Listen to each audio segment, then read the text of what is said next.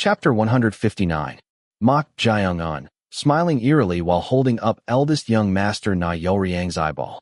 For a moment, the Poison King, Baek Saha, at a loss for words, hurriedly applied pressure to stop the bleeding from Na Yoryang's right eye socket and urged Mok Jyeong-un. "What are you doing?" Baek Saha was genuinely dumbfounded. It was not as if he had mistaken the warning not to kill Na Yoryang as permission to do anything else. He could not comprehend what Mok Jyeong-un was thinking. To him, Mok Jyeong-un said with a smile, "It is as I said. This is a bit troublesome, you see." At Mok Jyeong-un's words, Baek Saha suddenly recalled what Thunderbolt Fist King, Won Byung-hak, had said a few years ago. "Elder Baek, have you ever sparred with eldest young master?" "Eldest young master, you say?" "No, I have not. I heard his martial prowess has progressed rapidly recently." "Yes. So, I sparred with him and was amazed. It is hard to compare to how he was before." "Oh, to that extent." "Yes. But not only his martial prowess, he also had a peculiar eye." "A peculiar eye?" "Yes. One of his eyes glowed silver, and he was able to read my techniques more easily." "Read your techniques with ease? Are you saying his eye possesses a unique power?" "That is what I think. Of course, eldest young master himself would not reveal it." Thunderbolt Fist King, Won Byung-hak, was eldest young master Na Yoryang's teacher in Bare Hand, Bare Fist. He was the one Na Yoryang had requested teachings from as a benefit of obtaining the 3 tokens of the Corpse Blood Valley. Thus, among the 5 kings, he was also the one who knew Na Yoryang the best. At this, Baek Saha clicked his tongue and said, "I vaguely recall hearing about eldest young master's eye, but if it is truly a special eye, he will be even more desperate to kill you for being unable to do so." "It does not matter. We have already become enemies anyway." Mok Jyeong-un could tell because he sensed an affinity with Na Yoryang. The moment he woke up, Na Yoryang would do everything in his power to kill Mok Jyeong-un, no matter the means. He would probably stop at nothing. It would be better to kill him now for the sake of the future. However, as Baek Saha said, if he were to kill the society leader's disciple, he would immediately become enemies with the society leader. There were things he needed to find out from the society leader, so he could not kill Na Yoryang right away. Therefore, it was better to weaken Na Yoryang's power as much as possible. At that moment, Mok Jyeong-un suddenly had a thought. What if Chong Ryong takes possession of this person's body? Upon reflection, it seemed like killing 2 birds with 1 stone if Chong Ryong possessed Na Yoryang's body. He was not just anyone, but the society leader's first disciple, eldest young master Na Yoryang. If they could control him, they could approach the society leader and also eliminate the troublesome enemy that was Na Yoryang in one fell swoop. However, Chong Ryong said something unexpected. "It is impossible." Did I not say it was impossible? When one breaks through their threshold and reaches the transformation realm through enlightenment, the energy within their body penetrates the essence, energy, and spirit, making not only their physical body, but also their soul more resilient, rendering possession impossible. Have you tried it before? Do you think I have not? Judging from Chong Ryong's tone, it seemed she had attempted it at least once. In that case, the plan to possess and control eldest young master Na Yoryang was out of the question. It was regrettable, but there was no other choice. As he was thinking that, the Poison King, Baek Saha, stood up and said, "I do not know what happened, but you have crossed a point of no return. To think you have made an enemy of eldest young master, of all people." Baek Saha shook his head. To him, Mok Jyeong-un bowed his head in courtesy and said, "I apologize. Because of me, even you, master, have been put in a difficult position." "Difficult?" "Yes. If it is difficult, then it is difficult. But what can we do about what has already occurred? I will never abandon my own." At his words, a glimmer of surprise flashed in Mok Jyeong-un's eyes. The opponent was none other than the society leader's first disciple, eldest young master Na Yoryang. Putting aside his madness and cruelty, his supporters alone accounted for 40% of the heaven and earth society. He had truly made the greatest enemy.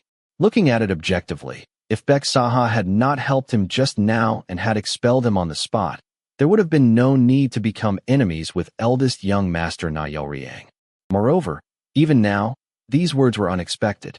Not abandoning his own. Contrary to appearances, Baek Saha seemed to place great importance on loyalty. Did he consider Mok Jyeong-un, whom he had taken as a disciple, as his own as well? As he was puzzled, Beksaha said, "Phew, we do not have much time, so let us quickly sort things out." Sort things out? Yes, I will ask you exactly 3 things. If you trust this master, answer them. At his words, Mok Jaeung-un nodded and replied. Mok Jaeung-un did not trust anyone. However, since Beksaha had opposed Na Yoryang for his sake, it was no exaggeration to say that they were now in the same boat. In that case, it was appropriate to share information to a certain extent and bring Beksaha to his side. At that moment, Beksaha asked, "How did you end up fighting with eldest young master?" "Eldest young master attacked me first." "What? Eldest young master attacked you first? For what reason?" Although eldest young master had aspects that differed from others, he was known to be a fairly rational person. Why would such a person suddenly attack Mok Jaeung-un first? Who knows? I do not know either. Do you expect this master to believe that? It is the truth. I have a guess, but... A guess? Tell me. Mok Jaeung-un shrugged and replied. It seemed like he was wary of me. At this, the Poison King, Beksaha, frowned and retorted. Then, he alternated his gaze between eldest young master Na Yoryang and Mok Jaeung-un's faces, and soon stroked his beard, letting out a groan. In fact, he understood to some extent. Had he not himself been surprised upon witnessing Mok Jaeung-un's current martial prowess? Just a quarter of an hour ago, Mok Jaeung-un had been at the peak realm, but now he had broken through his threshold and reached the transformation realm. No matter how he thought about it, this was almost impossible by common sense. How long had it taken even Beksaha to break through his threshold?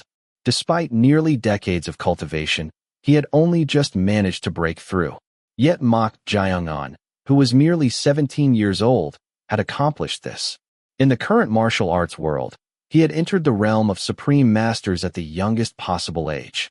Come to think of it, it was Mok Jaeung-un who had given him the catalyst for enlightenment. Then, could it be that he had already reached the transformation realm? At this, Beksaha asked, "When did you break through your threshold?" "May I ask exactly when?" "During my fight with eldest young master." At Mok Jaeung-un's words, Beksaha's jaw unknowingly dropped for a moment. His assumption that Mok Jaeung-un had already broken through his threshold was wrong. Then, did he mean that he had gained enlightenment while fighting an opponent stronger than himself? He could only express his astonishment, as it was too absurd. Was this child born under the heavenly fortune? No, even the term heavenly fortune was insufficient. Without innate talent, it was impossible to gain enlightenment while fighting against others. Beksaha suppressed his excitement and soon asked, "This is related to my second question.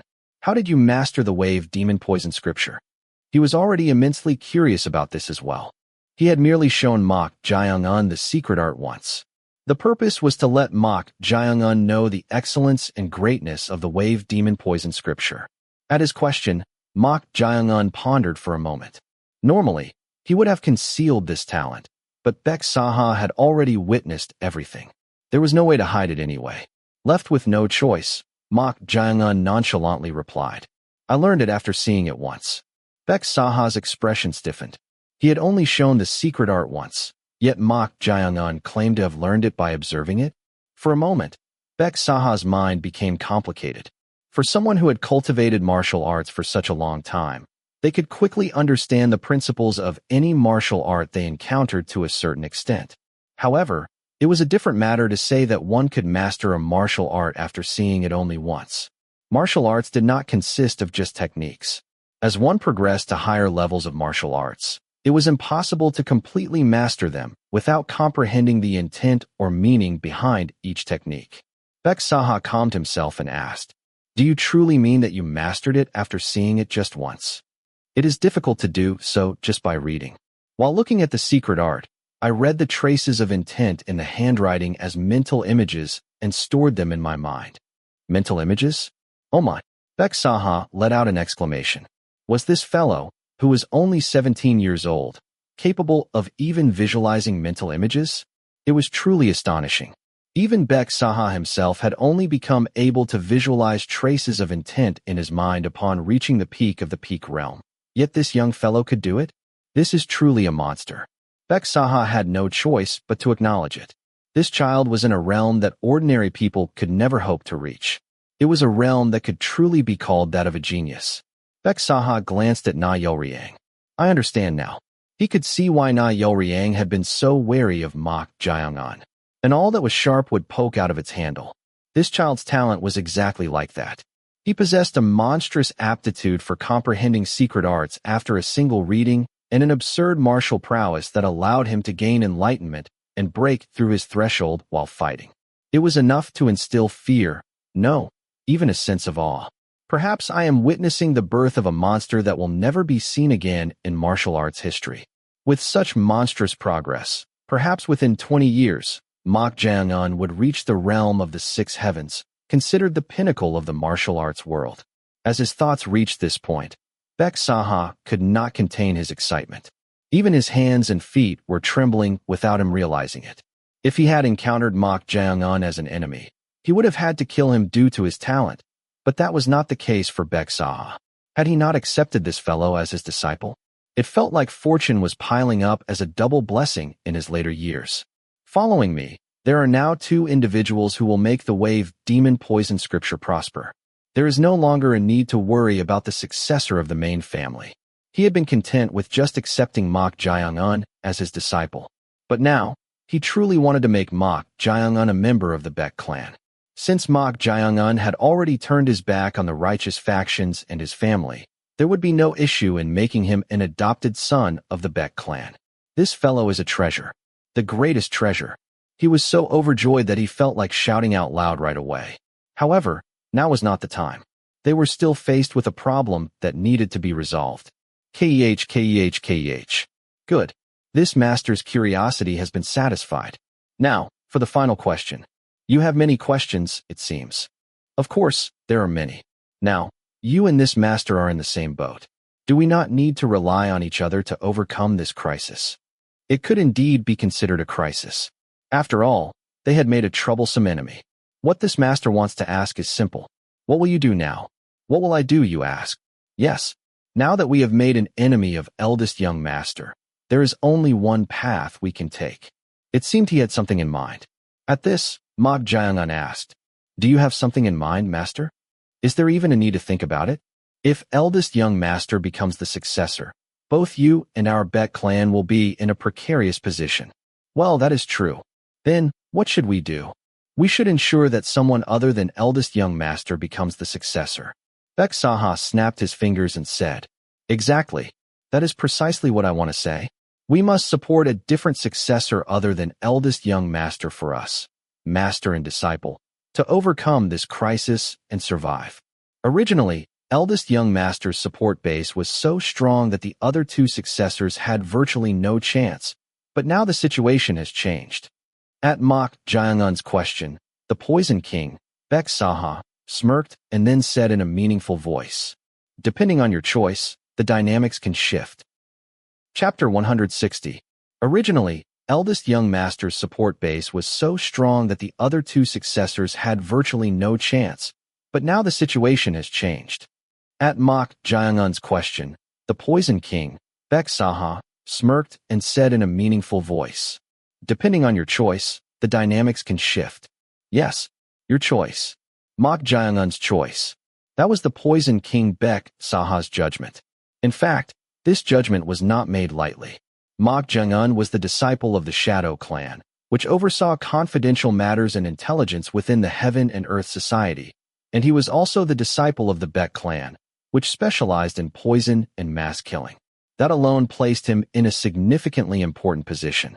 Within the Heaven and Earth Society, there are numerous martial arts families, sects, and factions.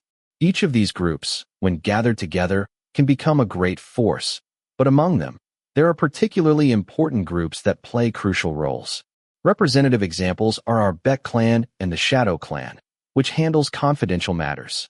The power of these two groups was extremely important for those vying for the position of successor, considering their future prospects. That was why the second disciple, Jang Nung Ak, and the third disciple, Y So-yun, coveted Mok Jayongan. As if recalling this, Mok Jayongan nodded. Moreover, an even greater variable of power has been born today. A variable of power. Cuckoo, it is none other than this master in you. Baek Saha said with a triumphant expression, shrugging his shoulders. Coincidentally, both Baek Saha and Mok Jaeung-un had broken through their thresholds and reached the transformation realm. Even within the Heaven and Earth Society, only a handful of individuals had reached this realm, and their power was no exaggeration to say it was on par with the scale of a small to medium-sized sect. With the power of this master in you, we can change the dynamics of this competitive landscape. Even with just the two of us, it is sufficient. Kukuku. Why is your reaction so lackluster? Do you lack confidence in the power you possess? Baek Saha frowned and asked, dissatisfied with Mok Jaeung-un's flat response. At this, Mok Jaeung-un shook his head and replied, it is not particularly that. Then why do you seem so deflated? I just think it is meaningless if it is not definite. If it is not definite, do not tell me you are not satisfied even after breaking through your threshold. It is just a path that needs to be traversed anyway. Mok Jaeung-un answered nonchalantly. At his words, Baek Saha inwardly clicked his tongue. Baek Saha had broken through his threshold after a long time, so he felt no regrets. Countless martial artists aspired to break through their thresholds and become supreme masters, but the reality was that many failed to surpass the first-rate level. Yet this child was continuously looking upward. Was his goal from the beginning different? At this, Baek Saha patted Mok Jaeung-un's shoulder and spoke in a solemn voice. Your words are correct. This master was about to be satisfied with a small achievement and failed to see the bigger picture. I was truly foolish as a cultivator of martial arts. Mok Jaeung-un's eyes flickered with surprise at Baek Saha's self-reflection. Mok Jaeung-un had not meant it in that sense. He simply believed that his current martial prowess was still insufficient, considering the various threads involving his targets of vengeance. To Mok Jaeung-un, martial arts were merely a tool for revenge. Of course, for Baek Saha, who was unaware of this, Mok Jaeung-un's attitude seemed like the true stance of a martial artist. It seems that old man is misunderstanding something trivial. Chong Ryong chuckled, finding this scene amusing. At this, Mok Jaeung-un shrugged and replied, misunderstanding is one's own freedom. Well, that is true. By the way, Chong Ryong, did we not have a bet? What bet are you talking about? If I recall correctly, Chong Ryong clearly said that if I overcome the wall within 3 years, you would become my slave. Chong Ryong screamed so loudly that it seemed like her ears would tear. Mok Jaeung-un, who usually remained unfazed by most things, felt like his eardrums would fall out from the noise. Are you going to keep doing this? I will consider the bet void, so stop it. It is noisy. As soon as Mok Jaeung-un nullified the bet, Chong Ryong fell silent as if nothing had happened. Mok Jaeung-un inwardly clicked his tongue at Chong Ryong's behavior. On the other hand, Chong Ryong inwardly let out a sigh of relief. She was already living a life as a spirit servant, no different from a slave. And if she had to treat this fellow like a true master on top of that, she would rather be completely annihilated. This annoying brat. It was a bet that could never have been valid in the first place. What kind of madman would reach the transformation realm within a mere 2 months of learning martial arts? If he had reached the transformation realm through enlightenment, it would have been understandable, but he had even forcibly penetrated the essence, energy, and spirit by inferring the flow of energy. He was truly a monstrous fellow. Perhaps he was a variable in and of himself, created by the heavens. At that moment, the Poison King, Baek Saha, spoke. I apologize for getting carried away with excitement and engaging in idle chatter. Anyway, as you said, regardless of achievements or such matters, we still need to make a choice. Given eldest young master's temperament, once he regains his senses, he will pressure you and this master in any way possible. His speed will be very swift. Mok Jaeung-un also agreed with this. If Nayeol was similar to him, it would be no exaggeration to say that the war would begin the moment he opened his eyes. In that case, as Baek Saha said, they had no choice but to build a force that even Nayeol could not recklessly move against. Your words are correct, master. Then, will you choose Jang Nung AK or Wai So-yun? In this regard, I will fully follow your choice. In fact, the person Baek Saha had in mind was the youngest disciple, Wai So-yun. The second disciple, Jang Nung AK, had a treacherous side to him and was not a trustworthy figure. However, the reason he gave Mok Jaeung-un the choice was that he believed the future leaders of the Heaven and Earth Society would be the younger generation of successors, not his own generation. But this fellow will also choose Wai So-yun, will he not? What Wai So-yun lacked was a support base. If the Baek clan, the Shadow clan, and their master-disciple duo supported her, she could establish a force that rivaled eldest young master Na Yo-riang. For now, Wai So-yun is the most suitable candidate. With your astute insight, you should be able to see that much, right? That is what he thought, but then, I think Jang Nung-ak would be better. For a moment, Baek Saha's expression stiffened. He was inwardly disappointed by Mok Jaeung-un's unexpected choice. No, why would you choose that fellow of all people? Among the three, Jang Nung-ak had the weakest martial prowess, was treacherous, and had a personality close to being reckless. In Baek Saha's view, Jang Nung-ak was the least suitable to be the society leader. At this, Baek Saha sighed and asked, "Are you sure about choosing Jang Nung-ak?" Since he had given Mok Jaeung-un the choice, it was difficult for him to openly oppose. But he at least wanted to know the reason. It was unlikely that this cunning fellow would make such a decision without any thought. Baek Saha's gaze turned towards the unconscious Wu Ho-rang. He was aware that Wu Ho-rang was the chief disciple of Bright Blade King, Sun Yun, and the leader of the giant watchtower group. He was said to be Wai So-yun's right-hand man, was he not? Judging from the traces around, it seemed that Mok Jaeung-un had also fought him before eldest young master Na Yo-riang. Could it be related to that? If that was the case, Baek Saha could mediate to some extent. Although he could not interfere with the enmity between the society leader's successor, he had some room to intervene in conflicts between young individuals. Jang Nung-ak's subordinates are extremely loyal to their lord, regardless of what kind of person he is. On the other hand, Wai So-yun's subordinates seem to view her as a woman to be admired rather than their lord, regardless of her character. What? A woman to be admired? At Mok Jaeung-un's words, a sigh of disappointment escaped Baek Saha's mouth. He had intended to mediate if the conflict was the cause. However, if what Mok Jaeung-un said was true, it meant that Wai So-yun lacked the fortune of having talented subordinates, regardless of her character. Of course, if they supported her, the situation would improve considerably. But if the person who was to become the leader fundamentally lacked the ability to lead subordinates, supporting them would not end the problem. Could her beauty be a disaster? Wai So-yun was a peerless beauty. Any man would inevitably fall for her dazzling beauty. Baek Saha had not considered this to be a significant problem. He believed that as long as she led her subordinates with strong leadership, it would be fine. However, if her close subordinates viewed her as an object of desire rather than their lord, as Mok Jaeung-un said, he might need to reconsider. If she cannot lead her subordinates, he could not say that Mok Jaeung-un's judgment was wrong. Although Jang Nung-ak's personality and talent could be considered inferior to Wai So-yun's, when it came to the position of leading a group, Jang Nung-ak seemed to be the better choice. At this, Baek Saha nodded, indicating his understanding. All right, do as you wish. Then, go to Jang Nung-ak and convey your intentions. I understand. Then, what about you, master? I will quickly clean up this place.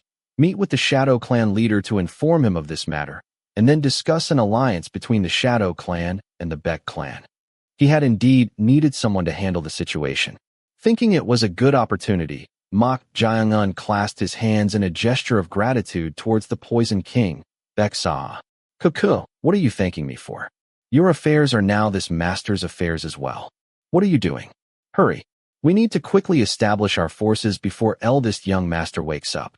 I understand. Then, I will leave it to you.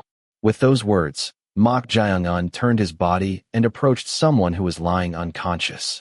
At this, Baek Saha frowned and asked, "What are you trying to do? Did this master not say he would handle things here?"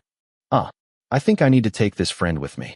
The person Mok Jaeung-un pointed to was none other than Wu Ho-rang, the grand leader of the giant watchtower group and a close subordinate of the third disciple, Wai So-yun. At this, Baek Saha, not understanding, asked, "Why would you? Who said you were going to meet Jang Nung-ak? Take that fellow with you. Do not tell me you are planning to give him as a gift to show your support." "No, it is not that. I am going to visit Wai So-yun first." Now what was this about? He said he would not choose Wai So-yun, so why was he going to her? As Baek Saha was puzzled, Mok Jaeung-un approached him and whispered something quietly in his ear. Hearing this, Baek Saha frowned and asked, "No, is that even possible? We will know once we try." I am not sure if you will unnecessarily provoke Wai So-yan. Baek Saha could not hide his concern. However, Mok Jae-an, as if not minding it at all, hoisted the unconscious Wu Ho-rang over his shoulder and said, "We will know once we try. Then, please take care of cleaning up this place. Oh, that friend lying over there is Suk-young, the escort the Shadow Clan leader assigned to me. You can take him with you when you go to the Shadow Clan." Having made his request, Mok Jae-an carried Wu Ho-rang and left. Watching his back, Baek Saha clicked his tongue. He was not sure if things would go according to the fellow's intentions. Would Wai So-yan, who desired to be the society leader of the Heaven and Earth Society, accept that? He was concerned that it might only increase the number of enemies. Baek Saha, who had been staring in the direction Mok Jae-an had gone, clicked his tongue and soon approached the unconscious eldest young master Na Yo-ryang. He did not know how things had come to this point, but the war of life and death with this fellow had begun. However, now that the war had started, he had no intention of losing. "Since you have touched me and the Baek clan, be prepared for the consequences." Baek Saha, who had issued a warning in his mind, carefully glanced around. He could not detect anything with his senses. After surveying the surroundings, Baek Saha slyly placed his foot on eldest young master Na Yo-ryang's right ankle and applied force, pressing down firmly. The sound of the ankle breaking could be heard. Since his right wrist was already broken and his right eyeball had been taken by Mok Jae-an, it would not be strange if his right ankle was additionally broken here, would it? The residence of the society leader's third disciple, Wai So-yan, a man with a bruised face, was entering that place. He was Yeep Wai-sean, the youngest disciple of Bright Blade King, Sun Yun. "Oh, Brother Yeep."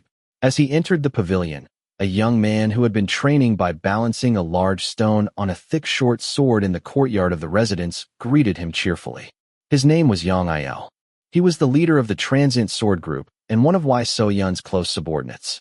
Yeep Wai-sean clasped his hands in a greeting, his face somewhat flushed. Inwardly, he was extremely embarrassed. He had gone to the Corpse Blood Valley to report, but ended up fighting with a trainee. And to make matters worse, he had caused an incident that resulted in him being locked up in a dark room for several days of secluded training. He thought he would be imprisoned for at least a few months.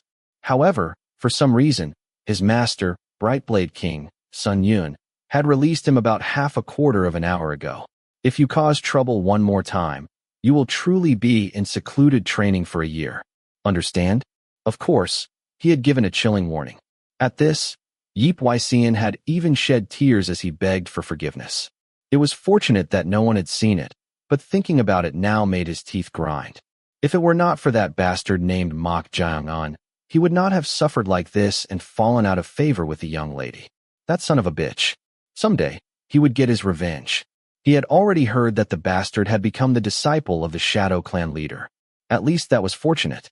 If the bastard had become the disciple of the Thunderbolt Fist King or his master, Bright Blade King, Sun Yun, it would have been difficult to seek revenge, but since he became the disciple of an executive below the Five Kings, there would always be an opportunity. Anyway, this was not important right now. He was already on his way here with his master's orders. "Brother Yang, where is our senior brother? Is he with the young lady?" Grand Leader Wu Ho-rang has gone to fetch someone on the young lady's orders. "He went to fetch someone? Then where did he go? Why? Did something happen? Our master is looking for him." Did the Bright Blade King master call for him? Grand Leader Wu Ho-rang is waiting for someone named Mok Jae-an near the residence of the Poison King's Baek clan. At those words, Yeep Wai-sean tilted his head. Now what was this about? Why was he waiting for Mok Jae-an near the Baek clan's residence? "What do you mean why?" "It is to recruit him, of course." Yeep Wai-sean showed disgust at those words. He was already planning to tell the young lady that they should not recruit Mok Jae-an, that bastard, especially after learning that he was a hostage of the righteous faction. But what was this absurd news? This would not do. If this was true, he had to immediately inform the young lady. At that moment, the entrance to the residence opened, and someone entered. Yeep Wai-sean's expression instantly distorted hideously. That was because the one who had entered was none other than that damn bastard. "Oh, it has been a while. What a coincidence. This person is your senior brother, right?" Mok Jae-an lifted someone he was carrying on his shoulder with one hand, as if he were a sack. Seeing him, Yip Xian and Yang Il's eyes simultaneously widened. As senior brother? The person lifted by Mok Jiangun's hand was none other than Wu Horang, the chief disciple of Bright Blade King, Sun Yun, and one of the 5 tigers, known as the top successors of the Heaven and Earth Society. He was known to be someone that only executives could handle, yet seeing him unconscious and covered in blood, as if he had suffered serious injuries, the two could not hide their shock. Chapter 161. As senior brother? Huh, Grand Leader Wu? The person lifted by Mok Jiangun's hand was none other than Wu Horang, the chief disciple of Bright Blade King, Sun Yun, and one of the 5 tigers, known as the top successors of the Heaven and Earth Society. He was known to be someone that only executives could handle, yet seeing him unconscious and covered in blood, as if he had suffered serious injuries, the disciple pair Yip Xian and Transient Sword Group's leader, Yang Il, could not hide their shock. What is going on? Why was their senior brother in such a state? Yip Xian had never seen his senior brother defeated by someone before. Yip Xian's gaze momentarily turned towards Mok Jiangun. No, absolutely not. For a moment, he wondered if it was Mok Jiangun's doing. But that could not be. He had sparred with him before, so he knew his martial prowess. He believed Mok Jiangun was either at the pinnacle of the peak realm or slightly above it. But for him to reduce his senior brother, who had reached the peak realm, to such a state? Transient Sword Group's leader, Yang Il, dropped the large stone he had placed on the short sword's blade and spoke with a gaze filled with wariness. Mok Jiangun, is this your doing? Now what was this about? No matter how much that damned bastard possessed decent martial prowess that even their lord, So Yun, showed interest in, he did not have the ability to handle their senior brother. Brother Yang, that bastard's martial prowess is similar to mine. He is not capable of being an opponent for our senior brother. What are you talking about? Brother Yip, that Mok Jiangun has reached the peak realm, just like the grand leader of the giant watchtower group. At Yang Il's words, Yip Xian showed a dumbfounded expression. Was he mocking him now? It had not even been half a month since he had encountered the bastard at the Corpse Blood Valley. But in that time, by what means had he reached the peak realm? Are you mocking me now? I have sparred with that bastard before. It is not a joke. Our Lord personally said so. And Zhang Nung A.K., the society leader's second disciple, also acknowledged his martial prowess. Even their Lord and Zhang Nung A.K. acknowledged it? What in the world was going on? Did this make any sense? How could he have reached the peak realm in such a short time since they had sparred at the Corpse Blood Valley's nonstick pot? It was impossible to believe. As he was perplexed, Mok Jiangun said with a smile, I will return him to you. Your senior brother. Take him. Wait. What are you trying to? Before Yip Xian could finish his words, Mok Jiangun casually tossed the unconscious Wu Horang, whom he had been holding with one hand, towards Yip Xian as if he were a piece of luggage. Wu Horang's considerably large body flew towards Yip Xian at a fast speed. Yip Xian hurriedly spread his arms to catch Wu Horang. He drew upon a suitable amount of martial power, intending to stably receive his senior brother, but the moment he caught Wu Horang's body, the weight of the martial power contained within caused Yip Xian's knees to buckle. Along with that, Yip Xian's feet, skid, slid across the courtyard's ground, being pushed back by about 8 steps. Even this was only possible because he had gritted his teeth and endured it by drawing upon his 10th level martial power halfway through. Although it had happened in an instant, it felt quite lengthy to Yip Xian. Yip Xian's breathing became ragged as he struggled to set Wu Horang on the ground. What was that? What had just happened was the subtle principle of transferring flowers and connecting wood. If the orthodox method was to utilize the opponent's energy, transmitting energy to the opponent by imbuing it into something was also an application of transferring flowers and connecting wood. This was also called the technique of striking objects to transmit energy. It is impossible. This level of advanced subtle principle was not something that a martial artist who had reached the peak realm could execute. It was a technique that could only be used by those who had ascended to the peak realm and possessed a high level of understanding of energy. Yip Xian found it difficult to accept even after experiencing it firsthand. There was anger towards the bastard, but this was also something that was impossible by common sense. How could he have gained enlightenment and reached a higher realm than himself in such a short time. As he was perplexed, Yang Il asked, "Was that just now striking objects to transmit energy? Brother Yi, are you alright?" Although he had learned that the bastard's inner energy was extraordinary through the striking objects to transmit energy technique, he had not suffered internal injuries. He just felt unsettled and dirty. Then, Mok Jiangun spoke. "That person, his acupoints have been sealed, so you will need to release them for him to regain consciousness." "What? You are saying you sealed our senior brother's acupoints?" "No, I did not do it." At Mok Jiangun's denial, Transient Sword Group's leader, Yang Il, asked in puzzlement. "Then, if it was not you, Mok Jiangun, but someone else who sealed his acupoints, does that mean that person is the one who reduced the grand leader of the giant watchtower group to this state?" That is not it. It is true that he ended up like this after fighting me. Are you trying to play word games with us, you bastard?" At Mok Jiangun's words, Yip Yxian shouted, his anger boiling over. Then, Mok Jiangun shrugged and said, "It is the truth. And why would I joke with you?" "Joke? I get it now. What do you mean? Seeing that someone else sealed his acupoints, you ganged up on our senior brother and overwhelmed him. It makes sense. No matter how rapidly your martial arts have progressed, how could a bastard like you defeat our senior brother, one of the 5 tigers, alone?" At Yip Yxian's heated exclamation, Yang Il also glanced at Mok Jiangun with a skeptical gaze. In fact, their lord, Yun, had said that Mok Jiangun's martial prowess seemed to be at the beginning of the peak realm. That was why she had sent not Yang Il, whose martial prowess was similar to Mok Jiangun's, but Wu Horang, who possessed the highest martial prowess among her subordinates. But if their lord's judgment was accurate, no matter how one thought about it, Mok Jiangun's martial prowess alone could not have defeated Wu Horang. The gap between the beginning and the pinnacle of the peak realm is significant. Yang Il himself had also sparred with Wu Horang and lost, so he had experienced that gap firsthand. The title of the 5 tigers was not something anyone could receive. Was Wu Horang not a monster among the successors who were known to be unrivaled by anyone except the executives? In that case, Yip Yxian's words about a joint attack also made sense. Could it be that he has joined hands with them? In fact, what their lord, Yun, had been concerned about was Mok Jiangun entering under the faction of Zhang Nung-ak, the society leader's second disciple. Judging from Zhang Nung-ak's attitude, he already seemed to be quite close to Mok Jiangun. Yang Il's eyes widened as if he had realized something, and he whispered to Yip Yxian, "I think Brother Yip is right." "What do you mean by that?"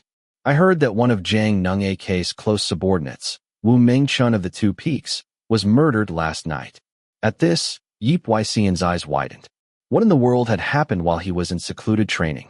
Yang Il continued, "I thought it was strange that Zhang Nung-ak kept glaring at our lord and grand leader Wu with eyes full of killing intent at the Baek clan's residence." Then there is no doubt that the bastard hostage of the righteous faction and Zhang Nung-ak's subordinates ganged up on our senior brother and reduced him to this state. Those foolish persons. What nonsense are they spouting? At Chong Ryong's words, Mok Jiangun chuckled.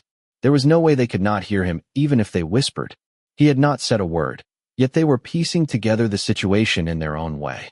It was him who had killed Wu Mingchun, Zhang Nung-ak's close subordinate, and it was also him who had reduced Wu Horang, Yun's subordinate, to this state. But there was no connection between the 2 incidents. However, it was quite amusing to see them linking unrelated incidents together. They are fun to play with. That was the extent of Mok Jiangun's judgment. But now, he had no business with them. "You two, if you want to continue your conversation, go ahead. I am here to see young lady Yun. She is inside the main hall, right?" Mok Jiangun tried to take a step forward. Yip Yxian drew his unique weapon, the Guh Hyungdo, which he had been carrying on his back.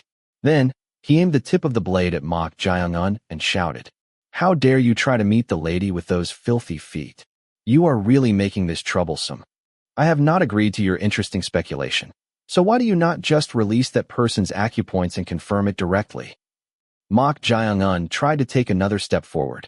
At that instant, a sharp murderous intent rose from the ground just 3 steps ahead of Mok Jiangun, drawing a line. The one who drew that line was none other than Transient Sword Group's leader, Yang Il. With his sword radiating murderous intent, ready to strike at any moment, Yang Il warned. Abandon any thoughts of crossing that line. At his strong warning, Yip Xian thought it was fortunate. He had already judged that he had no chance in a one-on-one confrontation due to Mok Jiangun's sudden advancement. However, the situation was different if they fought together. Transient Sword Group's leader, Yang Il, was an outstanding talent who had reached the beginning of the peak realm.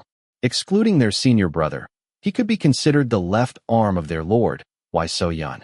If they fought together, the advantage would be theirs. That son of a bitch. Perfect. Moreover, back then, he had been careful not to fully unleash his techniques because they were inside the treasure-filled corpse blood valley. But now it was different. In this spacious courtyard, he could use his full power. Brother Yang, I will join you. Yip Xian stood beside Transient Sword Group's leader, Yang Il, and assumed a starting stance.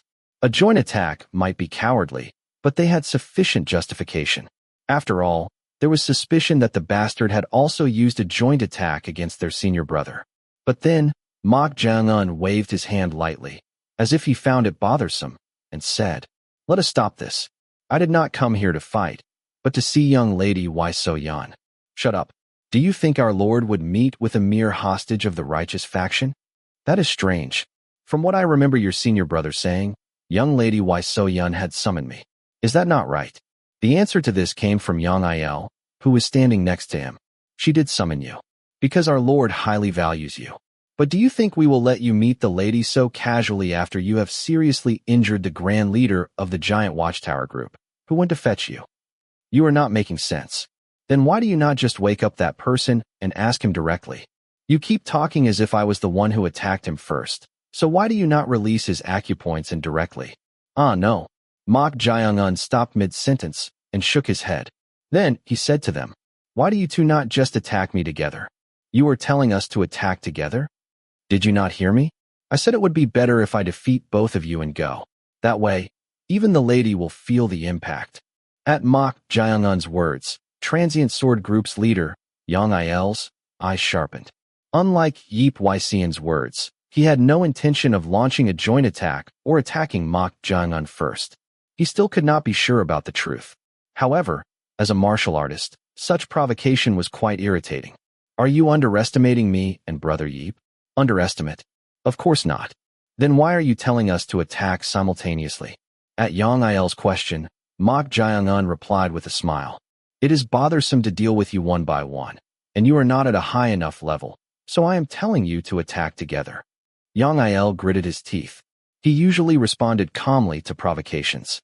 However, he was already quite displeased by the statement that Mok Jiangun had defeated Wu Horang, who was like their eldest brother, so when Mok Jiangun provoked him like this, he could not endure it. Is that so? Then let us see how strong you are. Yang Il launched his figure towards Mok Jiangun. Likewise, Yip Xian, who was angry at Mok Jiangun's provocation and had been waiting for an opportunity to launch a joint attack, kicked off the ground in sync with Yang Il and launched his figure. Chohaeming Geometry's fourth stance, gathering shadows and marking promises. Renowned Sunblade Technique's second hidden stance, proclaiming harm and recounting faults. Yang Il and Yip Xian simultaneously swung their sword and blade, attempting to unleash their ultimate techniques. It was at that very moment. In an instant, Mok Jiangun's figure blurred and reappeared in front of them, his hands already grasping the blades of their sword and blade before they could even execute their ultimate techniques.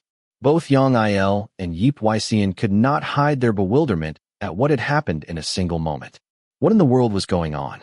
They could not even see his movements. What strength? I cannot pull out the blade. They tried to draw upon their martial power to pull out their sword and blade, but they would not budge. To them, Mok Jiangun nonchalantly said. Yang Il released the sword he was holding and gathered his index and middle fingers, raising murderous intent to pierce Mok Jiangun's Adam's apple. Before he could do so, Mok Jiangun's kick struck his head. Along with his brain being shaken, Yang Il's eyes rolled back, and he slumped to the ground. You did not expect me to just wait for you to hit me, did you? Mok Jiangun sneered at the unconscious Yang Il. Seeing this scene, Yip Xian was so shocked that his face turned pale, and his hands and feet began to tremble. What the hell was this? Was he not someone who had been almost evenly matched with him not long ago? But how had he become this strong? Although Yang Il was at the beginning stage, he had reached the peak realm, so even Wu Horang, one of the 5 tigers, could not defeat him in an instant like this. Why, you bastard, just what? If you know you cannot match me in skill, would it not be better to politely step aside?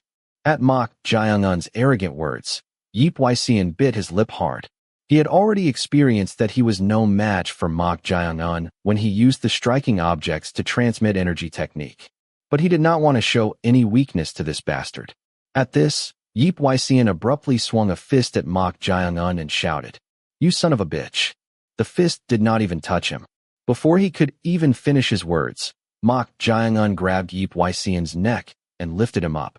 Then, with an eerie smile, he said to the struggling Yip Weixian, "Do not use such strong language. It makes you look weak." For a moment, goosebumps rose from Yip Weixian's spine, and his eyes reddened with fear. It was at that very moment the sound of someone's shout was heard. The owner of that shout was none other than Wei So-yun, the society leader's 3rd disciple. She had emerged from the main hall building and was looking at Mok Jiangun with surprised eyes. Chapter 162. If one were to pick the most outstanding subordinate among the followers of the society leader's 3rd disciple, Wei So-yun, it would undoubtedly be Wu Horang, the chief disciple of Brightblade King, Sun Yun, and the leader of the giant watchtower group.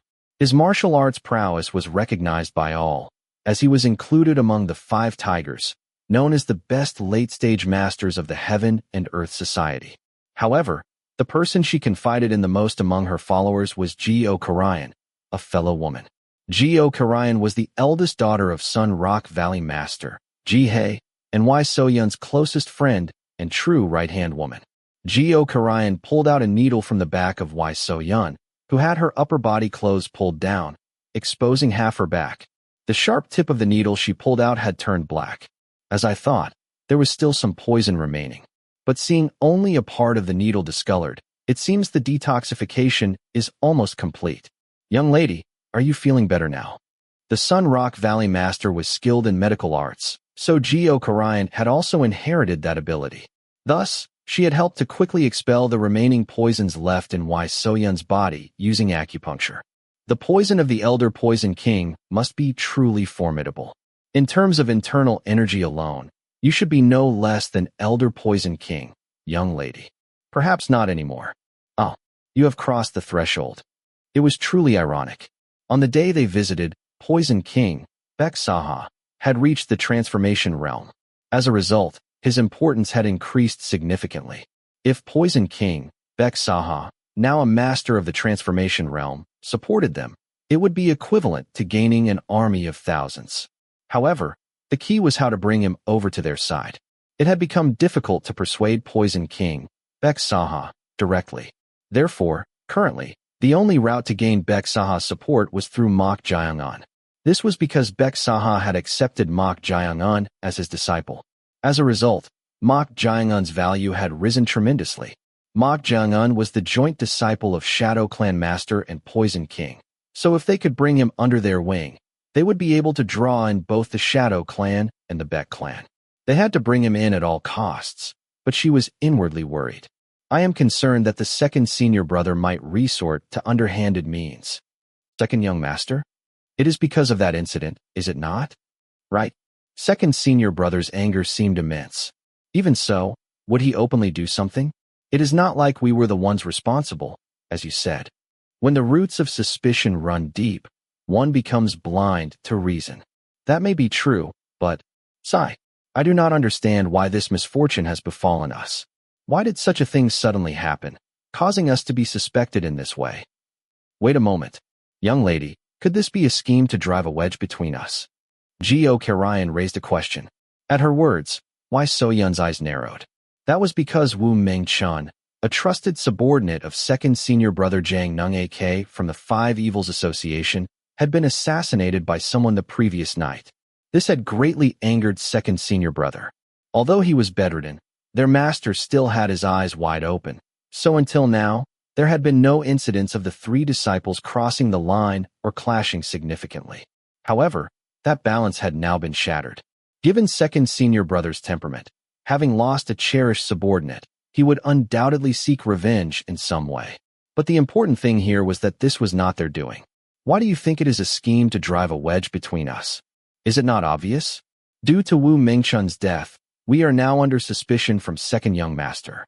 If this continues, we will inevitably clash. So you think it is a scheme to drive a wedge between us? What else could it be? If it is indeed such a scheme, whose doing do you think it is? In response to Wai Soyun's question, Go Karayan answered with a confident voice. Is it not most likely the eldest young master or his subordinates? First senior brother? Yes, they are the only ones who stand to benefit from this situation. At Go Karayan's words, Wai Soyun rested her chin on her clasped hands. If one only considered the circumstances, the probability of it being first senior brother, as she speculated, was indeed high. After all, they were truly not responsible. Is it really first senior brother? It seems a bit different from first senior brother's style. Different, you say? If not the eldest young master, there would be no reason for anyone else to do such a thing. It must be a ploy to make us and second young master's factions fight. Wai Soyun shook her head slightly at Go Karayan's words. Of course, there was some truth to her words. This was because the reason second senior brother suspected her instead of first senior brother for the death of his subordinate Wu Mengchun, and the reason she found the situation itself suspicious, overlapped. First senior brother. First senior brother does not even consider us as rivals. If he had, he would have tried to keep them in check somehow in the past. First senior brother was thorough, so if he considered someone an enemy, he would thoroughly crush them. Yet, he had simply observed as if watching from the sidelines as they gathered supporters to become the successor. He did not interfere at all, even though it could have made him uncomfortable. If first senior brother had been determined to suppress us, he would not have left us alone like this until now. First senior brother Nayoryang was somehow different from ordinary people. Conversing with him made one feel inexplicably suffocated and even fearful. That was why she had avoided meeting him since their master had taken to his sickbed. This would be the same for second senior brother Jiang Nung AK. Apart from their master, the person he feared the most was none other than first senior brother. At this, Wai Soyun cautiously spoke. Perhaps an unexpected variable has emerged. At that moment, Wai Soyun suddenly stopped speaking and looked somewhere. Go Karayan asked in puzzlement. Something has happened outside. Quickly remove the remaining needles. Go Karayan hastily removed all the needles stuck in Wai Soyun's acupoints. After swiftly putting on her top and adjusting her clothes, Wai Soyun hurriedly opened the door and went outside. Of course, Go Karayan followed behind her. Hearing the commotion from outside, Wai Soyun, who had come out, could not hide her surprise at the scene unfolding before her eyes. Yang Il, the young sect leader of the transient sword group, collapsed after being hit by Mok Jiangun's kick in an instant. Go Karayan, who followed behind, was equally surprised. In terms of martial arts, he was the second-ranked expert among Wai Soyun's subordinates at the early stage of the peak realm. Yet, he was taken out with a single strike? How could this happen? Then, someone else caught Go Karayan's eye. It was none other than senior brother Wu. He was lying on the ground, covered in blood, as if he had been severely injured. Why is senior brother Wu like this? Go Karayan, who had secretly been in love with him for a long time, was startled by this sight and tried to run out immediately. Wai Soyun stopped her by extending her hand. After holding back Go Karayan, Wai Soyun shouted in a loud voice. Stop!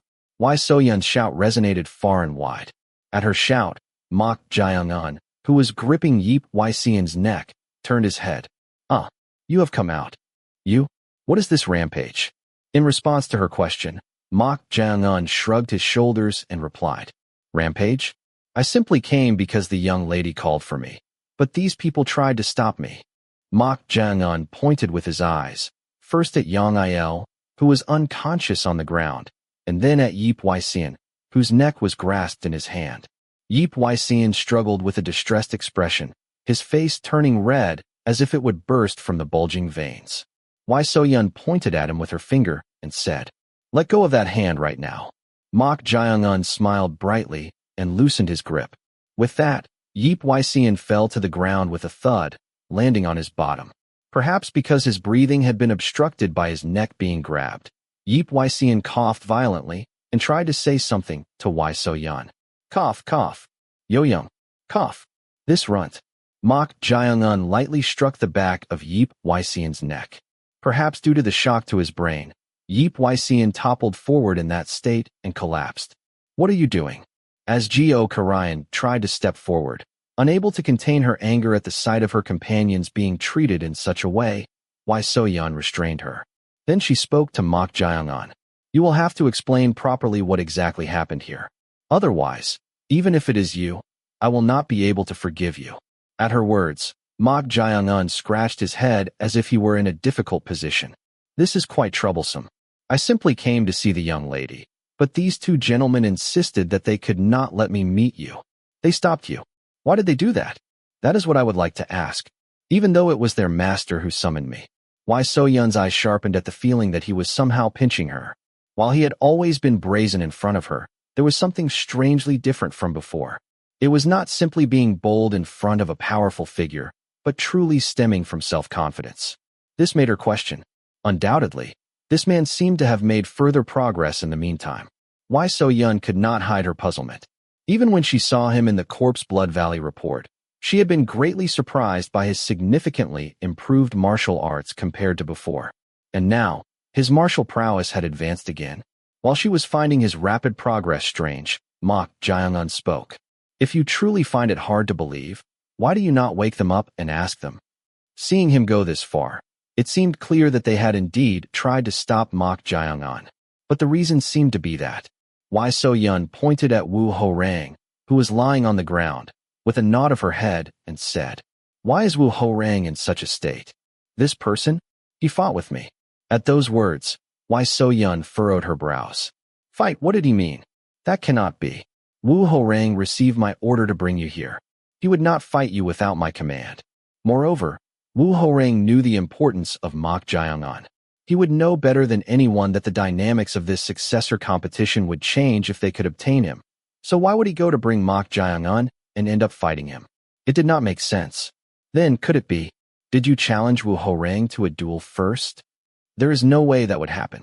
This person cited two reasons and requested a sparring match with me. The first reason is difficult for me to disclose due to an agreement with him, and the second reason was that he had to take revenge because that junior brother of his was put in a difficult position because of me. At Mok Jae-un's words, Geo Karayan shouted with a flushed face. Revenge? What nonsense. Why would senior brother Woo disobey the young lady's orders and do such a thing to you? Okay, Ryan. That is enough. Young lady. But this fellow is now slandering senior brother Woo with lies.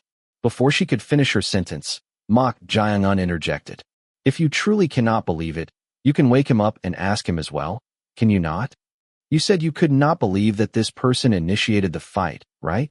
At Mok Jae-un's words, Geo Karayan shouted defiantly. Do you know why I cannot believe your words? It does not make sense for senior brother Woo, one of the 5 tigers, to lose to the likes of you. Okay, Ryan. Wai So-yeon finally raised her voice. Sensing that her mood had turned unpleasant, Geo Karayan trembled with a flushed face and soon closed her mouth. Calm down and step back. I know your heart well. Being the only one who knew that Geo Karayan had feelings for Woo Ho-rang, she patted her shoulder as if to comfort her and told her to step back. Watching them, Mok Jae-un shook his head from side to side. Seeing this, Wai So-yeon spoke in a cold voice. What is that attitude right now? Your current attitude seems to be mocking me. Rather than that, it has made me more confident. What have you become confident about? In response to Wai So-yeon's question, Mok Jae-un smirked and said, I just thought you had no luck with subordinates.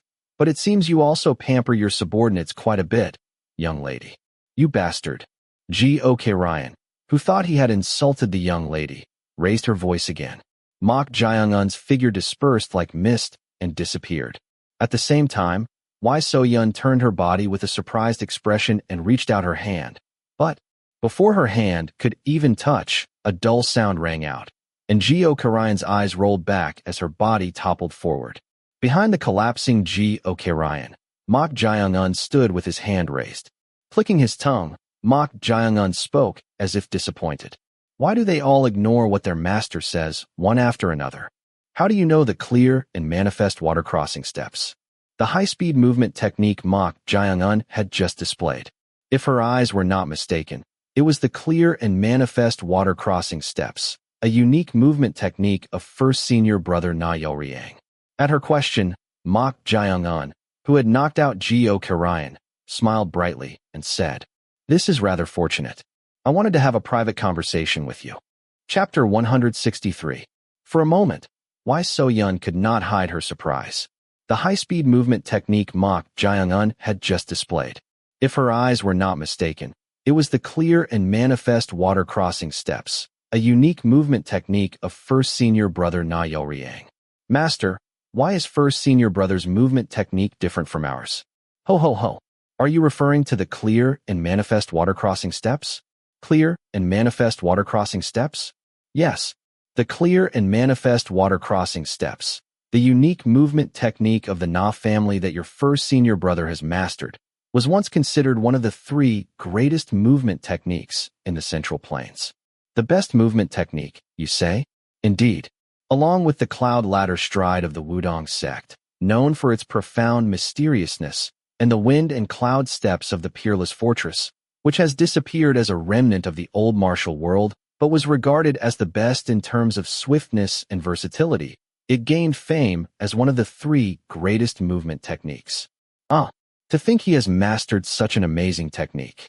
But that is a thing of the past now. If you complete the sun and moon steps that I have imparted to you, you will be able to dominate the world with a single step.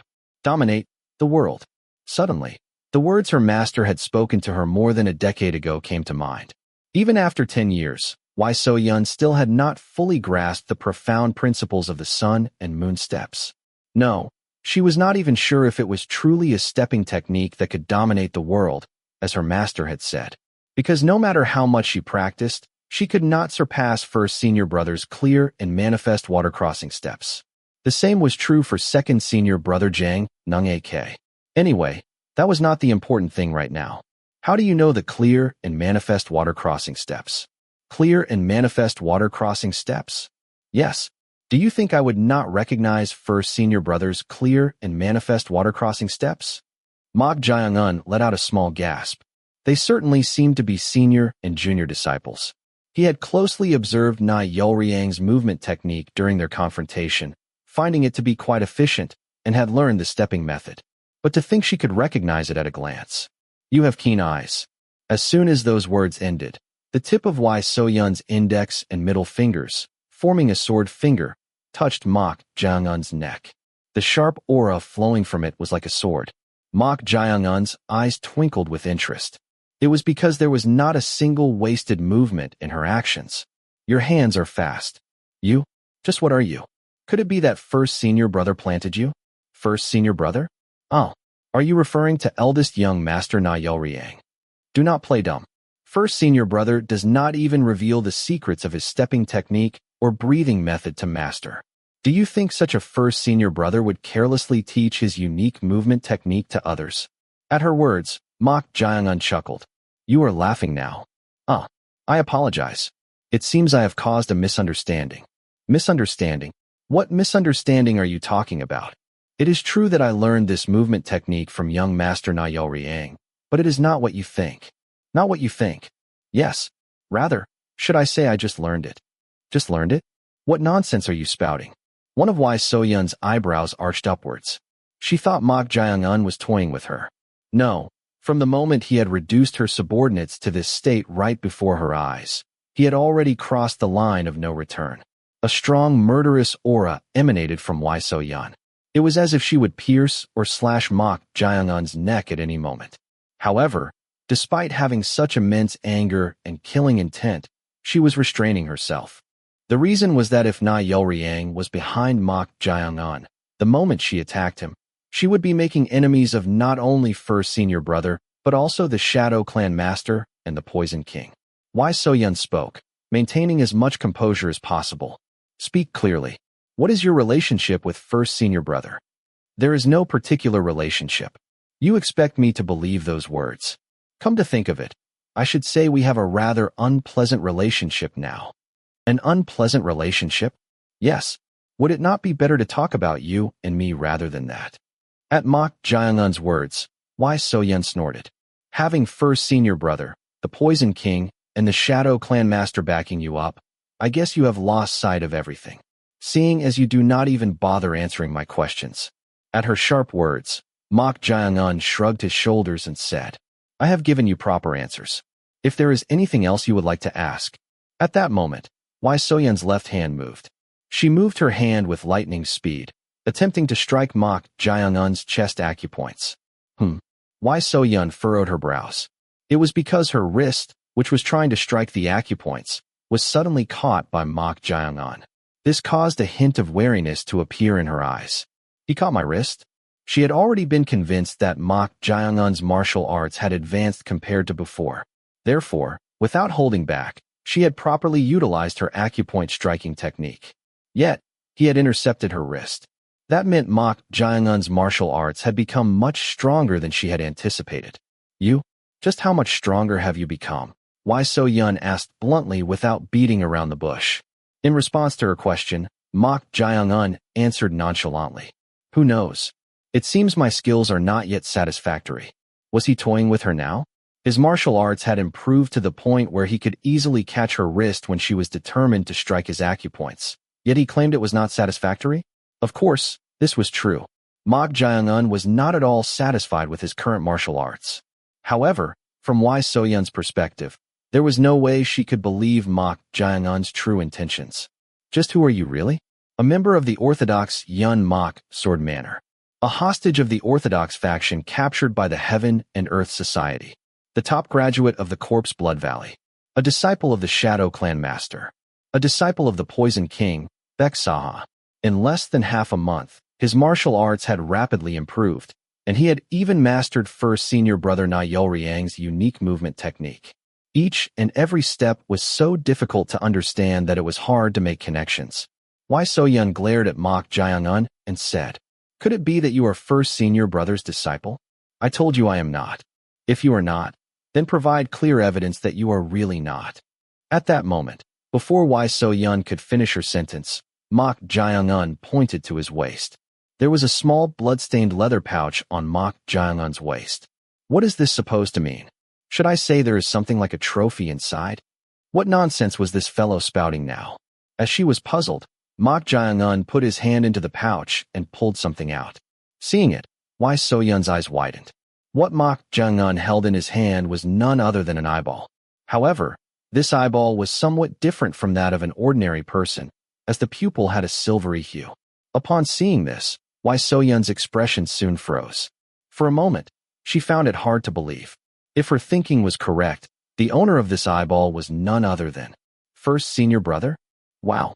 You recognized it at a glance, just like the movement technique. For a moment, Wai So-yun was utterly confused. She had seen the pupil of first senior brother's right eye taking on a silvery hue only once. It was during his confrontation with Thunderbolt Fist King, Won Byung-hak.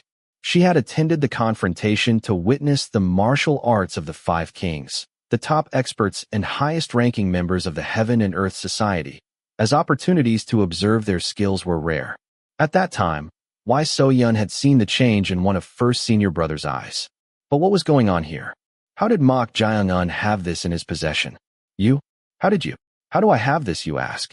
As I mentioned, it is like a trophy. Could it be that he had fought first senior brother? As she was perplexed, Mok Jae-un smiled brightly and said, I think this is enough to explain my relationship with the young master. Now, should we not talk about you and me? Yes. Did I not tell you earlier? I wanted to have a private conversation with you. But now, how about you remove this hand? Mok Jae-un gestured with his eyes towards Wai So-yun's sword finger. However, with her wariness at its peak, there was no way she would easily withdraw her sword finger. I cannot believe it. First, let us remove this. First senior brother has crossed the threshold and reached the transformation realm. He is a peerless master. How can you have first senior brother's eye? Wai So-yun's voice grew louder. All her attention was now focused solely on this matter. Although she had been praised by her master for possessing such innate talent and martial potential, no matter how much her martial arts progressed, she could not imagine a scenario where she could defeat first senior brother. Yet, how could this person, who was merely at the peak realm just half a month ago, possibly bring down first senior brother? It is impossible. Even if your martial arts have advanced, first senior brother is. Yes, it seems it would still be difficult to handle him alone. If Master had not helped, it would have been challenging to subdue him smoothly. Master, you say? The Poison King Master assisted me halfway through. As a result, my original intention to stay quiet was slightly disrupted. What are you talking about? It is exactly as you heard. As you can see, it seems I will be at odds with the young master because of this incident. Thanks to that, it has become quite troublesome. I am not ready to face the young master yet, and I have heard that his supporting forces are the most solid among the 3 successors. With those words, Mok Jae-un put the eyeball back into the pouch. Then, he casually grasped Wai So-yun's sword finger. Wai So-yun's pupils trembled. Although it was not a strong energy concentrated with internal force, he remained unfazed even while holding her hand that had been sharpened with a keen aura. Not stopping there, Mok Jae-un tried to remove her sword finger from his neck. With her wariness reaching its peak, Wai So-yun drew upon her internal energy. Good. If he truly has the skills to compete with first senior brother, I will see for myself how much his internal energy has increased. For the first time in several years, Wai So-yun raised her internal energy to its extreme. Due to her innate physique, she was unrivaled in terms of internal energy, surpassing even second senior brother Jang Nungake. She was even praised for being close to the transformation realm. Mok Jae-un's eyes twinkled with interest. With his spiritual eye open, he had estimated her energy to some extent, but it was exceeding his expectations. As the confrontation of internal energy unfolded in an instant, cracks appeared on the ground of the courtyard where they stood. The dirt and sand on the ground even trembled and scattered in all directions. The energy of the two was so strong that the cracks on the ground widened further. Wai So-yun, who was drawing upon more energy, could not help but be inwardly surprised. Although she had not crossed the threshold yet, thanks to her unique body structure called the Heavenly Een Absolute Meridians, her internal energy was close to the transformation realm. However, Mok Jae-un did not yield to her internal energy in the slightest. Soon, Wai So-yun felt blood rising from her stomach to her throat. Thanks to her master, she could handle the energy of the Heavenly Een Absolute Meridians. But if she exceeded the limit of internal energy she could endure, her entire body's meridians would run wild. Wai So-yun looked at Mok Jae-un. Unlike herself, who was gradually struggling, Mok Jae-un showed no change in expression and remained at ease. As a result, she had no choice but to admit it. Going further is too much. If she continued the confrontation, it would be to her disadvantage. Looking at Mok Jae-un now, he was not using his full strength, but was drawing upon his energy to match her internal energy. It was true, after all. There was no doubt that this child had crossed the threshold. Realizing this, she felt a sense of absurdity and even despair. Eventually, Wai So-yun began to lower her internal energy little by little. She was retreating. As they both lowered their internal energy, the dirt and sand that had been scattering in all directions settled down. Wai So-yun spoke with genuine astonishment. You are truly a monster. I do not know whether to take that as a compliment or not. I have never seen someone whose martial arts advance as rapidly as yours. Even first senior brother, who was praised as a genius, would not have been like this. Who knows? That is something we cannot be sure of. Wai So-yun clicked her tongue inwardly, thinking Mok Jae-un was being modest. However, Mok Jae-un truly had no particular feelings about it. To such Mok Jae-un, Wai So-yun said, I think I know why you fought with first senior brother. You think you know? Yes. Even if first senior brother desires talented individuals, he does not want those he cannot handle. At her words, Mok Jae-un chuckled. As expected of senior and junior disciples, she knew young master Na Yolriang quite well. Since you know that well, I suppose you also know why I came here. Since you said you are at odds with first senior brother, you probably need the shelter of other successors, right? Well, you could say it is a similar reason. At Mok Jae-un's answer, Wai So-yun spoke as if she could not understand. But then, why did you go this far? If you need me, in the end? No, that is not it. Before Wai So-yun could finish her sentence, Mok Jae-un denied it. She furrowed her brows and said, Not it, you say? Then why did you do all this?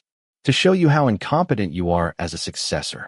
At Mok Jae-un's cutting words, Why So-yun's expression turned fierce. So, after reducing her subordinates to such a state and seeking to have a private conversation, was he aiming to say such things? As she was feeling angry and dumbfounded, Mok Jae-un spoke with a smile. So, about that body of yours, give it to me. In an instant, her expression hardened. Chapter 164. To show you how incompetent you are as a successor. At Mok Jae-un's insulting words, Why So-yun's expression turned fierce. To become the society leader's successor, she had shouldered many burdens. How dare he judge her so presumptuously, as if he knew the weight of the path she bore. Just as Why So-yun was about to unleash her anger while biting her lip, Mok Jae-un spoke with a bright smile. So, about that body of yours, give it to me. In an instant, Why So-yun's expression hardened. For a moment, she doubted her own ears. What did this person just say to her? Give her body to him.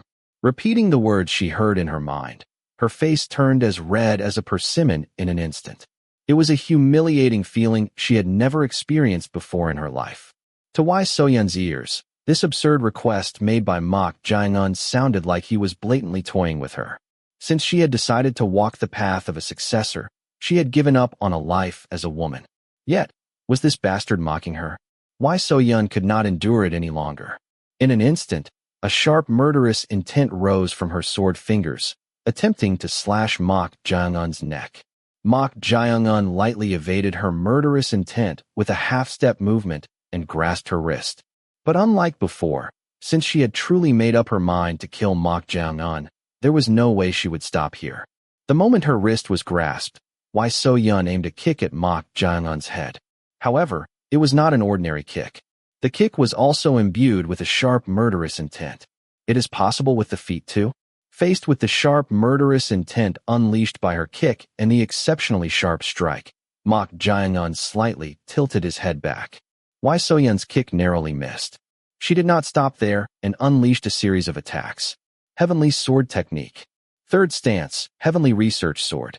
Swoosh, swoosh, swoosh, swoosh, swoosh, swoosh.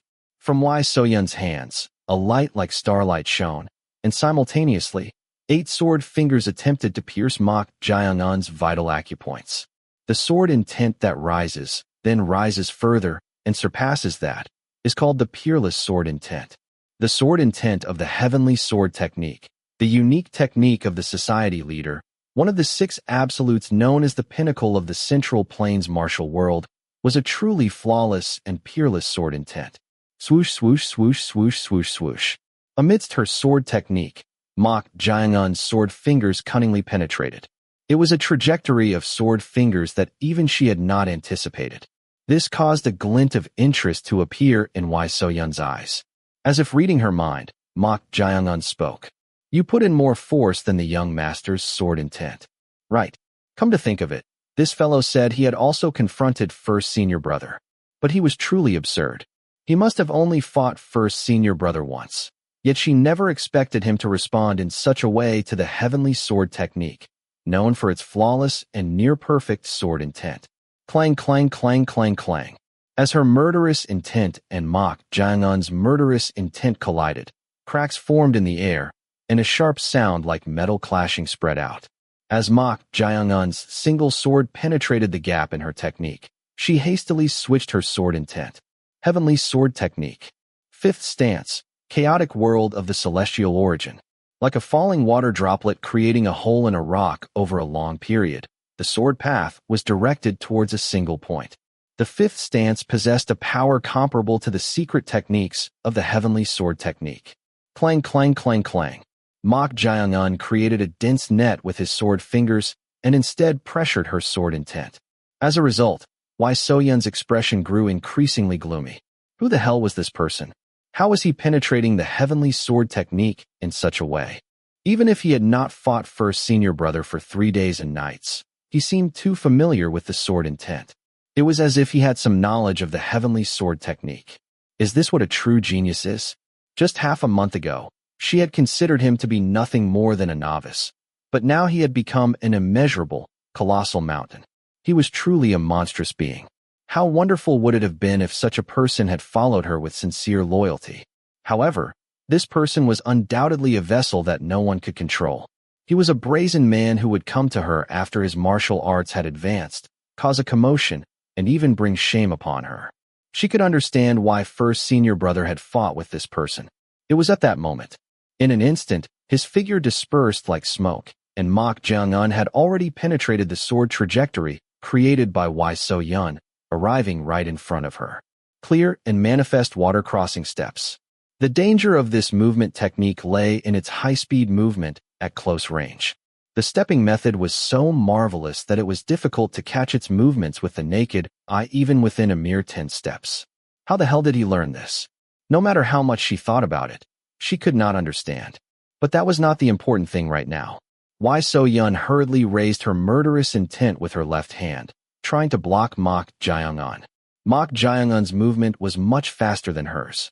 In an instant, he lightly grasped her left wrist, pressed the acupoint on her shoulder, and pushed her back. Wai So-yun's body was pushed back about 6 steps in an instant. A sigh escaped Wai So-yun's lips. Undeniably, Mok Jeong-un was currently a step above her. The difference between having crossed the threshold and not having crossed it was evident. He grasped the acupoint on my shoulder, not my neck. It seemed as if he was trying to subdue her without injury. Because of this, she felt even more unpleasant. Is he going easy on me? In the first place, it did not feel like he was treating her as a martial artist. Give that body to me.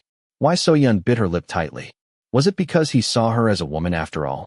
Because of that, along with the shame as a martial artist, a strange feeling blossomed within her emotions. This should be enough, right? Of course, contrary to her resentful state of mind, Mok Jeong-un was merely following Chong Ryong's request and adjusting his strength appropriately to subdue Wai So-yun without any flaws. If it were not for her unique physique, where her true energy overflowed to an extraordinary degree compared to her martial prowess, he would have already subdued her. Ho ho ho. Well done, mortal. Chong Ryong spoke as if satisfied. Until now, she had postponed her plans for the future, not knowing when Mok Jeong-un would become stronger, but she had been eyeing Wai So-yun's body, which resembled her own. Possession was no different from seizing a body. However, since Wai So-yun's appearance was so similar to her own, obtaining her body felt like being reborn, making her excited. Strike her brain and make her lose consciousness. From then on, I will take care of the rest. With that, Mok Jeong-un pushed Wai So-yun further, eventually making her fall to the ground. Unable to maintain her posture, Wai So-yun fell to the ground and was seized by a sense of shame at the sight of Mok Jeong-un looking down at her from above while pressing her down. Was this bastard really after her body? As a disciple of the Heaven and Earth Society leader, no one had been able to directly express their feelings towards her as a member of the opposite sex. Yet, to think he would blatantly toy with her like this. I cannot do that. Do you think you can handle the consequences of doing something like this? Consequences? If I thought I could not handle it, I would not have done it in the first place. And once you give me your body, you will always be with me anyway. What is the big deal? With those words, Mok Jeong-un smiled brightly. It was truly strange. When she first saw him, she did consider him to be a man of exceptional beauty and handsomeness. However, since she intended to walk the path of a leader, that was the end of it. But strangely, once she became aware that Mok Jeong-un was trying to have her, Wai So-yun's face flushed red in an instant. Thump, thump, thump. Her heart was beating wildly like crazy. Why was this happening? It was difficult to control her frantically beating heart. You will always be with me anyway. What is the big deal? Mok Jeong-un's words kept echoing in her mind, leaving her in a state of confusion. Did this bastard desire her as a woman to the extent that he was willing to bear all the repercussions? Wai So-yun gazed into Mok Jeong-un's eyes.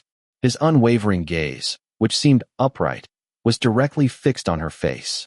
Excluding her master and senior brothers, he was the first man to look her straight in the eye like this. As he did so, Mok Jeong-un brought his hand to her face. To be precise, he was trying to strike her forehead with his palm, causing damage to her brain. At that moment, she spoke. Wait. Of course, there was no way Mok Jeong-un would stop at those words. But Wai So-yun spoke in a slightly trembling voice. Do you truly desire me as a woman? At her words, Mok Jeong-un furrowed his brows. Desire her as a woman? It seemed this woman had misunderstood something. Although he had no interest in romantic relationships or emotional attachments between men and women, Mok Jae-un could immediately discern how she had interpreted his words. Oh, was there room for misunderstanding? Since she was unaware of his true intentions, she naturally had no choice but to misinterpret his words about wanting her body. However, there was no need for further explanation now. So, ignoring it, he tried to bring his palm to her forehead, but, at that moment, Wai So-yeon's energy surged intensely. Her internal energy, which had soared tremendously in an instant, surpassing the level of simply drawing upon it, exceeded even Mok Jae-un, who had reached the early stage of the transformation realm. But that was not the end. Along with it, an immense cold energy seeped out from Wai So-yeon. The cold energy was so strong that frost formed on their surroundings in an instant, and white breath flowed from Mok Jae-un's mouth. Wai So-yeon's hair gradually turned white. Her appearance was truly mystical. At her transformation, Chong Ryong exclaimed in disbelief. Huh, mortal, this wench possesses the heavenly absolute meridians. Heavenly absolute meridians? It is a rare physique that appears once every few hundred years. Due to the incessant rise of true energy from all meridians, the blood in her body is blocked, and she is destined to die young before even reaching adulthood. But she seems fine. It seems she has learned how to suppress the energy within her body. Otherwise, there was no way she could have survived without the energy running rampant like this. It was Chong Ryong's first time seeing the heavenly absolute meridians. The heavenly absolute meridians, known as a cursed physique with a predestined short lifespan, could yield the tremendous advantage of inexhaustible true energy regardless of cultivation if overcome, but it was no easy feat. Until now, she had never heard of anyone overcoming the heavenly absolute meridians. Could it be that she had overcome the heavenly absolute meridians? But blue veins had appeared around Wai So-yeon's eyes. No, that is not it. As expected, she had not overcome the heavenly absolute meridians. Her prediction was accurate.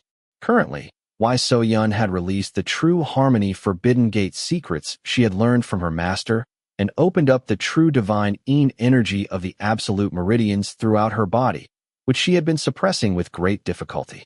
Half a moment at most. You must not exceed that. It was the time her master had warned her about. If she maintained this state for more than half a moment, her entire body's meridians would freeze, and she would die. However, during that brief moment, she could unleash the extreme energy that even a master of the transformation realm could not easily deal with. The only ones aware of this fact were her master, the society leader, and herself. I intended to keep it hidden as a trump card against First Senior Brother, but to think she would end up using it against this man. If he managed to overcome even this cursed power that could take her life, she would accept it as fate. Pouring out her true divine energy, she spoke. You want to have me? Then try to break this cursed power as well. The immense true divine energy caused the clothes of Wai So-yeon and Mok Jae-un to freeze entirely. The surroundings within a radius of a dozen jang were filled with cold energy, reminiscent of the frigid cold of the northern sea. Wai So-yeon drew upon even more true energy, trying to fling Mok Jae-un away from on top of her, where he was pressing down on her shoulders. It was at that very moment. Instantly, a dark red energy surged from Mok Jae-un's entire body. As a result, the dark red energy and the cold energy she was emitting collided, and the surroundings were engulfed in steam. Wai So-yeon could instinctively recognize what this energy was. It was poison energy. Emitting poison energy from one's entire body was the realm of a poison man. What the hell was going on? Although Mok Jae-un had been accepted as the Poison King's disciple, it had only been 2 hours ago. Yet, in that short time, he had mastered the Poison King's unique technique, the perishing poison scripture, and reached the realm of a poison man, which could be considered the pinnacle of that technique. How could such an absurd thing happen? It was utterly unbelievable. But then, Mok Jae-un's voice reached her ears. You are curious about how I dealt with the eldest young master, right? Before his words could even end, Mok Jae-un embraced the lying Wai So-yeon. At that moment, as the cold energy and poison energy collided, even stronger steam billowed out. However, this led to a perplexing situation for Wai So-yeon. The vicious poison energy also carried heat, causing the frozen clothes of the two, who had been emitting true divine yin energy and cold energy, to crumble. As their clothes shattered and bare skin touched, Wai So-yun's cheeks turned bright red as if they would burst. In that instant, Mok Jae-un detected a momentary fluctuation in her energy, and he could identify the source of her rampaging heavenly yin absolute meridian's energy. It was the central floodgate acupoint of the conception vessel meridian. Mok Jae-un pushed the perplexed Wai So-yun away and placed his palm on the central floodgate acupoint below her chest. Overwhelmed with embarrassment, Wai So-yun hurriedly tried to push Mok Jae-un away. "Get your hands off me right now." At that moment, her slender waist arched backward. Wai So-yun's eyes trembled as her head tilted back. That was because the rampaging energy of the heavenly yin absolute meridians was being absorbed through Mok Jae-un's palm. Chapter 165. On the main road not far from the Baek clan, about 20 martial artists from the Baek clan were cleaning up the surroundings. The one commanding them was Baek So-gang, the external chief administrator of the Baek clan and the second son of the Poison King, Baek Saha. Baek So-gang clicked his tongue as he looked at the aftermath around him. It was a mess, as if a great battle had taken place. Although his fame was not as high as his father Baek Saha or his elder brother due to being overshadowed by them, he was also an expert who had reached the early stage of the peak realm. Therefore, he could roughly guess what kind of fight had occurred just by looking at the traces of the aftermath. "I have heard from my father, but..." The sword marks filling the ground were truly shocking. It was worthy of being called a confrontation between peerless masters who had crossed the threshold. In fact, Baek So-gang could not help but worry after hearing about this matter. Although his father, the Poison King, Baek Saha, had broken through and reached the transformation realm, his opponent was the most likely candidate to succeed the Heaven and Earth Society. Eldest young Master Na Yolryang had numerous supporting forces under him. If they were to become enemies with them, it would put the Baek clan in a precarious situation. What? He crossed the threshold? Shoo, keep it down. This fact should be kept hidden from the outside for a while. How can this be? Baek So-gang, the second son, doubted his own ears. Mok Jae-un, the newly accepted disciple of his father, had gained enlightenment and broken through the threshold while confronting young Master Na Yolryang. It was something unbelievable even after hearing it. However, looking at the aftermath of the battle left here, it was definitely not the trace of being one-sidedly defeated. Is this really possible? The speed at which he was growing stronger was beyond imagination. Even those who were called Grand Masters or Legends of the martial world probably could not have progressed this quickly. Was he truly a once-in-a-millennium genius, as his father had said? Considering the current situation, it was not an exaggerated statement at all. However, there was a concern. Is my father's choice the right one? Although he possessed astonishing talent, it seemed as if his father had staked their fate on one person without any consultation with the family members or relatives. The orders of the family head were absolute, but this time, he could not help but feel uneasy. Anyway, they had to clean up this place quickly. Fortunately, it was an inner-city area managed by the Baek clan, so if they hurried, they could erase most of the traces within half an hour. Chief Administrator. At that moment, a martial artist from the Baek clan approached and spoke to him. About, what should we do with eldest young master?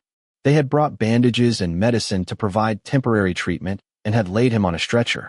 However, the martial artists of the Baek clan were hesitant to move the severely injured young master to his residence, fearing the consequences.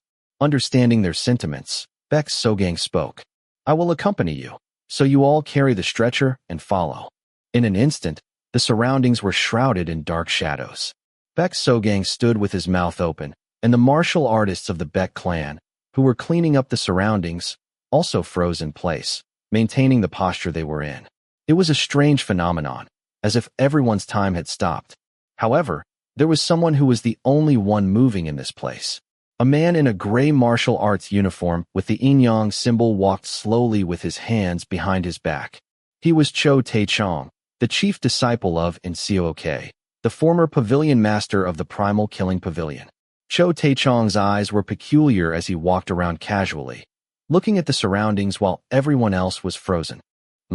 This is definitely the right place. Cho Tae-chong stroked his chin and let out a groan. He had sensed an immense spiritual power here, even if only for a moment. It was no exaggeration to say that it was a wandering spirit he had never seen in recent times, at least on the level of a blue spirit. A wandering spirit that had existed for over 100 years. A wandering spirit of this level was no different from a strange being like the ghost sorcerer, so if left alone, the surroundings would turn into a mess or suffer great negative influence.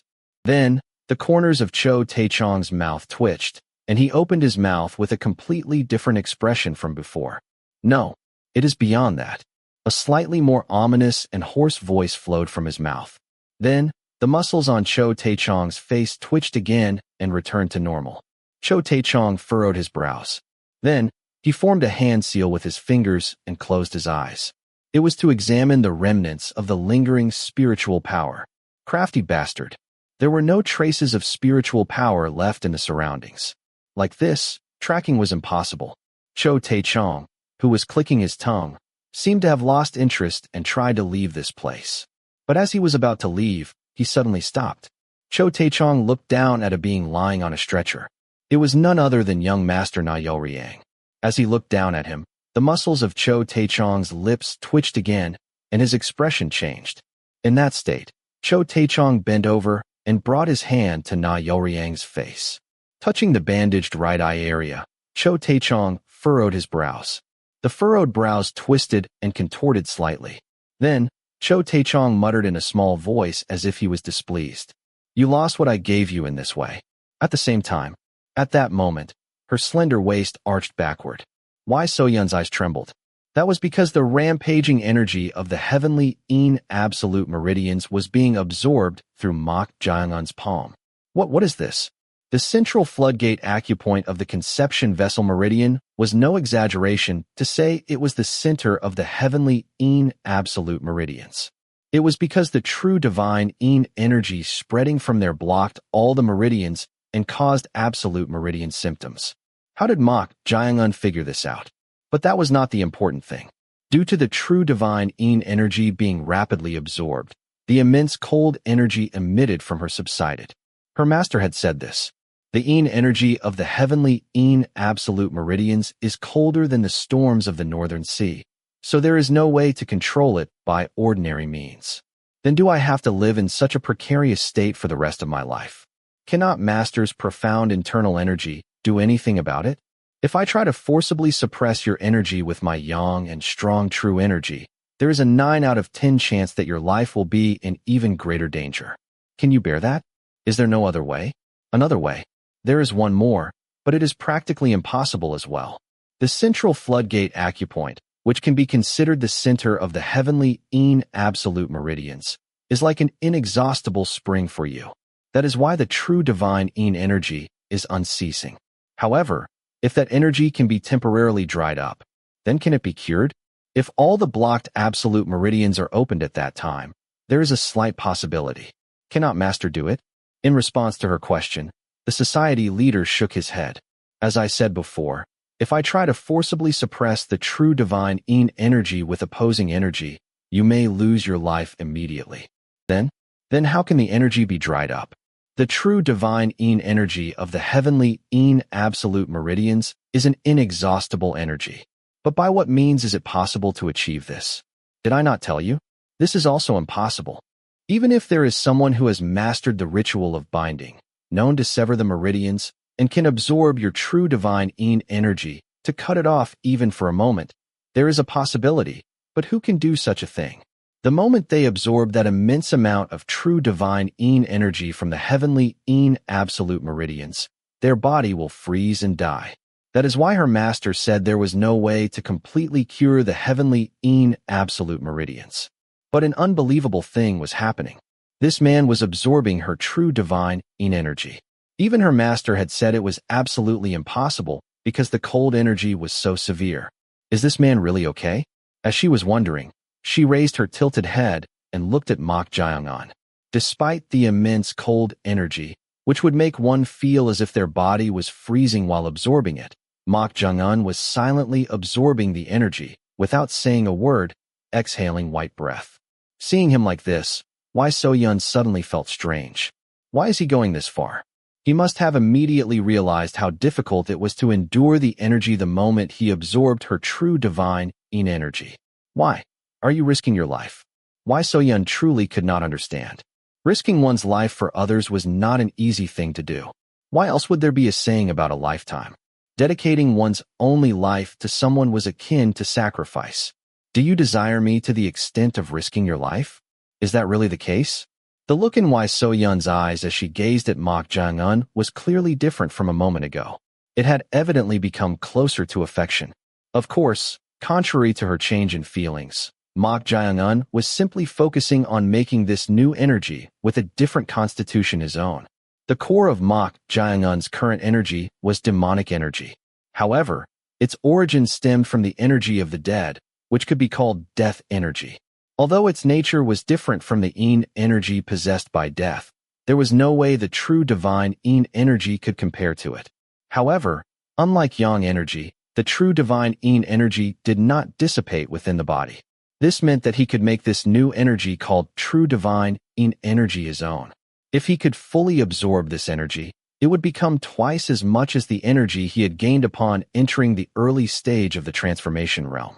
Mok Jang-un absorbed her energy even faster using the ritual of binding, and when it reached its peak, Wai So-yun could feel the true divine yin energy rising from the central floodgate acupoint temporarily dry up.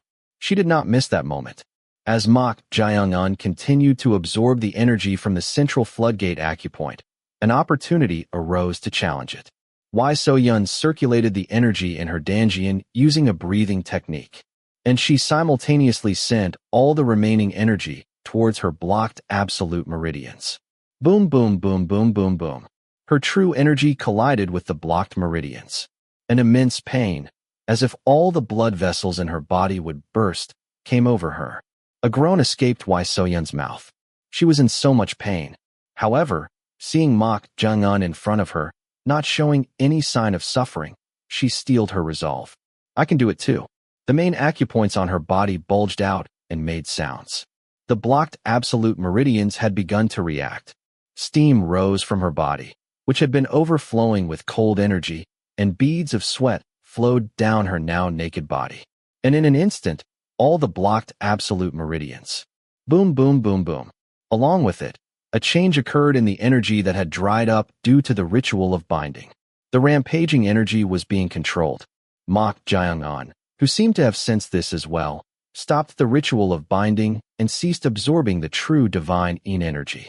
Then, he began the process of making the absorbed energies his own through the reverse meridian circulation technique.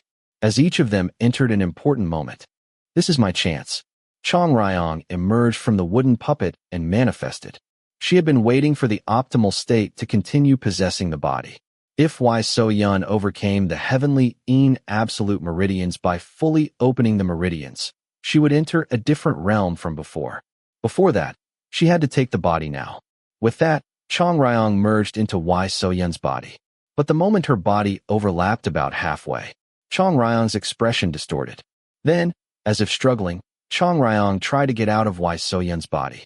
However, strangely, Wai So-yun's body seemed to be pulling Chong Ryong's spiritual body, as if it was being absorbed.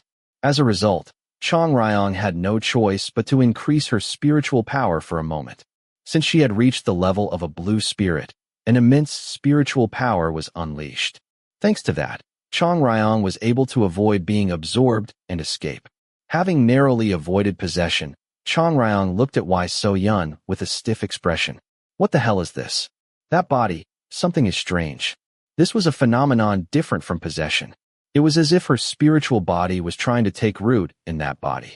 Originally, it should have collided with the original owner's soul, but instead, it was trying to be absorbed, which was extremely strange.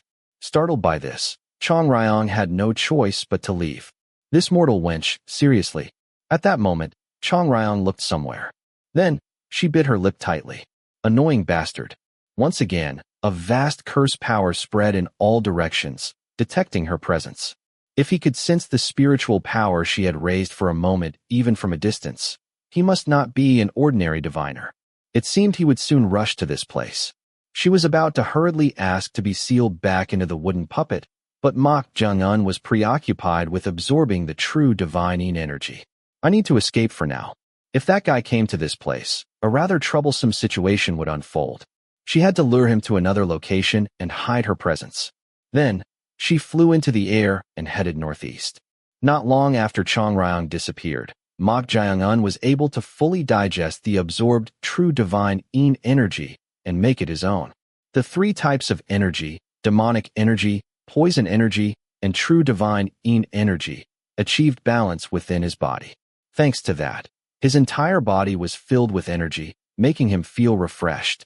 With this level of energy, it seemed he could sufficiently compete with young Master Na Yoryang. Mok Jung-un untangled his legs from the cross-legged position and looked at Wai So-yun, who was lying naked in front of him.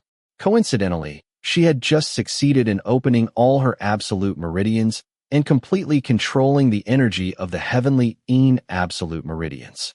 As the meridians opened and the waste was expelled, her body was filled with a healthy glow. However, she seemed exhausted, her hair, face, and entire body drenched in sweat, and her breathing was still rough. Meridians. I opened the meridians. Wai So-yun's eyes reddened. She had been living with the fear that if the heavenly yin absolute meridians went out of control to the point where even the Forbidden Gate secrets could not control it, she could die at any moment. She could not contain her joy. There was no longer any risk of the heavenly yin absolute meridians going out of control, so she had essentially obtained the best physique. A smile spread across Wai So-yun's face. But then, someone suddenly poked their face in front of her. How is your body? Are you all right? It was none other than Mok Jung-un. For a moment, seeing Mok Jung-un asking if she was okay while she was naked, Wai So-yun realized that she herself was also in a naked state. As a result, her face turned red like a beet in an instant. Wai So-yun hurriedly covered her chest with both arms.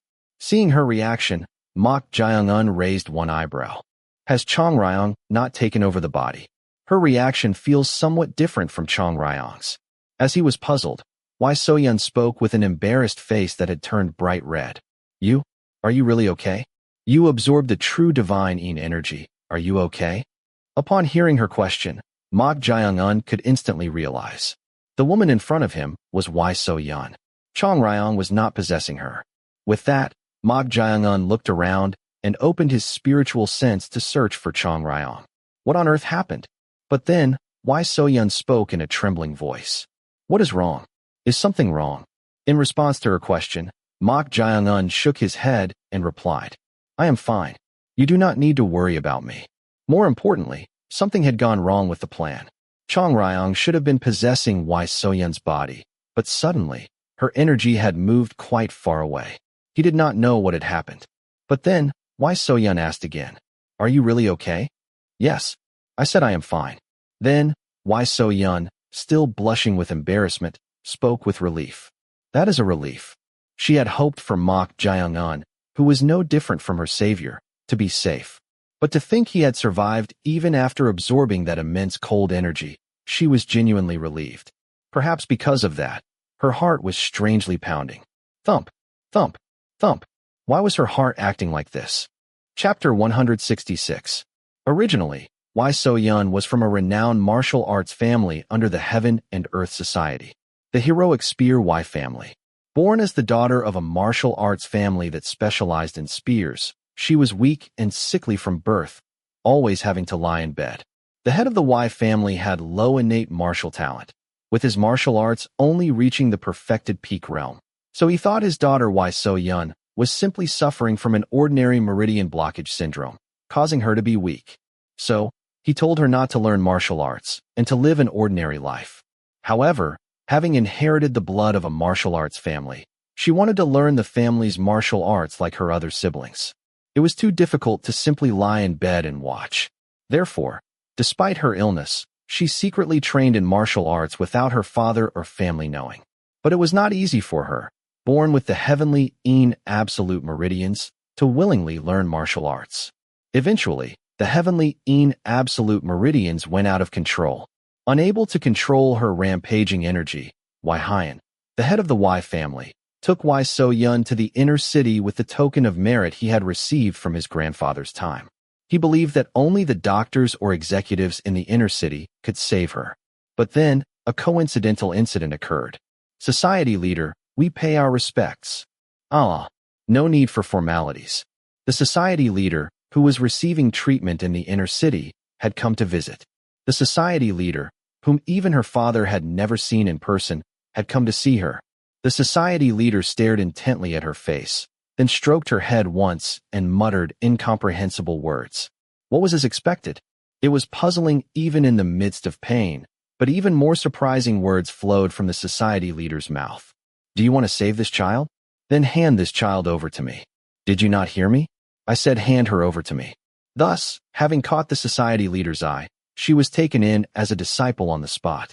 The society leader, who was interested in the strange meridian blockage syndrome called the heavenly absolute meridians, where true energy was endlessly generated, accepted her as a disciple and tried to cure it. However, even he, one of the 6 heavens, considered the pinnacle of the current martial arts world, was ultimately unable to completely cure the heavenly absolute meridians. In the end, the limit was temporarily blocking the meridian pathways and suppressing the energy that tried to rampage using a breathing technique. This Forbidden Gate Secrets breathing technique devised by the society leader was highly effective. However, due to the increasing rampage of the heavenly absolute meridians that grew stronger by the day, she had to suffer periodic pain that felt like all the blood vessels in her body would burst and she would die. The intervals between these bouts of pain grew shorter as the years passed. At first, it occurred once every few months, then once every 2 months after 2 years, and once a month after another year. Why So-Yun was gradually realizing, if these intervals became even shorter, her life would be in danger someday. Is the curse of the heavenly absolute meridians truly incurable? Is this how she has to accept her fate? No. In the first place, it was said that it would be difficult to live past 20 years old. But she had already surpassed 20. This was probably thanks to the Forbidden Gate secrets created by her master. As the intervals of the rampages became shorter, Wai So-Yun, who sensed the end approaching quickly, grew colder and even lost her smile. It would be more accurate to say that she had lost any special motivation for life. Then, a sudden thought occurred to her. If she were to die like this, what would she leave behind in this world? Will it be a meaningless death? She would be doing nothing more than prolonging her life and dying. With this, she made a resolution. If she only had a short time left to live anyway, she would do everything she could. That one goal was to become the society leader, the pinnacle of the heaven and earth society. Cough, cough. You want a chance to? Wai So-Yun went to her Bedouin master and made a request. Whether it worked or not, she had decided to do everything she could, so it was a matter of no loss. You cannot even control your own body yet, and you want to become the society leader? Was it impossible after all? Ha ha ha. Cough, cough. How interesting. The one who used to have dead eyes as if the world would end at any moment suddenly wants to be the society leader. As expected, you resemble. Cough, cough. No, it is fine. Do as you please. Anyone with the qualifications can become the society leader. Give it a try and challenge for the successor position. Thus, the society leader made a public announcement. He said that all 3 disciples had the qualifications to be successors. As a result, the competition between the 3 disciples officially began. She was determined to stake everything and burn with passion in this competition as her last chance in life. It was because she believed it was something she could leave behind in the world since her birth. Thump, thump, thump. A miracle occurred in the life she had given up on. Thanks to this man in front of her eyes, the door of life, which she thought had little time left, had opened wide again. Why is my heart acting like this? As she looked at Mok Jang-un, her heart pounded strangely, more than the feeling of embarrassment. And her face felt so hot that it was burning. What kind of emotion was this? It was completely unfamiliar. After staring at Mok Jang-un's face for a long time, she unconsciously brought her hand to his cheek. Thanks to that, Mok Jang-un, who had been looking around, turned his gaze to her. What did I just do? For a moment, the flustered Wai So-Yun could not sit still. Mok Jang-un stared intently at her. When their eyes met, Wai So-Yun swallowed her dry saliva. Why? Why is he staring at me like that? It is too. Her heart beat even faster, either because she was embarrassed to be naked or because his gaze was overwhelming. Unlike her, Mok Jaeungun's thoughts were going in a different direction. What should I do? It had deviated from the original purpose. I do not know why Chong Ryong's energy has dropped, but it is clear that the possession did not occur. Then, even if she returned, it would be difficult to know if it would succeed or not. If the possession does not work, it means I have done something unnecessary. It might have been better to just let her energy rampage and let her die. Or perhaps he should have sought out the second disciple, Jang Nungake, first. The plan to unify the two forces after possessing them both had gone awry from the very first move. Mok Jaeungun stared intently at Wai So-yeon. I cannot kill her either.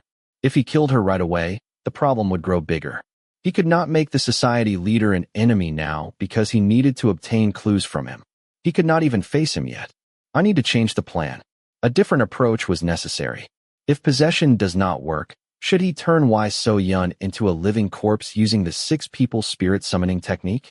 But he was not confident if that would be possible. After breaking through the blocked energy in her body, Wai So-yeon's unstable energy had subsided, and her martial prowess had risen much higher than before. The 6 people spirit summoning technique might not work. He needed a way to control Wai So-yeon somehow. But what should he do? Wai So-yeon, who had placed her hand on Mok Jaeungun's cheek, gathered her courage and spoke. I can keep the promise. Did they make any promises? As he was pondering, Mok Jaeungun traced back her words and finally recalled it. You want to have me? Then try to break this cursed power as well. Is that what she is talking about now? As he was puzzled, Wai So-yeon, with a bright red face, avoided eye contact, turned her head, and spoke shyly. You are my life's savior. Mok Jaeungun stared intently at her. As he stared too intently, Wai So-yeon, who could not understand his feelings, became confused. It was already too embarrassing to say these words, so why was he just staring at her without saying anything? He had said with his own mouth that he wanted to have her, and even risked his life to help her overcome the heavenly absolute meridians. So she said she acknowledged it, but why was he hesitating? Or could it be that he wanted her to say something else? Feeling restless, Wai So-yeon cleared her throat and spoke. Ahem. I do not dislike you either. At her words, Mok Jaeungun's eyes became peculiar. Mok Jaeungun was not insensitive. He could sense that the emotions emanating from her had clearly changed from before. Perhaps this woman now saw him as a man. It was still an unfamiliar territory. However, this emotion was worth exploring. It was a slightly different concept from loyalty bound by mere words. The corners of Mok Jaeungun's mouth twitched. If you do not dislike me, it means you like me. What? And no, rather than that. It was at that very moment. Mok Jaeungun wrapped his arm around her slender waist.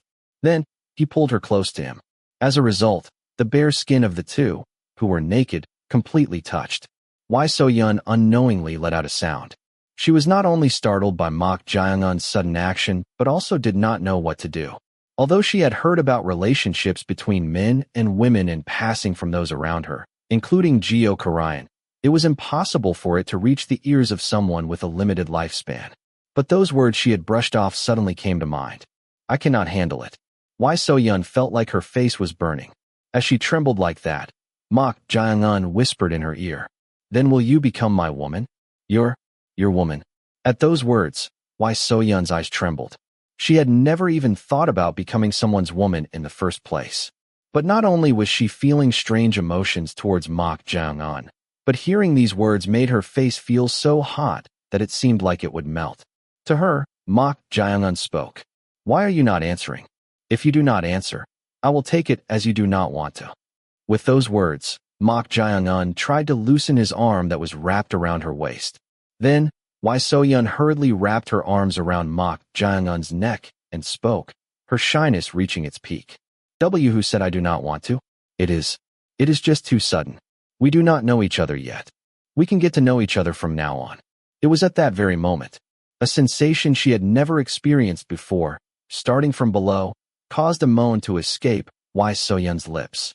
Startled, she squirmed her waist, not knowing what to do. It went in. It was too sudden. For her, who had suffered from the pain of meridian blockage for a long time, this did not belong to the axis of pain at all. However, it was extremely perplexing. It was completely different from what she had heard. She thought she would go through a gentler process, but he had entered so roughly. Huh. You. Too sudden. I thought you said we should get to know each other. At Mok Jung-un's words, Wai So-yun squirmed, not knowing what to do, and buried her face in his chest. Why was this fellow so blunt and beastly, contrary to his appearance? It was too embarrassing. Although they were the only ones who were conscious around them, what kind of sudden act was this in the middle of the courtyard? Why are you doing this? Could it be that you are embarrassed? It is just the two of us anyway. With those words, Mok Jung-un moved his waist. Caught off guard by Mok Jung-un's movement, Wai So-yun trembled and bit her lips tightly. It was hard to hold back the sound that was about to burst out of her mouth involuntarily. You really. She had given him permission, but why was he pushing her like this? Wai So-yun pleaded in a whisper. Please, let us go inside. At her words, Mok Jung-un chuckled. Then, he stood up from his spot, still holding Wai So-yun in his arms, and entered the main hall. Before long, intense cries of passion burst out from inside the main hall. Chapter 167. On the roof of a high tower, someone was concentrating with one hand forming a seal. It was none other than Cho Tae-chong. Sensing the strong spiritual power once again, he was spreading a barrier in all directions, trying to determine the location. Cho Tae-chong clicked his tongue. If the level is higher than that of a blue spirit, they do not hide themselves. It is because they have reached a level where even the masters of the martial world or the Imi Mang Niang cannot easily subdue them. However, this soul knows how to hide itself. Moreover, when it noticed his presence in that brief moment, it changed its location. It is fast enough to evade the Toru. It was an Imi Mang Niang level evil spirit that Cho Tae-chong used as his servant spirit. This Toru, known as the Red Falling Star of Mount Kunlun, was faster than the maximum speed of a blood-sweating horse, yet it could not catch this soul. As Cho Tae-chong was concentrating, the muscles on his face twitched, and his expression changed. The route is clearly intentional. Speaking in a hoarse voice, Cho Tae-chong's expression returned to normal. In his original state, Cho Tae-chong spoke as if having a conversation. This crafty being was luring his pursuit. Otherwise, there was no way it would periodically reveal its energy like this. As a result, Cho Tae-chong could be certain. It is trying to hide something. If it is intentionally luring, it is clearly to conceal something, whether it is a companion or whatever else. However, there was something this soul did not know. It is good to use your head, but is it really just one? Chong Ryong, holding a long pipe, was rapidly moving and constantly changing locations. She intentionally revealed her energy to let the diviner sense her presence. Of course, it was to move away from Mok Jung-un. As a spiritual body, she could fly in the sky, and unless one was an expert at the peak of the peak realm or the transformation realm, it was difficult to perfectly keep up with her movements. However, something was continuously following her. Chong Ryong clicked her tongue. It seemed to be the diviner's servant spirit that had sensed her. The demonic energy emanating from the servant spirit was no ordinary matter. If her level had not risen to that of a blue spirit, it would have been strong enough to catch up to her. Perhaps, based on her estimation, its level seemed to have reached that of an Imi Mang Niang. At a glance, she had almost been caught up once, and judging from the strange horns and sheep-like appearance, it was probably the Red Falling Star Toru of Mount Kunlun. To think he would command an evil spirit of this level as his servant spirit, he was no ordinary fellow. However, her current level had reached that of a blue spirit. She could sufficiently shake it off. Suddenly, Chong Ryong's eyes sharpened. It was because she sensed a shadow looming over her. The shadow was making huge wing flaps. Chong Ryong looked back in disbelief. This was not the Toru Imi Mang Niang. She knew this being well, with the upper body of a giant bird and the lower body of a hornet. This was also an Imi Mang Niang residing in Mount Kunlun, like the Toru. This was completely unexpected. She had thought it was troublesome enough to deal with an evil spirit of Imi Mang Niang level, but to think he was controlling not one, but two Imi Mang Niang. This was already a monster belonging to the upper ranks of diviners. It is not just troublesome. And at that very moment, the giant bird with a hornet's lower body fired sharp spikes at Chong Ryong. Swish, swish, swish, swish, swish. Chong Ryong quickly dodged it and changed direction. But at that moment, something was recklessly charging from the front. It was the other Imi Mang Niang, the Toru. The Toru in front, the Hume one behind. This is really a bind. With Imimanian level evil spirits blocking the front and back, it was truly a situation of being trapped. Why So Yun, moaning passionately, panted and wrapped her legs around Mok Jaeungun's waist. Mok Jaeungun originally had no desire for such relationships. However, this relationship, which he had started to make her his own with a purpose, was bringing a certain level of interest. Is this what pleasure is? It was a strange sensation he was experiencing for the first time, but it was not bad. He had thought of it as merely an act done for reproduction, regardless of the species, but why So Yun, drenched in sweat, embracing him and crying out passionately, piqued his interest. She had been so embarrassed when they first engaged in this act that she did not know what to do. But at some point, she too was yearning for him without hiding her excitement. Whenever Mok Jaeungun moved his hips, Why So Yun cried out. This sound was strangely stimulating.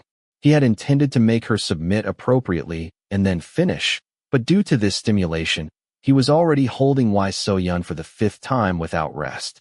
Mok Jaeungun pushed Why So Yun against the wall, grabbed her thighs, lifted them, and pressed them upward.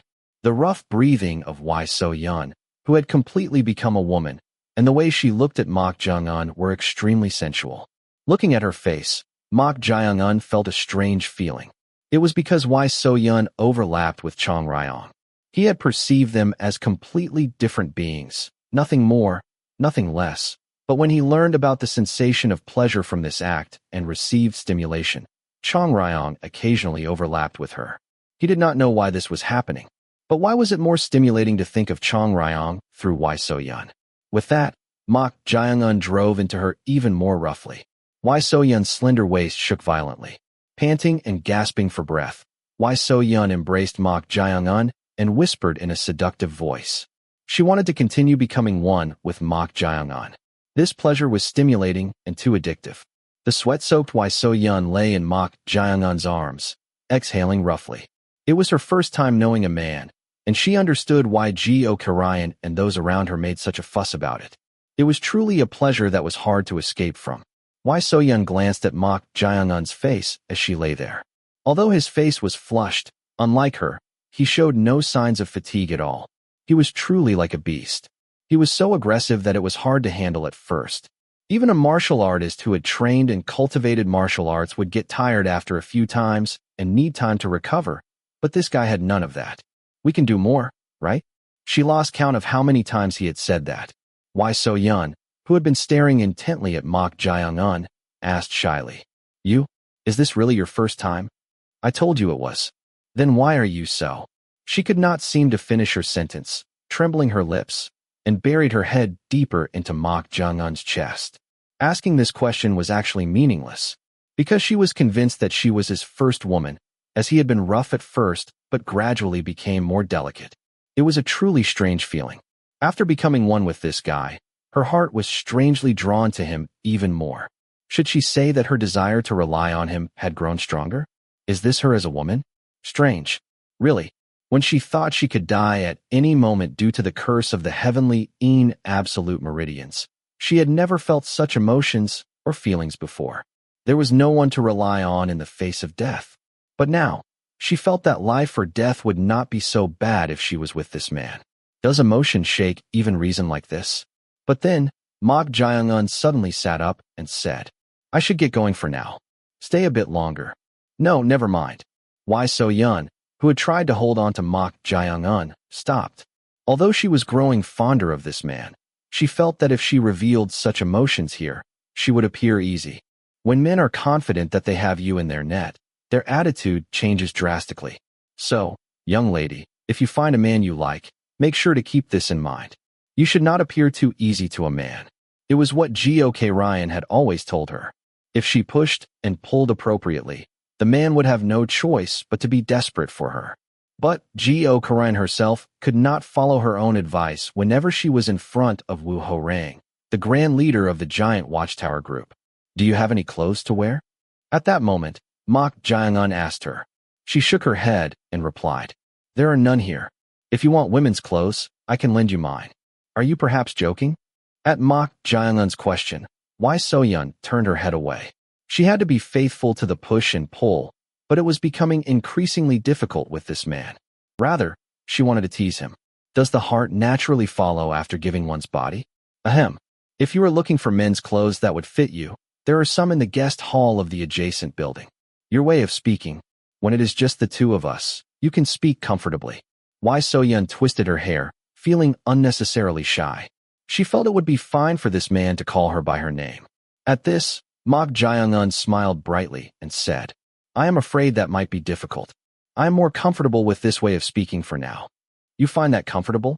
Yes. If a time comes when I can speak comfortably, I will do so then.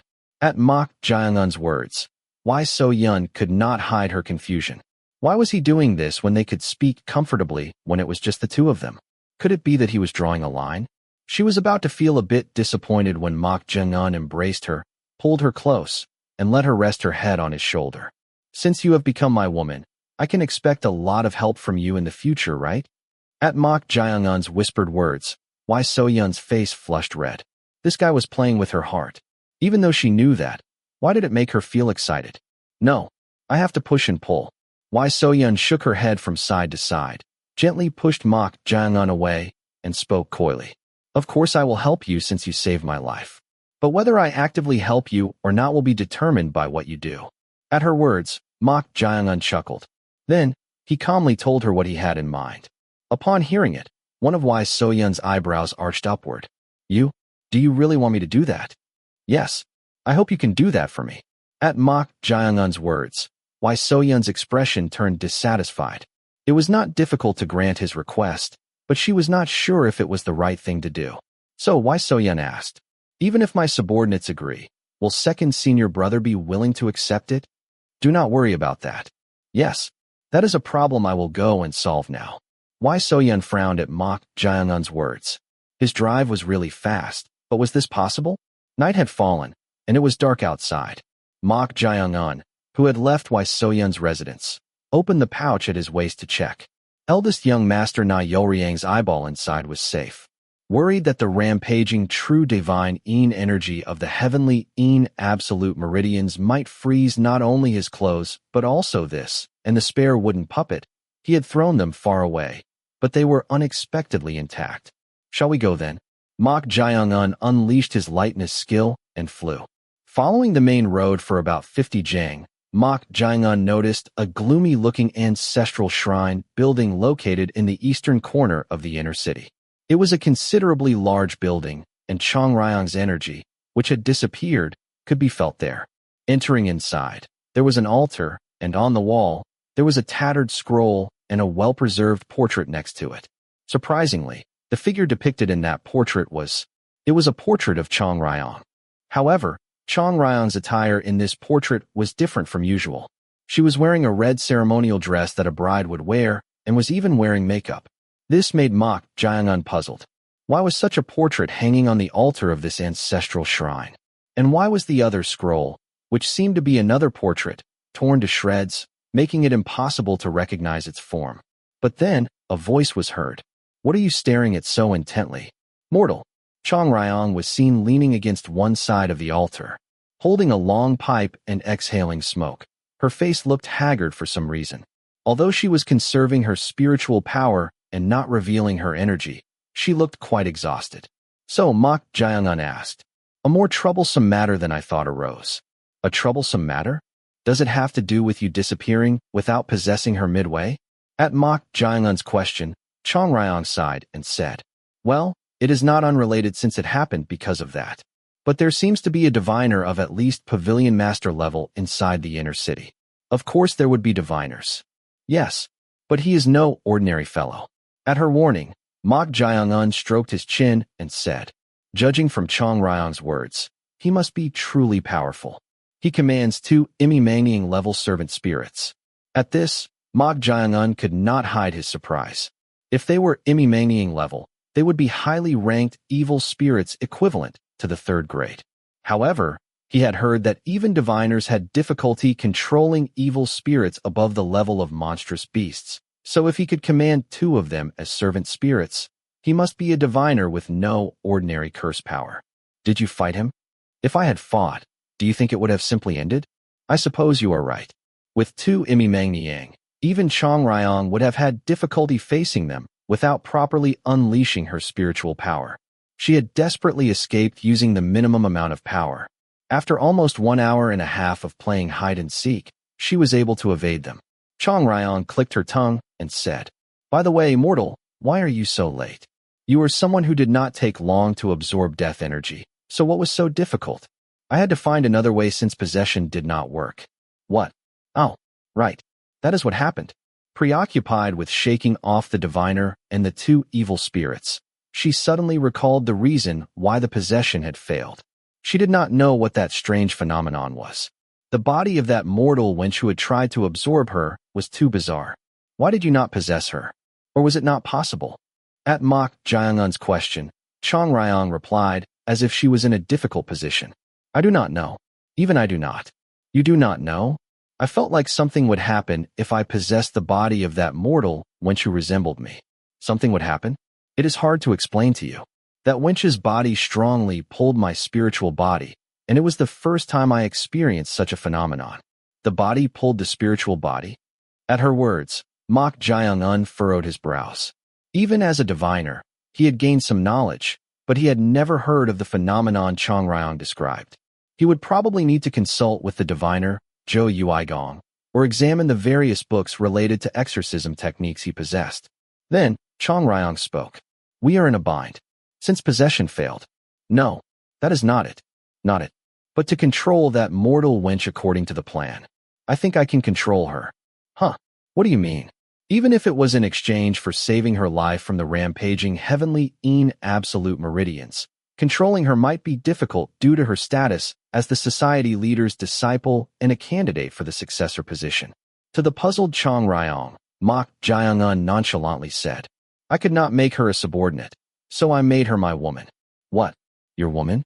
What the hell was he talking about? How did he make her his woman?" It was incomprehensible. "Wait a minute. You cannot mean?" "Yes. We had sex." At Mok Jaeungun's blunt expression, Chong Ryong's face instantly stiffened. She thought this guy was a stone-like fellow who had no interest in such relationships between men and women, but she never expected such words to come out of his mouth.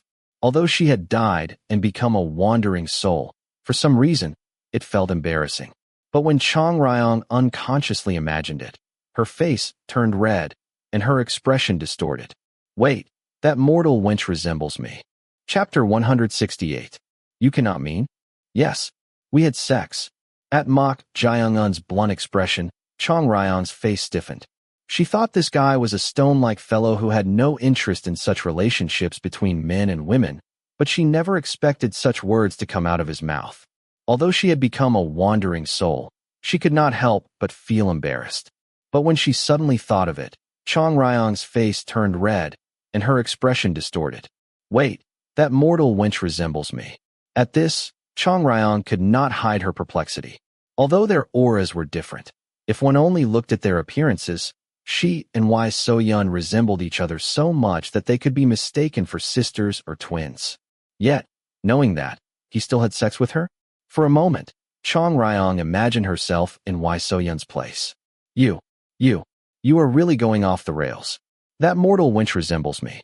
Chong Ryong could not finish her sentence. She wanted to confront him, asking if he had relations with her knowing she resembled herself, but she became too embarrassed to continue. This guy is really... Was he asking because he did not know why she was acting like this? It would have been fine if she did not resemble her. But seeing that mortal wench reminded her of herself, and the fact that he had relations with her made her feel not only embarrassed, but also icky and strange. Could it be that this guy was thinking of her while sleeping with that wench? She thought to herself. Then, Mok Jaeungun spoke. I do not know what you are trying to say, but there does not seem to be any particular problem. If there is, it would be better to handle it beforehand." At Mok Jaeungun's words, Chong Ryong furrowed her brows. Was she making a fuss all by herself? Judging from his attitude, he seemed as cold as usual, no different from any other matter. Did that mean he truly had no feelings or ulterior motives when he slept with that mortal wench Wai So-yun, who resembled her? Is it even stranger to expect such emotions from him in the first place? Come to think of it, Mok Jaeungun rarely expressed any emotions other than the murderous obsession to find the culprit who killed his grandfather. Even his smiling face was merely a false emotion to make others feel at ease and let their guard down. The only time he showed a genuine smile was when he saw blood. Considering that, he must have had relations with her for a purpose, nothing more, nothing less. In the first place, it was questionable whether he had any desire for the opposite sex. Well, if that is the case, I do not need to. No, it still bothers me. It keeps nagging at me. After becoming a wandering soul, she thought all emotions except the desire to resolve her grudge had disappeared, but it seemed that was not the case. Rather than not knowing, it was inevitable to feel bothered and icky once she found out. However, since he was nonchalant about it, she felt awkward bringing it up further, fearing that she would look strange if she made a fuss alone. Then, Mok Jang-un approached her and pointed at something, saying, "But what is that?" "Yes, no matter how I look at it, the portrait painted on that scroll looks like you, Chong Ryong." At Mok Jang-un's words, Chong Ryong closed her mouth. She had a feeling he would ask about herself in that scroll anyway. I should have torn it apart. She had considered doing that, fearing that he would become curious. However, she could not bring herself to do it. That was the last trace of herself left in this world, and that person. Then, Mok Jang-un chuckled and said, "Wearing a red and elegant bridal dress with a golden crown, you look just like a blooming peony flower. Did you have a wedding ceremony or something?" At Mok Jang-un's words, Chong Ryong's eyes trembled. "You look like a single red peony flower." A voice rippling through her mind. That voice, which had become faint as 100 years had passed, came to mind. She slowly looked at Mok Jang-un. What a coincidence! To think she would hear those words again through this mortal fellow. It was so nostalgic that it felt truly distant. Mok Jang-un's eyes twinkled with interest. He could not help but be puzzled by Chong Ryong's distant expression, which he had never seen before. Could there be a story related to this scroll painting? Seeing her make such a face, he could not ask any more about the portrait of her wearing a bridal dress. But then, something caught Mok Jang-un's eye. It was the incense burner in front of the old altar. The shrine was covered in dust and filled with cobwebs, looking like a place no one visited. However, the only clean things inside the shrine were that scroll portrait and this incense burner. The traces of incense sticks in the incense burner, and only the floor in front of it was not covered in dust. Is someone visiting this place regularly? Otherwise, there was no way only that spot would be like that. In this old shrine, there was a scroll portrait presumed to be of Chong Ryong, and someone was visiting it regularly. Could they be Chong Ryong's blood relatives or acquaintances? It was at that very moment. Mok Jang-un looked in a certain direction. Then, he quickly took out the wooden puppet from his bosom and sent a hurried telepathic message to Chong Ryong. I sensed it too. She had sensed it almost at the same time as Mok Jang-un. Although it was a very faint energy, it was almost identical to the vibration of that cursed power. That meant the owner of this cursed power had come very close. Mok Jang-un formed a hand seal and chanted a small incantation. Then, Chong Ryong's body transformed into smoke and seeped into the wooden puppet Mok Jang-un was holding. After sealing Chong Ryong inside the wooden puppet, Mok Jang-un put it back into his bosom. Then, he hesitated as he was about to go outside. He sensed that the faint curse power was felt outside the shrine's door. So, he tried to hide his presence by using his movement technique to fly to the ceiling. It was at that very moment. Suddenly, the surroundings were engulfed in dark shadows, and Mok Jang-un's figure, who was about to kick off the ground, froze in that state. What the hell was this? It was such a strange phenomenon. His body was frozen in this posture, trying to leap up, and would not move. His entire body felt as if it were paralyzed, and he could not feel any sensations at all, which was something he had never experienced before. He had to hide his presence right away, but what was going on? As he was puzzled, the door opened, and someone entered. Although the shrine was shrouded in darkness, Mok Jang-un could see clearly. It was a man who appeared to be in his early to mid-40s, wearing a gray martial arts uniform with a yin-yang symbol. Despite his somewhat ordinary-looking appearance, Mok Jang-un could tell that he was from the Primal Killing Pavilion due to the diviner attire he was wearing. Exorcism technique? Then, was his body freezing also due to an exorcism technique? If that was the case, it was truly astonishing. What kind of exorcism technique was this? All 5 senses and sensations were completely numb, and only his consciousness was intact. Mortal? Mortal? What is wrong with you? Chong Ryong also urgently asked about the strange phenomenon that had befallen Mok Jae-on. However, even though his consciousness was intact, he could not move his entire body, so Mok Jae-on could not respond to her words. Why the hell could he not move his body? The sound of footsteps approached along with the diviner.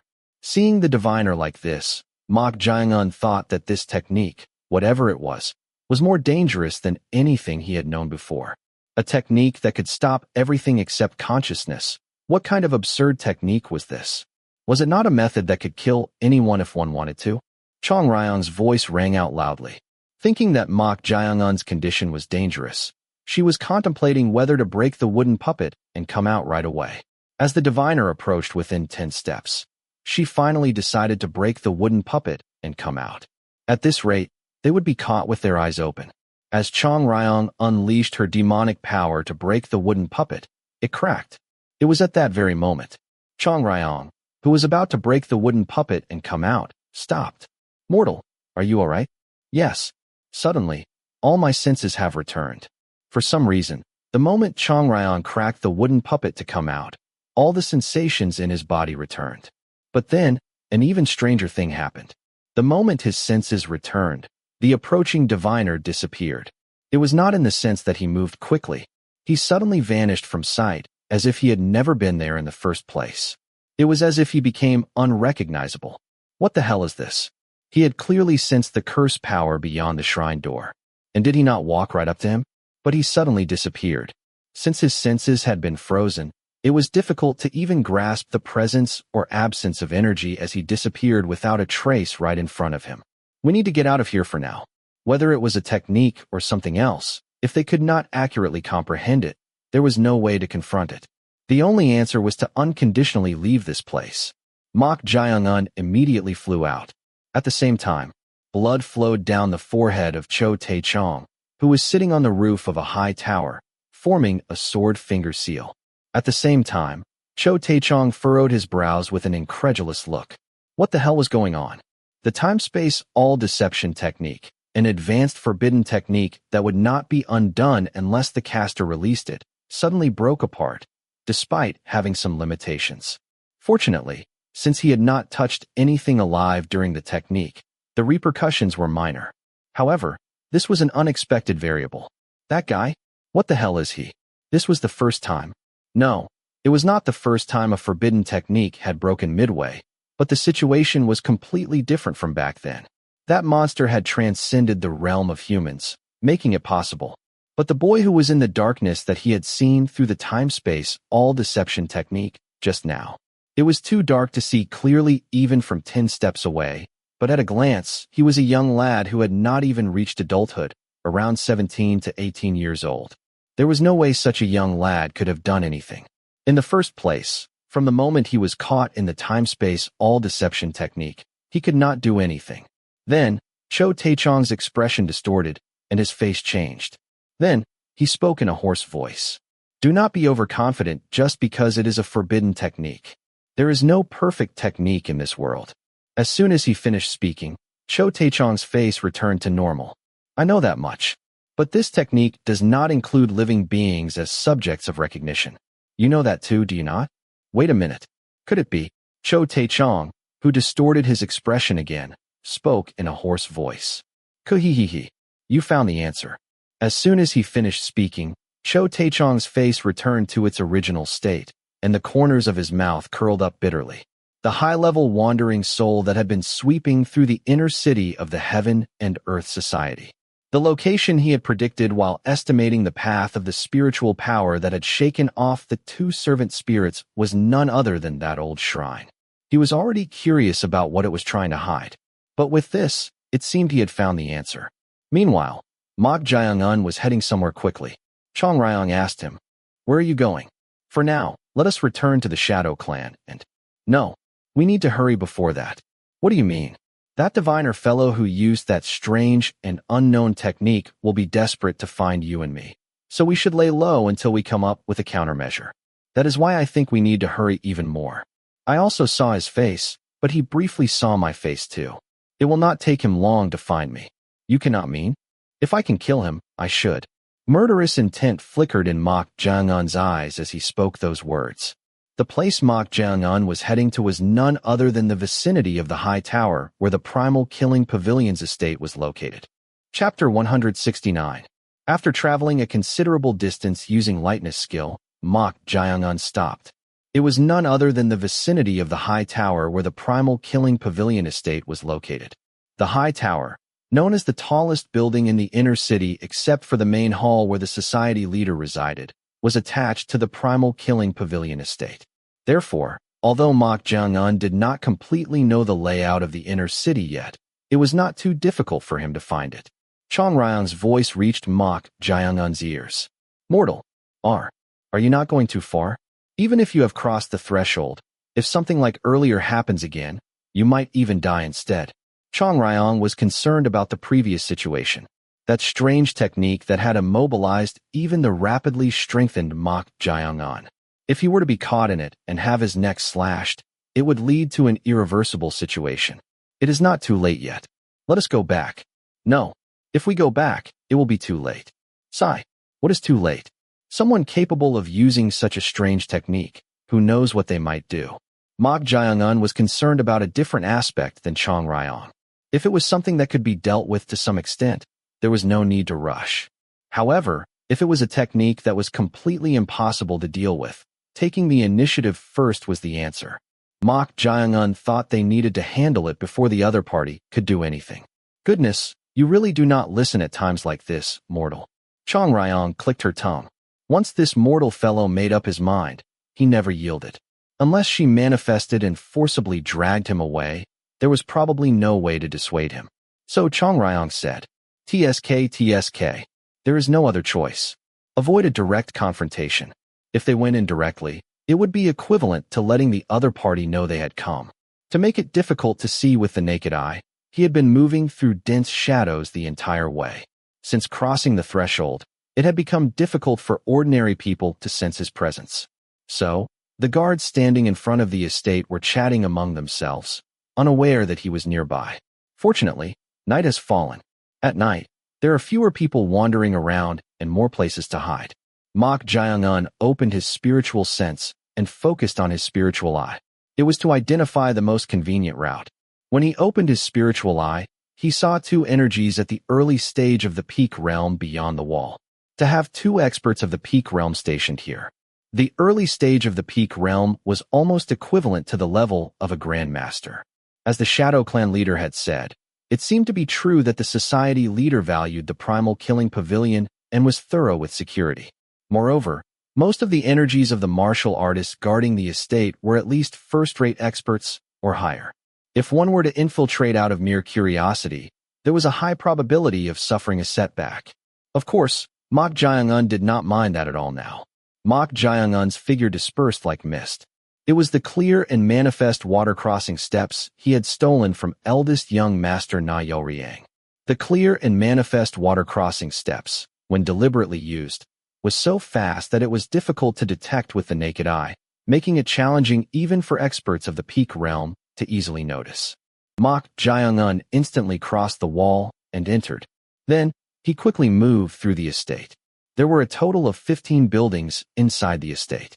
Among them, the diviner who had used that bizarre technique beyond common sense on him would be present. "Are you planning to search each one by one?" "I have to. But since that would take a lot of time, I should start with the main hall." A diviner with immense curse power capable of detecting even Chong Ryong's energy could not possibly be an ordinary person. He speculated that they would be at least an executive-level figure within the Primal Killing Pavilion. Would it not be easier to find them if you tell that Zhou Yuigong fellow about their appearance? "Oh, that is a good idea." Mok Jang-un agreed with Chong Ryong's suggestion. Zhou Yuigong, who had become the pavilion master by overthrowing his former master and previous Primal Killing Pavilion master, in COK. Then, he would immediately find out who this person was. So, Mok Jang-un headed straight to the main hall building. Throughout his use of the clear and manifest water-crossing steps, no one noticed Mok Jang-un's movements. Before long, Mok Jang-un reached the main hall of the Primal Killing Pavilion. Arriving in front of the main hall, Mok Jang-un surveyed the surroundings and sought a way to enter. Two at the entrance. Two experts at the Peak Realm were guarding it. Since the door was closed, it was difficult to enter without them noticing. Then, he spotted an open window on the second floor of the main hall. Although there were first-rate experts presumed to be escort warriors on the second-floor corridor, fortunately, there was no such person at the open window. Mok Jaeung-un formed a hand seal and used the 6-een boundary technique. The 6-een boundary technique was to detect curse power and prepare for any possible exorcism techniques. A faint curse power was felt from the open window. It seemed that an exorcism technique was set up. The only answer is to disable the technique simultaneously with entering. Mok Jaeung-un, who had formed a hand seal by bending his thumb and joining 3 fingers, chanted a technique of release and used the clear and manifest water crossing steps to insert his body into the open window while running upside down under the third-floor roof. At the same time, Mok Jaeung-un changed his hand seal to a sword seal. Urgent and speedy. Release. As he extended the sword seal forward, the surroundings became quiet. Although it seemed as if nothing had happened, the 9 talismans attached to the wall crumbled into ashes. The 9 shadows binding technique? It was an exorcism technique where 9 shadows bound the intruder and pierced holes in their limbs. It was quite an aggressive technique. As expected, the fact that it was set up meant that the window was intentionally left open. However, it did not matter. Mok Jaeung-un used the clear and manifest water crossing steps again and moved through the corridor. There were a total of 6 guard warriors guarding the second-floor corridor. They were all at the first-rate level, but none of them were particularly a hindrance to Mok Jaeung-un. Mok Jaeung-un quickly moved while disabling the exorcism formations set up intermittently and immediately went up the stairs to the upper floor. Arriving at the third-floor corridor, Mok Jaeung-un paused for a moment. There was a cloud bridge connecting to the high tower. Judging from the fact that it was set up for direct movement from the third floor, it seemed that the high tower was also used by the executives within the primal killing pavilion. However, it was strange. Why are you stopping? At Chong Ryong's question, Mok Jaeung-un surveyed the surroundings and said, I do not sense any energy. You do not sense any energy? The main hall building had up to 4 floors. He knew that the pavilion master's room was on the 4th floor, but there was no one guarding the 3rd floor. Mok Jaeung-un's spiritual sense had become even more sensitive since crossing the threshold. However, on this floor, there were no traps or guards to be seen. That made him even more wary. Mok Jaeung-un looked up. A single energy was felt on the upper floor. It was very familiar, belonging to the current pavilion master, Zhou Yuigong. Mok Jaeung-un, who had been carefully examining the surroundings, finally went upstairs. After all, Pavilion Master Zhou Yuigong was superficially his master, and being bound by the enslavement chain, he was no different from a slave, so he had no choice but to follow Mok Jaeung-un's orders. Mok Jaeung-un stood in front of the Pavilion Master's room. Mok Jaeung-un, preparing for any unforeseen circumstances, briefly formed the Hariti Mudra with his left hand and opened the door to the Pavilion Master's room with his right hand. As the door opened and Mok Jaeung-un entered, his eyes narrowed. Illusion technique. An illusion technique was being used before his eyes. Ordinary illusion techniques did not work on Mok Jaeung-un, who had opened his spiritual eye. It was because he could see that it was a false image created by curse power. The scene shown by the illusion technique depicted Pavilion Master Zhou Yuigong sitting at his desk in the office. However, in reality, inside, Zhou Yuigong was seen naked, with his limbs bound, looking dazed. Zhou Yuigong wriggled his body and let out a bizarre laugh. But his expression was distorted as if in pain. We have been discovered. There was no way he would be in such a miserable state otherwise. Mok Jaeung-un formed a hand seal and lightly waved his hand while chanting a technique of release. Then, the illusion technique that had been set at the entrance of the Pavilion Master's room was dispelled. As the illusion technique was released, the overlapping scene before his eyes disappeared, and the current Pavilion Master Zhou Yuigong's appearance, with his limbs restrained, became clear. Wait, do not approach him. At Chong Ryong's words, Mok Jaeung-un stopped in his tracks. Even without her warning, he would have stopped because he had discovered something. It was because of Zhou Yuigong. Zhou Yuigong's skin bulged out, and something was moving inside. Its shape was quite revolting, resembling a centipede. It was crawling all over Zhou Yuigong's skin, and whenever it did, Zhou Yuigong seemed to be in pain, bleeding, and suffering. However, this was not just one. There seemed to be dozens, no, hundreds of them crawling all over his body. With those things burrowing into his entire body and feeding on him, it was only natural for him to lose his mind like that. Mok Jae-un's eyes sharpened as he looked at the enslavement chain on Zhou Yuigong's arm. The enslavement chain had dug into Zhou Yuigong's wrist. He must have fought against the restraints of the chain. The one who had reduced Zhou Yuigong to this state must have tried to find out who had placed the enslavement chain on him. That is why they had committed such an act. However, once bound by the enslavement chain, one could never betray. Therefore, as the techniques clashed, it seemed to have left Zhou Yuigong in such a devastated state. Can you remove it? At Chang Ryan's question, Mok Jae-un shook his head. He had never seen such a technique before. It was rather impressive that Zhou Yuigong had not died despite having such a large number of bugs crawling all over his skin. It seems to be that guy. That guy? You mean him? The existence that had immediately noticed Chang Ryan's presence and changed course with a technique that had taken away all of Mok Jae-un's sensations except for his consciousness. It seemed that existence had reduced Zhou Yuigong to this state. Mok Jae-un, who had been staring intently at Zhou Yuigong, drew a line with his sword finger. Then, a sharp murderous intent sliced through the air of the pavilion master's room. Along with it, a red line appeared on Zhou Yuigong's neck, and then, his head fell to the floor. Mok Jae-un let out a soft breath. Since he no longer had any value as a pawn, the only thing he could do for him was to end his life mercifully. If he tried to forcibly keep him alive, it would only hold him back. Mok Jae-un chuckled. It is not as easy as I thought. The exorcism skills of Zhou Yuigong, who had earned the title of Moon Level, were unrivaled among the diviners he had encountered. For someone like him to be so helplessly defeated. Now he had a rough idea. The existence that had reduced Zhou Yuigong to this state and chased them to their doorstep after detecting Chang Ryan's spiritual power. Is it the one called Cho Tae-chong? The person Zhou Yuigong had been afraid of, his senior brother. He seemed to be the most likely candidate.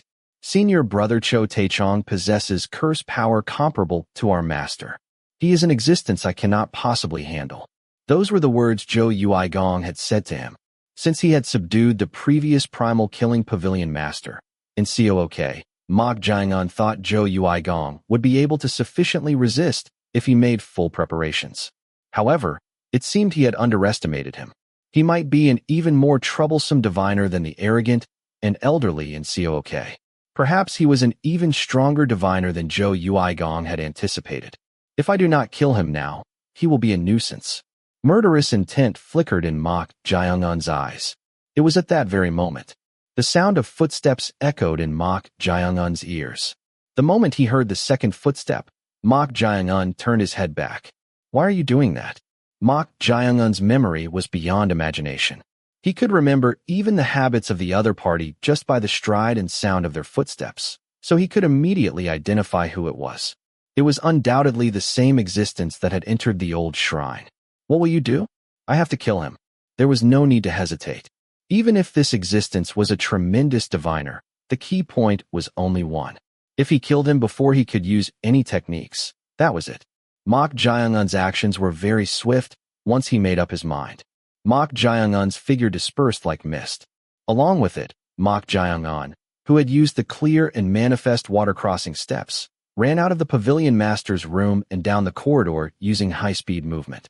To Mok Jae-un, who was using high-speed movement, the existence walking down the corridor was moving at an extremely slow pace, no different from walking. It was that ordinary-looking diviner wearing a gray yin-yang robe. This time, unlike in the shrine, his senses were not sealed, so the diviner's energy was clearly visible. The energy is overlapping? Something was strange. As he approached the guy using high-speed movement, his energy was different from ordinary people. After opening his spiritual eye, the energy became visible, and the guy's energy appeared to be overlapping. It was as if he was not a single existence, but two together. However, the overlapping energy, unlike the extraordinary curse power, was not much different from ordinary people who had not cultivated martial arts in terms of the energy itself. Therefore, there would not be much of a problem in killing him. Swish, swish, swish. Mok Jae-un, who had instantly passed by the diviner and stood right behind him, raised his murderous intent in his sword hand. Since he had not cultivated martial arts, the diviner was still walking forward at a very slow pace. So Mok Jaeung-un tried to behead him in one strike. But it was at that very moment. The forehead of the slowly walking diviner suddenly split open. For a moment, Mok Jaeung-un furrowed his brows. The reason was that the small energy overlapping the diviner suddenly surged to an unbelievable level. And that energy was extremely ominous and inauspicious. However, this would not stop Mok Jaeung-un. Mok Jaeung-un tried to behead the diviner. But just as the murderous intent of his sword hand was about to touch the neck, at that moment, something pressed down on Mok Jaeung-un's shoulder. Along with it, the floor shattered, and Mok Jaeung-un's figure fell straight down. Mok Jaeung-un's figure, which had fallen to the third floor, did not stop there and broke through the floor again, descending further. Mok Jaeung-un raised his head and looked at the existence pressing down on him. It was a pair of giant hooves. Between those hooves, he saw a pair of ferocious eyes and strange horns. Chong Ryong hurriedly said to Mok Jaeung-un. This was the evil spirit from Mount Kunlun that had been chasing her. As befitting an Imimangning-level evil spirit, its demonic power was incomparable to that of fierce beasts or monstrous beasts. Under the pressure of its force, Mok Jaeung-un's figure instantly broke through the second floor and fell to the first floor.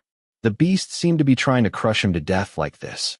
However, the moment it stepped on the solid first floor, unlike the wooden corridor, as the floor cracked in all directions, Mok Jaeung-un, who had channeled the crushing force through the soles of his feet, swung his sword hand towards the Toru's face. At that moment, one of the Toru's ferocious eyes was split in half, and purple blood spurted out. The Toru, with one eye slashed, let out a roar of pain. The roar created shock waves and shook the surroundings. The walls shattered, and it was utter chaos. Along with it, the enraged Imimangniang Toru thrashed about, trying to trample Mok Jaeung-un, who had cut out its eye, with its hooves. What a nuisance! As Mok Jaeung-un dodged it and tried to counterattack, it was at that very moment. The Toru's hooves were blocked by some invisible barrier. What is this? As he was wondering, a pretty short-haired girl in maid attire, with one hand forming a seal, urgently shouted to Mok Jaeung-un while gesturing. Follow me right now. Chapter 170. The Toru's hooves were blocked by some invisible barrier. Curse power could be felt from the barrier. It was at that moment. A pretty short-haired girl in maid attire, with one hand forming a seal, urgently said to Mok Jaeung-un while gesturing. Follow me right now.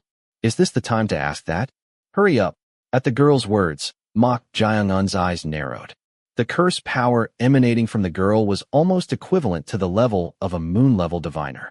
But why was this girl dressed like this? As he was puzzled, Mok Jaeung-un looked up. The Imimangniang Toru roared and tried to break through the barrier with its hooves. Mok Jaeung-un clicked his tongue inwardly. Things had already escalated, so it seemed wrong to kill the beast.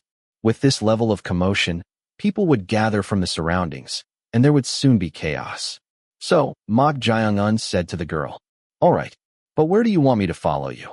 At Mok Jaeung-un's words, the girl, while maintaining the seal with one hand, took something out from her waist with the other hand. She put it on her finger and then rotated it in the air. Surprisingly, something like smoke flowed out in the air, creating a circular entrance. I cannot maintain it for long. Hurry. With those words, the girl entered the circular entrance first. So, Mok Jaeung-un, puzzled, followed her inside. Then, the smoke dispersed, and the entrance disappeared. Shortly after, red haze rose mysteriously from the first floor, and then sand grains surged upward all at once, filling the place where Mok Jaeung-un had been. Boom, boom, boom, boom, boom. An irritated voice flowed from the mouth of the diviner Cho Tae-chung, who had his right hand forming a seal. Look at this fellow. The voice was quite hoarse. The diviner Cho Tae-chung shook his head and clicked his tongue. He had tried to make the one who dared to target him pay the price, but he had disappeared somewhere. Was it a diviner? He had felt considerable curse power from below for a moment. With this level, it could be seen as a skill almost reaching the level of a moon-level diviner. Then, could it be that this was also an exorcism technique? Cho Tae-chung touched the back of his neck. The foreign sensation felt in his palm. It was because the flowing blood had stained his palm. Cho Tae-chung gritted his teeth and spoke in a hoarse voice. If I had not switched, you would have had your neck sliced and died. At his words, Cho Tae-chung's body trembled. As if reacting to anger, Cho Tae-chung snorted and looked at the hole in the floor. Is it that guy? While struggling to protect himself, he could not properly see the guy's face. Cho Tae-chung looked at the hole in disbelief. Who the hell was this guy? Although he had been released from the time-space all-deception technique thanks to the unexpected variable of the wandering soul in the old shrine, he could not accurately perceive what had happened until then because all his senses and consciousness had been taken away. But he had come here right away? Could it be that he was conscious? Or did he notice because of that wandering soul? Whatever the case, one thing was certain. The guy had noticed what had happened in the old shrine and targeted him. Then, he needed to find this guy quickly.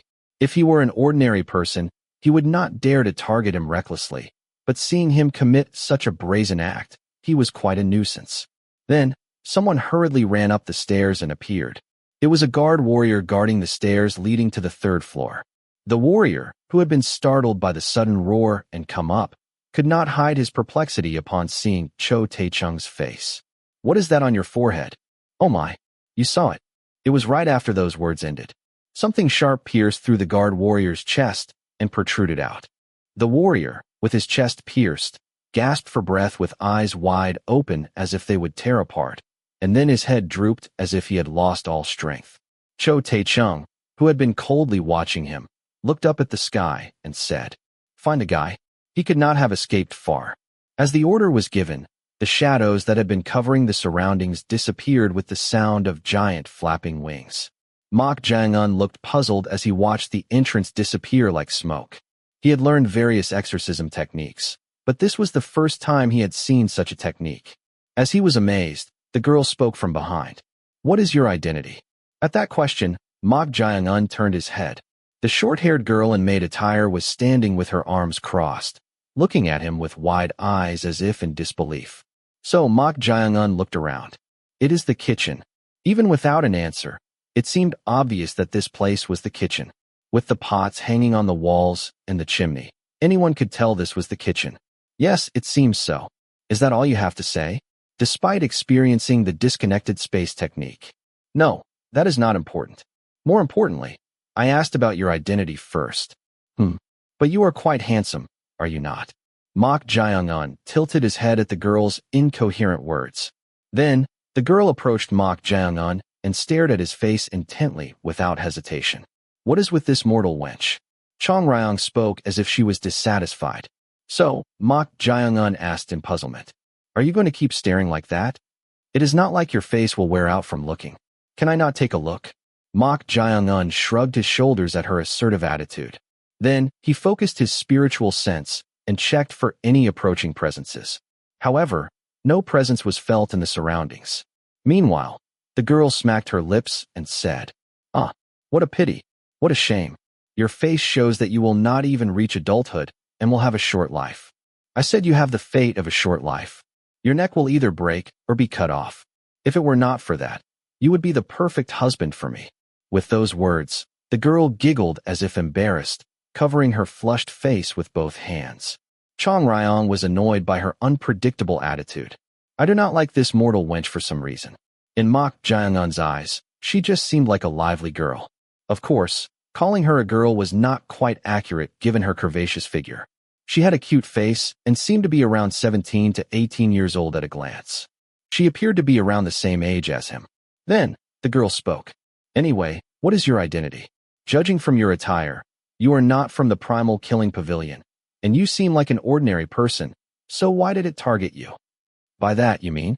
That? Oh, how should I explain this? It is really bothersome to explain this to an ordinary person, and they do not easily believe it, so it is difficult. Just tell me, and I will understand it in my own way. It will be hard. Ordinary people usually cannot accept such things. If I could not accept it, I would have had no reason to follow you through that smoke-made entrance earlier. Ah, is that so? What made you trust and follow me? Did she not tell him to follow her? She seemed to have a rather inconsistent personality. So Mok Jang-un said, your attire is that of a maid, but considering the technique earlier, Are you perhaps a diviner? Oh, it seems you are not an ordinary person. At her question, Mok Jaeung-un smiled brightly and replied, I know a little. A little? You were just at the beginner level, yet it targeted you. By that, do you mean the evil spirit from earlier? It is not just a little. You are also someone from this field, right? Yes, this field. Seeing as it targeted you, you are not from the primal killing pavilion, right? Although her way of speaking was difficult to understand, Mok Jaeung-un could deduce two things from this question. This field seemed to refer to those who dealt with exorcism techniques, and she did not seem to be from the primal killing pavilion.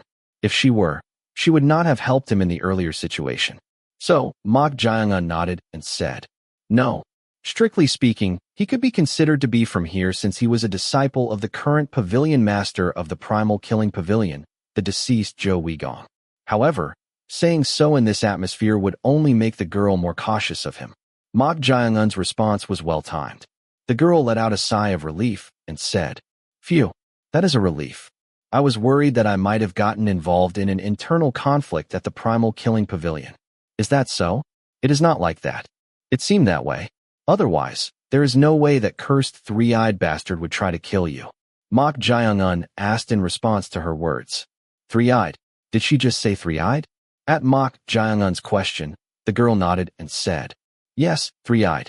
The red falling star of Mount Kunlun, the evil spirit from earlier, is also a servant spirit controlled by that three-eyed bastard, right?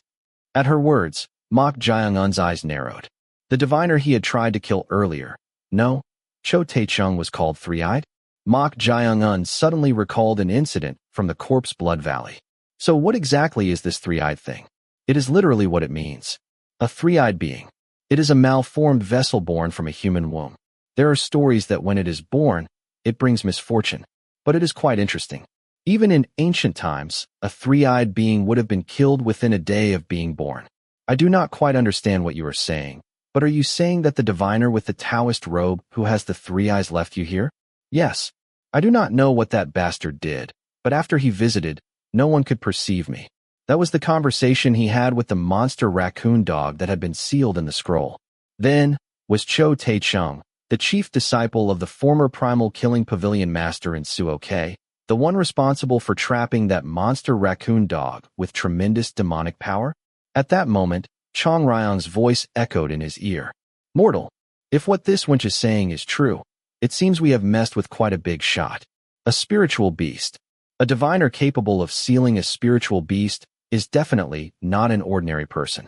With that level of skill, they would be considered a monster worthy of being called a divine diviner, the pinnacle of diviners.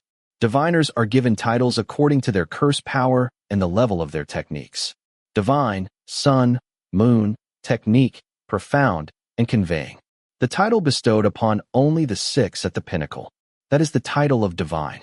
Diviners who received this title were limited to only six throughout the Central Plains, and they were known as the six divine diviners. Divine diviner. Was Cho Tae-chung truly at the level of a divine diviner, as Chong Ryong said? As he was puzzled, Mok Jaeung-un asked the girl, Has the person you mentioned, the three-eyed, reached the level of a divine diviner? What are you talking about? Suddenly, the girl pouted her lips and said, How can a malformed vessel no different from an evil spirit be placed on the same level as my master? One of Mok Jaeung-un's eyebrows raised. Could it be that her master was a divine diviner? Is your master a divine diviner? At Mok Jaeung-un's question, the girl suddenly shrugged her shoulders and spoke with a proud expression. Humph. Well, yes. He had suspected it, but it was really true. He had guessed that she was not an ordinary girl, but to think she had a divine diviner, the pinnacle of diviners, as her master. This was more surprising than he had thought. Then, the girl said, Since you work in this field, you have probably heard of it. Have you heard of the harmonious, immortal pavilion master? Harmonious, immortal pavilion master? Mok Jaeung-un had no way of knowing.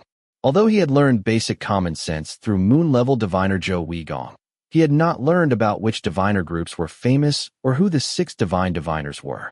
Naturally, he did not know, but when he did not, the girl spoke in disbelief. What? You really do not know? Scarlet-tailed old immortal of the harmonious, immortal pavilion. Scarlet-tailed old immortal? No way. You really do not know? Are you sure you are from this field? Which pavilion are you from that you do not even know who my master is? No. At Mok Jaeungun's words, the girl unconsciously held her breath and closed her mouth. Wondering why he did that, Mok Jaeungun looked towards the northeast. Then, before long, the girl furrowed her brows. That was because of the very faint demonic power felt from outside the building. This was the demonic power emitted by an evil spirit. The girl looked at Mok Jaeungun with surprised eyes. What is with this person? He noticed this demonic power even before me? Chapter 171. The girl looked at Mok Jaeungun with startled eyes. What is with this person? He noticed this demonic energy even before I did. Among the beasts, those that reach the level of monsters become cunning enough to conceal and hide their own demonic energy. If such monsters intentionally conceal their demonic energy, it is difficult for average diviners to detect it, so she could not hide her surprise at him noticing it first. Could he be a diviner of the moon level or above? At first, she had thought Mok Jaeungun was a martial artist. That is why she helped him, thinking she might get assistance if she saved his life. However, upon closer inspection, he was not a martial artist, but someone from the same industry. In that case, they might be able to communicate better. The girl whispered, "You are quite sensitive to demonic energy, are you not? I also just noticed this demonic energy. If you are this sensitive to detecting demonic energy, you are not an average diviner. Which pavilion are you from?" At this, the girl held her breath again and shut her mouth. Even while talking about this and that, she readily followed his instructions. At that moment, Chong Ryong spoke to Mok Jaeungun, the one that tried to trample and crush you with its hooves earlier. "Oh, there seems to be one more besides that." "One more?" "Ah, it is Hume one."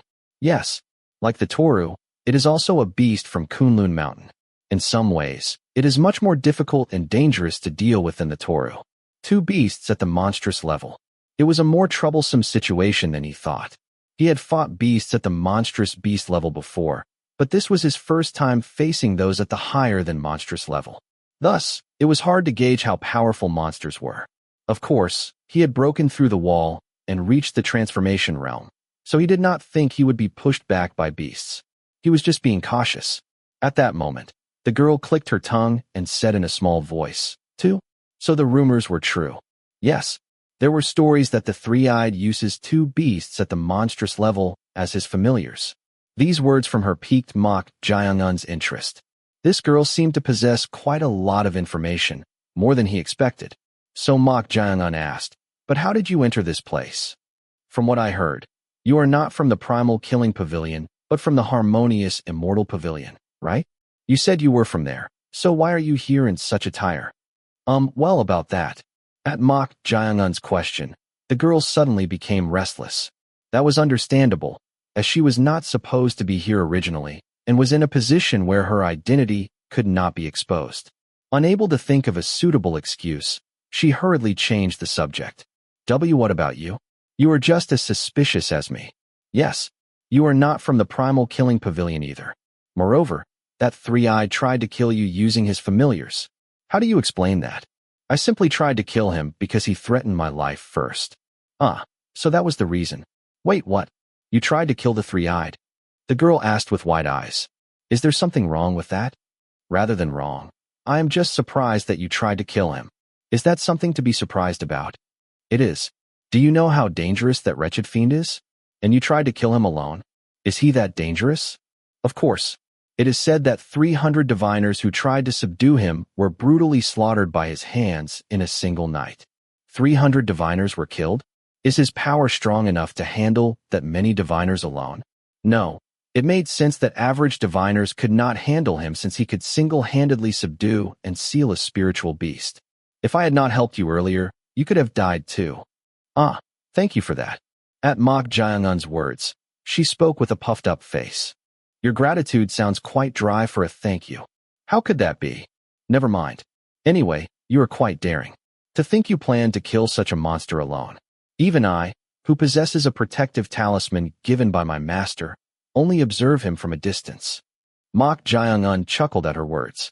The girl had unintentionally revealed why she was here. Realizing this, her face turned red, and she stamped her feet. "Arg, how can you pry information out of others like this? You directly told me with your own mouth. I did not pry it out. Shoo, please be quiet. If you continue being noisy like that, I think the monsters outside will notice. At this, the girl stopped stamping her feet and tightly shut her mouth. Being rowdy risked being discovered by the beasts. Mok Jaeung-un said to her. Anyway, you received orders from your master to monitor that three-eyed, right? Since she had already been exposed by her own words, there was no point in lying. The girl answered honestly. Yes. Is it for revenge? Yes. Did you not say he killed hundreds of diviners? Among that many diviners, there might have been some related to the girl or her so-called master. At this, the girl shook her head. No. Mok Jaeung-un asked in puzzlement. If not for revenge, then why are you monitoring that three-eyed? Because he is dangerous. I do not know the details either.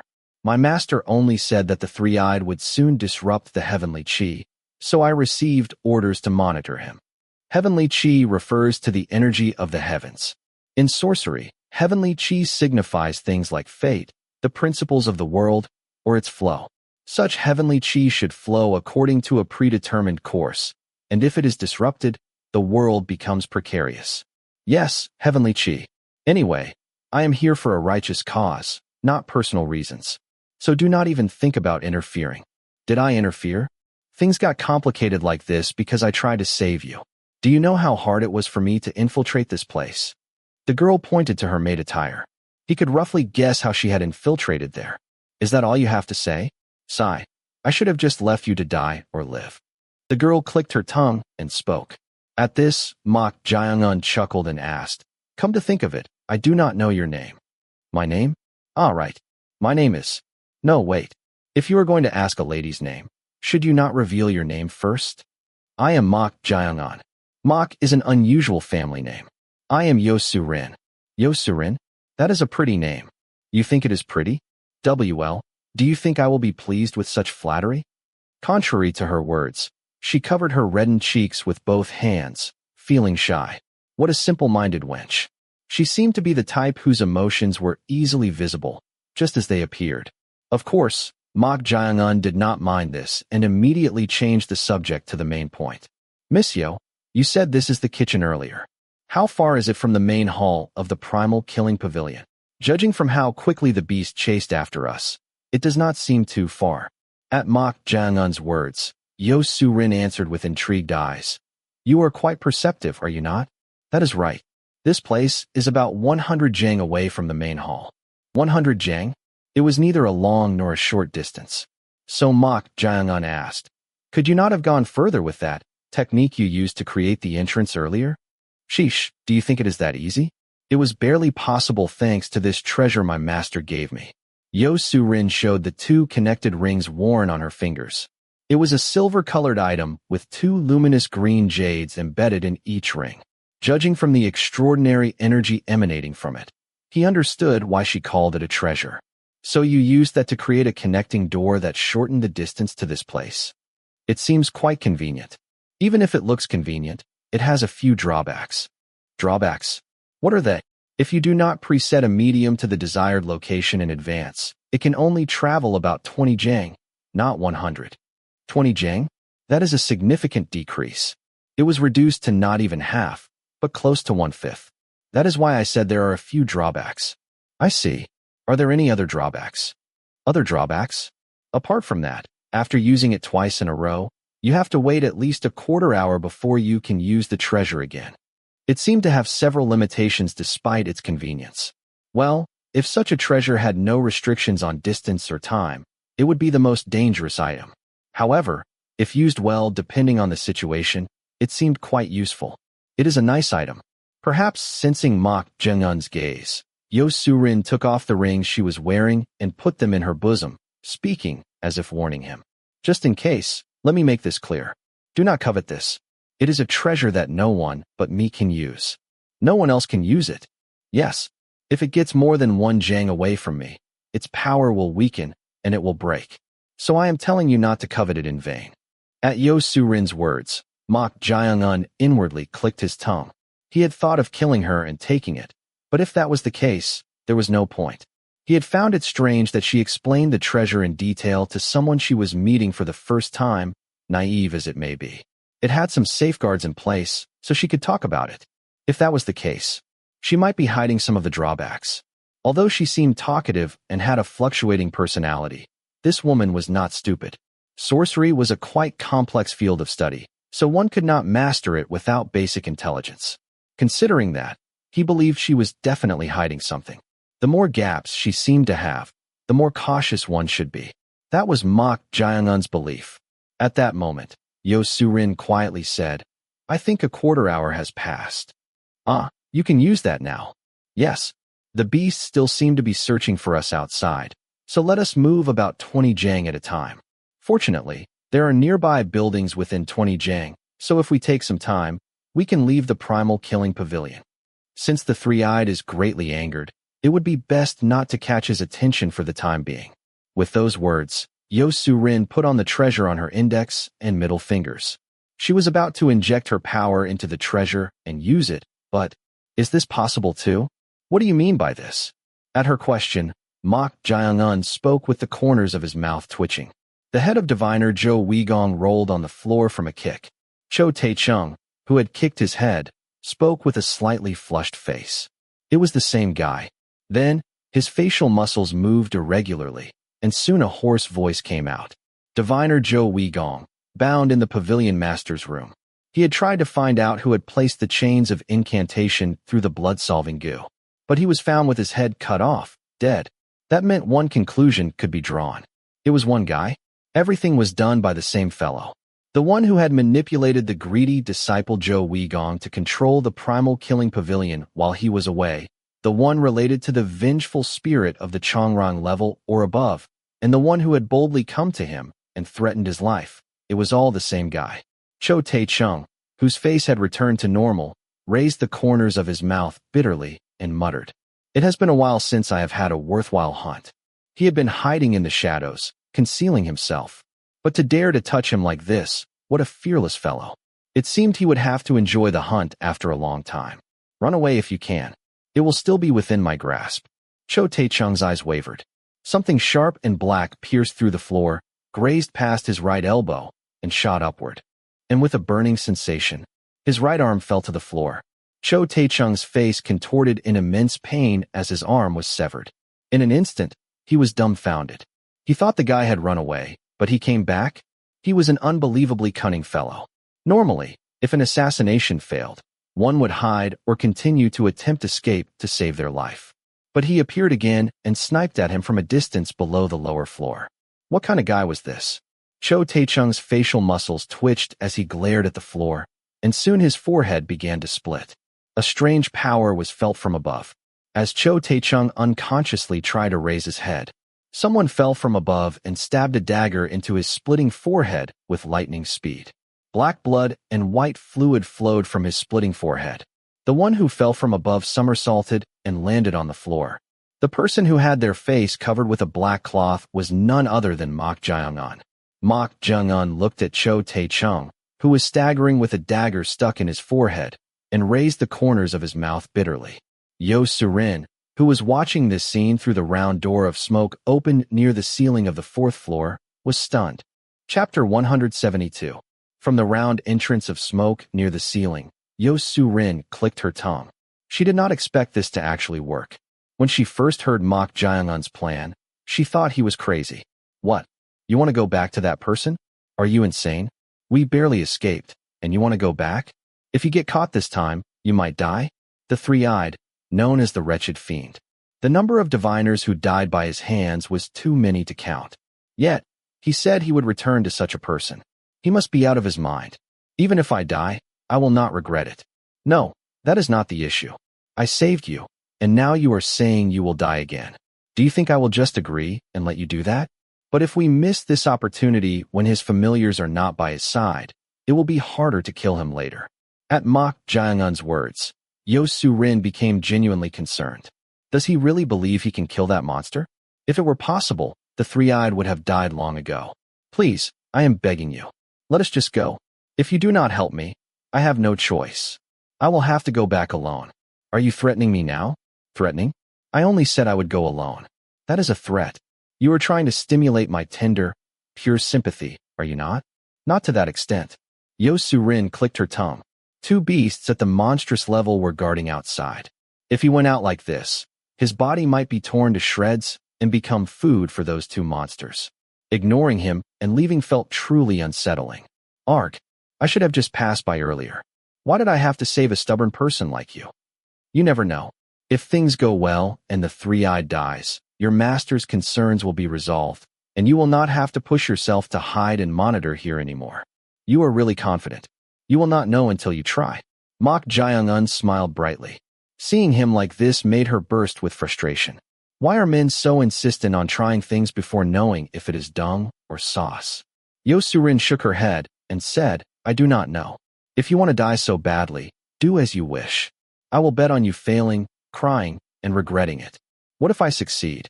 What will you do if I succeed? No. Why is he showing such confidence? Does he have some hidden trump card?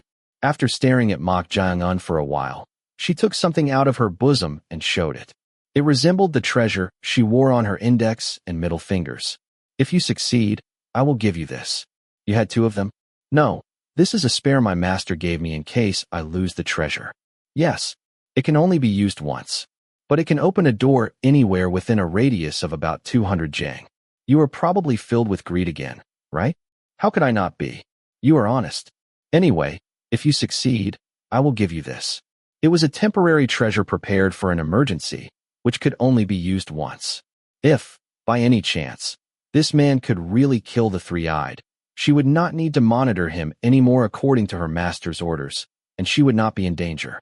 Yo Su-rin grabbed the sleeve of Mok Jae-un's arm and said, If you want this, then make sure to succeed. I really do not want to see you trying to commit suicide after I saved you. I will have to succeed, even if it is just to get what you are offering. I guess you are more interested in the leftovers than the main dish. You are quite unusual. Sai, so what is the plan? I have no intention of helping if I feel like I will be in danger. Just open the entrance. As long as you open it at the exact location I specify at the moment I give the signal. And close it right away since it is dangerous. Is that really all you need? Yes, that is all. What is he thinking? Is that really enough? It was truly puzzling for her. This person knows martial arts. It was a part Yo Su-rin had not predicted at all. She was convinced that Mok Jae-un, who was knowledgeable about sorcery and techniques, must be a diviner from the same industry. But she could not help but be surprised by his martial arts skills that surpassed her expectations. She had heard that only martial artists with quite advanced skills could send sharp energy from a sword over a long distance. Yet Mok Jae-un was capable of that. Could it be that he is not a diviner but a martial artist? Just seeing him somersault and land, he was far from ordinary people. Who exactly is this person? Did he learn both sorcery and martial arts? At that moment, Mok Jae-un raised his head and looked at Yo Su-rin. Seeing him like this, she clicked her tongue. He is telling me to give it to him. Yo Su-rin immediately understood why Mok Jae-un was looking at her.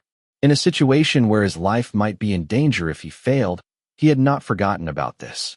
He must have really coveted it. Impressive. Truly impressive.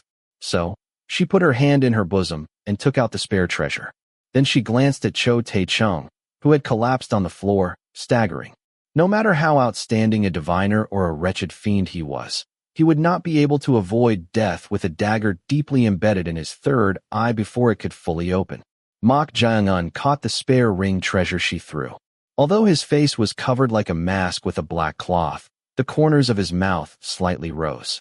Even if it could only be used once, it was sufficiently valuable. He had to kill the enemy anyway, so getting this on top of that was quite a bonus. Mok Jae-un looked through the door of smoke open in the ceiling and said, Are you not coming over? At Mok Jae-un's question, Yo Su-rin slightly poked her head out and said, He is definitely dead, right? At that moment, Chong Ryong let out a sigh. Mok Jae-un asked in puzzlement, Why are you sighing? That wretched girl said something inauspicious. What do you mean? Keep this in mind. After fighting an enemy, it is best to avoid saying things like, he is dead, right? Is he dead? Or did you get rid of him? Is that a problem? In my long experience, when someone says such useless things, it is an ominous sign. Before Chong Ryong could finish speaking, at that moment, the body of Cho Tae-chung, who had collapsed with a dagger stuck in his head, stood up straight, as if someone had lifted him. Yo Su-rin hurriedly formed a simple hand seal with her left hand. Pack, pack, pack, pack, lim, byung, gi, jin. 5 spirits heavy strike technique. As she extended her hand, a huge pillar of energy shaped like a beam descended upon Cho Tae-chung, whose body had been lifted. It had the force to instantly flatten Cho Tae-chung's body. Before it could even touch him, it was split into a cross shape. What was happening? The power emanating from Cho Tae-chung was beyond imagination. It possessed an ominous and evil energy that was hard to believe belonged to a human. At that moment, Cho Tae-chung reached out his left hand towards Yo Su-rin. Then, Yo Su-rin's body on the ceiling was about to be pulled towards him. How persistent. However, in that instant, Mok Jae-un used his clear and manifest water crossing steps to appear in front and tried to cut off Cho Tae-chung's left arm with the evil commandment sword. But at that moment, the surroundings were shrouded in dark shadows, and Mok Jae-un's movements froze in place. All his senses were lost, and once again, everything except his consciousness was taken away. In this situation, Mok Jae-un saw Cho Tae-chung's strange state. With his eyes rolled back and a dagger embedded in his forehead, he was no different from a dead person. Yet, how could he move in this situation? Moreover, he seemed to have no consciousness at all. At that moment, something appeared as Cho Tae-chung's cheeks split open. It was none other than an injured eyeball. The center of the eyeball was sunken as if stabbed by something, and black blood flowed from it. As he thought that, Cho Tae-chung opened his mouth, staggering with a hoarse voice. "You damn human, how dare you stab my eye?" That voice was filled with anger and murderous intent. Seeing him like this, Mok Jae-un, with only his consciousness alive, inwardly clicked his tongue. Considering he was alive despite his eye being stabbed and a dagger penetrating his brain, he was already a being that could hardly be considered human. It seemed there was a reason he was called a wretched fiend. "I will make you feel the same pain." With those words, Cho Tae-chung snatched the evil commandment sword from Mok Jae-un's hand. And as he gripped the hilt, flinch, tremble. At that moment, Cho Tae-chung's injured eyeball trembled. What is with this sword? Suddenly, a spiritual energy trying to interfere with his consciousness through the sword's hilt made Cho Tae-chung hurriedly try to let go of the sword. It was at that very moment. In a brief instant, Cho Tae-chung's neck was severed. Thanks to the interference with his consciousness, his power was disrupted for a moment. Mok Jae-un did not miss that moment. In that fleeting instant when his senses temporarily returned, he cut off the guy's neck. You are quite unlucky. He finally had a chance to kill him, but when he tried to take revenge by grasping the demonic sword, the evil commandment sword, he suffered a setback. At that moment, Yo Su-rin, who fell from the ceiling to the floor and landed on her bottom, was dumbfounded. Ouch, my butt. What is going on? Eek. She could not hide her bewilderment upon seeing Cho Tae-chung's severed neck. What on earth had happened? It felt like only her time had stopped for a moment and then flowed again. It was as if the flow had been cut off. Chong Ryan clicked his tongue and said, "What a truly bizarre fellow. To revive even after the source of his energy was stabbed and his brain was penetrated. He had a truly tenacious vitality that could no longer be considered human, but a beast. But now that his neck was severed, it would be difficult for him to truly revive. Or so he believed, but a strange thing was happening inside Cho Tae-chung's severed head. The third eye with blood vessels rising. Unlike the dead body, that eye possessed its own sense of self. It was a clear mistake.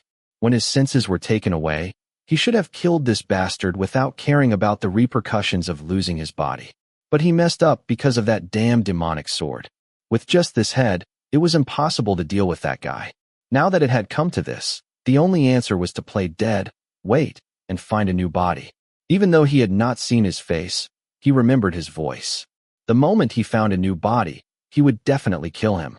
Right at that moment, Cho Tae-chung's head was crushed. It was because Mok Jae-un had stepped on the head. What are you doing now? Yo Su-rin protested, unable to bear the sight of the head being crushed, but Mok Jae-un ignored her and continued to step on Cho Tae-chung's head. Then he put his hand into the crushed, miserable thing and took something out. It was none other than the eyeball. This bastard. The blood vessels in the eyeball were raised and trembling wildly. Looking at this eyeball, Mok Jae-un chuckled and said, I had a hunch. but it seems to be an independent existence separate from the dead body. At these words, the eyeball could not hide its inner bewilderment. This bastard had noticed its true nature. Until now, even diviners had not detected it, but its existence was exposed to a guy like this? It is commendable that you noticed my existence, but you made one mistake. You should have at least avoided direct contact with me. At that moment, blood vessels shot out from the eyeball and dug into the flesh of Mok Jaeongun's fingers. I will take over your body like this. Arg. Sizzle. The blood vessels that had dug into the flesh were soon burned. The eyeball was dumbfounded. It had tried to penetrate his skin and consume his blood and nerves. But this bastard's blood was poison itself. The poisonous energy coming through the blood vessels was too painful. The eyeball trembled and twisted in agony. Seeing this, Yo Su-rin said with wide eyes, the eyeball seems to be suffering and shrinking. Chapter 173. Looking at the eyeball shrinking in agony, Mok Jaeongun chuckled. The guy who had exuded such tremendous power and triggered caution when he had a body was now powerless and could not do anything. As expected, although it was somewhat of a gamble, the venture had succeeded. If he had not dealt with the guy now, more troublesome things would have happened. Anyway, he had found out the true nature of the guy's real body and neutralized his power, so should he crush it now? The eyeball, already suffering from the poison, hastily revealed its voice when Mok Jaeongun pressed it, feeling its life was in danger. Please spare me. Oh, it can speak. Yo Su-rin looked at the eyeball with wide eyes. On the other hand, Mok Jaeongun, without showing any surprise, lifted the eyeball to face his own eyes. Then, he smiled brightly and said, So you can talk. Cuff, this bastard. You are not coming to your senses. Mok Jaeongun applied more force to his fingers. Then, the eyeball desperately shouted at Mok Jaeongun. Stop. Please stop. Stop what? Just die like this. As Mok Jaeongun applied more force, black blood spurted out from various parts of the eyeball. Then, the eyeball's attitude changed drastically. Please spare me. Spare me. I will do anything you want. So please let me live. Seeing the eyeball turn cowardly, Yo Su-rin raised the corners of her mouth and showed interest. Considering that the eyeball itself possessed a will, it was undoubtedly a monster. To think that demonic energy had infused into an eyeball, a mere part of the human body, and given itself will. It was a new fact that had not been known to the diviner community. At that moment, Mok Jaeongun said, What can you do in that state? Tell me what you want. I will do anything. If you desire gold, silver, and treasures, I will fill the storage to the brim. If you want power, I will use my influence to make you an executive of the Heaven and Earth Society. Or if you desire strength, I will obtain any martial art or spiritual medicine you want. The eyeball stated everything it could do. If it could just overcome this crisis, opportunities would arise at any time. There was no need to consider it cowardly. In the first place, self-esteem was just an unnecessary emotion that humans possessed. Please just spare my life. After granting your wish, I will go far away and never get involved with you again. You are making quite tempting offers. Just spare me. I will keep my promise. How did you do that earlier? What are you talking about? You stopped all senses and movements except for consciousness, as if time had stopped. At Mok Jaeongun's words, the eyeball could not hide its bewilderment. That was because when performing the time-space all-deception technique, a supreme forbidden technique, the only one who could have a flow within that space was the caster. For all living beings except the caster, time and space itself would come to a halt. Who the hell is this bastard? It did not make sense. He had consciousness within the time-space all-deception technique. This was a technique of the supreme forbidden arts that was prohibited even in ancient times when the celestial realm was said to be open. Although there were several restrictions, no one could possess consciousness within it. To have consciousness in that state, could it be that you are not a living being? Asking a rude question to someone who is breathing just fine. No, how can a living human? Enough with the nonsense. How do you perform that technique? At Mok Jaeongun's words, the eyeball remained silent for a moment. Whatever the case, the important thing right now was to somehow please this bastard and survive. Are you referring to the time-space all-deception technique? Oh, so that is the name of the technique. Yes. I would like to learn that technique. At Mok Jaeongun's words, Yo Su-rin, who had been watching, interjected. What technique? Ah, there is something like that. As Mok Jong-un waved his hand lightly as if telling her to ignore it, Yo Su-rin approached and linked arms with him, saying, "Hey, we have gone through life and death together, almost like comrades in arms. Teach me too." Yo Su-rin pulled Mok Jong-un's arm close to her ample bosom. Men were subtly weak to such temptations. She had tried it a few times on her brothers and found it very effective. "What are you doing?" This was not the reaction she expected. Usually, they would get shy or happy in this situation. Does this person not like this kind of thing? As she wondered, Mok Jong-un tilted his head and asked, "Are you trying to seduce me with your body?" Instantly, her face turned red. "No, what are you saying? Who is seducing with their body? You are more mischievous than you look." Yo Su-rin unlinked her arm and stepped away from Mok Jong-un. It was truly embarrassing. She had seen many men, but this was the first time she had seen someone say such things so nonchalantly with a dry face and eyes. She was feeling more embarrassed herself. As she moved away, Mok Jong-un asked the eyeball again, "It would be even better if there is a book that compiles that technique." There is no such book. The time-space all-deception technique is a supreme forbidden technique consisting of 63,850,987 pictograms. It cannot be learned in a short period. Yes, it is written in a script before Chinese characters, and it takes several years just to familiarize yourself with and memorize it. Several years. It is quite long. It takes a considerable amount of time just to transcribe it. If you really want, I can do it if you provide me with a new body. It is just that it will take that much time. At the eyeball's words, Mok Jong-un clicked his tongue. Memorizing was not a problem. However, if it took that long to transcribe, it was essentially a technique he could not learn right away. Moreover, whatever the case, he could not give this eyeball a body. "You are not trying to deceive me, are you?" "I swear on my existence. This is absolutely not a lie." "An oath, huh? Well then, do you have any other useful techniques?" "Apart from the Pavilion Master's room, I have my own private office. There are 3 books sealed with the 8 trigrams technique. I have recorded the sorcery, techniques, and so on that I have collected over the years. If there is anything else you want, tell me. As long as you spare my life, however much." Before the eyeball could finish speaking, at that moment, a huge shadowy flap of wings appeared in the Pavilion Master's office where they were. At the same time, the monster Toru appeared, its size reduced, scraping its front hooves on the floor with an angry expression. "They are here quickly." The eyeball clicked its tongue inwardly. If they had come a little earlier, this mess would not have happened. It was too late now. If Mok Jong-un applied just a little more force with his hand, it would burst and die. The tremendous demonic energy of the 2 monsters overturning their surroundings made Yo Su-rin take out a talisman and assume a combat stance. "TSK, I forgot about the beasts." Mok Jong-un replied with an indifferent gaze, looking at the monsters blocking the left and right. "Hey, eyeball, quickly order them not to attack." "Eyeball, this wench, really?" At her words, the eyeball's insides boiled, but it managed to endure and spoke. "Toru, Home 1, stop." But something was strange.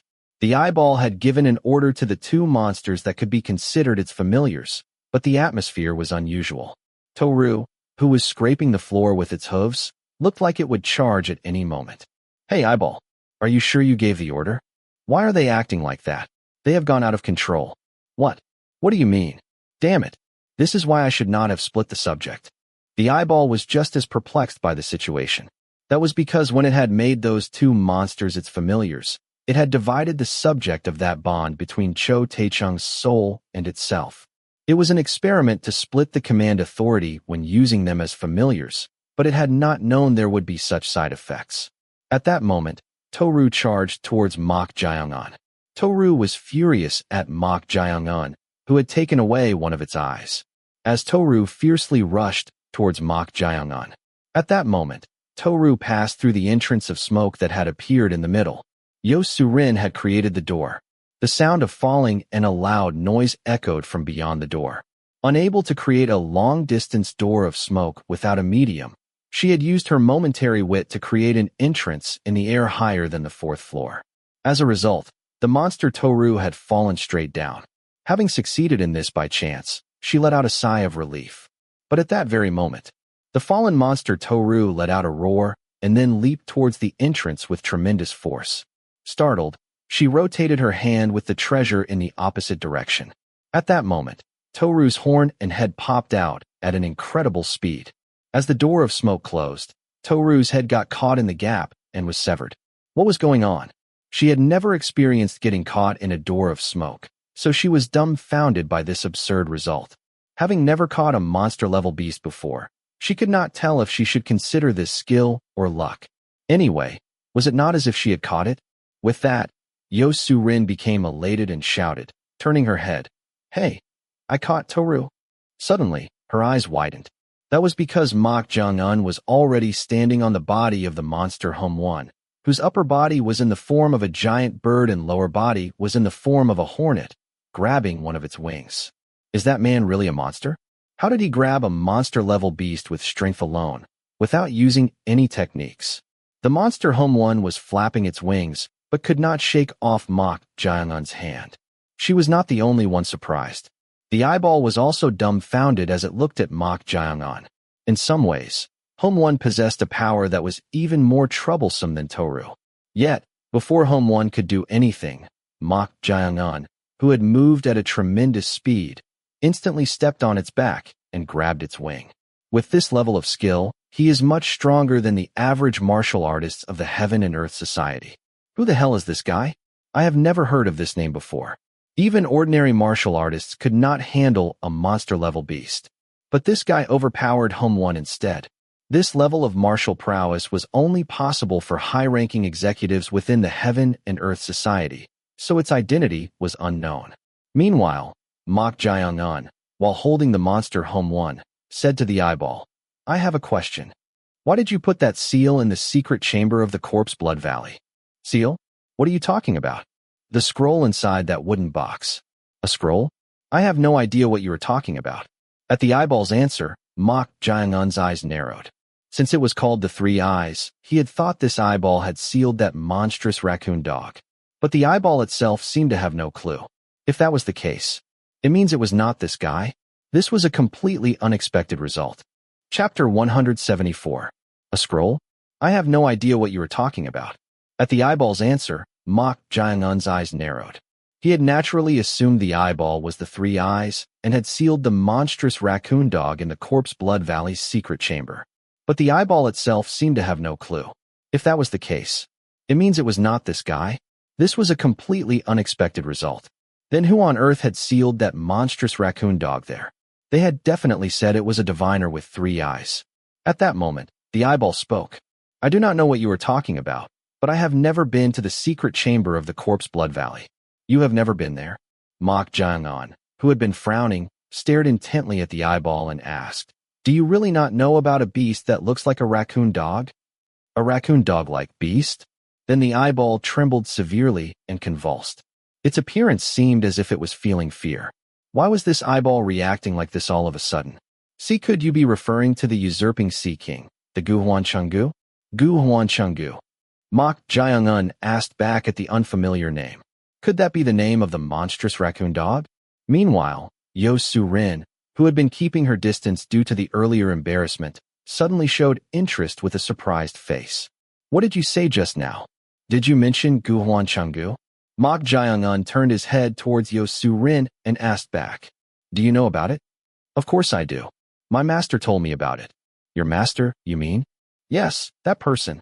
Scarlet-tailed old IH Mortal.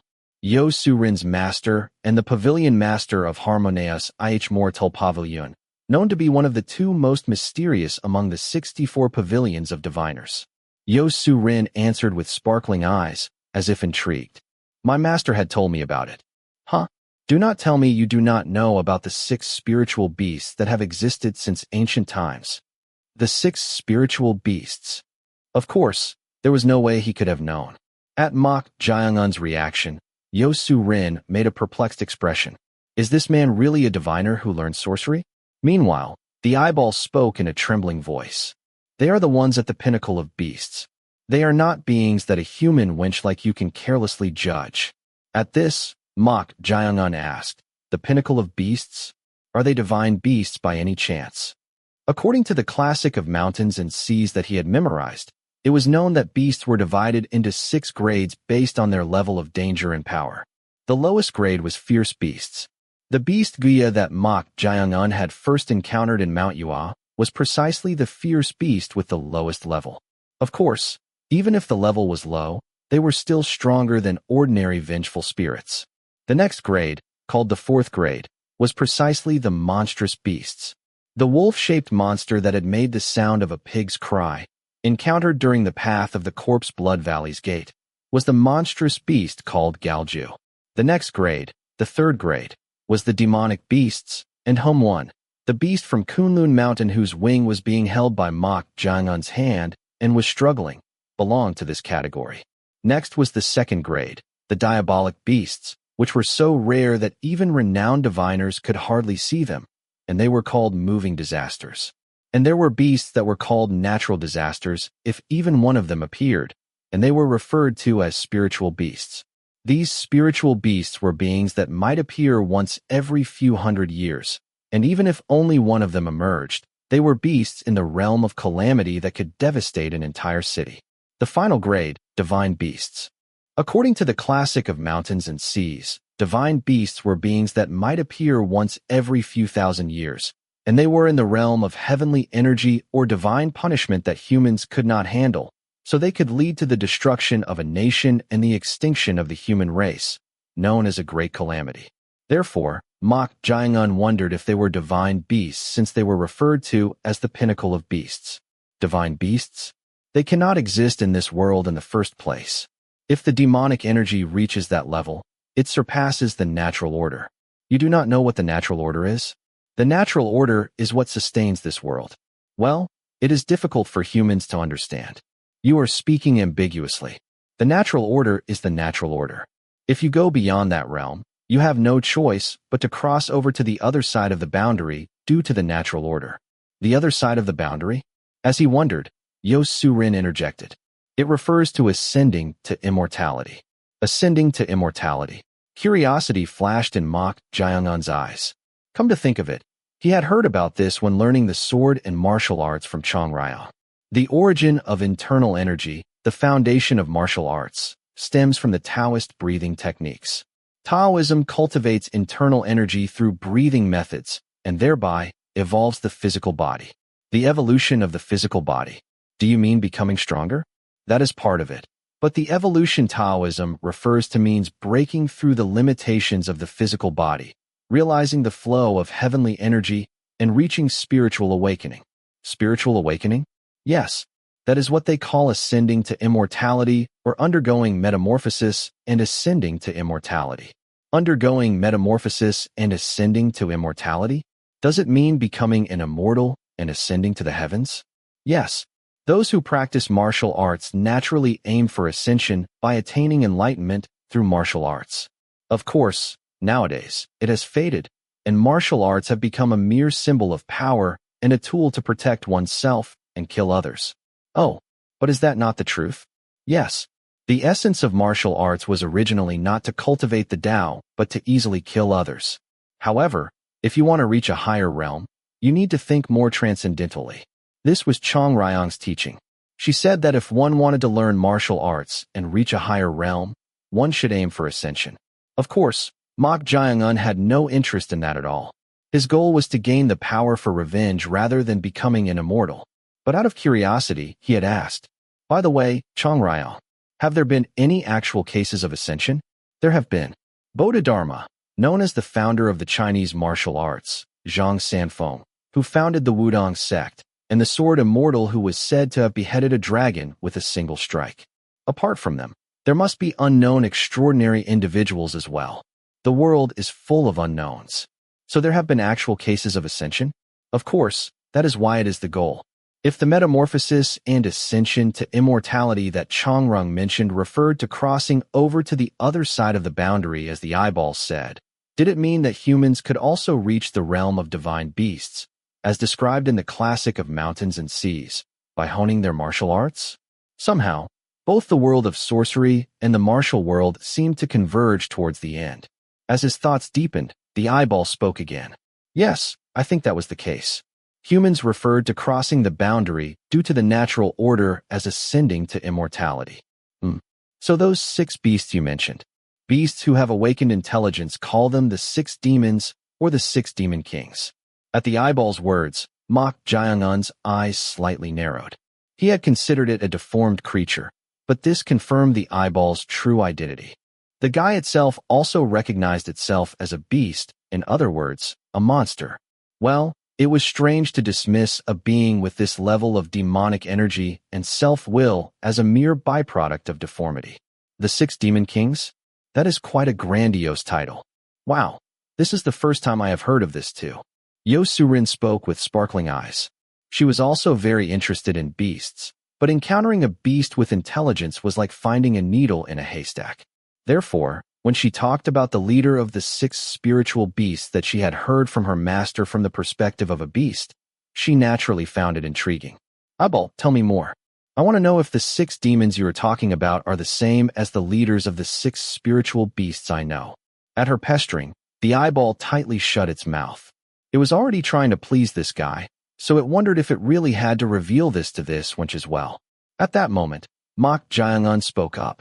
Regardless of what they are called, anyway, that monstrous raccoon dog is called Guhuan Chenggu, right? It is the usurping Sea King.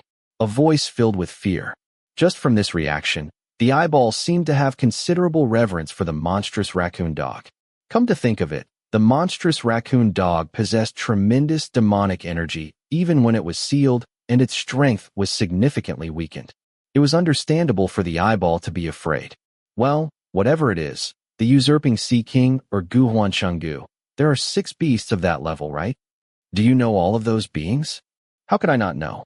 At the eyeball's words, Mok Jaeungun pondered for a moment. He wondered if he really needed to know about those beings, but it was just in case. Who knew if that monstrous raccoon dog, no, Guhuan Chenggu, was also sealed in the secret chamber of the Corpse Blood Valley? It would not be bad to know about these beings to some extent for the future. Can you tell me what kinds of beings they are? What do you call the white ox spiritual beast? At that moment, Yo Surin interrupted. Mok Jaeungun looked at her with an annoyed expression. Then she pouted her lips and said, I helped you too, so I can at least ask this much. At her words, Mok Jaeungun shrugged his shoulders as if telling her to do as she pleased. With that, Yo Surin asked with a delighted face and a grin, what do you call that huge white ox spiritual beast whose length reaches hundreds of jang from head to tail? The Great Strength King. The Great Strength King? Ooh, so beasts call that giant ox spiritual beast that. Then what about the dragon that could not ascend to the heavens and fell into depravity? The Dragon Demon King. What about the spiritual beast of the North Sea? The phoenix whose wings have turned white. The White Phoenix Demon King. Literally. Then what about the spiritual beast in the form of a lion with black wings and sharp spiky mane? The Lion Demon King. Thanks to Yo Surin's questions and the eyeball's answers, Mok Jaeungun naturally learned about the appearance of the spiritual beasts and their titles. He thought he did well to let her ask the questions on purpose. Meanwhile, Yo Surin continued to ask, that stone ape trapped in the 5-Finger Mountain. Huh? How do you know what I am going to ask before I even ask it? The being you mentioned has already disappeared long ago due to the natural order. It no longer belongs to the 6 demons. It is a bit different from what my master told me. At Yo Surin's words, the eyeball asked in disbelief, you wench, who the hell is that master of yours? How does he know about the 6 demons from long ago? Come to think of it, you pretended to be a diviner, so you must know who our master is, right? Have you heard of the scarlet-tailed, old I.H. Mortal? Could it be the pavilion master of Harmonious I.H. Mortal Pavilion, one of the 6 diviner gods? The eyeball immediately recognized which pavilion and who it was upon hearing the name. Since it shared a body with Master Diviner Cho Tae-chung, it naturally knew about the existence of renowned diviners. They were natural enemies to the beast eyeball. Yo Surin looked at Mok Jaeungun with a triumphant expression and said, see, even this deformed creature knows about my master. Indeed. At Mok Jaeungun's dry response, Yo Surin's lips pouted like a duck. Is this person really a diviner? How could he show no interest at all when her master was so renowned and famous? Ordinary diviners would usually try to establish connections by any means. Clicking her tongue inwardly, Yo-Su-Rin asked the eyeball again. No. If it is not the spiritual beast trapped in the Five-Finger Mountain, then what is the remaining one of the 6 demons? The 100-Face King. The 100-Face King? 100 faces? I have never heard of it. What kind of spiritual beast is it?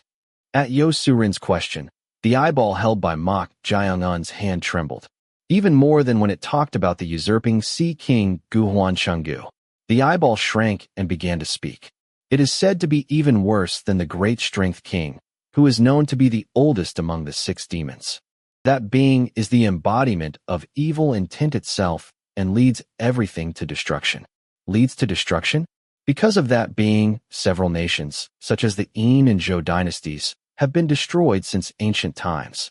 Yin and Zhou? Do not tell me, the spiritual beast you are talking about. Before Yo-Su-Rin could finish her sentence, the eyeball spoke in a meaningful voice. A fox with golden fur and 9 tails.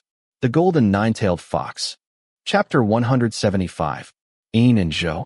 Could it be that the spiritual beast you are talking about? That is right. The 9-tailed fox beast with golden fur. The golden 9-tailed fox.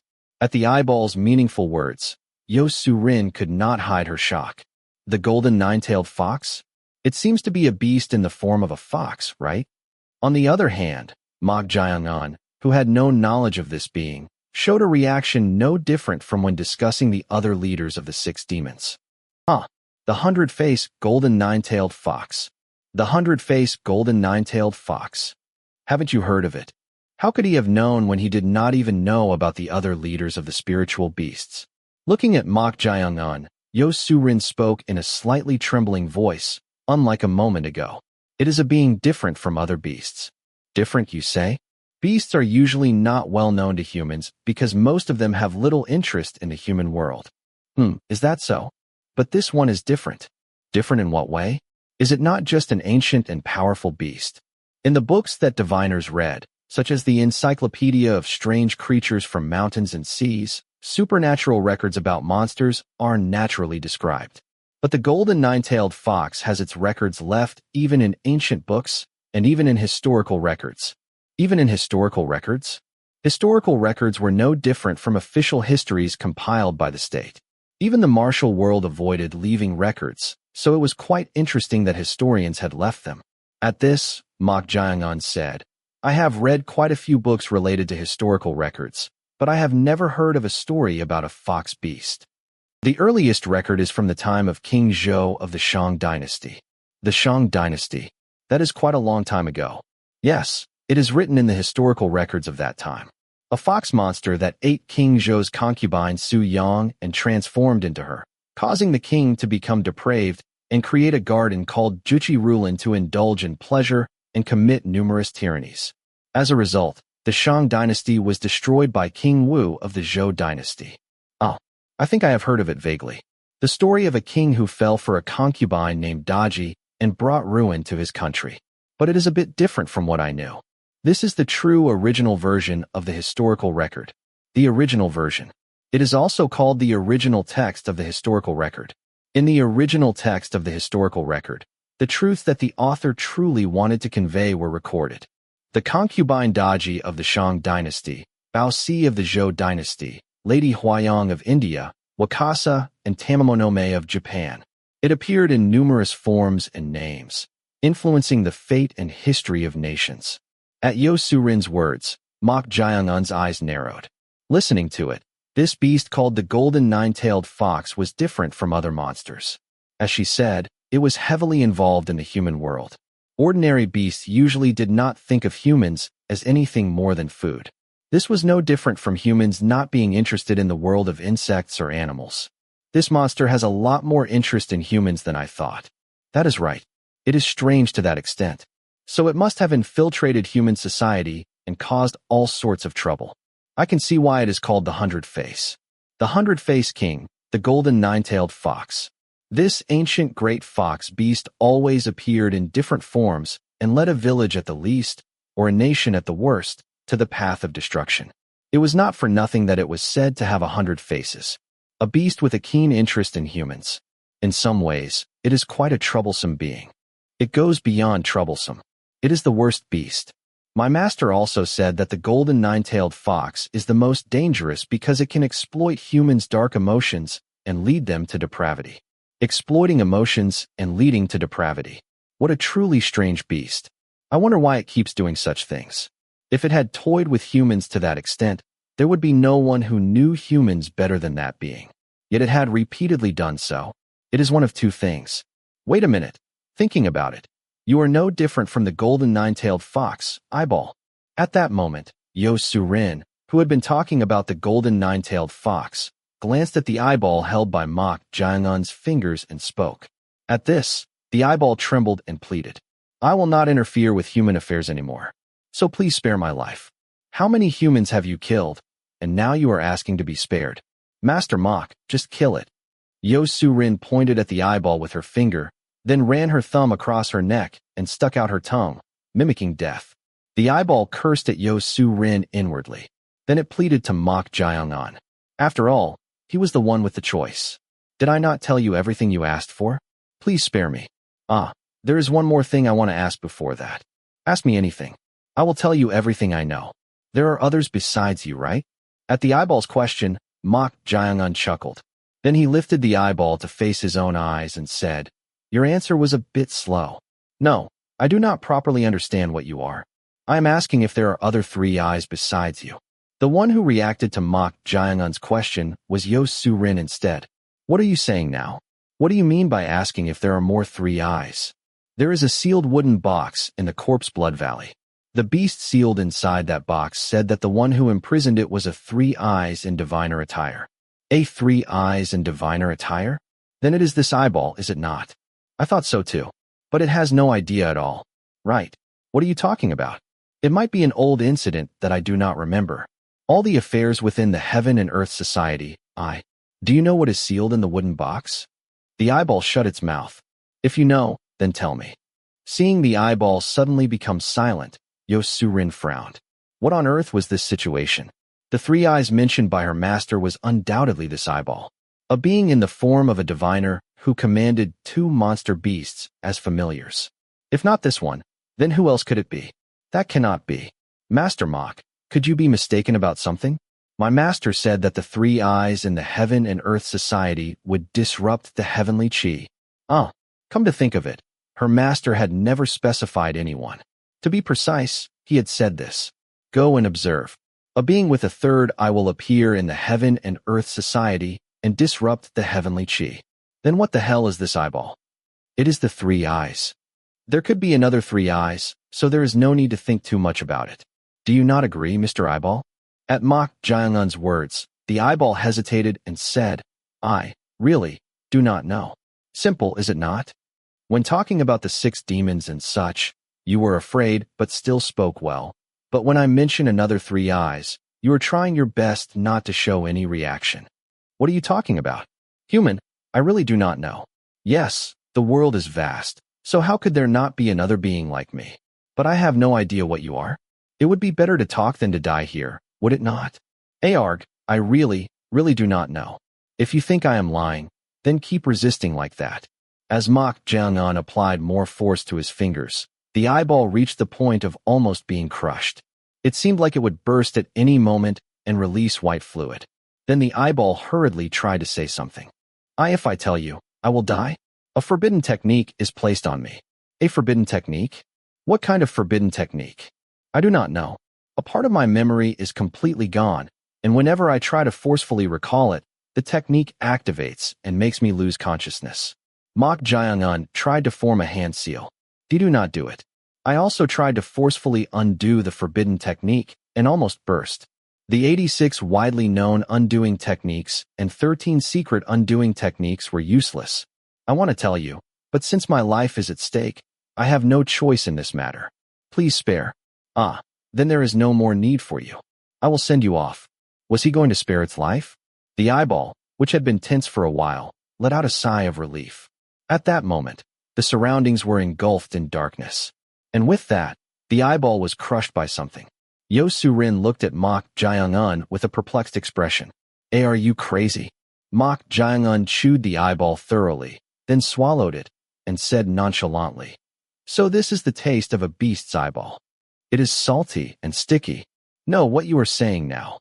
At Mok Jaeongun's words, Yo Su-rin showed a genuinely disgusted expression. Even if he had just eaten an eyeball, it would have been nauseating, but he had swallowed the 3 eyes, known as a wretched fiend.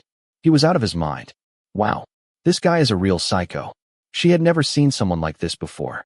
Even she had been told by her master and brothers that she had a unique worldview. But this man was truly beyond the realm of understanding. There was even a strange madness felt from him. Mok Jaeongun's eyes, which had been fine, suddenly turned white and trembled. Why was he suddenly acting like this? Could it be that he had suffered some side effects from eating the 3 eyes eyeball? Hey, are you okay? As Yo Su-rin tried to approach Mok Jaeongun, she had to step back because the monster beast Hum-won, not missing this opportunity, was trying to shake off its held wing. Yo Su-rin hurriedly took out a talisman from her waist and formed a hand seal with her left hand. Although she had easily killed the monster beast Toru earlier due to luck, a monster beast at the level of a monster was not easy to deal with, even for someone close to a master diviner like herself. At that moment, one of Hum-won's wings was released. It seemed that Mok Jaeongun's grip had weakened due to his worsening condition. No, why did he have to eat that thing? Why did he create such a troublesome situation? This man was really exhausting. Pack, pack, pack, pack, Yul, J, Jean, Gi. From the earth-pressing seal to the single-wheel seal, followed by the inner restraining seal and the outer restraining seal. It was the hand seals of the 6-person suppression technique. At the same time, the talisman contained the incantation of a guardian deity that momentarily weakened demonic energy. The monster beast Hum-won fully spread its huge wings. When it spread its wings, strange patterns could be seen inside, resembling 2 huge eyes, which was eerie. Moreover, the force of the demonic energy spreading in all directions was no ordinary matter. It was enough to make the legs of average diviners tremble. Yo Su-rin gritted her teeth. Come at me. Even though I may look like this, I am the top disciple of the diviner god, scarlet-tailed old IH Mortal. With that, Yo Su-rin pointed the hand seal Gi at the monster beast Hum-won and tried to use the 6-person suppression technique. But at that very moment, stop! As soon as that shout was heard, the monster beast Hum-won, which had spread its wings to attack, folded its wings. Then, as if surrendering, it lowered its head and upper body. Surprisingly, the target was... Yo Su-rin's eyes widened. Why was the monster beast Hum-won obeying Mok Jaeongun's command? Come to think of it, that was not the only strange thing. Since Mok Jaeongun had chewed and swallowed the 3 eyes eyeball, the familiars who had lost their master should have naturally had their bond severed and either disappeared or died. But the monster beast Hum-won was still alive and well. What is going on? At her question, Mok Jaeongun smiled brightly and replied, Who knows? What on earth was happening? She could not help but be genuinely curious about what had occurred. Of course, the only one who somewhat understood this was Chong Ryong inside the wooden figurine in Mok Jaeongun's bosom. Huh, so this works. Mok Jaeongun, who had been contemplating what to do with the 3 eyes, who had formed a bond as a familiar, just ate it on a whim. He had tried it before, making a vessel or medium of a vengeful spirit into a familiar by eating it, so he thought it might work, and it truly succeeded. The bond of the familiar had been transferred, and one more strange thing had happened. After eating the 3 eyes, he had absorbed its demonic energy, and it had concentrated particularly in his right eye. When he unleashed the 3 eyes' demonic energy like when he opened the spirit eye, surprisingly, the flow of energy became more distinct. Even the trajectory of the sword he had swung earlier had turned into a residual notion and left a trace. It was not just a trace of true energy. Even the form of demonic energy transforming into a technique was faintly visible as a residual notion. At this, the corners of Mok Jaeongun's mouth twitched. This could be useful. Chapter 176. What was that just now? Yo Su-rin looked at Mok Jaeongun's face in puzzlement. If her eyes were not deceiving her, although it was brief, Mok Jaeongun's right eye had turned a silver color, and an energy that could not be specified as curse power or demonic energy was felt. But it was only for a moment and quickly disappeared. I am sure there was a change in his eye. When it returned to its original state, that strange energy also vanished. What was going on? a small bird flying around Mok Jung-un. It was the shrunken form of the monster beast Hum-won. When Mok Jung-un told it to hide its appearance as if he found it bothersome, it had shrunk to the size of a sparrow and was circling around. As expected of a monster beast, it concealed its demonic energy so well that it seemed difficult to notice it was a beast unless one had outstanding demonic energy or was extremely sensitive. Oh, I really do not know. The monster beast Hum-won definitely seemed to have become Mok Jung-un's familiar. But all of this stemmed from one thing. Did he really become like this after eating that eyeball? It was something she found hard to understand. The eyeball was a wretched fiend and a parasitic beast that took root in a human body. Would eating such a beast make this possible? The demonic energy, blood, or flesh of beasts is nothing but poison to humans. So make sure it never enters your mouth, even by mistake. That is what her master had said. Yet Mok Jung-un had done the crazy act of eating it, and the bond of the three eyes familiar had been transferred to Mok Jung-un. Something completely contrary to the common sense she knew had occurred. How on earth did he do it? She was burning with the desire to ask. However, even if she asked, it seemed unlikely that Mok Jung-un would tell her. Just like the martial arts sects and factions, if the pavilion or sect of sorcery was different, they had their own techniques and did not share them with other sects. In the first place, asking about it was considered taboo. I'm really curious. But once her curiosity was piqued, she had to resolve it to feel at ease. For Yo Su-rin, Mok Jung-un was a collection of curiosities. If he had really eaten a monster and made its bond his own, she wanted to dissect and study him. As Yo Su-rin stared at Mok Jung-un like that, she came up with a good idea. Right, then I can keep observing him closely. There was a very simple solution. Not only that, she had learned that there was another three eyes besides the one that had been one with diviner Cho Tae-chung. Then she had not completed her master's order yet. There was still a reason for her to stay here longer. I think I will. Yo Su-rin's eyes widened as she tried to speak to Mok Jung-un. The reason was none other than the fact that Mok Jung-un had opened the lid of what seemed to be a coffin placed next to the desk in the pavilion master's office. And there was a person inside. What is that? Wait, that person? It is not a living person. Mok Jung-un shook his head. Inside was something that anyone would consider a corpse. That corpse was none other than the former primal killing pavilion master, In-suo-kei.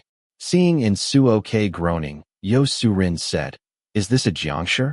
No, a corpse ghost." "You have good eyes." Mok Jung-un's eyes flashed with interest as Yo Su-rin immediately recognized In-suo-kei's condition. This woman may be chatty, but she was definitely a capable diviner, both in terms of knowledge of sorcery and demonic energy. No way. That corpse ghost, could it be the primal killing pavilion master? That is right. You recognize him. Of course. It took a while to enter the main hall building, but I have been inside the primal killing pavilion since 3 months ago. During that time, she had familiarized herself with the face of the primal killing pavilion master, In-suo-kei. But she had not expected him to be in this state after not seeing him for half a month. Yo Su-rin let out a sigh and said, "Why did the primal killing pavilion master end up like this? Could it be that he was attacked by the three eyes?" At her words, Mok Jung-un shook his head. "No, that is not it. It is not. Then who on earth did this? The primal killing pavilion master may have left the 64 pavilions, but he is still a diviner. Excluding the top 6 diviner gods, the highest level in sorcery was called a master diviner. For a skilled master diviner to become a corpse ghost like this, only a diviner of the same level or higher could have done this. So Master Mok did it. What? Yo Su-rin looked at Mok Jung-un's face in surprise. In-suo-kei was the primal killing pavilion master, who had a high reputation even among the master diviners of the 64 pavilions. And Mok Jung-un had made him like this? Yes, really. Did you think it might be fake? With those words, Mok Jung-un clicked his tongue and formed a hand seal. Jean. Then he struck In-suo-kei's chest with his palm. A strange thing happened. The curse binding In-suo-kei was released, and his neck bulged, and then something like intertwined tree branches violently popped out. Every time they came out, In-suo-kei's entire body shook violently. It seemed that the tree branches had spread throughout his body, fixing him in place so he could not move. Wow, that is really vicious. Vicious. Yo Su-rin clicked her tongue at this sight. At this, Mok Jaeung-un chuckled and said, "This was not done by me. It was probably done by the Three Eyes, Cho Tae-chung." The Three Eyes? Yes. In-soo-ok was not supposed to be here originally. He had told the dead diviner Jo Weigong to take care of it if he managed to take the position of the primal killing pavilion master. But his presence here meant that the Three Eyes, Cho Tae-chung, had noticed his existence because of this. It was fortunate that it was resolved before things got more complicated. Otherwise, things would have gotten tangled. And is it fortunate? Mok Jaeung-un was already pondering one thing. With the death of diviner Jo Weigong, he had lost the person who would control the primal killing pavilion. But with the living corpse ghost, the former primal killing pavilion master In-soo-ok, that problem was solved. With him around, he could fill the void left by the dead Jo Weigong and Cho Tae-chung. As the long, extending tree branches were all pulled out, In-soo-ok's body twitched, and then he sat up as if he had regained consciousness. Then he slightly bowed to Mok Jaeung-un. "Hiya. You really made him like this." "No. How did you subdue the primal killing pavilion master?" "I am good at it." "Aha. Good. Will you keep answering like that?" Yo Su-rin chewed her fingernails and glared at Mok Jaeung-un. He was the most troublesome man she had ever met. As she chewed her fingernails, she let out a sigh and said, "Then you will not tell me why you made him like that, right?" "Yes. Although we had a deal, our relationship ends here, does it not? You will be leaving now, will you not?" Yo Su-rin looked at Mok Jaeung-un with a strange expression. Although they had not known each other for long and their relationship was short, they had faced a common enemy while risking their lives, so she thought they had become somewhat close. But with these words, she realized that Mok Jaeung-un did not trust her at all. This person, is he very shy? Yo Su-rin clicked her tongue with a twisted expression. Even though it was a bet, she had given him a disposable treasure, so she felt disappointed. Now that it had come to this, she would make him treat her warmly with his own mouth out of spite. Yo Su-rin, who had inwardly set her ambition, said, "I am not going back." "You are not going back. Did you not say there is one more Three Eyes?" Mok Jaeung-un clicked his tongue inwardly, as if he had made a mistake. He had asked about this, thinking it was important information, but because of this, Yo Su-rin also had a reason to stay here longer. No, was it a situation where she could not leave yet? "Oh, is that so? But there will not be any more inside the main hall, so you will have to search hard." "What? You are not going to search?" "Yes. Judging from what you said to the Three Eyes earlier, were you not trying to find the other Three Eyes?" "No. I was just checking if there was another one." "No. Then you are not going to search." At Mok Jaeung-un's words, Yo Su-rin showed a troubled expression. She had intended to observe Mok Jaeung-un under the pretext of searching for the Three Eyes together. What should she do about this? Yo Su-rin, whose mind had become complicated, pouted her lips like a duck and said, "No. Is that not really mean of you? What is mean about it? Even though this is also a relationship, can you not help me a little? Thanks to me, you were able to kill the Three Eyes here without difficulty." At her words, Mok Jaeung-un replied nonchalantly, "Was it not because our goals aligned? And the one who risked his life was me. As I recall, Miss Yo, you were always ready to run away." That was just what I said. If things had turned out differently, I would have helped." "Ah, is that so?" Yo Su-rin stamped her feet with an indignant expression and said, "It is true." "Yes, I am sure it is." Mok Jaeung-un placed his hand on the head of the former primal killing pavilion master, In-soo-ok, as if he had no interest. Then he infused the energy of death, the death chi, into In-soo-ok's head. A corpse ghost is literally close to a corpse state. Yo Su-rin's eyes widened. She had thought that the primal killing pavilion master, In-soo-ok, was simply a corpse ghost. But before she knew it, the state of the primal killing pavilion master, In-soo-ok, was changing to resemble his living appearance rather than a corpse. Even the color of his skin was turning from purple to a flesh tone. A living corpse ghost. A living corpse ghost. It was a forbidden secret technique of the six-person spirit summoning technique. When the heart's blood of the caster is fed to a person who has just died, and the energy of those who have recently died is gathered in one place, and a technique is performed, this is born. Literally, it is a living corpse ghost. A living corpse ghost? The reason she was surprised was simple. Creating a living corpse ghost was even more difficult than an ordinary corpse ghost, or Jiangshi. To create a single living corpse ghost, nearly 30 people had to be killed, and their energy had to be gathered together. Moreover, living corpse ghosts had too many weaknesses. If they could not periodically kill people and fill themselves with the energy of the dead, their bodies would rot. So their utility was extremely low. Master Mok. That is a forbidden technique. Mok Jiangun looked at Yo Su-rin with a cold gaze. Come to think of it, she was from the Harmonious Ich Mortal Pavilion, which belonged to the proper diviner group, the 64 pavilions. On the other hand, the Primal Killing Pavilion was a group that had left the 64 pavilions, joined hands with martial arts groups, and performed all sorts of forbidden techniques. Therefore, Mok Jiangun did not place much significance on forbidden techniques. However, in reality, among diviners, forbidden techniques were literally sorcery that should not be performed. Should I kill her? Mok Jiangun had intended to let her go since she had been helpful, but now that she seemed like she might become an obstacle, he was contemplating whether to kill her. Meanwhile, Yo Su-rin spoke with sparkling eyes. No, how did you do it? To give vitality to a living corpse ghost, you need the energy of those who have just died. That is why it was a forbidden technique. But could it be that you found a way to infuse vitality even without that? At Yo Su-rin's words, Mok Jiangun let out a soft sigh. It was because she was creating her own excuses. So Mok Jiangun lightly nodded his head. At this, Yo Su-rin approached Mok Jiangun with sparkling eyes and said, Where are you really from? Are you perhaps a disciple of the pavilion master of the Sun Munjeonggak? Gentle Gate Dragon Pavilion? Huh? You are not. Then the Submerged Moon Water Pavilion. I will not tell you, so stop asking. Can you not at least tell me that much? Yes, and I have a lot of work to do here. So let us part ways here. Otherwise He omitted the latter part about having to kill her. He hoped she would understand. But Yo Su-rin clasped her hands together with a pleading expression and said, Master Mok, I am really saying this because it is hard for me to find the three eyes alone. Can you not help me? She seemed to have misunderstood. Should he just kill her? There was no need for her anymore. Mok Jiangun said with a faint smile, I am busy with my own work. Then I will help Master Mok too. At those words, Mok Jiangun raised an eyebrow and asked back, You will help me?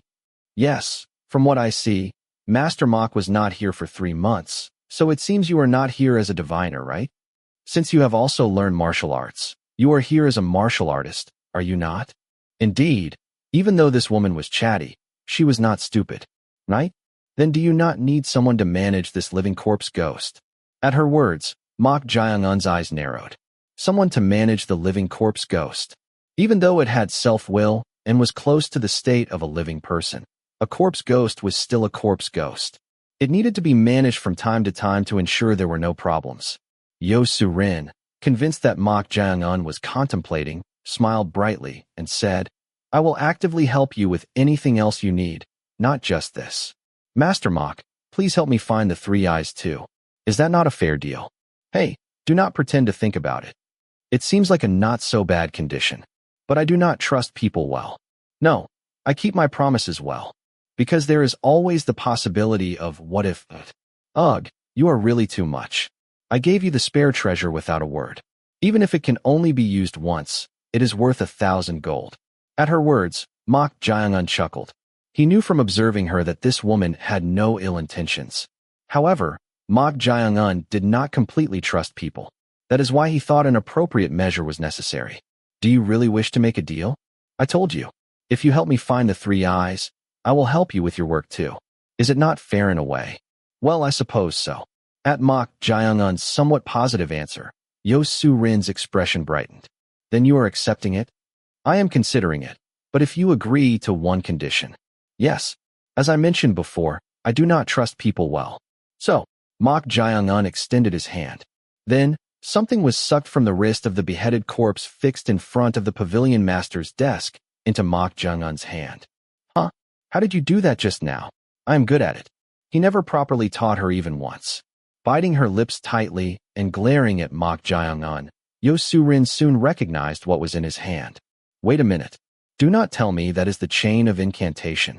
You recognize it. At this, Yo Su-rin spoke with a somewhat stiffened expression, unlike before. You are not going to tell me to wear that, are you? In response to that question, Mok Jae-un smiled brightly and replied, I was going to tell you to wear it. No, that is used to subjugate the other party. It is not to unconditionally subjugate you, but think of it as a kind of safety device. When we are both done with our business, I will release you. I cannot. Absolutely not. Yo Su-rin shouted angrily with a furious face. No matter what, this was not acceptable. The chain of incantation was a dangerous treasure that allowed the one who imposed the restraint to drive her to death as much as they wished. And he was telling her to put that on?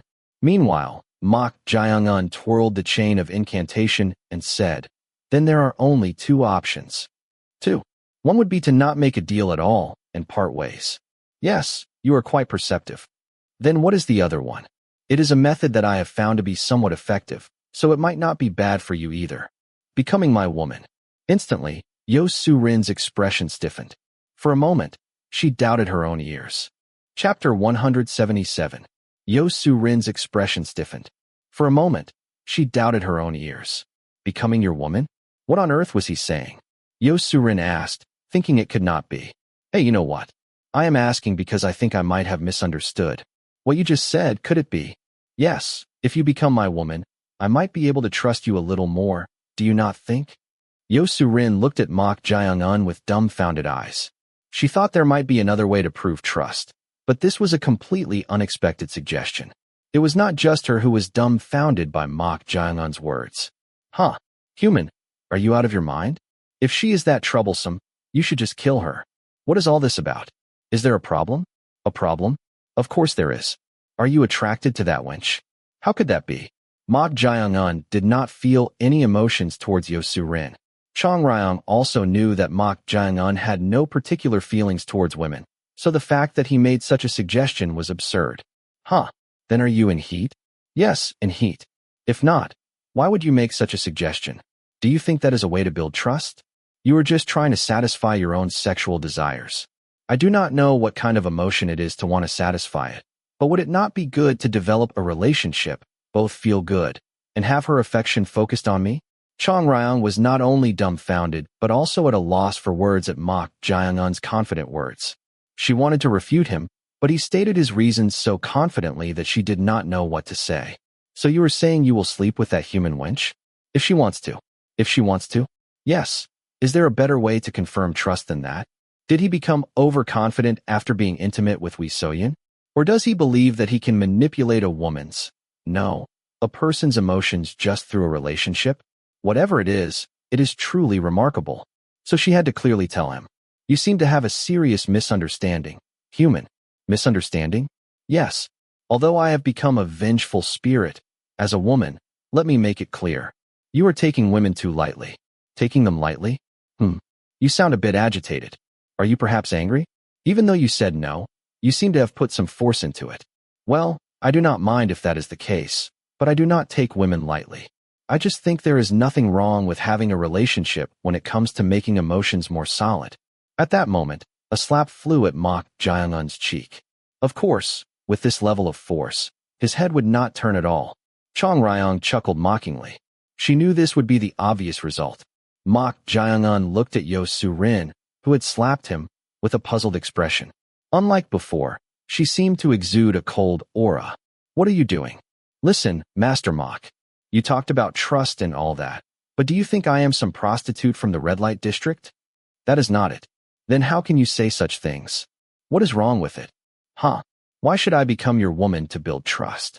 Did you not know that you are quite lustful despite your looks? No. Did you decide to have some fun because you have a decent face? Yes. Otherwise, how can you say such things so easily? Except for your face, you are not my type at all. And I have no desire to be intimate with someone whose neck will be broken and die at a young age. At Mok Jae-un's dry response, Yo Su-rin clicked her tongue inwardly. This man seems really unusual. Judging by the way he looks at her, it does not seem like he fell for her or feels sexual desire to make such a suggestion. But then why did he make such an absurd suggestion? Did he see her as someone easy? I am really disappointed. Disappointed?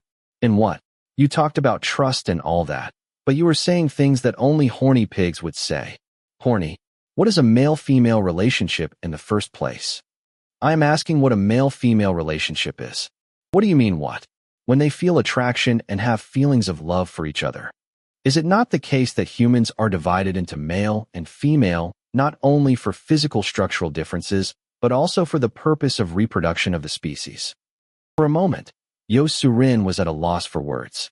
He asked what a male-female relationship was, but was he not being too fundamental? Yo Surin spoke with a flushed face, feeling annoyed. No. Then what is the difference between humans and beasts? In the first place, when it comes to male-female relationships or reproduction of the species, there is no difference between humans and beasts. Ugh, what kind of nonsense? It is not nonsense. Even beasts do not just reproduce for the sake of it.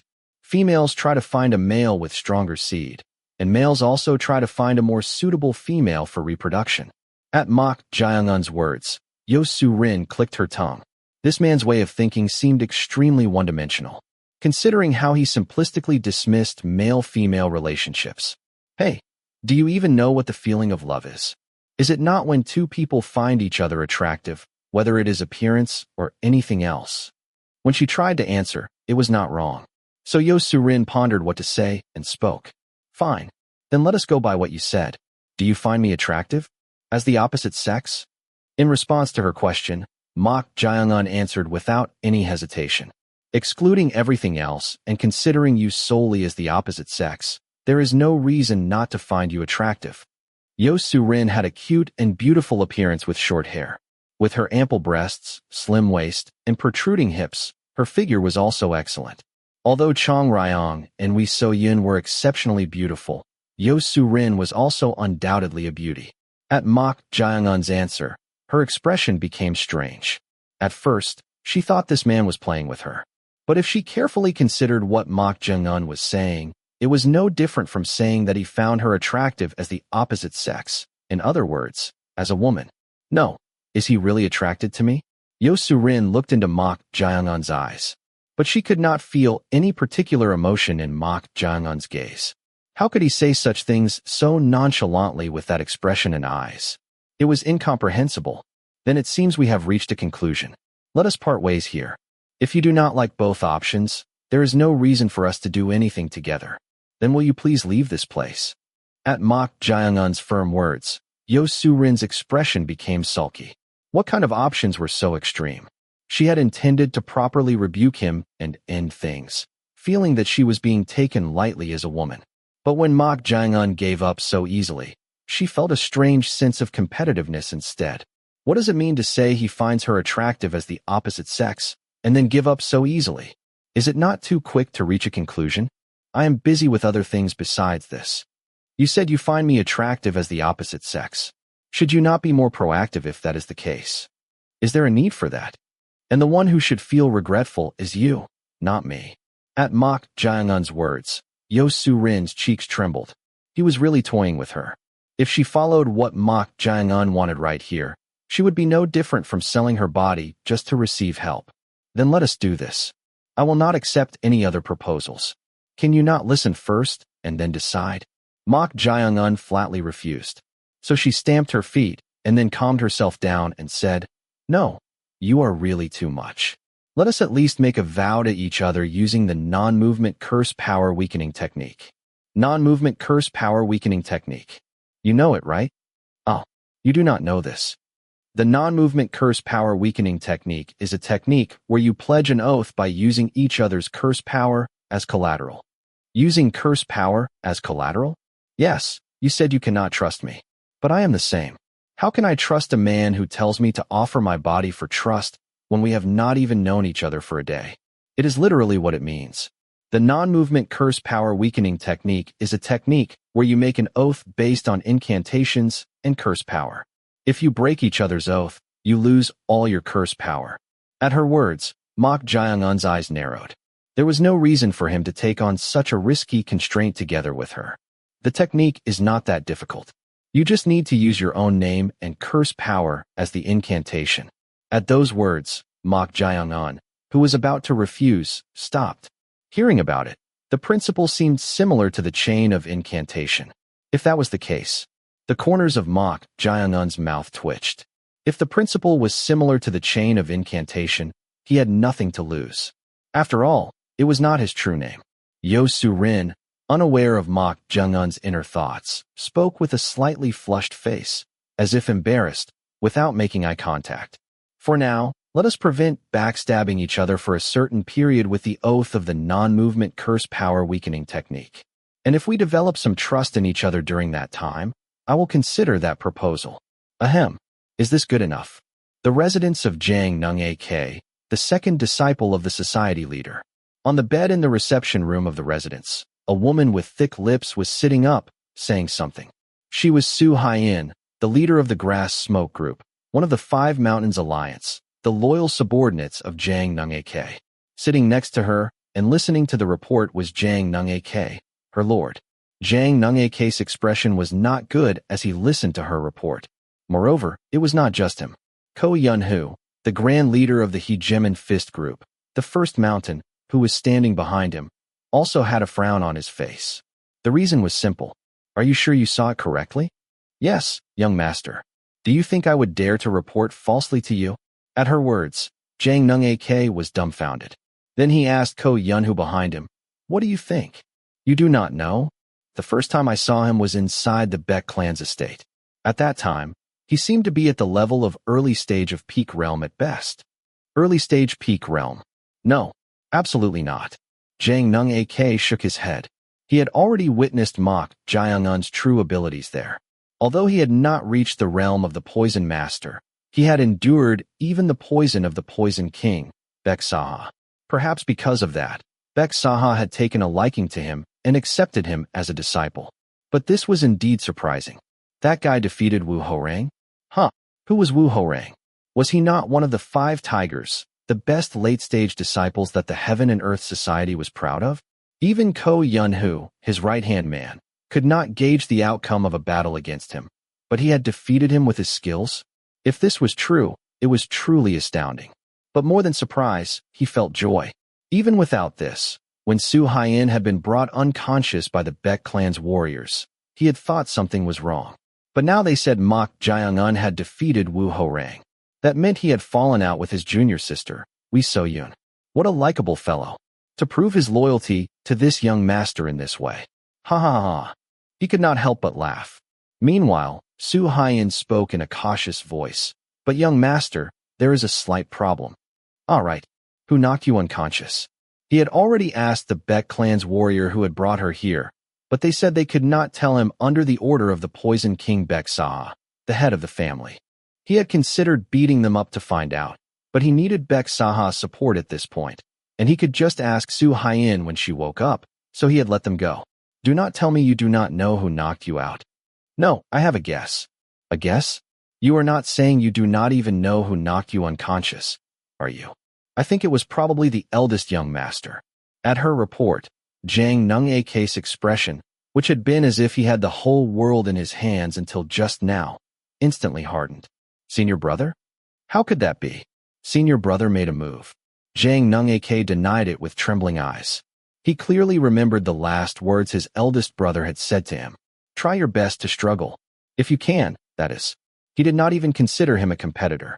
He had thought it was just words. But during that time, his eldest brother had almost neglected and did not even interfere with him gathering his forces. But now he suddenly made a move? This was unbelievable. It was too bland, so I was thinking of giving 1 or 2 to the disciples, but it seems too much of a waste. Those were the last words I heard before being struck on acupoints. At Su Haiyan's words, Jang Nung A.K. gritted his teeth with a flushed face.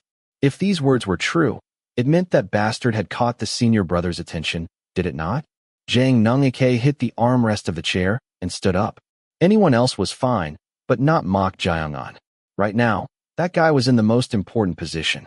Not only was he the joint disciple of the Poison King Baek Saha, who had recently reached the transformation realm, but also of the leader of the secret information group, the Shadow Clan. If he took in Mok Jaeung-un, he would secure a force comparable to his eldest brothers at once. But all of a sudden, at this crucial moment, he interfered? It seemed his eldest brother did not treat him as a competitor after all. He had been watching all along. To crush him like this at a critical moment. Young Lady Su, rest. The rest of you, follow this young master. At his order, Ko Yun-hu, the grand leader of the first Mountain Hegemon Fist group, hurriedly said, "My lord, you are not planning to meet the eldest young master, are you?" At those words, Ko Yun-hoo could not hide his concern. No matter how angry he was about this incident, the eldest young master Na Yolryang was a truly dangerous person. Although his lord Jang Nung-ak also had a tendency to be somewhat swayed by emotions, Na Yolryang transcended that realm and did not even feel like a person. If he met him with his emotions ahead, it is too dangerous. I need to dissuade my lord. Tap, tap, tap, tap. At that moment, the sound of someone running was heard from outside. Then they knocked on the door. "My lord, it is me, Jo Mo Pal." The one knocking on the door was none other than Jo Mo Pal of the Five Mountains and leader of Guhm Fist. Jang Nung-ak, who was about to go out anyway, roughly opened the door. "What is it? Mok Jyeong-un has come to see you." Chapter 178.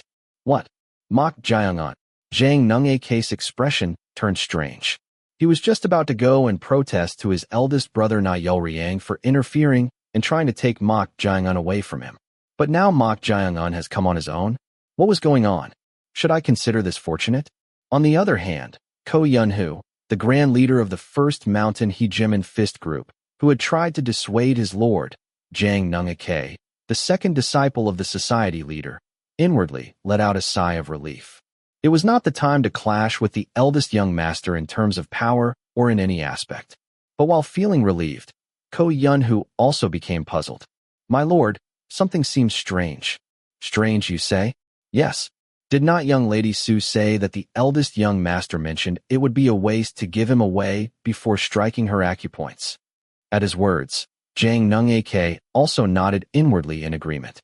If he had not heard those words, he would have gladly gone to welcome Mok Jyeong-un right away. So Jang Nung-ak pondered for a moment and asked, "What do you think happened?"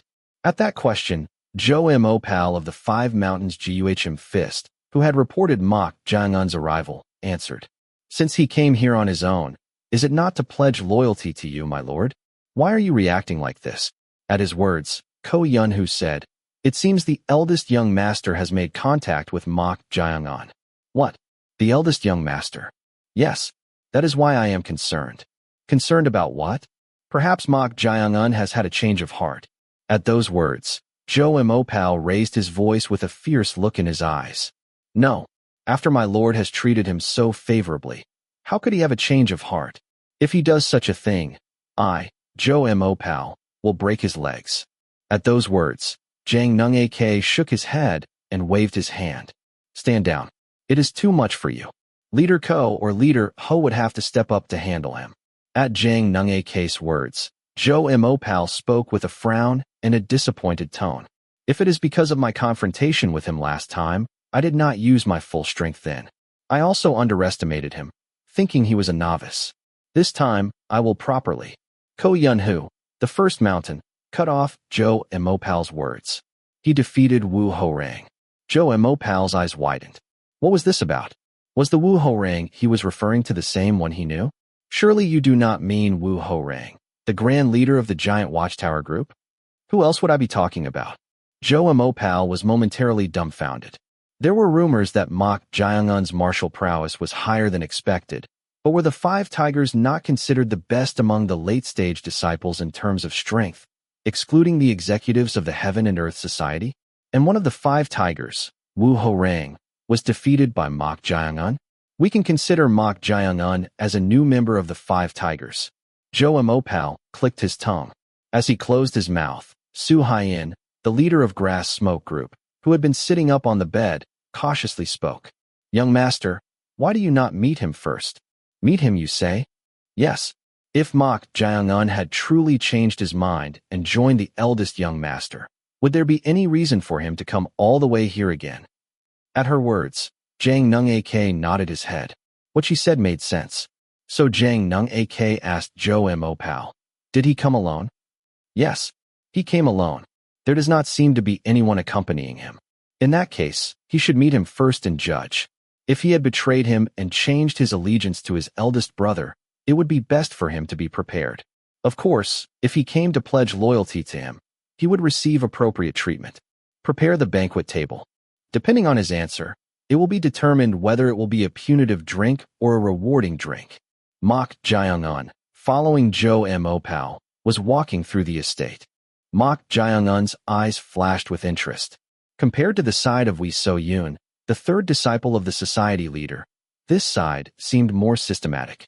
Wee So-yoon's estate was not that large in scale and felt more like a place for acquaintances, while this place had a well-established hierarchy. The energies felt from various places, and the number of masters were also considerable. Seeing this, one could guess how much effort the second disciple Jang Nung-ak had put in to become the society leader. As they walked for a while, Mok Jaeung-un spoke up. I am starting to become familiar with the layout of the estate, but how long are we going to keep walking in circles? What? You noticed? The estate may be large, but not to the extent of walking for nearly a quarter hour, right? At Mok Jaeung-un's words, Jo Mo-pal chuckled. Then he stopped walking and said, Well, I did not have any ill intentions, so there is no need for suspicion. My lord just said he is preparing a banquet for you, so I was just giving you a brief tour of the estate. You are making me feel burdened. It is just a casual gathering for drinks. Ah, is that so? The preparations should be almost done, so I will guide you to the reception room. I would appreciate that. With that, they resumed walking. As they headed towards the reception room, Jo Mo-pal spoke without looking at Mok Jaeung-un. Did you really defeat the Giant Watchtower Group leader? Giant Watchtower Group leader? I am talking about Woo Ho-rang, young lady Wee So-yoon's loyal subordinate. Ah, you mean him? Yes. Did you really defeat him? You seem curious about that. Of course I am curious since I only heard about it. Moreover, am I not the only one among us who has properly fought against you? At that time, Jo Mo-pal did not consider Mok Jaeung-un to be above him. He thought he had simply let his guard down for a moment. But if he had truly defeated Woo Ho-rang, one of the 5 tigers, the situation would be completely different. So you wanted to confirm it? At Mok Jaeung-un's words, Jo Mo-pal stopped walking. Then he turned around and said, Confirm? Of course, I have a burning desire to confirm it. But if you really defeated Woo Ho-rang, I am definitely not a match for you. Then what is the reason behind this question? Mok Jaeung-un asked with a bright smile. Contrary to his smile, the atmosphere was close to not refusing a fight if it came to it. At that, Jo Mo-pal's eyes flashed with interest. Unlike the last confrontation, this was Lord Jang Nung-ak's base. In a place like this, one would usually feel intimidated to some extent, but the fact that he showed such confidence meant his skills backed it up. Realizing this, Jo Mo-pal said with a grin, revealing his yellowish teeth. I became curious. Curious, you say? Yes. Whether you will take the vacant position of the second mountain or the position of the first mountain from Ko Danju. Ko Danju. That person is Ko Yun-hoo, the grand leader of the Heejimin Fist group. You must have heard of him. Of course, he had heard of him. Mok Jaeung-un had familiarized himself with the loyal subordinates of the second disciple Jang Nung-ak through the Shadow Clan. If Woo Ho-rang was Wee So-yoon's right-hand man, Ko Yun-hoo was Jang Nung-ak's right-hand man. And like Woo Ho-rang, Ko Yun-hoo was also one of the 5 tigers. He is known to be unmatched in close combat among the 5 tigers. Bolemo, no. Since you are from the Amjong, it would be strange if you did not know even this. Anyway, I look forward to it. With those words, Jo Mo-pal turned around and walked away. Looking at his back, Mok Jaeung-un chuckled. Eventually, they arrived at the garden of the reception room. The garden, illuminated by hexagonal lanterns on all sides, was bright, and a considerable feast was prepared, considering it was prepared within a quarter hour. Even the lovely maids, who had been summoned at some point, were ready to serve the drinks. The rumors about the second disciple Jang Nung-ak enjoying elegance seemed to be true. He must be in high spirits. Did he prepare this gathering with the conviction that he would pledge loyalty to him? But it was not just Jang Nung-ak and his loyal subordinates at this gathering. As if all the subordinates of Jang Nung-ak who had reached the peak realm or above had gathered, they filled the lower seats. There were about 20 of them. They were all sitting upright in front of the banquet table, waiting silently. Compared to Wee So-yoon, he definitely had a more organized force and system. At that moment, the sound of Chong Ryan's laughter reached Mok Jaeung-un's ears. Pahaha. Human, look over there. At the head of the banquet table was Go Chan, who was possessing Ha Chai-rin. Dressed lavishly, Go Chan was seated next to Ho Jong-hyuk, the grand leader of the Third Mountain Destruction Clan, as if he were his wife. As soon as his eyes met Mok Jae-on's, he lowered his head, feeling embarrassed. It seems he has fully adapted. Well, it seemed he was carrying out the orders given to him well. He had wondered if he would do well due to the awkwardness, but unexpectedly, perhaps a woman's body suited his constitution. Judging by the smile that never left the face of the Third Mountain Ho Jong-hyuk as he placed his hand around Go Chan's waist, he must have taken a great liking to him. Meanwhile, Jang Nung-ak, who was sitting at the head of the table, laughed loudly and said, "Ha! You are here." In response, Mok Jae-on lightly bowed to him with his hands clasped together. Mok Jae-on greets the young master. It was a respectful greeting. However, at this greeting from Mok Jae-on, the eyes of Ko Yun-hoo, the grand leader of the First Mountain Hegemon Fist Group, who was sitting at the head of the table, narrowed. He did not mention his affiliation. When greeting a superior, it was customary to mention one's affiliation even if they knew each other. But Mok Jae-on did not do that. For some reason, it bothered Ko Yun-hoo. Come closer to the head of the table. Jang Nung-ak ordered Mok Jae-on to come closer. So Mok Jae-on passed the lower seats and approached closer. As they approached where they were sitting, Jang Nung-ak extended his hand, signaling him to stop. Mok Jae-on stopped in his tracks. Then Jang Nung-ak spoke with a smile on his lips. "This banquet was prepared for you. Do you like it?" "Yes. If there was more time, I would have prepared an even more extravagant feast." "No, there is no need to thank me yet. The start of the banquet will be determined by your answer." The smile on Jang Nung-ak's face, which had been present until just now, changed to a blank expression. In an instant, the cheerful atmosphere sank. It showed that everything could change depending on Jang Nung-ak's mood. So Mok Jae-on parted his lips. "You came here without even meeting young lady Sue, whom this young master sent, which means you must have made a decision in your heart, right?" At Jang Nung-ak's words, Mok Jae-on shrugged his shoulders and replied, "Well, you could say that." At that moment, Jo Mo Pal, who had just sat down at the head of the table, slammed his wine cup on the table and said, "Mok Jae-on, does this gathering seem like a joke to you? Show respect to my lord and answer properly." At his words, Mok Jae-on tilted his head and said, "I did answer properly." Jo Mo Pal, be quiet. As Jo Mo Pal's voice rose, Ko Yun-hoo, the First Mountain, stopped him. Jo Mo Pal closed his mouth with a slightly flushed face. He could overlook Mok Jae-on acting rudely towards him, but he could not forgive disrespect towards his lord. Meanwhile, Jang Nung-ak spoke again. "There is no point in prolonging this conversation. It will only tire our mouths. I will just ask you directly. The rest can be heard later. Did you come here to pledge loyalty to this young master?" At Jang Nung-ak's straightforward question, everyone's gaze turned towards Mok Jae-on at once. His answer would determine whether this would be a banquet or not. Jang Nung-ak still viewed it positively. After all, since Mok Jae-on had fought against Woo Ho-rang, Wee So-yoon's right-hand man, he had already fallen out with them. The only variable was his eldest brother. Depending on this guy's answer, he could tell whether he had sided with his eldest brother or not. Meanwhile, Mok Jae-on parted his lips. "Before that, there is something I would like to say first." At Mok Jae-on's words, Jang Nung-ak's eyes turned sharp. This guy did not answer his question. Not only that, but he wanted to say what he had to say first. Feeling offended, Jang Nung-ak scoffed. "You have become arrogant." "Arrogant, you say?" "After defeating Woo Ho-rang, one of the 5 tigers, and making contact with my eldest brother, has your nose grown high?" "That is completely separate." "Separate? Fine. I will give you another chance. Answer this young master's question first." At Jang Nung-ak's question, Mok Jae-on scratched his head as if in a difficult position. Then he said, "I apologize, but I think I need to speak first." As soon as those words left his mouth, murderous intent and energy surged from various directions. The loyal subordinates were enraged by Mok Jae-on's rudeness. Of course, Jang Nung-ak, the person in question, also had an unpleasant expression.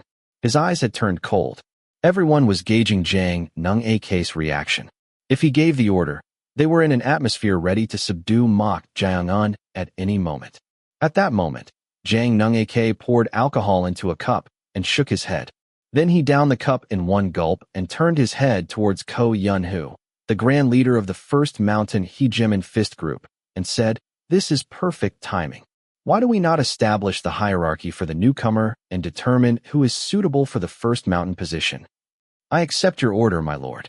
At Jang Nung-ak's words, Ko Yun-hoo, the First Mountain, stood up from his seat. He understood what Jang Nung-ak's intention was. As Ko Yun-hoo, the First Mountain, got up from his seat and descended from the head of the hall, everyone's gaze turned towards him. He is sending Ko Danju. Does he really consider that guy to be at the level of the Five Tigers? Are we going to witness a confrontation at the level of the Five Tigers? Curiosity gleamed in everyone's eyes. Apart from being annoyed by Mok Jae-un's rudeness towards their lord, it was an opportunity to see the martial prowess of Ko Yun-hoo, Jang Nung-ak's oldest loyal subordinate and right-hand man, after a long time. As Ko Yun-hoo approached Mok Jae-un, he said, "You made a mistake. Why do you not apologize to my lord now and answer his question?" At his suggestion, Mok Jae-un spoke with a troubled tone. That seems difficult." As soon as that answer ended, tremendous energy burst forth from Ko Yun-hoo, the First Mountain. Ko Yun-hoo, seemingly in a bad mood, glared at Mok Jae-un and said, "Since you have avoided answering the question about loyalty 3 times, can I assume you have other intentions?" In response to that question, Mok Jae-un replied with a bright smile, "You keep asking, so I have no choice but to answer. Yes, that is right." Was this guy now ridiculing their lord in them? For a moment, they were dumbfounded. Then why had he come here in the first place? Could it be that after meeting with the eldest young master, he received some secret orders and was trying to play tricks? If that was the case, it was unforgivable. Ko Yun-hoo spoke in a murderous voice. "Draw your sword immediately. It is the last mercy I am giving you. If you do not draw your sword right now, you will not be able to do anything in this place." Before he could even finish his words, Mok Jae-un had already grabbed Ko Yun-hoo's head with one hand and smashed it straight into the floor. Ko Yun-hoo's head and body, with his face buried in the floor, twitched and trembled. Mok Jae-un spoke to him with a sneer. "Show mercy to those inferior to you." At the unexpected result, the surroundings were instantly filled with silence. Chapter 179. In an instant, the banquet area in the garden of the reception hall was filled with silence. It was because a scene unfolded before their eyes that was completely different from what they had expected. No, something they could not even have imagined. How could this be? One of the men on the lower seats was dumbfounded. He was Wei Ming-chun, the Second Mountain, who was possessing a man named Jong Im, who had become Mok Jae-un's subordinate. Wei Ming-chun knew Ko Yun-hoo's martial prowess better than anyone else. After all, he had directly sparred with him. But this was more than just a shock. He had fought against Mok Jae-un just a day ago, so he was convinced that with his skills, he could not defeat Ko Yun-hoo, one of the Five Tigers. What on earth is going on? It had only been a day, so how had his martial prowess risen so much? No, this was a development that could not be understood rationally. Ko Yun-hoo was not someone who would be defeated like this in a single move. What the hell is this? He was not the only one surprised. The guard Go-chan, who was possessing Ha Chai-rin's body, also tried his best not to show it, but he could not hide his inner shock at this outcome. It was incomparable to what he had seen on the street not long ago. Is that guy really a monster? How could he have become this strong in such a short time? It was completely incomprehensible. Then, he heard a clicking sound next to him. It was Ho Jong-hyuk, the grand leader of the Third Mountain Destruction clan, who had his hand around his waist and was tilting a wine cup. Ho Jong-hyuk clicked his tongue while looking at this scene and muttered, "Oh my, an unexpected hidden card." He seemed surprised too, but strangely, there was a subtle sense of rivalry in his expression. What was this reaction? At that moment, Ko Yun-hoo, whose face had been buried in the floor, slammed his hands on the ground, trying to use the rebound to lift his body. Mok Jae-un pressed his head down again, burying his face in the floor. The trembling of Ko Yun-hoo's body, which had been shaking its head, soon ceased. It seemed he had lost consciousness. At the sight of him, the banquet area, which had been engulfed in silence, soon became abuzz. Mok Jae-un removed his hand from Ko Yun-hoo's head, straightened his waist, and looked at Jang Nung-ak, the second disciple of the society leader. The way Jang Nung-ak looked at Mok Jaeung changed. Until now, it had been merely like looking at a tempting fruit, but now, wariness appeared in his eyes. This guy? His martial prowess has further developed? Ko Yunhu's martial prowess was not inferior to Wu Horang, who was also called one of the five tigers. No, in some ways, Jang Nung-ak considered him to be a step above, but he had knocked him down in a single move. Jang Nung-ak opened his mouth. You are close to the pinnacle. Did he just say pinnacle? At his words, the martial artists on the lower seats were abuzz. The pinnacle of the peak realm. It was the martial prowess of the executive level, surpassing the five tigers, who were called the best late-stage disciples. Among the executives who held the positions of the 4 Valley Masters, 3 Clan Masters, and 5 Kings, there was no one who was not close to or had reached the pinnacle of the peak realm. Each of them was equivalent to the leader of a small to medium-sized sect or the top master of a major sect in the righteous martial world. So Zhou Mopal spoke in disbelief. Pinnacle, you say? My lord, no matter what. Have you not noticed yet? That guy has no injuries at all. At those words, Zhou Mopal's eyes trembled. He had not been aware of it, but there were no visible injuries on Mok Jaeung. He had heard that it was a quite fierce confrontation with Su Haiyan, the grass smoke group leader, but there was not the slightest injury on Mok Jaeung's exposed areas. He was more of a monster than he looked. Not a single injury against that Wu Horang. At Zhou Mopal's words, Su Haiyan spoke in a grave voice. What are you saying when Ko Danju was knocked down in a single move right before your eyes? Before they knew it, the martial artists on the lower seats, as well as Su Haiyan of the Five Mountains Alliance and Zhou Mopal of the Five Mountains and Jiuichim Fist, had drawn their true energy and assumed a battle stance. From the moment he knocked down Ko Yunhu in a single move, that guy had surpassed the level of a late-stage disciple. He already possessed martial prowess close to that of an executive. The only ones who could face him one-on-one here were their Lord Jang Nung-ak, who had been taught by the society leader, and the gazes of Su Haiyan and Zhou Mopal on the upper seats turned towards an unexpected person. It was none other than Ho Jong-hyuk, the grand leader of the Third Mountain Destruction Clan. Why were they looking at him like this? Ko Yunhu, known as one of the 5 tigers and the strongest among the loyal subordinates as the First Mountain, was defeated in a single move. So why were they sending such gazes? What is with those looks? Ho Jong-hyuk spoke in an annoyed tone and downed his wine cup.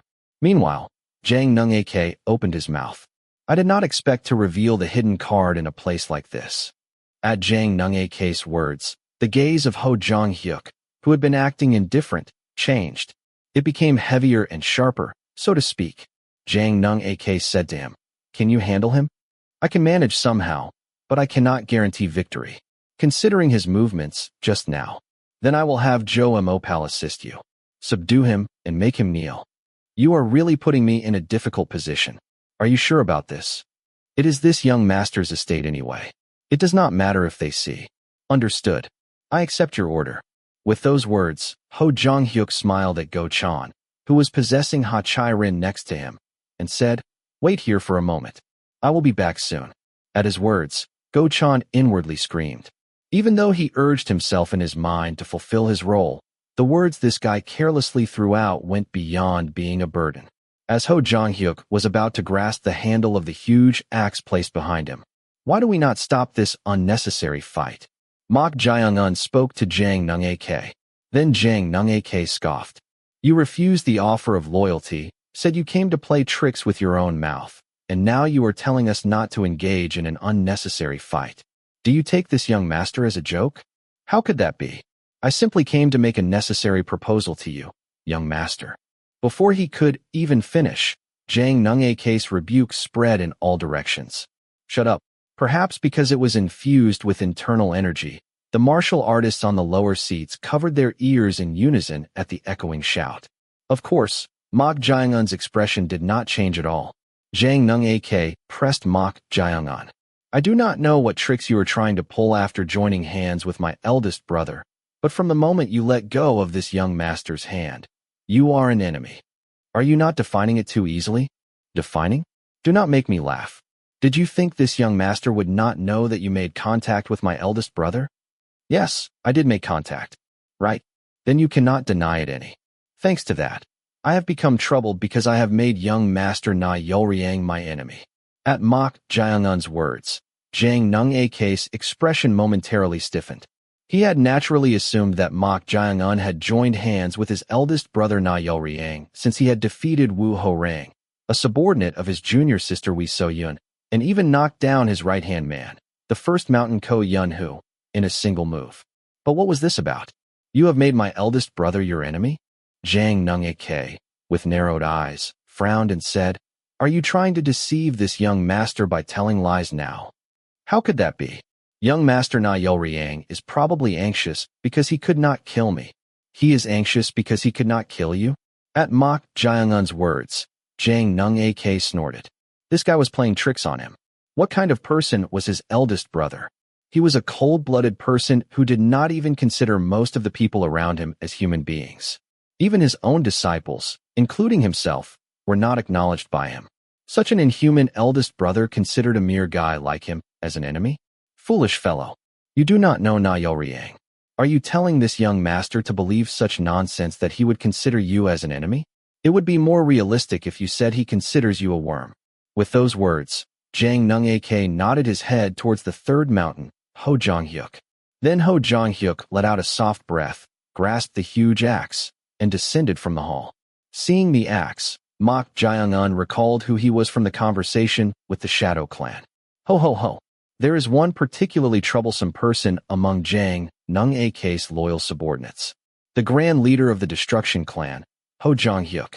Yes, I heard he holds the position of the third mountain in the Five Mountains Alliance. The third mountain means he is the third in rank.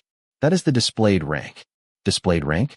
Of course, his actual martial prowess may not match that of Ko Yun-hu, the first mountain, or Wei Ming-chun, the second mountain. But considering his father's prestige, his position is incomprehensible. Who is his father to make you say that?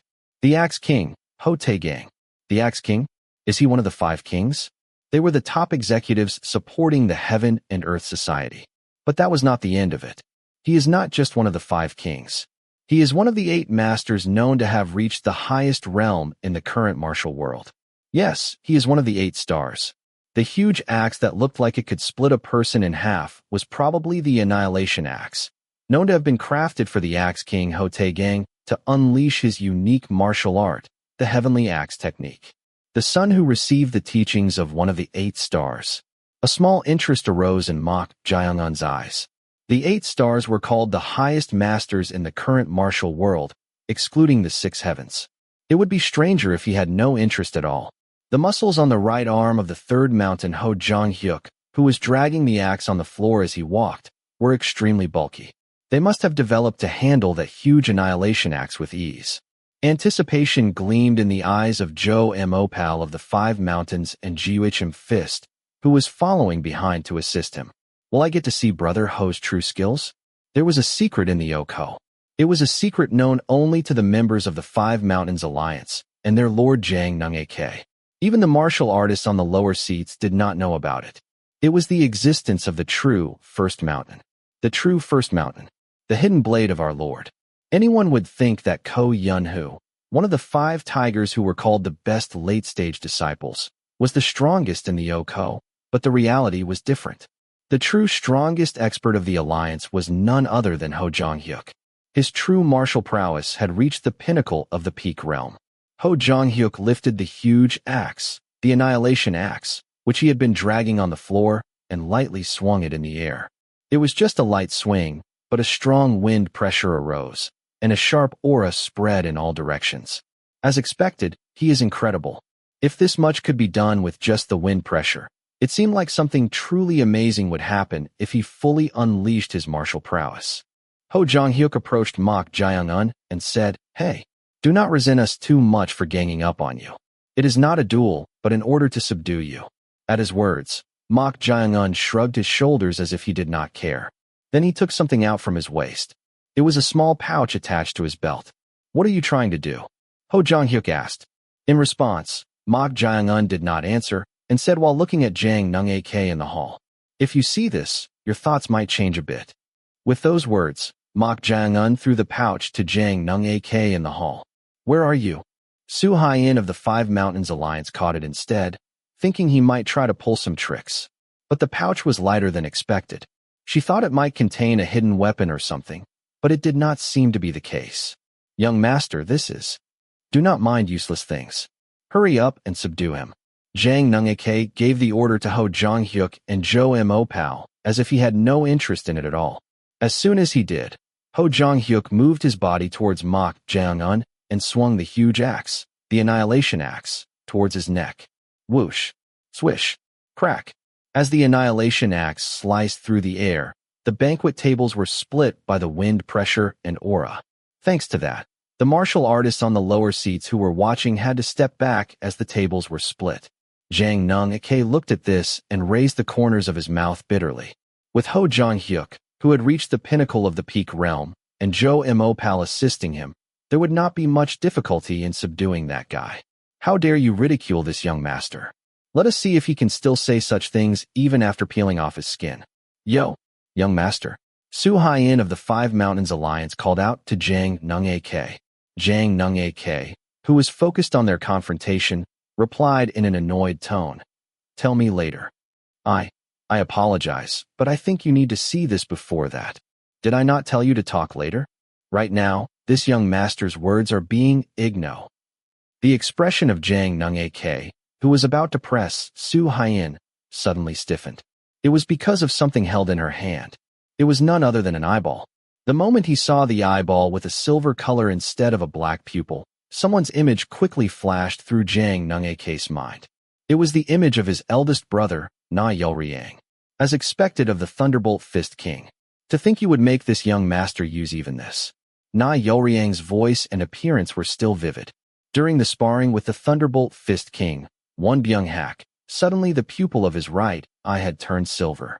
After that, the dynamics of the match had clearly changed. In an instant, Zhang Nung-ake's eyes trembled as he recalled this. This eyeball was too familiar.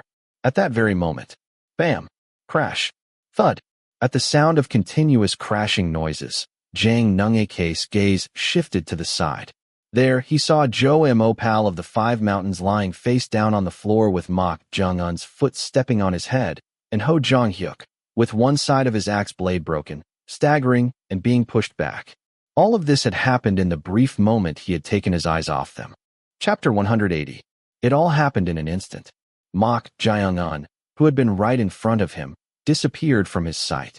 The true First Mountain, Ho Jong-hyuk, the grand leader of the Destruction Clan, moved his head and searched for Mok Jang-un's whereabouts. Before he knew it, Mok Jang-un was stepping on Zhou Mo Pal of the Five Mountains Guhm fist. He could not even use his hands properly before being defeated.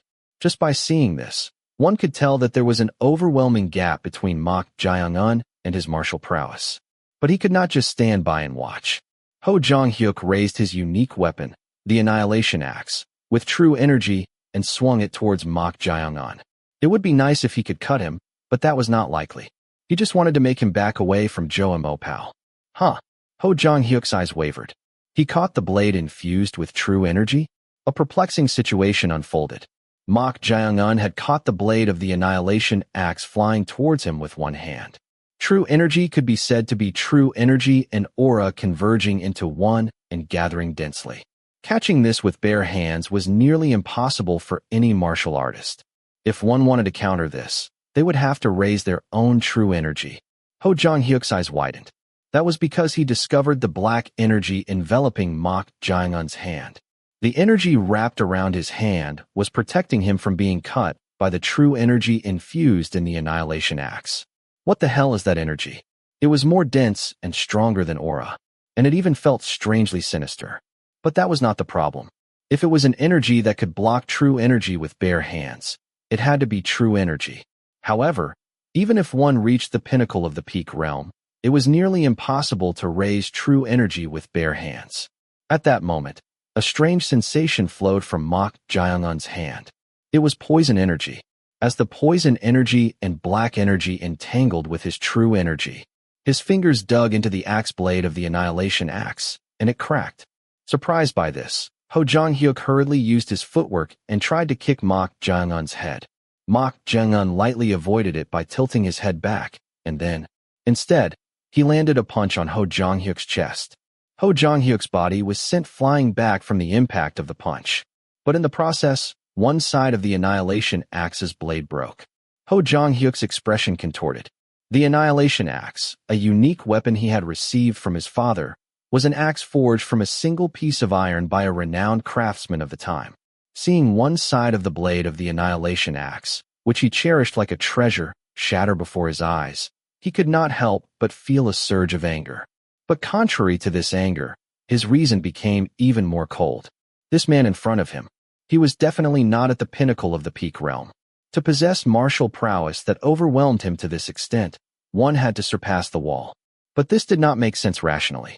Not long ago, he was barely at the level to receive a strike from Zhou Mopal of the GUHM Fist and blind swordsman Wei Ming-chun. This is not just fast development.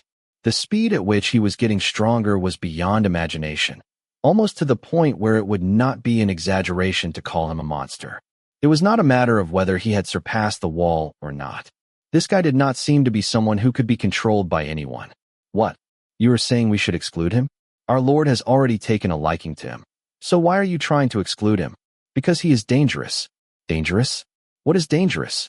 If it is because of his background, that is not the problem. Even if it is not visible, I can tell. Mok Jae-un is never someone who can be loyal to anyone. The words of that dead guy suddenly came to mind. That blind fellow's judgment was right. As Wei Ming-chun said, this guy could never be controlled by their lord. Not only was his speed of growth alarming, but his intentions were also unknown, so keeping him close could lead to unpredictable incidents. This is troublesome. But right now, this was an even bigger problem. He wanted to subdue the guy according to his lord's order, but it was impossible alone. If his guess was correct, no one present at this gathering could defeat this guy alone with martial arts. The only possibility was for their lord Jang Nung-ak to join forces and launch a combined attack. There is too much to lose. But then the loss would be too great. If they ended up losing even after launching a combined attack against someone they had intended to take in as a subordinate, the aftermath would be. At that moment, Jang Nung-ak's shout was heard. Stop! At his shout, the third mountain Ho Jong-hyuk turned his head with a puzzled expression. There, Jang Nung-ak was holding an eyeball with a stiff expression. What the hell was that? As the true first mountain Ho Jong-hyuk was puzzled, Mok Jae-un spoke to Jang Nung-ak with a bright smile. It seems you are now willing to have a conversation. Jang Nung-ak was about to say something, but then he roughly shouted at the martial artists on the lower seats. You guys, stand back for now. I told you to stand back. At his order, the martial artists on the lower seats moved out of the garden in unison. Go Chan, who was possessing Ha Chai Rin, also hesitated and tried to leave, but Su Haiyan of the Five Mountains Alliance allowed him to stay with a nod. After they had all left, and only the Oak Highway remained, Jang Nung-ak spoke again. This? What is it? At that question, Mok Jae-un tilted his head and said, You are not asking because you really do not know, right? Are you trying to humiliate this young master now?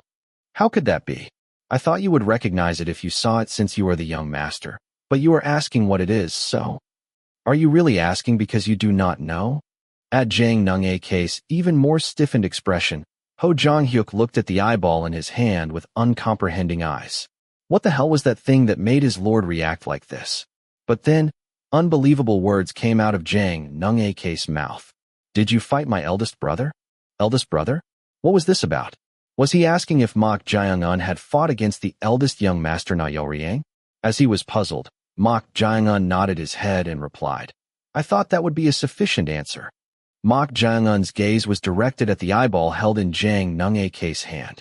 At his attitude, Jang Nung-ak stared intently at the eyeball in his hand with a stiff expression, and then he let out a hollow laugh as if he could not believe it. At his reaction, all of his loyal subordinates could not hide their surprise. They had also realized whose eyeball it was thanks to Jang Nung-ak's reaction. If that was the case, what the hell is this? That guy defeated the eldest young master? The eldest young master Na-yo-riang. Not many within the Heaven and Earth Society could handle him. He was a monster, a disciple of the society leader who was one of the six heavens and had surpassed the wall to reach the transformation realm. It was said that even the five kings, the highest executives of the Heaven and Earth Society, had a hard time dealing with him unless they were the two kings who had received the title of 8 stars. And that guy had fought him? No. If he had even plucked out his eyeball, was it not the same as winning? What on earth was going on? At that very moment. Ha! Ha ha ha! The society leader's second disciple, Jang Nung-ak, who had been letting out a hollow laugh, burst into a mad laughter. Everyone looked at him in puzzlement at his sudden behavior. Was it because the shock was too great? As they wondered why he was acting like that, Jang Nung-ak, who had been laughing for a while, plopped down on his seat and gestured with his hand, saying, "To think you plucked out the eyeball of that inhuman bastard. I have lived to see such a day. Ha ha ha! Come here and let us talk." Su Haiyan, the leader of the 5 Mountains Alliance, tried to dissuade him. "But my lord." Then Jang Nung-ak waved his hand and said, "Enough. He is the one who plucked out the eyeball of that monstrous bastard. Who could stop him? But my lord, it is too dangerous. Enough. If he had any intention of harming me, he would have done it already. Is that not right?" At his words, Mok Jaeung-un replied with a bright smile, "That is correct." At his answer, Su Haiyan and Jo Mopal of the 5 Mountains, whose face was swollen, could not hide their concern. No matter how strong that guy was, they were loyal subordinates. They had a duty to ensure his safety. But Ho Jong-hyuk shook his head as if telling them not to. "It is no use. Leave it." If he was truly a master of the transformation realm, this distance was already within his range. He could easily make a move if he wanted to. It is better to narrow the gap. That would be a better way to protect their Lord Jang Nung-ak from him. Sometimes the best defense was offense. Tap tap tap. Tack. In the end, Mok Jaeung-un came up to the hall and sat across from Jang Nung-ak. The treatment had clearly changed. Sitting next to him signified trust, but having him sit directly in front meant acknowledging him as an equal. As Mok Jaeung-un sat down, Jang Nung-ak picked up a wine bottle and said, "Will you have a drink? There is no reason to refuse a drink you offer." "Good. Have a drink." Jang Nung-ak poured wine into Mok Jaeung-un's cup. Since they were sitting across from each other, there was a distance, but as Jang Nung-ak applied his internal energy, the wine inside the bottle stretched out and entered the distant cup. When the cup was full, the stream of wine connecting them was cut off. As expected, the young master's true energy is no ordinary matter. Even if he had the lowest true energy among the society leader's 3 disciples, it was still vast enough to be incomparable to ordinary internal energy masters. It was only natural since he had received the 100 Bs and Myst technique and regularly consumed spiritual medicine since childhood. Jang Nung-ak put down the wine bottle. Then he looked at Mok Jaeung-un and said, "Will you pour for me?" The wine bottle was at a distance. He had to stand up and get the wine bottle to pour him a drink. At a glance, it might seem like he was trying to make Mok Jaeung-un stand up. Could it be that he is trying to tame the guy? Su Haiyan of the 5 Mountains Alliance watched this anxiously. "It is not difficult." Mok Jaeung-un chuckled and then lightly gestured towards the wine bottle. Then, a stream of wine naturally extended from the spout of the wine bottle and entered Jang Nung-ak's cup. Seeing this, Jang Nung-ak's loyal subordinates unknowingly let out exclamations of surprise. This was the technique of void seizing. If one reached the pinnacle of the peak realm, they could use true energy to pull or push objects to some extent. But to manipulate something like water droplets so delicately with true energy, one had to reach an even higher realm. Is it confirmed now? At Mok Jaeung-un's words, Jang Nung-ak looked at the cup filled with wine and then raised his head. "Indeed, you have surpassed the wall." Su Haiyan of the 5 Mountains Alliance finally understood Jang Nung-ak's intention. Their lord had wanted to confirm one last time if Mok Jaeung-un had truly surpassed the wall and reached the transformation realm. It was now certain. That guy was undoubtedly a master of the transformation realm. He was no longer at the level of a pinnacle stage supreme master, but already a true grandmaster who could be counted on one hand even within the heaven and earth society. Apart from being a disciple of the Shadow Clan and the Poison King, he had reached a position where he alone could be considered a force to be reckoned with. Their lord's reason for having Mok Jaeung-un sit right in front of him was understandable. At that moment, Jang Nung-ak spoke. The strong deserve to be treated accordingly. Jang Nung-ak clasped his hands together and bowed to Mok Jaeung-un, saying, Jang Nungake, the second disciple of the society leader, will respectfully treat Master Mok with courtesy. At his behavior, the loyal subordinates of the Five Mountains Alliance inwardly clicked their tongues. It was also the first time they had seen their Lord Jang Nungake treat a late-stage disciple of a younger age so politely, apart from the executives. But he certainly had the qualifications for it. After all, he was a master who had reached the transformation realm. Mok Jang-un also bowed to him with clasped hands and replied, "There is no need to go out of your way, but I am grateful for your courteous treatment." The atmosphere was not bad as they exchanged courtesies. Jang Nungake seemed to think the same, as he spoke in a brighter voice. "Master Mok, may I ask the reason for coming to me with this?" What Jang Nungake pointed to was none other than the eyeball of the eldest young master Na Yoryang. Jang Nungake's mood was elevated as he looked at the eyeball. At first, he had thought that Mok Jang-un had joined hands with his eldest brother Na Yoryang to deceive him. But that was his misjudgment. Mok Jang-un had defeated Wu Ho-rang, the right-hand man of his junior sister Wee So-yun, and not only that, he had even fought against his eldest brother Na Yoryang and plucked out his eyeball. What did that imply? He wishes to be with this young master. He was convinced. Mok Jang-un had chosen him. However, contrary to his expectations, unexpected words came out of Mok Jang-un's mouth. Join forces with young lady Wee So-yun's side. Jang Nungake's expression instantly stiffened. This guy had made him anticipate so much, and now what was he talking about? So Jang Nungake spoke, managing his expression as much as possible. "Master Mok, what are you saying? Joining forces with my junior sister, that is, I mean it literally. If you two do not combine your forces, it will be difficult to compete against eldest young master Na Yoryang's side." At Mok Jang-un's words, Jang Nungake was momentarily dumbfounded, and then a hollow laugh escaped his lips. It was disappointing since it was not what he had expected, but was he saying this thinking it was possible? So Jang Nungake spoke his true thoughts. "Look here, Master Mok. Do you think that is possible?" "That is right. Both my junior sister and I are running for the same position. And now you are telling us to combine our forces. Do you think that is possible?" Jang Nungake shook his head. Then he chuckled and said, "Well, if my junior sister were to pledge loyalty to me and join my subordination, it might be possible. If not, your proposal is essentially impossible, Master Mok." It was a foolish proposal. This was a proposal that neither he nor his junior sister could accept. If that was the case, they would have already joined forces long ago, or pushed one of them in that direction. It was because that did not work that they were each putting in so much effort to secure support. Anyhow, thank you for the proposal, but... did it sound like a proposal to you? Jang Nungake frowned for a moment. The guy smiled, filled with malice unlike before, and said, "This is not a proposal, but in order to do so." Chapter 181. This is not a suggestion. I am telling you to do it this way. In an instant, everyone's expression hardened. Just a moment ago, the situation seemed to be progressing smoothly. However, everything changed in a split second. What the hell is this guy doing? What is he saying? Not only Jang Nungake, the second disciple of the society leader, but also his loyal subordinates felt the same way. For a moment, they thought they might have misheard him. But upon seeing the smile full of malice on Mok Jang-un's face, they realized their ears were not mistaken. Though it lasted only a split second, they had never felt a silence this long before. If anyone else had said those words, someone would have drawn their sword or blade and sliced off their head right there and then.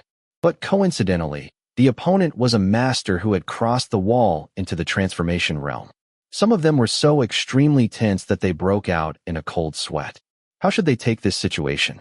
No, what should they say? Amidst the confusing situation, the one to break the silence was Zhou Mo, the fifth mountain of the Five Mountains Alliance. "You bastard!" His voice and eyes were filled with rage.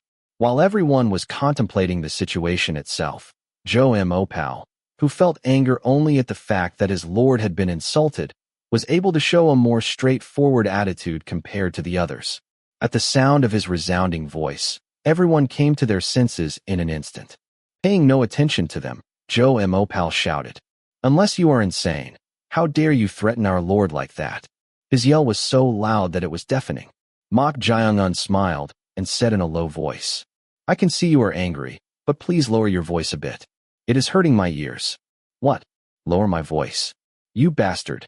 I will warn you one last time for the young master's sake. Lower your voice. I am going to key. Suddenly, Joe Mopal could not continue speaking. His cheeks even trembled. It was because of the killing intent he felt the moment his eyes met Mok Jaeongun's. Though it lasted only an instant, the image of Mok Jaeongun slicing his neck flashed through Joe Mopal's mind. Imagining this, he found it difficult to open his mouth. Seeing Joe Mopal like this, Ho Jong-hyuk, the first mountain, clicked his tongue inwardly. He had heard from his father that once one reaches the transformation realm and becomes a true grandmaster, they can control their energy more precisely and pressure a specific opponent with killing intent. It seemed Mok Jaeongun had pressured Joe Mopal with his killing intent. This has gotten tricky.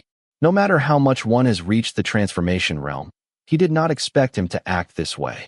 Their own liege was the society leader of the Heaven and Earth Society and one of the 6 heavens, considered the pinnacle of the Central Plains martial world. There were few within the organization who could do such a brazen thing to such a man. Only those who had the status and qualifications were able to do so. However, Mok Jaeongun was not one of them. Is he relying solely on his martial prowess to do this? If that is the case, it is a miscalculation. It was not because his own lord feared his martial prowess that he showed courtesy to the guy. Mok Jaeongun, you really take this young master lightly. At that moment, Jang Nung-ak spoke. Seeing him like that, the expressions of his loyal subordinates grew serious. His icy cold gaze, his heavily subdued tone showed how furious their lord was at this moment. When Jang Nung-ak is truly angry, he does not flare up like a fire. Rather, he becomes even more cold-hearted. And that cold-heartedness brings deep insight. Take you lightly? I am merely presenting a condition that can benefit both the young master and the young lady. Benefiting both of us. Cut the bullshit. Bullshit, you say? For 2 forces to merge into one, someone has to bow their head and enter below the other. But do you think that is possible with your pathetic threats? It is possible. That is why I am telling you to do it that way. Telling me? You are being quite presumptuous. How unexpected. Interest flashed in Mok Jaeongun's eyes. He had considered Jang Nung-ak's capacity to be quite shallow and small, but he was saying everything he wanted to say even in this situation. That meant he was not afraid of him, even though he should have already confirmed the gap in their power. Unexpected? That is what this young master wants to say? Are you not afraid? Not afraid, you say? Who do you think you are trying to threaten right now? Threaten? You really do not feel like a threat to me. I told you to cut the nonsense. Have you completely lost your mind, trying to interfere in the successor battle and arbitrarily shake things up? At these words, Mok Jaeongun's eyes narrowed. You are being tougher than I expected. Tough. That is what this young master should be saying. Do you believe in your petty martial arts so much that you dare to interfere with the successor battle and arbitrarily stir things up? Why are you thinking so complexly about it? Mok Jaeongun asked in an intrigued tone. Then Jang Nung-ak opened his mouth while pouring wine into his cup. I can guess 2 possibilities. 2 possibilities? The first would be based on the premise that you have joined hands with Wee So-yoon. Why do you think that? It is simple. Even with the power of the Shadow Clan and the Baek Clan added to Junior Sister, it is still not enough for both of you to face off against the eldest senior brother and this young master.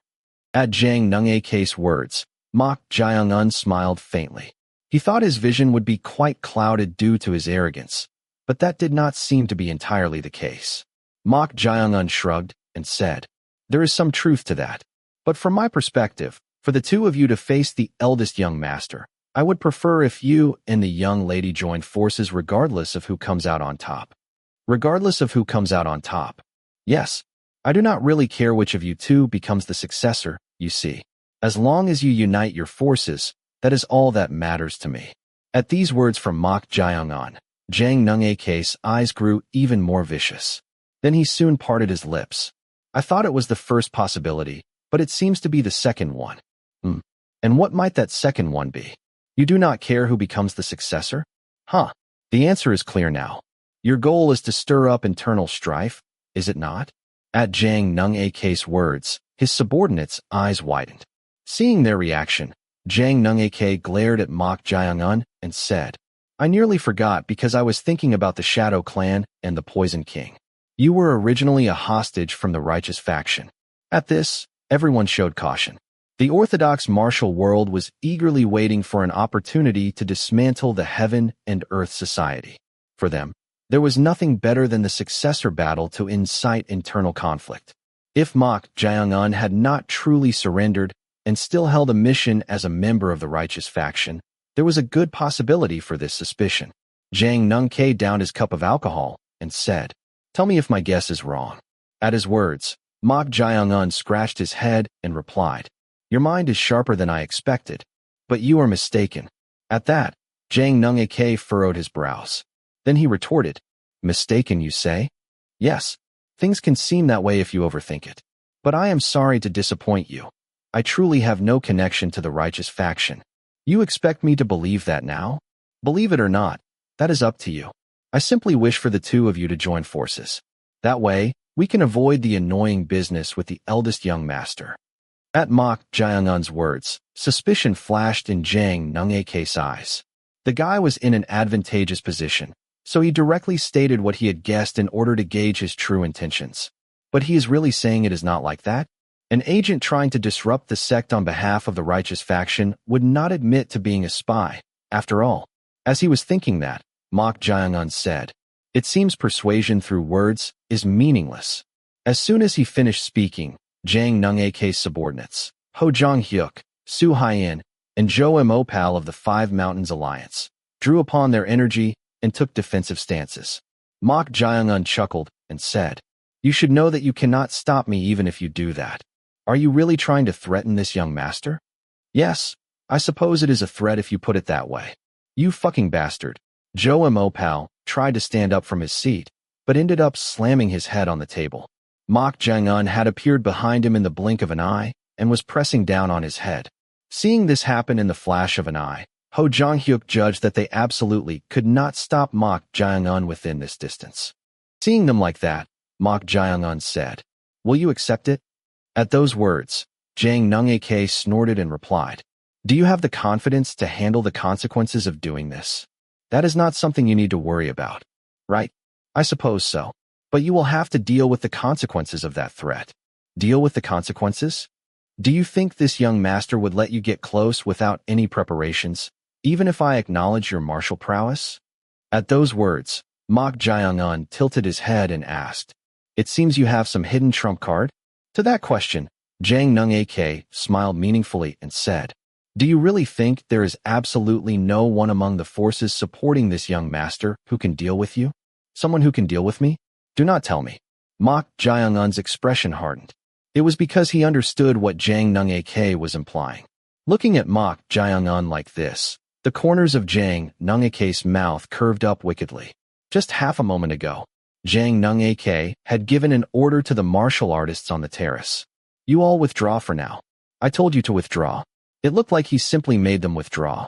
"Right now, gather all the martial artists in the estate and summon the Axe King, Ho Tae-gang, the Water Clan Master, Go Yunbek, and the Valley Master of Summoning Sound Valley, Hong Yuryang." There was a secret known only to Jang Nung-K's close confidants and subordinates. It was the art of transmitting secret messages through sound, secret voice transmission. Jang Nung-K, who had gained the support of the Summoning Sound Valley Master, learned secret voice transmission from her as a gift, and he found it useful from time to time. This was one such situation. The Axe King, Ho Tae-gang. He was one of the 5 kings and a member of the 8 stars, considered the top masters of the current martial world. He was one of the few transformation realm experts in the Heaven and Earth Society and Jang Nung-K's greatest force that he had recruited first. Did you think this young master would fully trust you? The opponent was a transformation realm expert. If things went wrong, who knows what the outcome would be? Judging by this guy's actions, he did not seem to fear the society leader, his master, like others did. In the first place, if he did, he would not have done something like defeating Ko Yunhu, one of the 5 tigers, earlier. That is why Jang Nung-K called upon the best card he had. The Supreme Master who had reached the transformation realm even longer ago than Mok Jaeung-un. Half a moment. That is enough. This much time was sufficient to summon the Axe King. The Axe King's estate was located closest among the other executives. He would probably arrive here soon. Someone who can deal with me? Do not tell me. To mock Jiang-an, whose face had stiffened, Jiang Nungke raised the corners of his mouth wickedly and said, "Did you think this young master would let you get close without careful thought? You will have to take responsibility for the consequences you brought upon yourself. You are not an ordinary person, indeed. By the time you regret it now, it is already. Would it make you feel better if I say that? This bastard, does he not understand the situation right now?" Puzzled by this, Mok Jiang-an smiled and said, "A suspicious person like you would not casually dismiss the subordinates around you for a private conversation and have me sit close to you without hesitation. Did you think I would simply believe that?" Mok Jiang-an tapped his head with his finger and continued, "Of course, I thought you would have prepared something." At Mok Jiang-an's words, Jiang Nungke glared at him and replied in a low voice, "You are quite cunning indeed. But even if you realize it now, do you think it will change anything? Rather, even now, did you learn sound transmission from the summoning Sound Valley Master?" At that question, Jiang Nungke, who was trying to maintain a composed appearance, raised one eyebrow. How the hell does this guy know that? Seeing his reaction, Mok Jiang-an chuckled and said, "Seems like I am right. Well, since you promised to gain the support of the summoning Sound Valley Master, I thought it was possible." "You bastard, how?" Just as Jiang Nungke was about to say something, Jiang Nungke, who sensed someone entering the garden, smiled with satisfaction. No matter how Mok Jiang-an knew about the sound transmission, once the Axe King, Ho Tae-gang, arrived, the situation would be over. Jiang Nungke's expression stiffened as he turned his gaze towards the garden entrance. Because the one who entered was not the Axe King as he had expected. The one who entered the garden was none other than Zhang Im, the subordinate of the deceased Wei Ming-chun, who was one of the martial artists sitting on the terrace. Seeing him enter suddenly, Jiang Nungke was at a loss. That was because he had sent an urgent sound transmission to him with orders. Instead of the Axe King he had summoned, why was that bastard here? But something was strange. Zhang Im's clothes were stained with blood. Why was that bastard in such a state? Did you take care of it well? At that moment, Mok Jiang-an's voice rang in his ears. Did you take care of it well? What the hell was this? Zhang Im, the subordinate of the deceased Wei Ming-chun, knelt on one knee and clasped his hands together in a respectful salute toward Mok Jiang-an as he replied, "Master, I took care of everything as you ordered." As soon as he finished speaking, Jiang Nungke's face twisted terribly. What the hell was going on? Why was that bastard calling Mok Jiang-an master? As he was feeling perplexed, he suddenly sensed a strange presence behind him and someone placing a hand on his shoulder. The startled Jiang Nungke tried to shake it off, but the pressing force was so strong that he could not even move his shoulder. Then, a whisper came from behind him. "What will you do now that news different from what you expected has arrived?" It was Mok Jiang-an's voice. "When did this bastard get behind him?" You bastard. Shoo. Be quiet and relax your shoulders. If you keep moving like that, I might feel like breaking them with the strength in my hands." At those words and the accompanying laughter, goosebumps instantly covered Jiang Nungke's entire body. Where did things go wrong? Chapter 182. My lord, I am sorry. Wei Ming-chun, who was possessing the body of his subordinate Zhang Im, apologized inwardly. He wanted to strike the back of that guy's head for the sake of his former lord, Jiang Nungke, but after becoming a servant spirit and realizing the principle of karma, he could not do it. The fate of the servant spirit and its master were one and the same. But even if it were not for that, the more he learned about Mok Jiang-an, the more fearful he became. What the hell was that monstrous bird earlier? In fact, if it were his previous body, it would have been extremely difficult to deal with that many peak supreme masters alone. However, thanks to that huge bird that suddenly appeared, he was able to subdue the martial artists. This made Wei Ming-chun even more terrified of Mok Jiang-an. What the hell is this guy's true identity? He did not know that Mok Jiang-an could command not only humans, but also monsters. How could such a monster exist within the heaven and earth society without anyone knowing? It made him curious about Mok Jiang-an's true identity. Meanwhile, Mok Jiang-an disappeared in an instant using a tremendous light body technique and appeared behind Jiang Nungke, grabbing his shoulder. Shoo. Be quiet and relax your shoulders. If you keep moving like that, I might feel like breaking them with the strength in my hands." In an instant, goosebumps covered Jang Nung-ak's entire body. The guy's snickering voice was filled with nothing but malice. He had experienced this feeling somewhere before. Eldest senior brother? It was quite similar to his eldest senior brother, Na Yoryang. The eerie feeling of lacking humanity was alike. Meanwhile, Ho Jong-hyuk grabbed the handle of his half-moon axe, Netherworld, with one of its blades broken, and opened his mouth. "Mok Jae-un, stop it." "Stop what? Did I do anything wrong? I do not know how you brought them in, but do you think you can handle all of this? That is not for you to worry about." "Worry? Even if you immediately get what you want by threatening the Lord's life, do you think you can prevent all the forces supporting our Lord, including my own master, from finding out about this? Stop it now. No matter how strong your martial arts have become, this is a reckless act." With these words, Ho Jong-hyuk's fingers, cunningly pointing backwards, moved. He was sending hand signals. The recipient of those hand signals was none other than his female bodyguard behind him. "Keep this with you. It is a rescue signal flare." "A rescue signal flare? It is something my master gave me." "You mean the Axe King?" "Yes. He gave it to me in case of an emergency. We probably will not need to use it, but just in case, I think it is better for you, the bodyguard, to keep it. Is it okay for me to have something like this? It is more effective for you to have it. If an urgent situation arises, the other members of the Five Mountains Alliance and I will be the targets of restraint anyway." It was a truly coincidental thing. He had entrusted the rescue signal flare to her in case of an emergency. The rescue signal flare was given by his master to deal with the eldest young master's side, but he thought it would never be used as long as the society leader was alive. However, he did not expect things to unfold so quickly. Ho Jong-hyuk sent hand signals with his fingers so that only the female bodyguard could see them. It was a prearranged signal. Su Hyen, the fourth mountain who was at an angle to see this signal, swallowed her saliva. She had heard about this from Ho Jong-hyuk, so she had left the female bodyguard in this spot in case of an emergency. Once the rescue signal flare goes off, the Axe King, Ho Tae-gang, would immediately come here. Then, even that bastard Mok Jae-un would not be able to keep making rash threats. To make that happen, they needed to draw his attention even more. So Su Hyen intervened. "Mok Jae-un, Ho Jong-hyuk is right. A threat is only valuable when you can maintain it in the first place. So how do you plan to keep it up?" At her words, Mok Jae-un's gaze naturally shifted to her.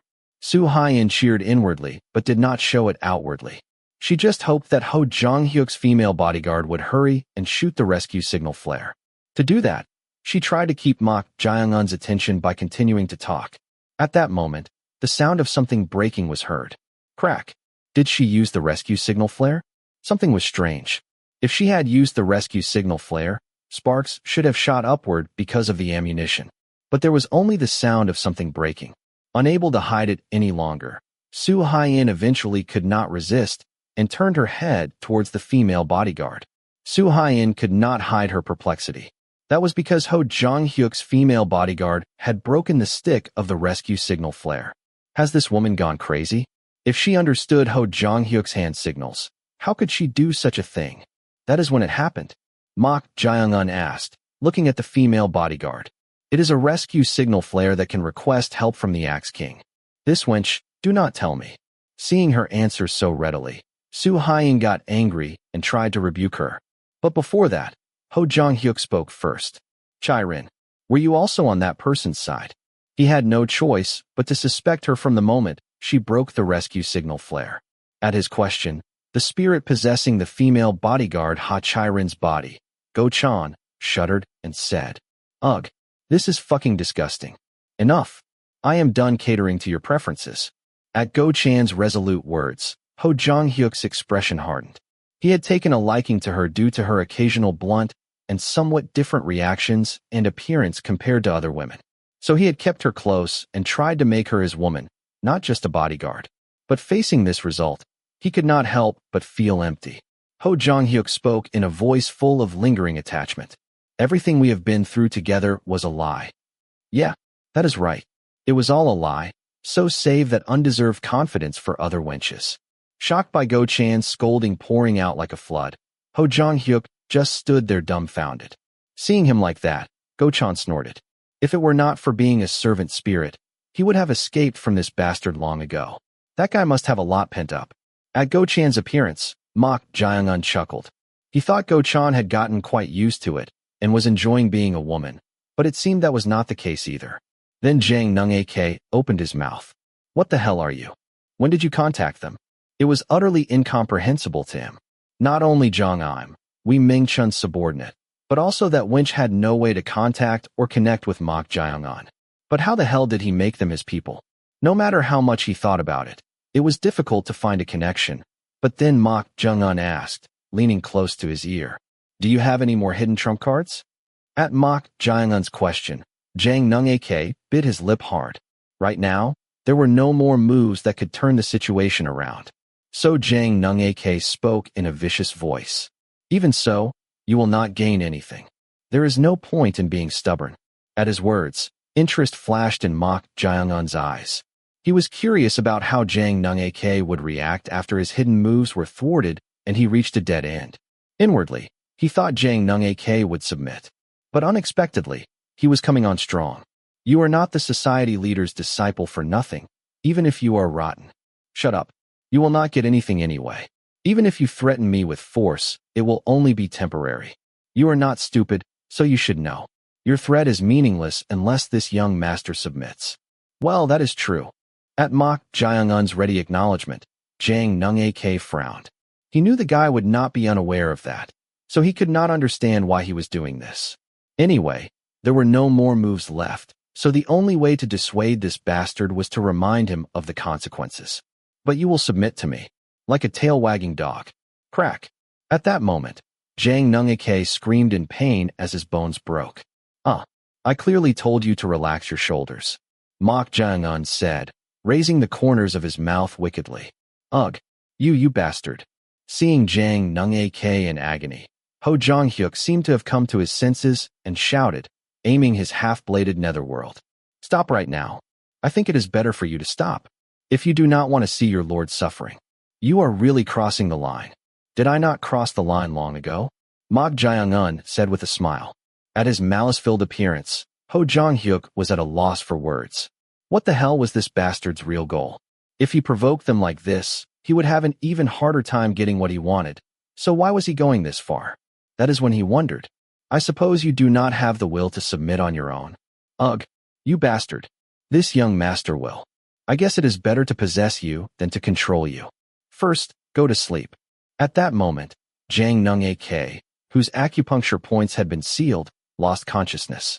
As soon as Jang Nung-ak collapsed on the table, Ho Jong-hyuk swung Netherworld towards Mok Jaeung-un's head with an angry rebuke. The blade of Netherworld was caught by Mok Jaeung-un's hand. You have no learning ability. As black energy frosted over Mok Jaeung-un's hand, cracks formed even on the remaining blade.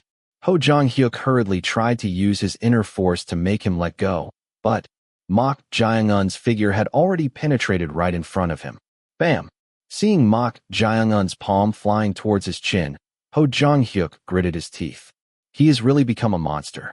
Go-chan, who was possessing Ha Chiren's body, sincerely clicked his tongue. Ho Jong-hyuk, the first mountain, and Su Hyen, the fourth mountain, were lying on the floor unconscious, covered in blood. The two tried their best to resist, struggling and charging in, but the result was miserable. They ended up like that in just a few exchanges. Ho Jong-hyuk, who had reached the pinnacle stage of the peak realm, tried to turn the tide by unleashing his hidden ultimate technique, but it was useless. It only bought a little more time. How can a guy who has not cultivated martial arts for long become so strong so quickly? It was hard to believe. It felt so unfair that it made the world seem unjust. Then, Mok Jaeung-un's voice was heard. You too, come over here. Go-chan looked at the man who was presumed to be possessed like himself. Was he called Jong-im, the subordinate of the deceased Wee Ming-chun? He had a faint feeling of spiritual power, so he thought he might be a possessing spirit, and his guess was correct. But when did he get possessed by this bastard? As he was wondering, Jong-im, no, the possessed Wee Ming-chun climbed up to the pavilion, and Mok Jaeung-un said, You are seeing each other for the first time, right? At Mok Jaeung-un's words, Go-chan and Wee Ming-chun looked at each other with strange gazes. It was close to asking, you too, with their eyes. Before introductions, Shall we deal with this first? By this you mean? Then Mok Jung-un alternately pointed to Jang Nung-ake, the society leader's second disciple who had collapsed in front of him after having his acupuncture point sealed, and Ho Jong-hyuk, the first mountain who had fainted covered in blood, and said, "You need to possess these two, so which one of you wants to enter the second young master?" As soon as he finished speaking, both Go-chan and Wee Ming-chun raised their hands at the same time like lightning, without exception. Chapter 183. Mok Jung-un raised an eyebrow, seeing Go-chan, who possessed Ha Chiren's body, and Wee Ming-chun, who possessed Jong-im's body, raising their hands at the same time. Realizing that they both raised their hands, the two looked at each other. Both Go-chan and Wee Ming-chun had unpleasant expressions. Mok Jung-un said to them, "It seems you both want this body." At those words, Wee Ming-chun hurriedly opened his mouth. "I definitely want it. Please give me this body." "Wait, that cannot be. We may have skipped introductions, but there is a hierarchy even among water spirits. As a newcomer, how dare you covet this body?"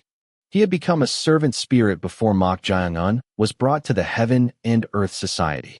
How dare a newbie servant spirit try to take the body before a senior even picks up their chopsticks? "Stay out of this, wench." Wee Ming-chun snapped at Go-chan in a sharp voice. Seeing that, Go-chan was dumbfounded. "What? Wench? Who are you calling a wench? I am talking about you. Who else would I be talking about? Do not be greedy and be satisfied with that body, you by dash. Crazy bastard," Go-chan shouted angrily. Each day was already challenging and embarrassing for him, as he possessed the body of a woman, Ha Chiren, and now this guy was provoking him. "Do you think I want to be in this body? How dare you thoughtlessly call me a wench when you know nothing? Do you want to die? Who? Wench, do not provoke me any further." "Provoke? Are you blind? Fine. Let us do this, you bastard." A needle-like weapon appeared in Go-chan's fingers. He had fully adapted to this body after possessing Ha Chiren's body for quite a long time. Now he was confident he could utilize more than 100% of this body's peak martial prowess. Like Go-chan, Wee Ming-chun also half-drew his sword. Although his martial prowess was much lower than his original body, he still had his original senses. He was at least confident he could subdue the wench in front of him. "Take it easy, you two." Mok Jung-un's voice reached their ears. Unconsciously glancing at Mok Jung-un, their expressions soon hardened. Although he was smiling, the immense energy flowing from Mok Jung-un was pressuring them as if it would engulf them at any moment. At this, Go-chan and Wee Ming-chun, who seemed like they would fight at any moment, soon withdrew their weapons. Even if they wanted to maintain their pride, as servant spirits, they could not refuse their master's order. "I was going to give you a choice, but I think it is better for me to decide." At those words, Wee Ming-chun hurriedly knelt on one knee and clasped his hands together, pleading, "Master, please give me young Master Jang Nung-ake's body." He looked very desperate. So Mok Jung-un asked in puzzlement, "You seem to want it badly. Is it because young Master Jang Nung-ake is a higher-ranking person?" At Mok Jung-un's question, Wee Ming-chun could not bring himself to reveal his true intentions. At a glance, it seemed like he wanted it because young Master Jang Nung-ake was of higher rank than Ho Jong-hyuk, a member of the Five Mountains Alliance, as Mok Jung-un said, but that did not hold much meaning to him. He just wanted to protect his former lord, even if it was in this way. "If I reveal this, that monster-like person will probably hate it." That is why he could not say his true intentions, and he did not want to see that wench possessing the body of his former lord. "Master," Go-chan clung to Mok Jung-un with teary eyes.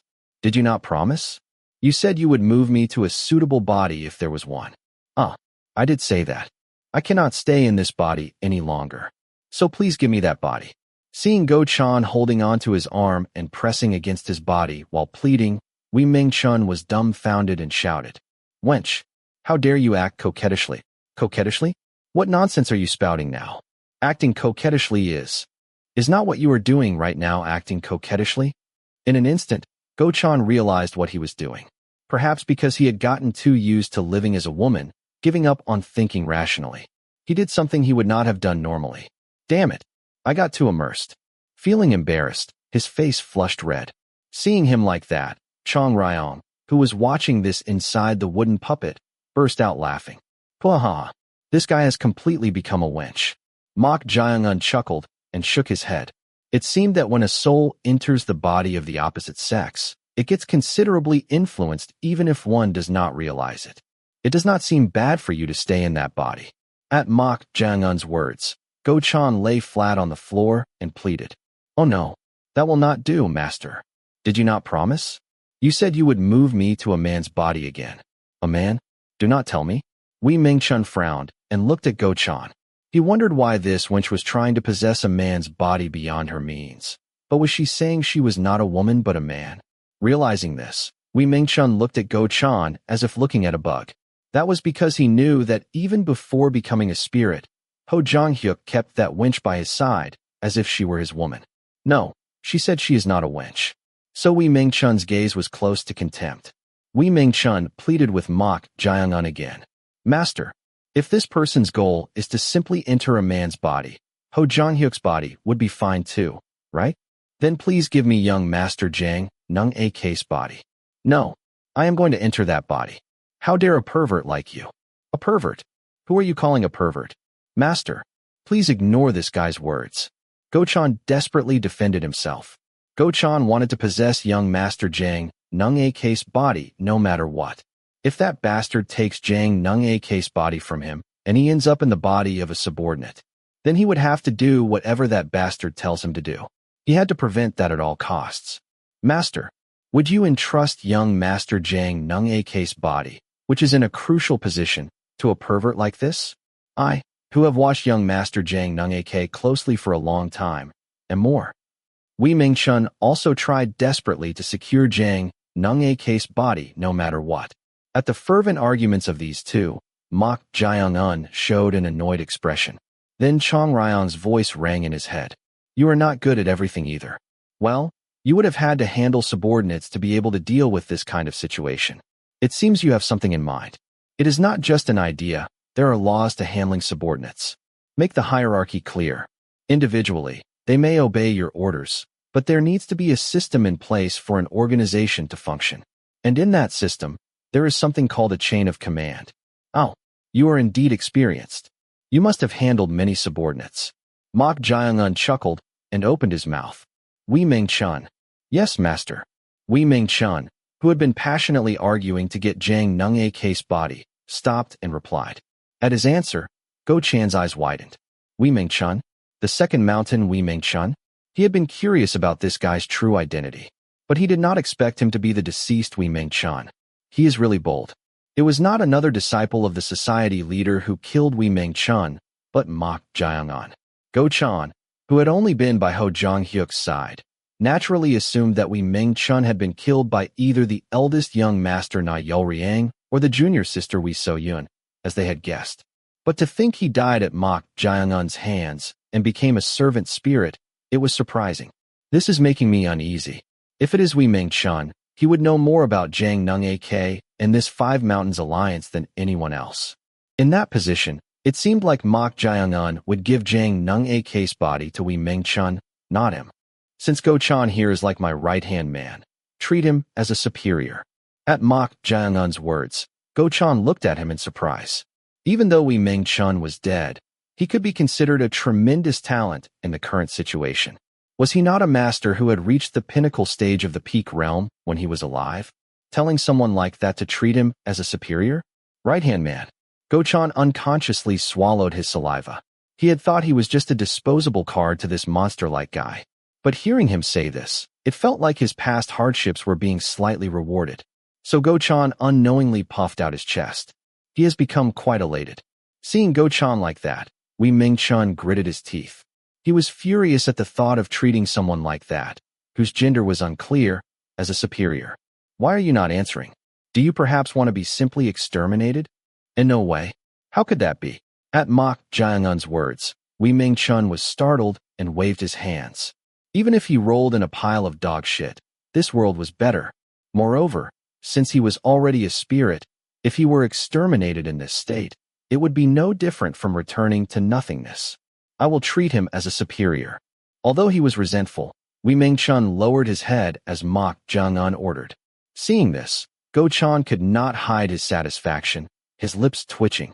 To think that he, who retired as a low-ranking assassin despite being from the flying killing sect, would be treated as a superior by a future top master like Wei Ming-chun of the Heaven and Earth Society. Life was truly unpredictable. Jang Nung-ak. No. Go-chan, who was currently possessing Jang Nung-ak's body, could not help but feel moved beyond joy. Each day had been embarrassing and challenging for him to the point where he thought he might lose his gender identity as he possessed the body of a woman, Ha Chai-rin. But it was worth enduring that. Returning to a man's body made him feel confident. How is the body? Mok Jae-un asked him. At that question, Go-chan barely suppressed his excitement and said, "It is really the best." It was difficult to describe in words. When he entered the body of Ha Chai-rin, a peak realm master, he, who was merely a second-rate expert, experienced sensations he had never felt before and was only satisfied with that aspect. But Jang Nung-ak's body was incomparable from the beginning. Amazing. How can such a body even exist? The body of Jang Nung-ak, who had reached the pinnacle stage of the peak realm, could truly be called a monster. The internal energy Ha Chai-rin possessed was like a drop in the bucket. This body was really strong, to the point where it felt like he could do anything if he wanted to. Seeing Mok Jae-un, who had easily subdued this tremendous body, his master felt even more like a monster. Was he not someone who did not even know the basics of martial arts just a month ago? He was truly a monster itself. Is the other body okay? This time, Mok Jae-un asked Wei Ming-chun, who had entered Ho Jong-hyuk's body. Wei Ming-chun nodded and replied, "I think I can adapt quickly." Wei Ming-chun was also inwardly unable to hide his surprise. He was aware that the hidden first mountain Ho Jong-hyuk was strong, but after taking over his body, that strength was hard to compare to his former body. Even though they were both at the peak realm, the difference between the early stage and the pinnacle stage was truly stark. Ho Jong-hyuk, he is really amazing. If he wanted to, he could have taken the position of one of the 5 tigers at any time. With this body, he was curious about the outcome if he fought against that person who was undoubtedly the best among the 5 tigers. Fortunately, the body seemed to suit you too to some extent. The stronger the body, the more it tends to reject the spirit. So he had been worried, but fortunately, both Go-chan and Wei Ming-chun seemed to have settled well into their bodies. Since they had taken over the bodies of young Master Jang Nung-ak, the leader of this force, and Ho Jong-hyuk, the hidden second-in-command, there would be no problem controlling this place. But are you really okay? Taking over that woman's body. It is fine. I do not really like that woman.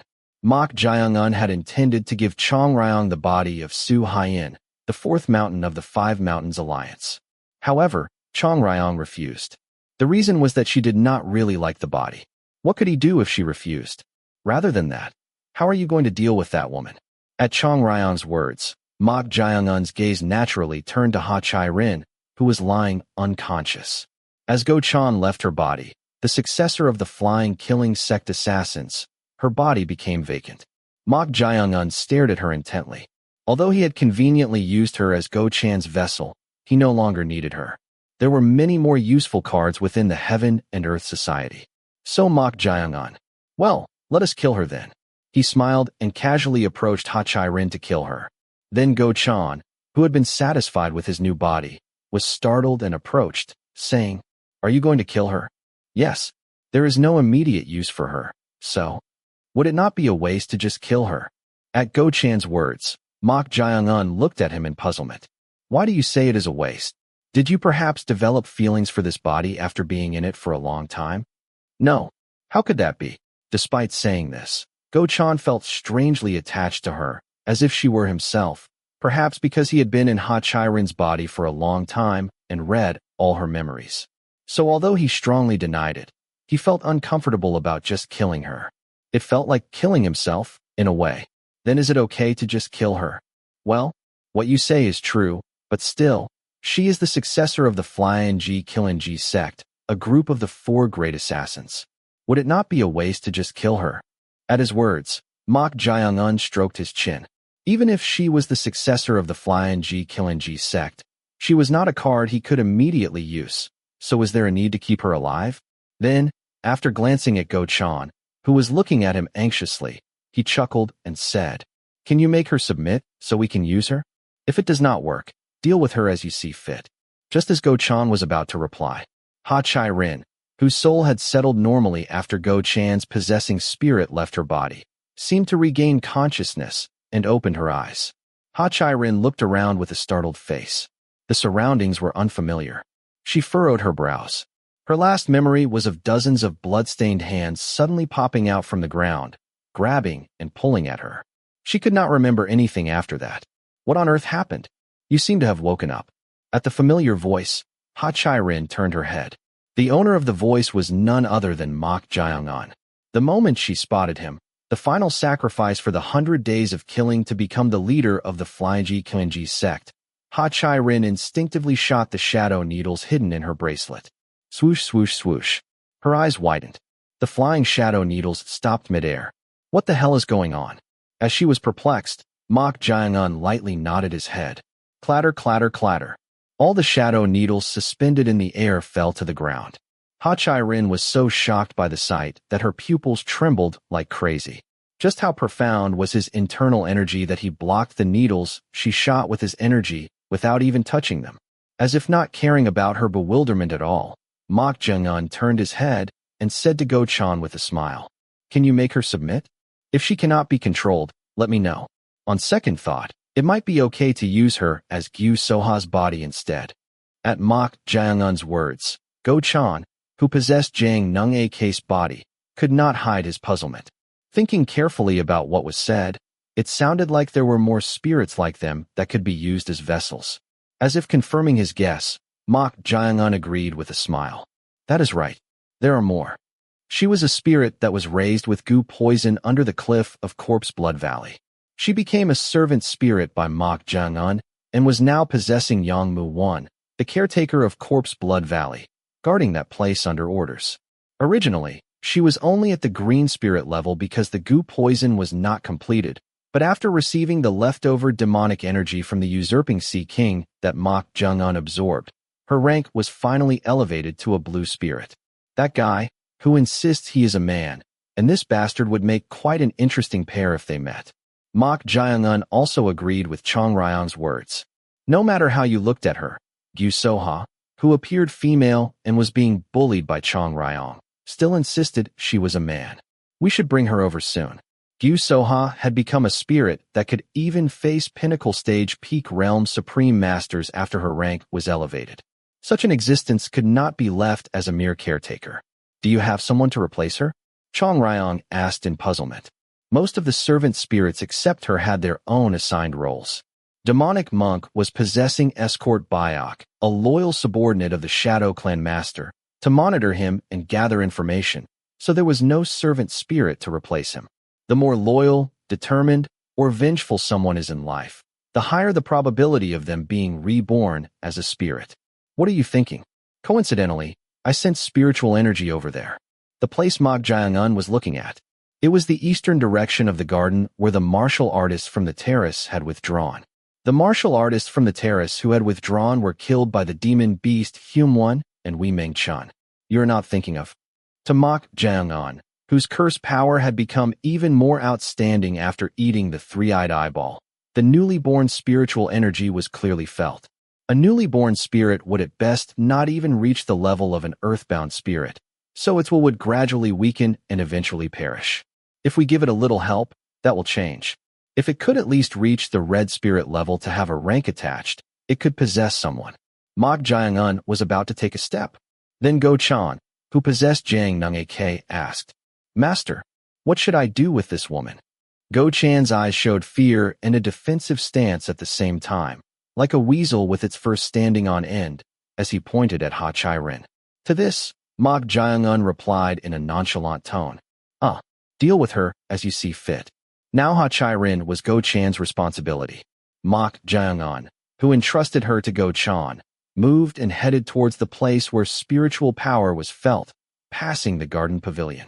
There, the shrunken demon beast Hyun-won was flying around, and on the floor were the cold corpses of the martial artists from the terrace.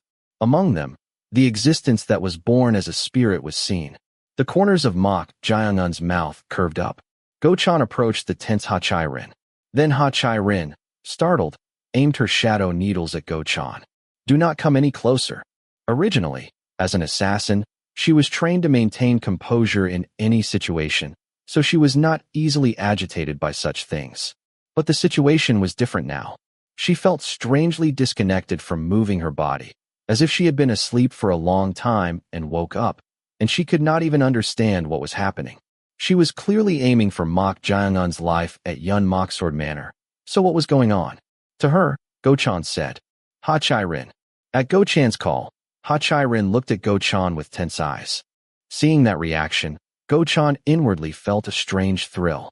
Until right before she died, she had considered him as a lowly, inferior assassin. But now she was properly wary of him. It was truly ironic. After changing bodies, she looked infinitely weak to him. Of course, that was because the body of the society leader's second disciple, Jang Nung-ak, was that strong. The elated Go-chan warned her, "You better behave." "Damn it. Where the hell is this, and who are you?" At her rough way of speaking, Go-chan clicked his tongue. He had forgotten for a while, but she was indeed a woman with an extremely crude way of speaking. Her original personality had not gone anywhere. "If you keep acting like that, your life will be in danger. That person has no mercy." "That person? Are you talking about Mok Jaeongun?" At Go-chan's words, Ha Chai-rin furrowed her brows. She was already extremely confused because of the existence called Mok Jaeongun. Mok Jaeongun was the final sacrifice for the 100 days of killing to be recognized as the leader of the Flying-ji Killing-ji sect. But she did not know where things went wrong. The Mok Jaeongun she knew at Yun Moksword Manor was just a cowardly man without any skills. But when she closed her eyes and opened them again, his overwhelming presence and control over his energy were truly those of a supreme master and beyond. What the hell? What is going on? How did such a monster become the final sacrifice for the 100 days of killing? The 100 days of killing selected someone who would not be a big problem even if they died. But was he not someone they could not kill? Go-chan, who was staring intently at the perplexed her, had the corners of his mouth twitching. "Deal with her as you see fit." Mok Jaeongun had entrusted Ha Chai-rin to him.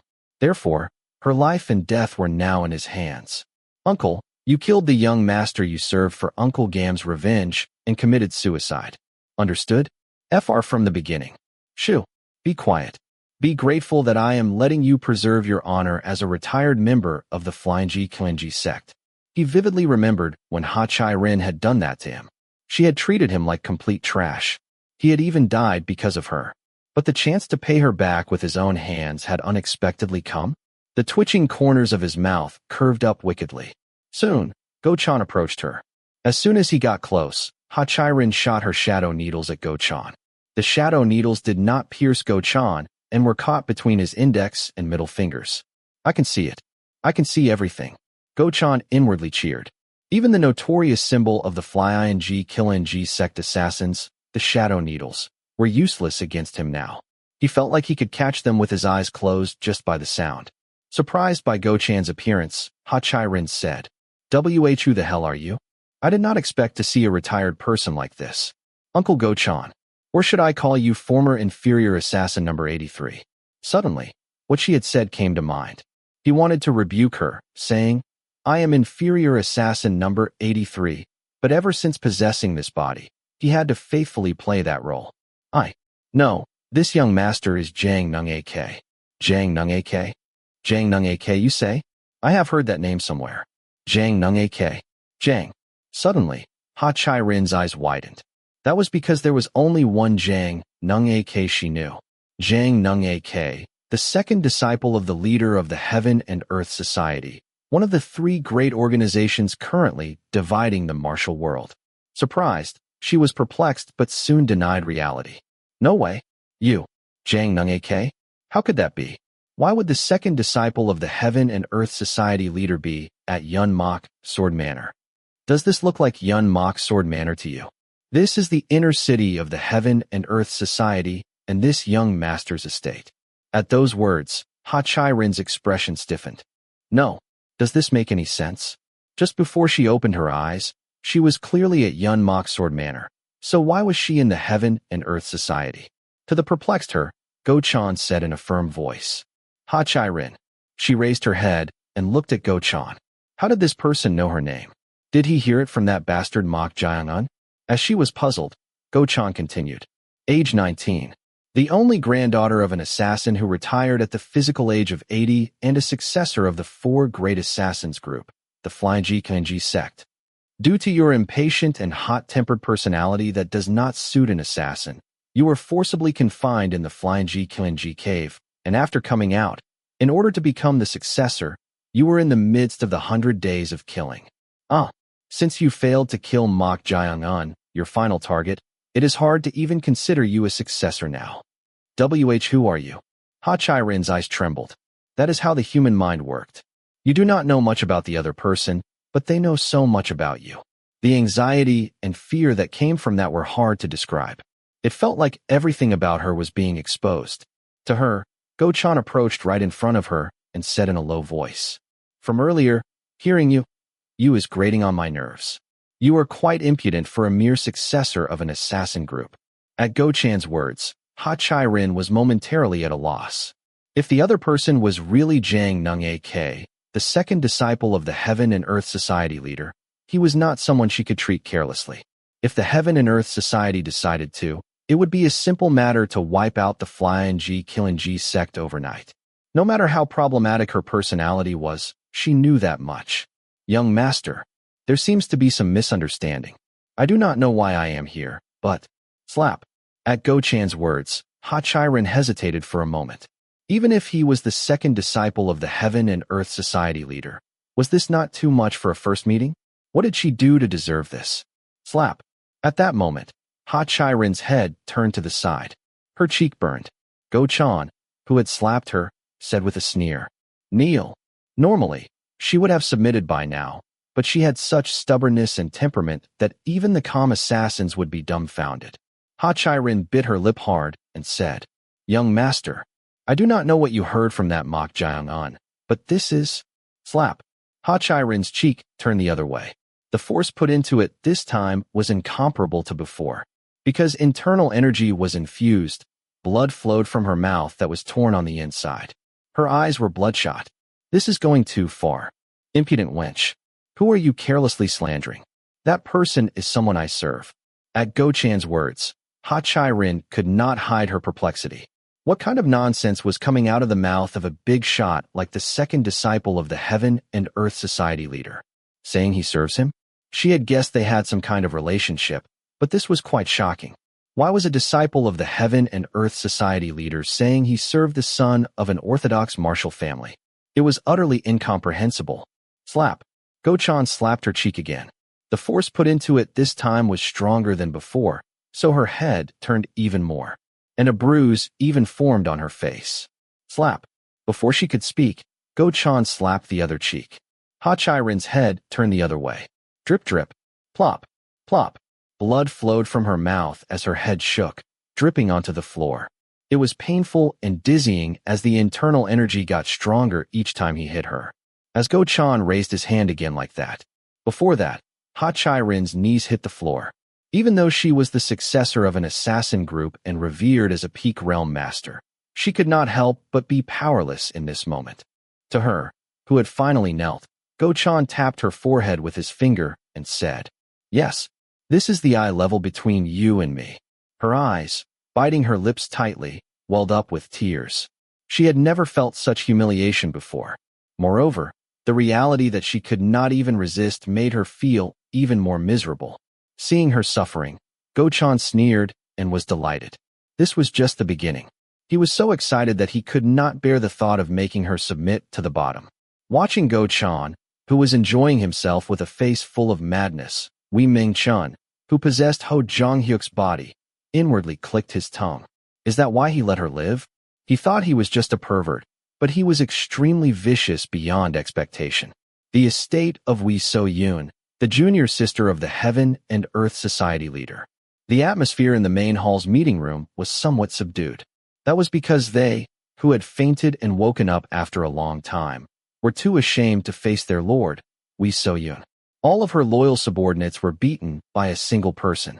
This was a major incident that no one had expected. When everyone was keeping their mouths shut, a man stood up from his seat and soon knelt on the floor. Grand Leader Wu, Senior Brother Wu. At his attitude, Yang Il, the young leader of Transient Sword Group, and Geo Karayan, the eldest daughter of Sun Rock Valley Master, called out to him as if trying to dissuade him, perplexed. Nevertheless, Wu Horang lowered his head and apologized. I am sorry. Everything happened because of me. Wu Horang, who had come to his senses, thought all of this was his fault. It seemed to have happened because he could not control his feelings of love and challenged Mok Jiang-un to a duel. Who would have thought he would do this? He thought it would just end as a matter between the two of them. But he never predicted that Mok Jiang-un would enter the estate of Wei So-yun, the society leader's junior sister, and beat up all her loyal subordinates. Thinking of that bastard made his teeth chatter. However, he thought he had to take responsibility for what happened because of him right now. Wu Horang took out a dagger from his bosom and placed it in front of him. Then, holding out his left hand, he said, I have damaged the young lady's reputation, so I will first pay with my left hand. Big brother. No, the other loyal subordinates tried to stop him. However, as if trying to carry out his will, Wu Horang drew the dagger and tried to cut his left wrist. Right at that moment, ping! Before it could touch his wrist, Wu Horang's dagger was deflected and stuck into the wall. Along with that, an ornamental bead fell right in front of Wu Horang.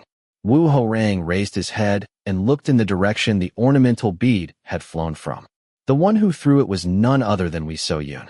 Wei So-yun looked at Wu Horang with a cold gaze and said, I will not forgive taking responsibility in this way. At Wei So-yun's small rebuke, Wu Horang shut his mouth. Perhaps feeling her anger, the other loyal subordinates also quietly closed their mouths. This was the first time they had seen her get angry like this. Naturally, they could not help but be cautious. Then Wei So-yun opened her mouth. I realized how poorly I managed the hierarchy through this incident. No, how could the young lady? Geo Karayan shut her mouth in surprise. Usually, she treated them well in front of everyone to boost the morale of her subordinates. But this was the first time they saw her being so resolute. Now that I have realized an organization without a hierarchy has no future, I will fix the system from now on. Understand, as soon as she finished speaking, a cold energy flowed out from Wei So-yun. The energy was so cold that in an instant, the entire room was filled with a chill, and steam flowed out of everyone's mouths. At this, Yang Il, the young leader of Transient Sword Group, knelt on one knee, clasped his hands together, and shouted, We will keep that in mind. Then the others took the same posture and chanted, We will keep that in mind. Looking down at them like that, Wei So-yun snorted and withdrew her energy. As she withdrew her energy, Wu Horang looked at her with somewhat surprised eyes. To freely control energy to this extent, he knew she had a special constitution and possessed vast true energy. But her energy had become much more stable and stronger than before. Could it be that she had gained some enlightenment in the meantime? Looking closely, her face was also glowing and seemed much more beautiful than before. As he was puzzled, Wei So-yun said, And I declare two things here. No one can object to this decision. We will keep that in mind. Everyone answered simultaneously at her words. It was definitely effective to draw a clear line properly. As he said, it seemed she had been too lenient and spoiled her subordinates, not properly fulfilling her role as their lord. Through this incident, she firmly resolved to change. Wei So-yun, who had hardened her heart, opened her mouth. The first is about Mok Jiang-un. At her words, everyone's eyes lit up at the same time. They already thought Mok Jiang-un was the root of all this happening. Naturally, they thought she would not just let this incident pass. That bastard was now no different from an enemy to Wei So-yun's faction. I will pay him back. Wu Horang inwardly waited for her order. If she just gave the order, he was prepared to challenge Mok Jiang-un again at any time. From now on, treat Mok Jiang-un the same way you treat me. At the unexpected order that came out of Wei So-yun's mouth, everyone looked at her with surprised expressions. Chapter 184. Can you make her submit? If she cannot be controlled, let me know. On second thought, it might be okay to use her as Gyu Soha's body instead. At Mok Jiang-un's words, Go Chan, who possessed Jang Nung-ak's body, could not hide his puzzlement. Thinking carefully about what was said, it sounded like there were more spirits like them that could be used as vessels. As if confirming his guess, Mok Jiang-un agreed with a smile. That is right. There are more. She was a spirit that was raised with goo poison under the cliff of Corpse Blood Valley. She became a servant spirit by Mok Jang-un and was now possessing Yang Mu-won, the caretaker of Corpse Blood Valley, guarding that place under orders. Originally, she was only at the green spirit level because the goo poison was not completed, but after receiving the leftover demonic energy from the usurping Sea King that Mok Jang-un absorbed, her rank was finally elevated to a blue spirit. That guy, who insists he is a man, and this bastard would make quite an interesting pair if they met. Mok Jang-un also agreed with Chong Ryong's words. No matter how you looked at her, Gyu Soha, who appeared female and was being bullied by Chong Ryong, still insisted she was a man. We should bring her over soon. Gyu Soha had become a spirit that could even face pinnacle stage peak realm supreme masters after her rank was elevated. Such an existence could not be left as a mere caretaker. Do you have someone to replace her? Chong Ryong asked in puzzlement. Most of the servant spirits except her had their own assigned roles. Demonic Monk was possessing Escort Byok, a loyal subordinate of the Shadow Clan Master, to monitor him and gather information, so there was no servant spirit to replace him. The more loyal, determined, or vengeful someone is in life, the higher the probability of them being reborn as a spirit. What are you thinking? Coincidentally, I sense spiritual energy over there. The place Mok Jang-un was looking at. It was the eastern direction of the garden where the martial artists from the terrace had withdrawn. The martial artists from the terrace who had withdrawn were killed by the demon beast Hume-won and Wei Ming-chun. You're not thinking of. To Mok Jang-un, whose curse power had become even more outstanding after eating the three-eyed eyeball, the newly born spiritual energy was clearly felt. A newly born spirit would at best not even reach the level of an earthbound spirit, so its will would gradually weaken and eventually perish. If we give it a little help, that will change. If it could at least reach the red spirit level to have a rank attached, it could possess someone. Mok Jang-un was about to take a step. Then Go Chan, who possessed Jang Nung-ak, asked, Master, what should I do with this woman? Go Chan's eyes showed fear and a defensive stance at the same time, like a weasel with its fur standing on end, as he pointed at Ha Chai-rin. To this, Mok Jang-un replied in a nonchalant tone, deal with her as you see fit. Now Ha Chai-rin was Go Chan's responsibility. Mok Jang-un, who entrusted her to Go Chan, moved and headed towards the place where spiritual power was felt, passing the garden pavilion.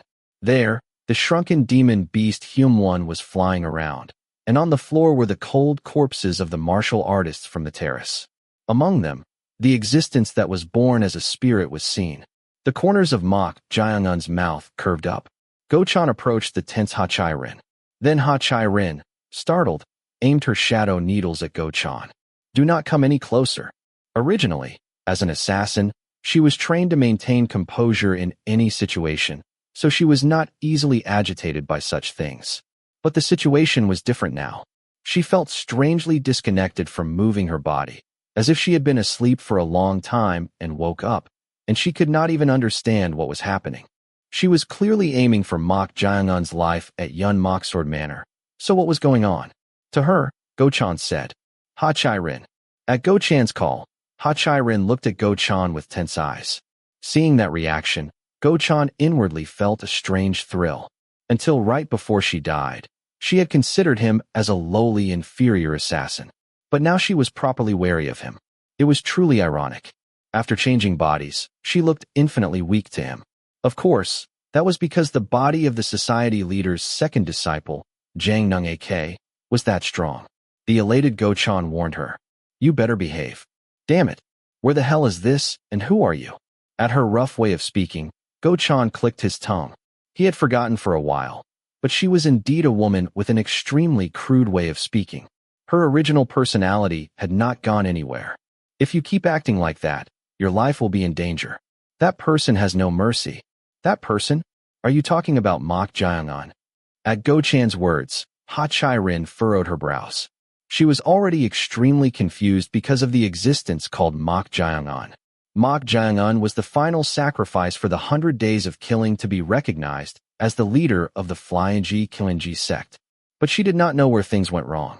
The Mok Jang-un she knew at Yun Moksword Manor was just a cowardly man without any skills. But when she closed her eyes and opened them again, His overwhelming presence and control over his energy were truly those of a supreme master and beyond. What the hell? What is going on? How did such a monster become the final sacrifice for the 100 days of killing? The 100 days of killing selected someone who would not be a big problem even if they died. But was he not someone they could not kill? Go-chan, who was staring intently at the perplexed her, had the corners of his mouth twitching. Deal with her as you see fit. Mok Jaeung-un had entrusted Ha-Chai-rin to him. Therefore, her life and death were now in his hands. Uncle, you killed the young master you served for Uncle Gam's revenge and committed suicide. Understood? FR from the beginning. Shoo. Be quiet. Be grateful that I am letting you preserve your honor as a retired member of the Flying-Ji Kilenji sect. He vividly remembered when Ha-Chai-rin had done that to him. She had treated him like complete trash. He had even died because of her. But the chance to pay her back with his own hands had unexpectedly come. The twitching corners of his mouth curved up wickedly. Soon, Go-chan approached her. As soon as he got close, Ha-Chai-rin shot her shadow needles at Go-chan. The shadow needles did not pierce Go-chan and were caught between his index and middle fingers. I can see it. I can see everything.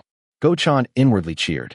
Even the notorious symbol of the Flying-Ji Kilenji sect assassins, the shadow needles, were useless against him now.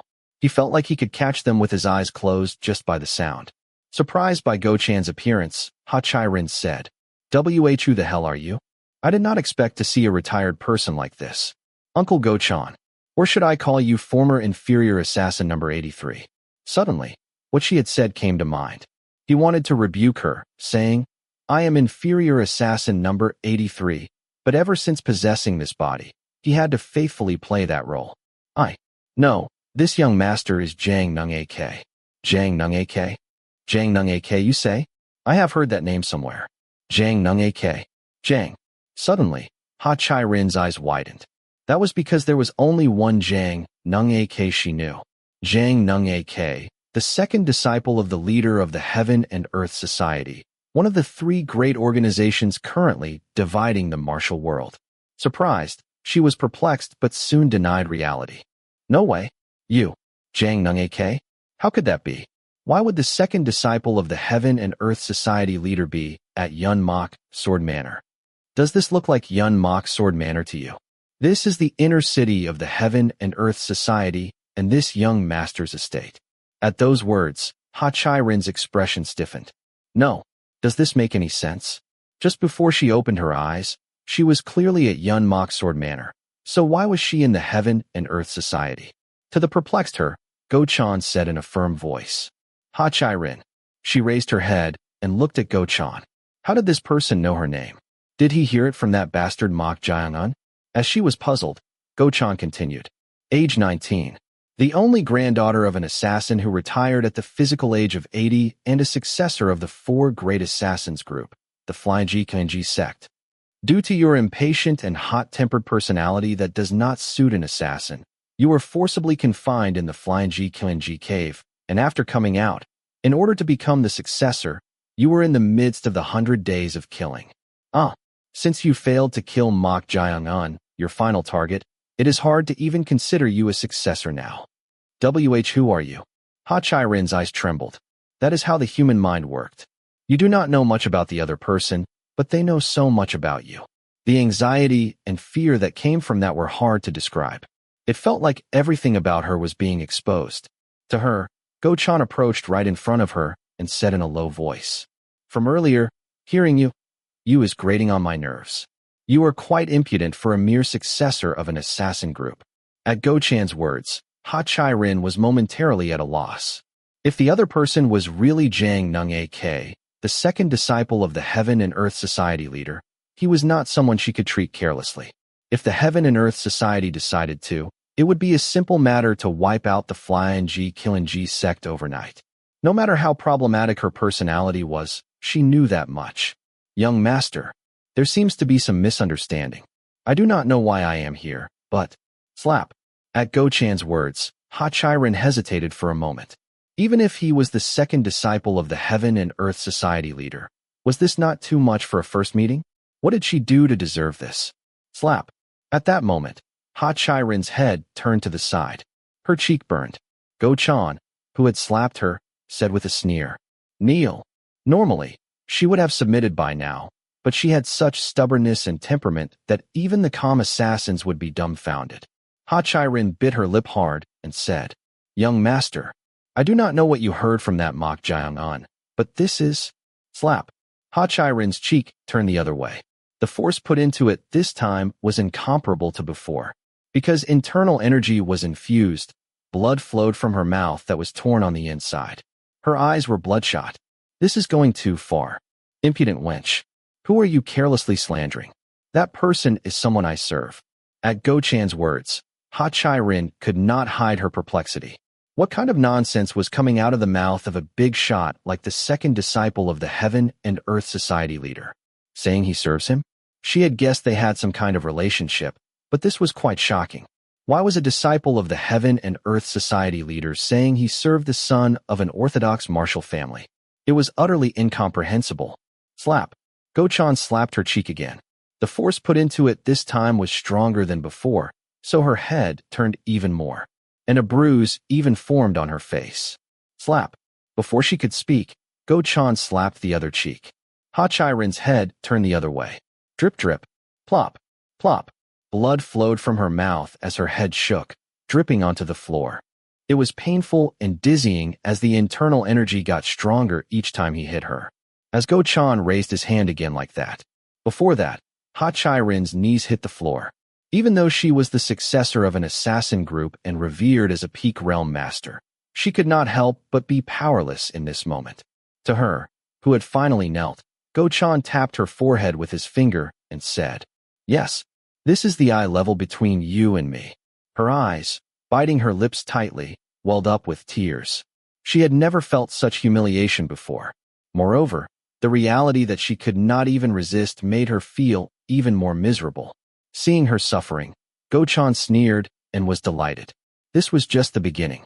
He was so excited that he could not bear the thought of making her submit to the bottom. Watching Go Chan, who was enjoying himself with a face full of madness, Wei Ming Chun, who possessed Ho Jong-hyuk's body, inwardly clicked his tongue. Is that why he let her live? He thought he was just a pervert, but he was extremely vicious beyond expectation. The estate of Wei So-yun, the junior sister of the Heaven and Earth Society leader. The atmosphere in the main hall's meeting room was somewhat subdued. That was because they, who had fainted and woken up after a long time, were too ashamed to face their lord, Wei So-yun. All of her loyal subordinates were beaten by a single person. This was a major incident that no one had expected. When everyone was keeping their mouths shut, a man stood up from his seat and soon knelt on the floor. Grand Leader Wu. Senior Brother Wu. At his attitude, Yang Il, the young leader of Transient Sword Group, and Geo Karayan, the eldest daughter of Sun Rock Valley Master, called out to him as if trying to dissuade him, perplexed. Nevertheless, Wu Horang lowered his head and apologized. I am sorry. Everything happened because of me. Wu Horang, who had come to his senses, thought all of this was his fault. It seemed to have happened because he could not control his feelings of love and challenged Mok Jiang-un to a duel. Who would have thought he would do this? He thought it would just end as a matter between the two of them. But he never predicted that Mok Jiang-un would enter the estate of Wei So-yun, the society leader's junior sister, and beat up all her loyal subordinates. Thinking of that bastard made his teeth chatter. However, he thought he had to take responsibility for what happened because of him right now. Wu Horang took out a dagger from his bosom and placed it in front of him. Then, holding out his left hand, he said, I have damaged the young lady's reputation, so I will first pay with my left hand. Big brother. No, the other loyal subordinates tried to stop him. However, as if trying to carry out his will, Wu Horang drew the dagger and tried to cut his left wrist. Right at that moment, ping! Before it could touch his wrist, Wu Horang's dagger was deflected and stuck into the wall. Along with that, an ornamental bead fell right in front of Wu Horang. Wu Horang raised his head and looked in the direction the ornamental bead had flown from. The one who threw it was none other than Wei So-yun. Wei So-yun looked at Wu Horang with a cold gaze and said, I will not forgive taking responsibility in this way. At Wei So-yun's small rebuke, Wu Horang shut his mouth. Perhaps feeling her anger, the other loyal subordinates also quietly closed their mouths. This was the first time they had seen her get angry like this. Naturally, They could not help but be cautious. Then Wee So-yoon opened her mouth. I realized how poorly I managed the hierarchy through this incident. No. How could the young lady? Ryan shut her mouth in surprise. Usually, she treated them well in front of everyone to boost the morale of her subordinates. But this was the first time they saw her being so resolute. Now that I have realized an organization without a hierarchy has no future, I will fix the system from now on. Understand. As soon as she finished speaking, a cold energy flowed out from Wee So-yoon. The energy was so cold that in an instant, the entire room was filled with a chill, and steam flowed out of everyone's mouths. At this, Yang Il, the young leader of Transient Sword Group, knelt on one knee, clasped his hands together, and shouted, "We will keep that in mind." Then the others took the same posture and chanted, "We will keep that in mind." Looking down at them like that, Wee So-yoon snorted and withdrew her energy. As she withdrew her energy, Woo Ho-rang looked at her with somewhat surprised eyes.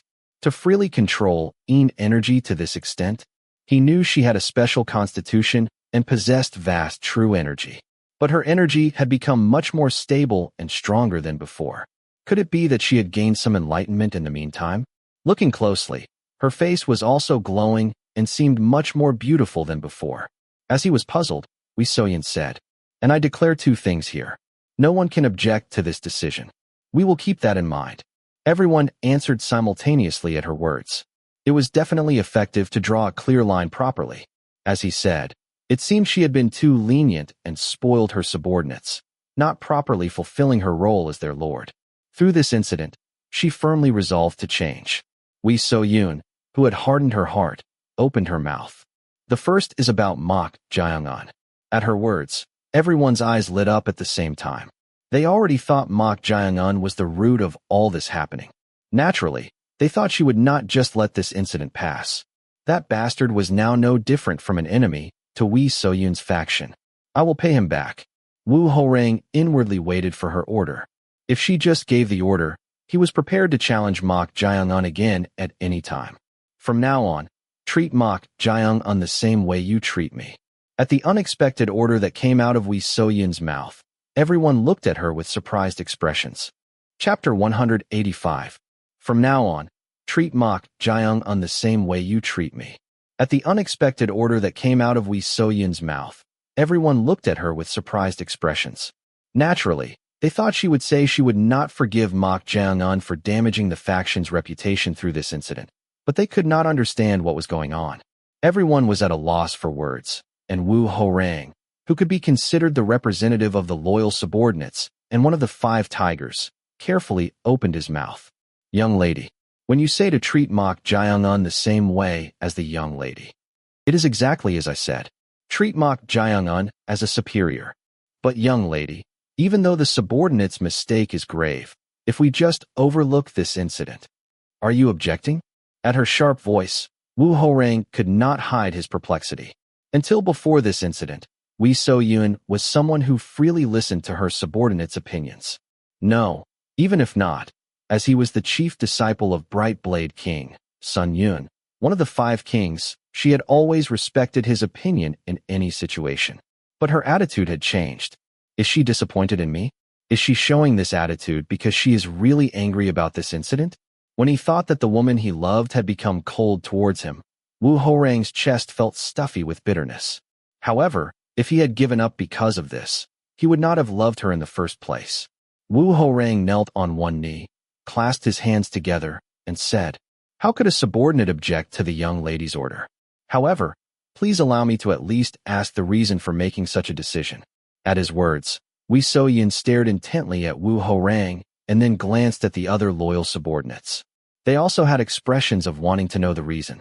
Judging that it was not like she would not tell the reason even for an arbitrary decision, she said, "I joined hands with Mok Jae-young." What? If you say you joined hands, does that mean Mok Jae-young has agreed to come under the young lady's command? Woo Ho-rang asked in surprise. It was Mok Jae-young who had accepted his challenge and openly insulted her, saying she was not qualified to be a leader. So he thought they would never work together. But the surprise did not end there. Not under my command. At Wee So-yoon's following words, everyone's expression stiffened. What does she mean by not under her command? As they were puzzled, Mok Jae-un and I joined hands as equals. So regarding the treatment of him. Before she could finish speaking, Yeep Wai-sean, Sun Yun's disciple, shouted as if he could not stand it anymore and got up from his seat. Even so, this is unacceptable. Young lady, how could you treat that guy? Thud. Yeep Wai-sean, hit by a flying inkstone, clutched his chest and groaned in pain. To him, Wee So-yun coldly said, I clearly said not to object, but you are disrespecting me to the end. That is not it. Young lady, what do you mean? A subordinate who pledged loyalty does not listen to the Lord's orders at every turn and does as he pleases. I no longer need someone like that. At her words, Yeep Wai-sean's face turned pale. He had never seen Wee So-yun take such a hard stance before. The shock was brief, and Yeep Wai-sean bit his lip hard. Then he soon opened his mouth with a wronged expression. How? How can you do this to me? For the young lady's sake, all this time. Shut that mouth. Bam. Before he could say something, someone slammed Yeep Wai-sean's head to the floor. That person was none other than Wu Ho-rang, Yeep Wai-sean's eldest senior brother. The eldest senior brother? Shut up. Wu Ho-rang, who had scolded him softly, soon lowered his head and said, Young lady, please forgive him. I will strictly discipline my foolish junior. Thinking of all this time, please give him one more chance. When Wee So-yun did not say anything, Wu Ho-rang gripped Yeep Wai-sean's head tightly and urged, Can you not hurry up and apologize to the young lady? Please forgive me.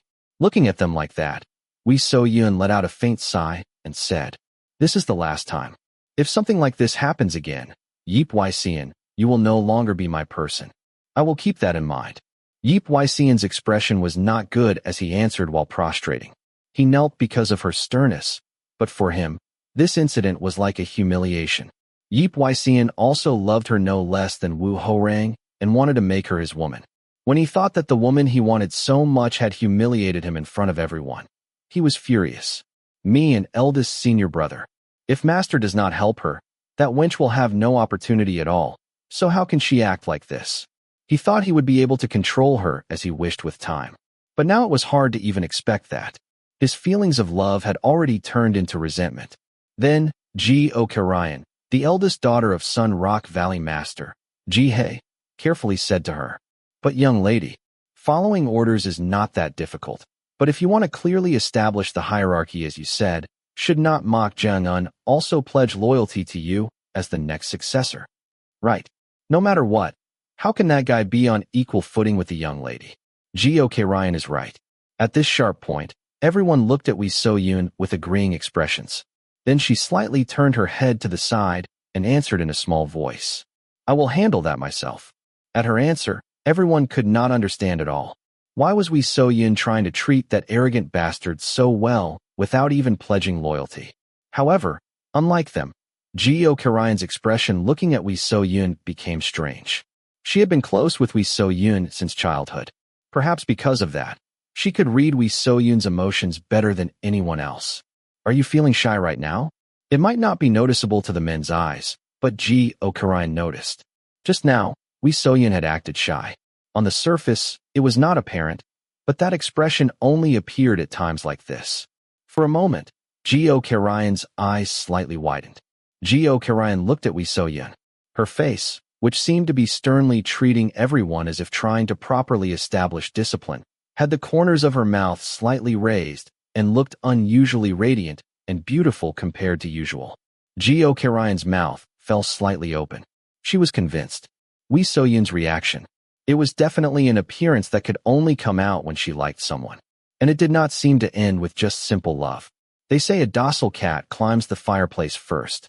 She acted as if she had no interest in men at all. But look at this. It was truly surprising. She felt like asking about this and that, not as a relationship between a lord and subordinate, but as a friend. What on earth happened while they were unconscious? Then her expression soon changed. Thinking about it for a moment, was this not a good thing in a way? Ji-ok-ryan's gaze turned to Wu Ho-rang. She loved Wu Ho-rang.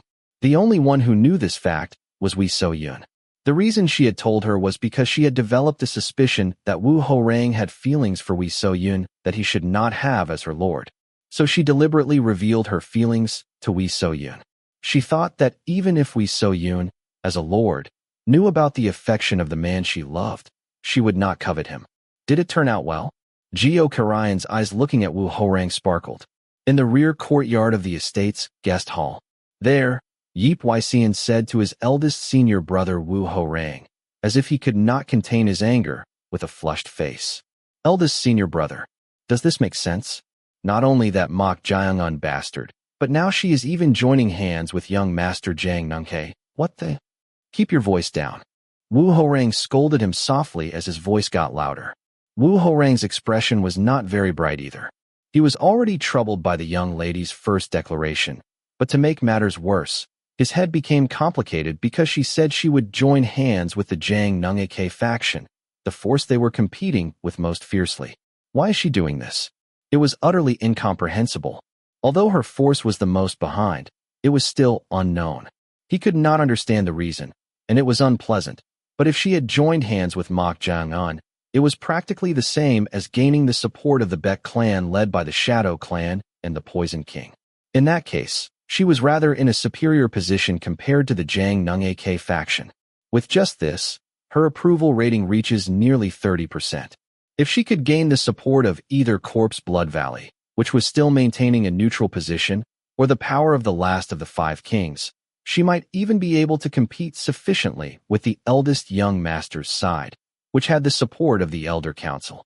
Was there a reason to join hands with young Master Jiang Nungke? Young Master Jiang Nungke was never someone who would compromise. Rather, he would hope for them to come under his command, but he would never join hands. Wei So-yun clearly knew that too, so he could not understand. As his mind was complicated like that, an unexpected remark came out of Yip Waixian's mouth.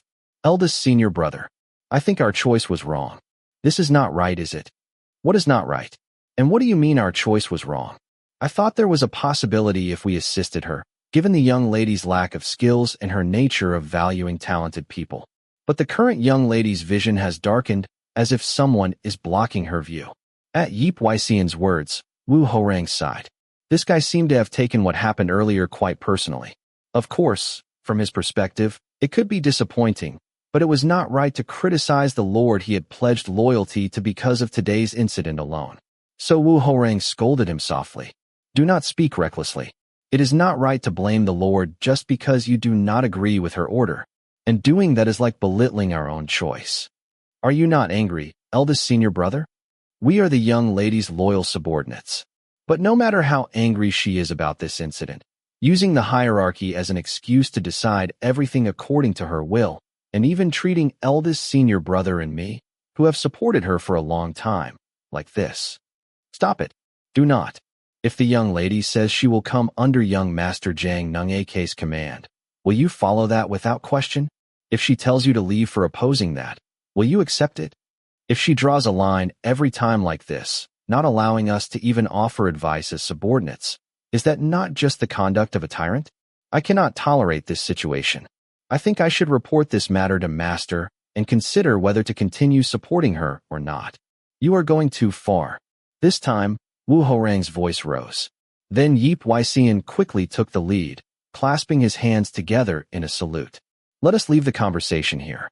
Rather, Master told me to bring eldest senior brother, but I forgot because of that mock Jiangan bastard. What? Why are you telling me this only now? Like eldest senior brother, I was knocked out by that bastard, so when did I have a chance to tell you? At Yip Waixian's words, Wu Horang clicked his tongue, and he was inwardly worried.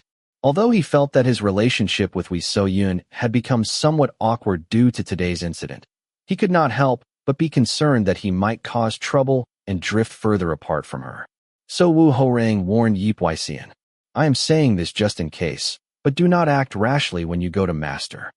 As he was about to scold Yip Waixian, someone called out to them. You two have not left yet. That someone was none other than G.O.K. Ryan, the daughter of Sun Rock Valley Master, Ji-hei.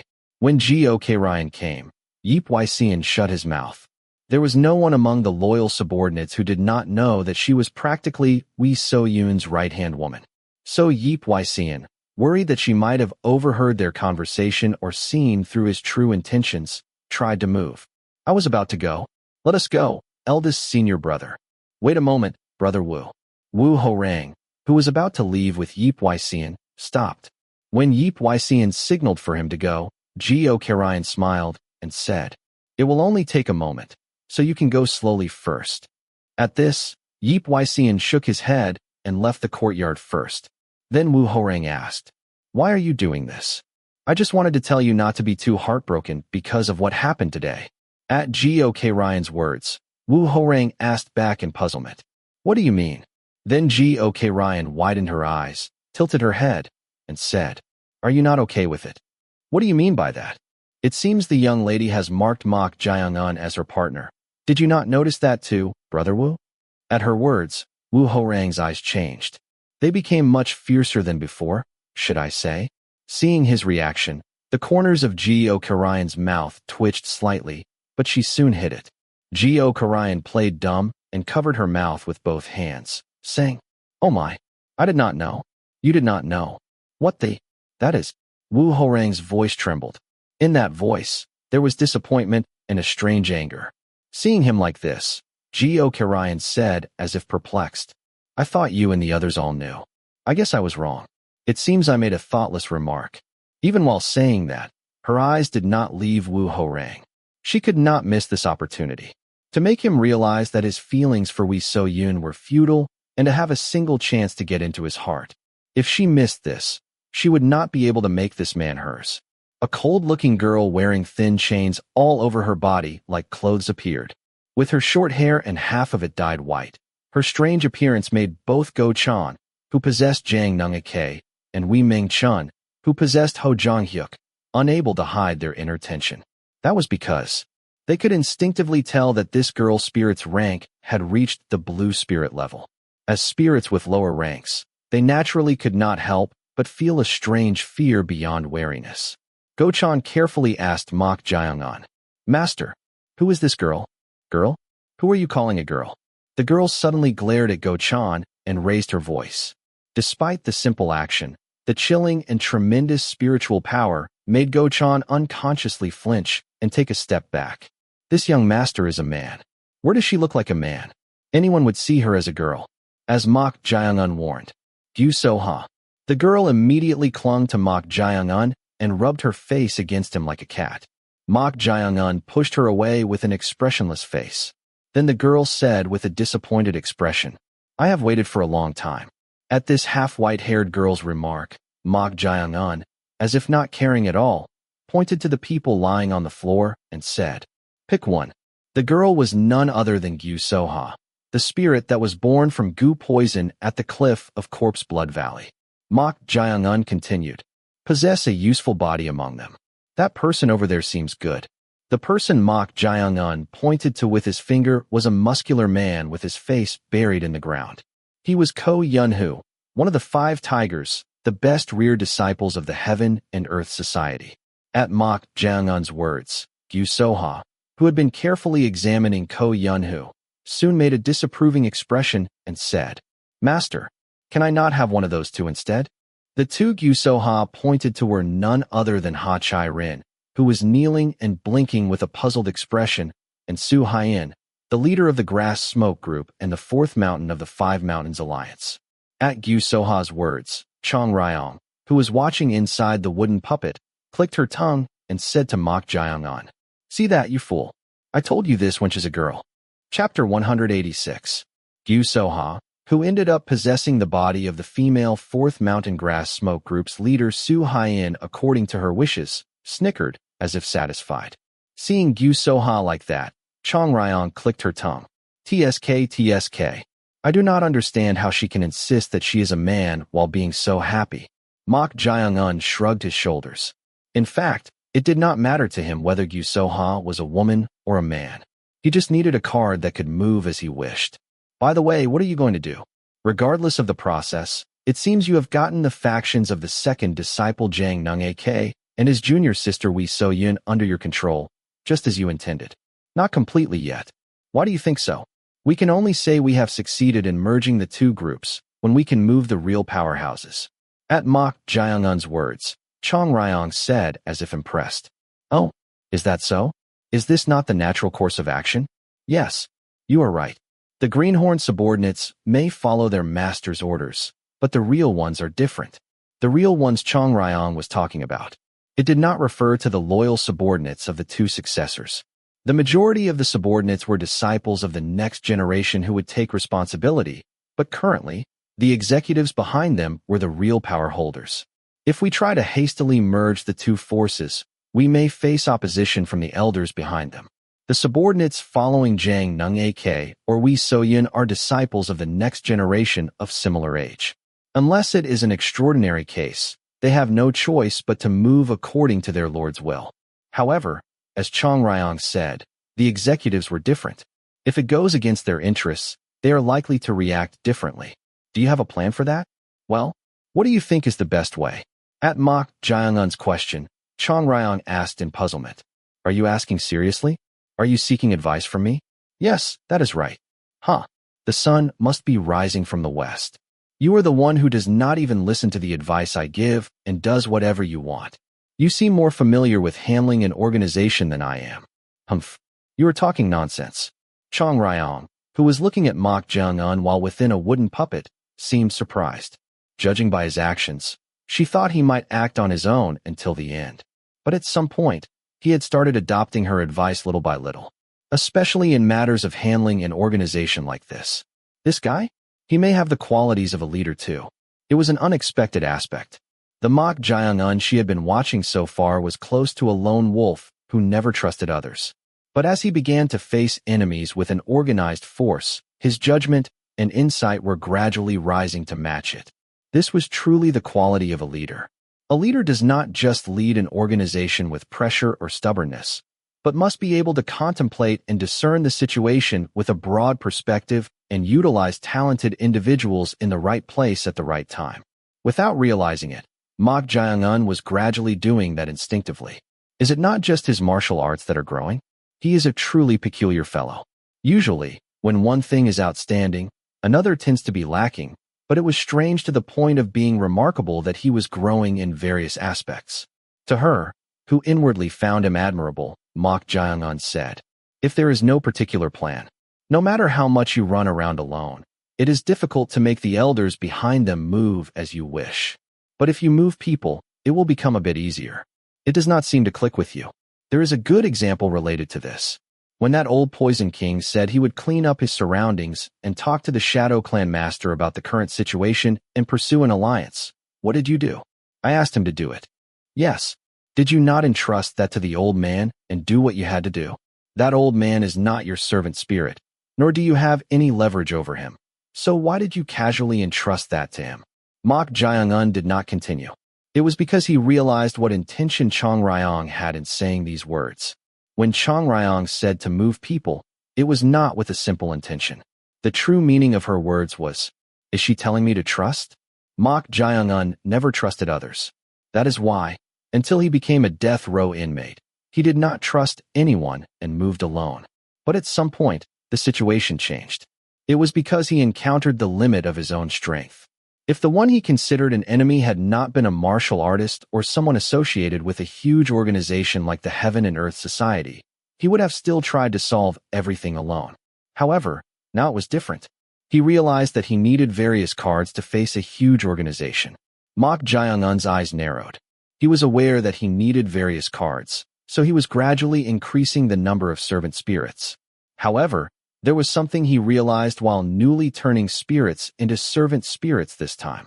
It was that he could not infinitely increase the number of servant spirits. Oh, there was one more.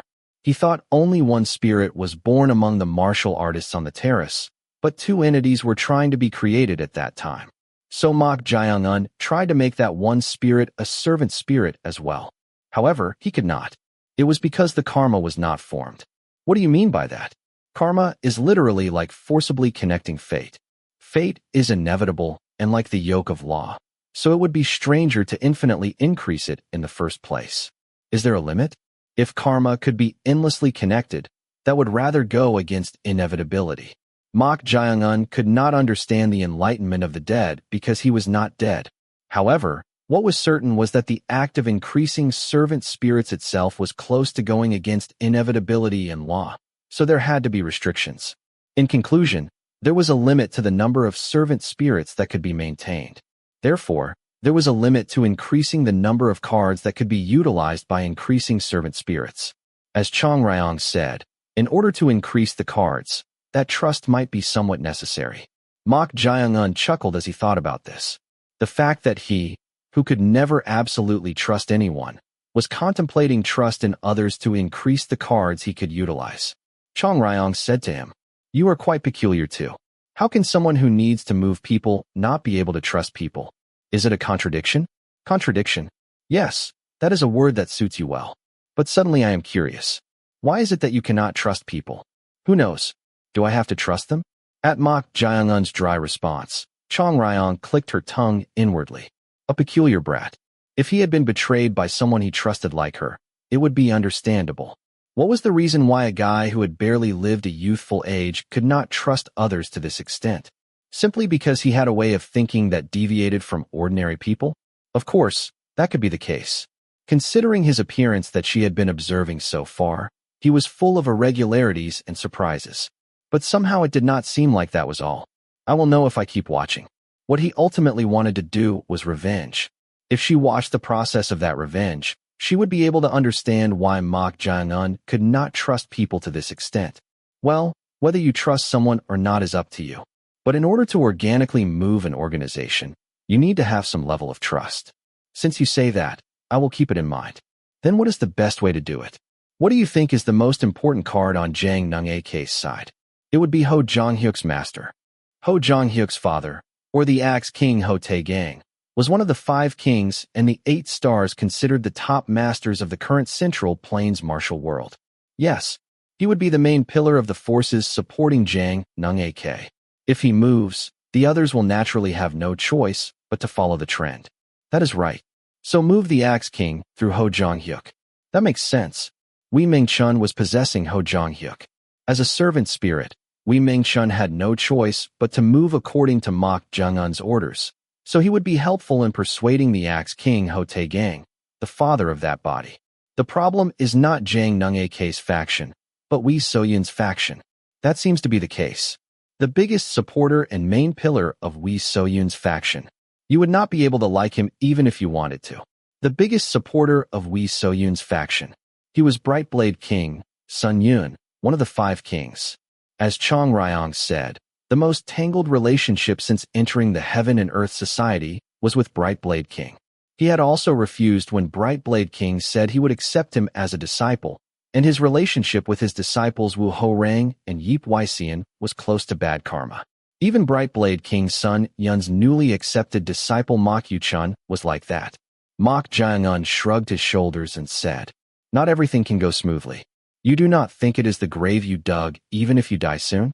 Is there any meaning in arguing about what has already happened? TSK. Anyway." Chang Ryong clicked her tongue.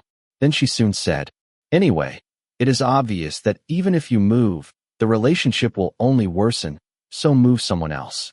It seems his disciples are already like that. There was no way Wu Ho-rang or Yip Wai-sian would move for Mok Jae-un's sake.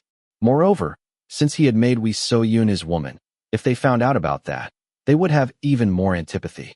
It would be better to persuade through the Shadow Clan Master or the Poison King. Through the Shadow Clan Master or the Poison King.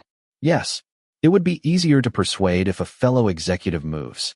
But the Poison King would be better than the Shadow Clan Master. You should know well why, right? At Chang Ryong's words, Mok Jae-un chuckled. It was because he understood her words. The Shadow Clan Master had also confronted Brightblade King Sun Yun at the Corpse Blood Valley succession ceremony to obtain Mok Jae-un. If he stepped up and asked Brightblade King to help the 2 factions join forces, would it even work? Then I will have to move quickly. The night was not very long. He had to quickly establish an alliance system before the eldest young master, Na Yolriang, regained consciousness.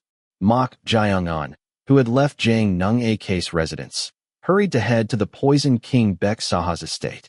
However, on the way there, he encountered a martial artist from the Shadow Clan running towards him out of breath. "Young master, you were here," Mok Jae-un asked in puzzlement. "What is the matter?" "The Shadow Clan Master is urgently looking for you." "Yes, it is a very urgent matter, so he told me to bring you right away." "An urgent matter? What on earth was it that he was like this?" Could it be because the poisoned King Bek Saha had talked about the incident with the eldest young master Na Yoriang and suggested forming an alliance? But now he had to go find Bek Saha first and talk about Bright Blade King Sun Yun. So Mok Jiangun said, I understand. For now, a moment. You have to go right now. It will not take long. First, before Mok Jiangun could even finish his words, the martial artist from the Shadow Clan said impatiently, No, you have to go right now. This is quite troublesome. I will return to the Shadow Clan soon. It is not the Shadow Clan. Right now, the Shadow Clan master is paying respects to the society leader at the main hall of the inner city. At his words, Mok Jiangun's expression changed. The Shadow Clan master was paying respects to the society leader of the Heaven and Earth Society and urgently called for him. In the end, this meant, can I meet that person? Mok Jiangun had tried to enter the factions of the successors in order to create an opportunity to contact the society leader. But unexpectedly, the opportunity for a meeting had come. Chapter 187. Mok Jiangun followed the martial artist from the Shadow Clan towards the main hall of the inner city. Not long after, Chong Ryong, smoking a long pipe, flew to his side. She said to Mok Jiangun, Hey, you fool. I have told Go Chan. Mok Jiangun sent a sound transmission to her. Since he could not go right away, he sent Chong Ryong to give orders to Go Chan, who possessed the body of the society leader's second disciple Jiang Nungake, to send someone to the Poison King, Bek Saha. Instead, Chong Ryong clicked her tongue and said, Anyway, when it comes to revenge, you do not consider the consequences. In fact, when the opportunity to meet the society leader arose, Mok Jiangun had tried to find Bek Saha to ask him to persuade Bright Blade King, Sun Yun, without hesitation. So Chong Ryong had stepped up and said she would relay the message through Go Chan. Mok Jiangun casually replied to her rebuke. The chance to see the society leader will not come easily. Your judgment is clouded because your mind is elsewhere. It is fine since you helped. What is fine? TSK. Anyway, even if you meet the society leader right now, what do you think you can do? Oh please. You fool. Even if he is ill, he is practically the pinnacle of the current martial world. Do you think you can get the answer you want from him right away? Mok Jiangun had one goal. To hear about the ghost sword's connection to the society leader or his identity. Of course, Mok Jiangun did not think this was possible right away either. However, through this opportunity, he could not miss the chance to gauge what kind of person the society leader was or how strong he was. The six heavens, called the pinnacle of the current martial world. The society leader was one of those six heavens. He was definitely curious, not just for clues to his revenge. Among the countless martial artists, he wondered how much of a gap there would be between himself and the one called the pinnacle, Grand Master, the Supreme Master. Chong Ryong said to Mok Jiangun, who was thinking that, This time, I will clearly warn you. If the six heavens, the pinnacle of the current martial world, have crossed the wall of walls as I expect, you must never provoke them. You seem very concerned. Do you know what it is called to cross the wall of walls? It is called the profound realm. Profound means the heavens or the supreme. It means reaching the highest realm that cannot be touched. The realm that cannot be touched. Yes, of course. Your current level is also a realm that ordinary martial artists would not even dare to dream of. But the profound realm is on a completely different level. At her words, Mok Jiangun's eyes narrowed. Judging by her warning to this extent, the realm of the profound seemed to possess unimaginable power in martial arts. Perhaps he should not let his guard down. Not long after moving like that, Mok Jiangun finally arrived in front of the main hall building of the inner city, following the martial artist from the Shadow Clan. He thought he would go inside, but the two martial artists guarding the entrance of the main hall crossed their spears and blocked him. Mok Jiangun asked the martial artist from the Shadow Clan in puzzlement. Did you not say I need to come to the main hall? The Shadow Clan master definitely said that. The martial artist from the Shadow Clan also looked puzzled as if he did not know what was going on. So Mok Jiangun clasped his hands together in a salute and said, Excuse me, I am Mok Jiangun, the disciple of the Shadow Clan master. Right now the disciple of the Shadow Clan master? Before Mok Jiangun could finish speaking, one of the martial artists guarding the entrance of the main hall asked, Yes, that is right. We were waiting for you. Follow me. Fortunately, there was no mistake. The martial artist from the Shadow Clan who had finished guiding him bid farewell and left. Mok Jang-un followed the martial artist who had been guarding the entrance into the main hall. Why are we not going upstairs, but entering through the corridor instead? He knew that the size of the inner city's main hall building was the largest within the Heaven and Earth Society, but seeing the considerably long corridor continuing, it seemed to be larger than expected. The martial artist who had been walking down the corridor turned to the right and led him to a passage that seemed to lead outside. Entering there, a very wide space was revealed. There were numerous weapons and training tools everywhere. It seemed to be a training ground. What was peculiar was that it seemed to be made so that no one could recklessly intrude or leave, with thick walls blocking all four sides. However, one of Mok Jang-un's eyebrows slightly rose. He had naturally assumed that he would be led to where the Shadow Clan master and the society leader were. But waiting here were not them, but young men who seemed to be in their mid to late 20s. A young man with a handsome appearance in his mid-20s wearing a red leather belt was sitting cross-legged, and another man in his late 20s with thick muscles was leaning against the wall, chewing on something that looked like a rice cake. So Mok Jang-un asked, "I do not see master." "No, the Shadow Clan master. I was told to wait here." "By the Shadow Clan master?" "It was the society leader's order." "The society leader?" "The society leader told him to wait here with them?" It was difficult to guess what was going on. While he was puzzled, the martial artist guarding the entrance left as if his business was finished. It was a truly strange situation. If he had told him to stay alone, that would be one thing, but telling him to wait with unfamiliar people without any introduction. Since he could not understand the reason, he had no choice but to wait. Then the young man in his late 20s who had been leaning against the wall eating the rice cake approached and said, "Wow, so you are the famous disciple of the Shadow Clan master." Mok Jang-un silently stared at him. Then the young man in his late 20s held out the skewer with the rice cake and said, "Want some?" Mok Jang-un lightly shook his head. Then the young man chuckled and pointed to the young man sitting with his eyes closed, saying disapprovingly, "At least you seem more communicative than that guy." "And who are you? Me? Or that guy? It would be great if you could tell me about both." Then the young man shrugged his shoulders and pointed to himself with his thumb, saying, "I am Sup Chun, the captain of the 3rd Guard Unit of the main hall." "Captain of the main hall guard unit?" At his introduction, interest flashed in Mok Jang-un's eyes. This was information he had heard not from the Shadow Clan master, but from the leader of Corpse Blood Valley, Lee Ji-yum. The place with the thickest military power in the inner city is none other than the main hall. Is it because the society leader is there? Yes, the society leader is the center of the Heaven and Earth Society, after all. I see. Do you know roughly how strong they are? It is difficult to grasp the hidden power, but counting only the revealed forces, there are 3 guard units in the main hall, each consisting of 30 men. 30 men? Even if you add them all up, it is only 90. That is smaller than I thought. The number was smaller than he expected. As if he knew Mok Jang-un would react that way, Lee Ji-yum said, "At a glance, you may feel that way, but each one of them is an elite." Yes, although they are called units, each individual is a peak realm master equivalent to the captain level of an ordinary unit, and those captains possess the martial prowess of a great elder. The guard captains are at the great elder level. The gap is clear. Yes, the guard captains are originally people who have no problem becoming great elders. Come to think of it, the most recently appointed captain of the 3rd Guard Unit is from Corpse Blood Valley here. That is right. Thanks to you, my liege, that friend came to mind.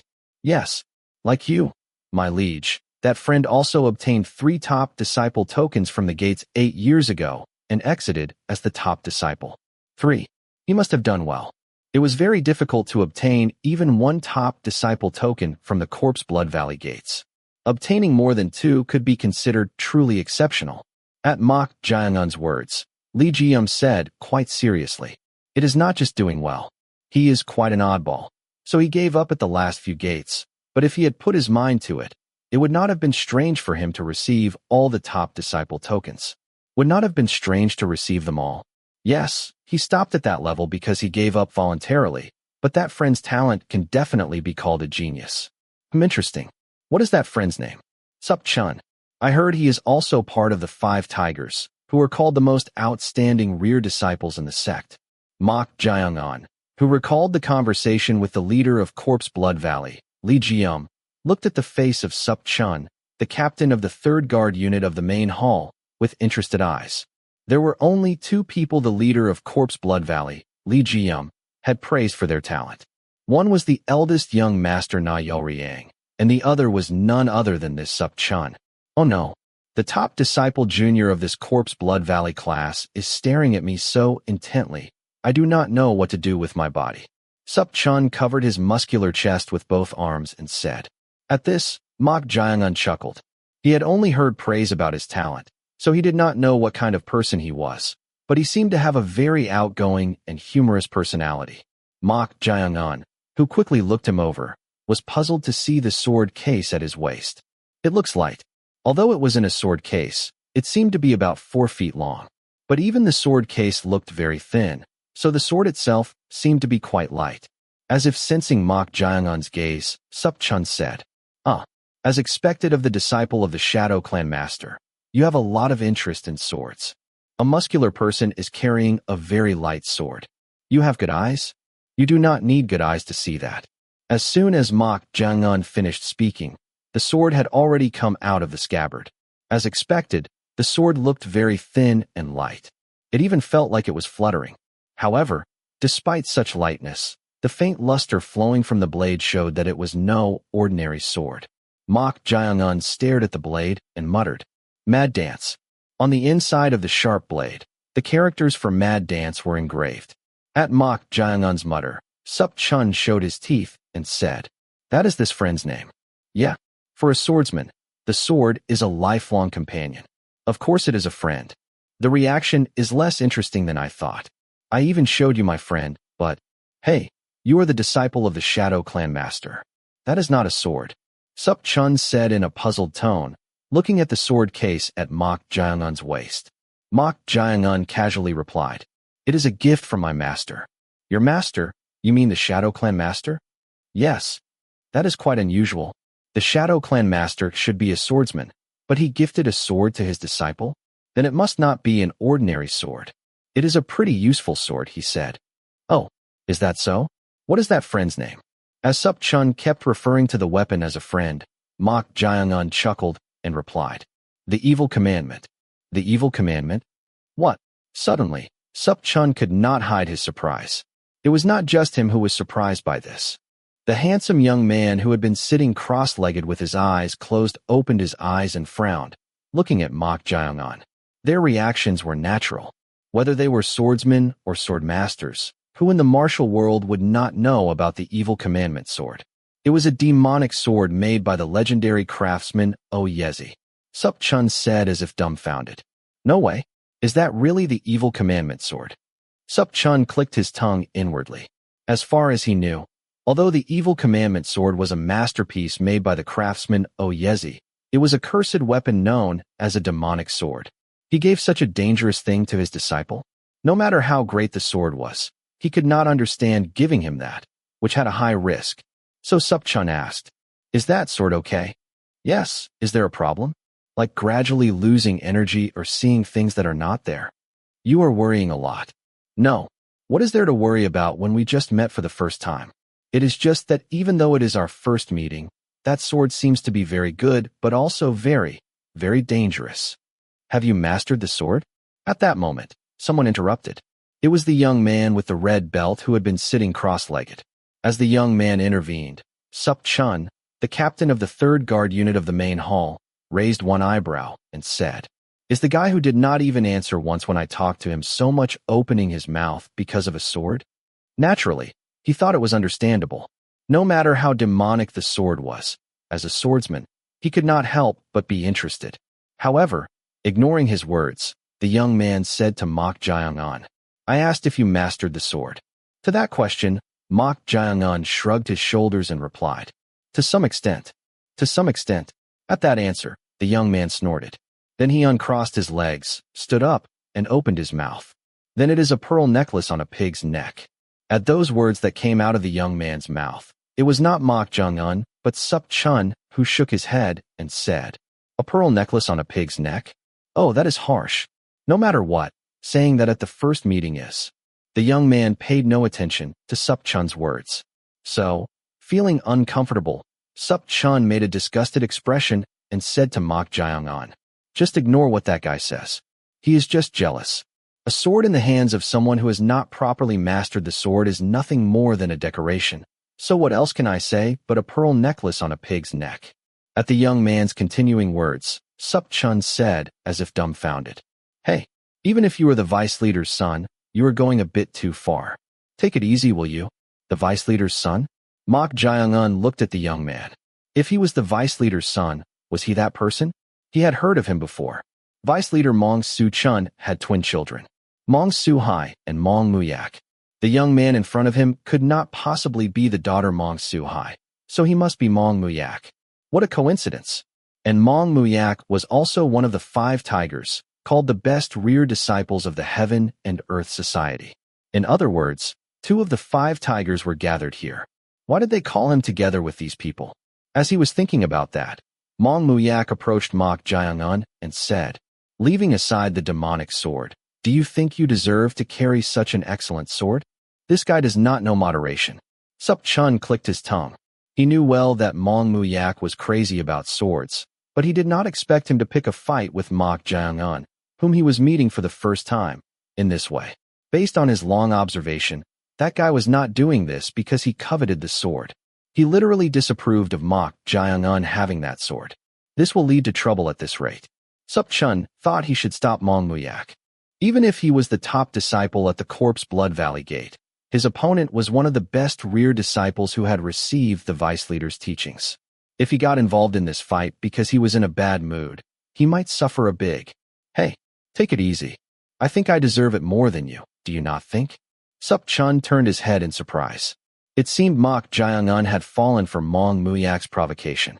But for someone who had fallen for the provocation, Mok Jaeong-un had a smiling face. Rather, Mong Mu-yak showed his discomfort. Judging that this would lead to trouble, Sup Chun stepped between the two to dissuade the situation and said, "Stop it, you two." At that moment, Mong Mu-yak's hand suddenly reached for the hilt of the sword at his waist. Then he tried to swiftly draw his sword, but before he could even draw half of the sword, something blocked it. It was none other than Mok Jaeong-un's palm. Mong Mu-yak looked at Mok Jaeong-un with surprised eyes. To him, Mok Jaeong-un said with a sneer in a whispering voice, "If you are slower than a pig, are you a maggot?" Chapter 188. Half a quarter hour ago, Hwan Ye-sun, the Shadow Clan master, stood in front of the entrance to the society leader's bedchamber with a somewhat tense gaze. When was the last time? It had been quite a long time since he had seen the face of the society leader, whose illness had deepened.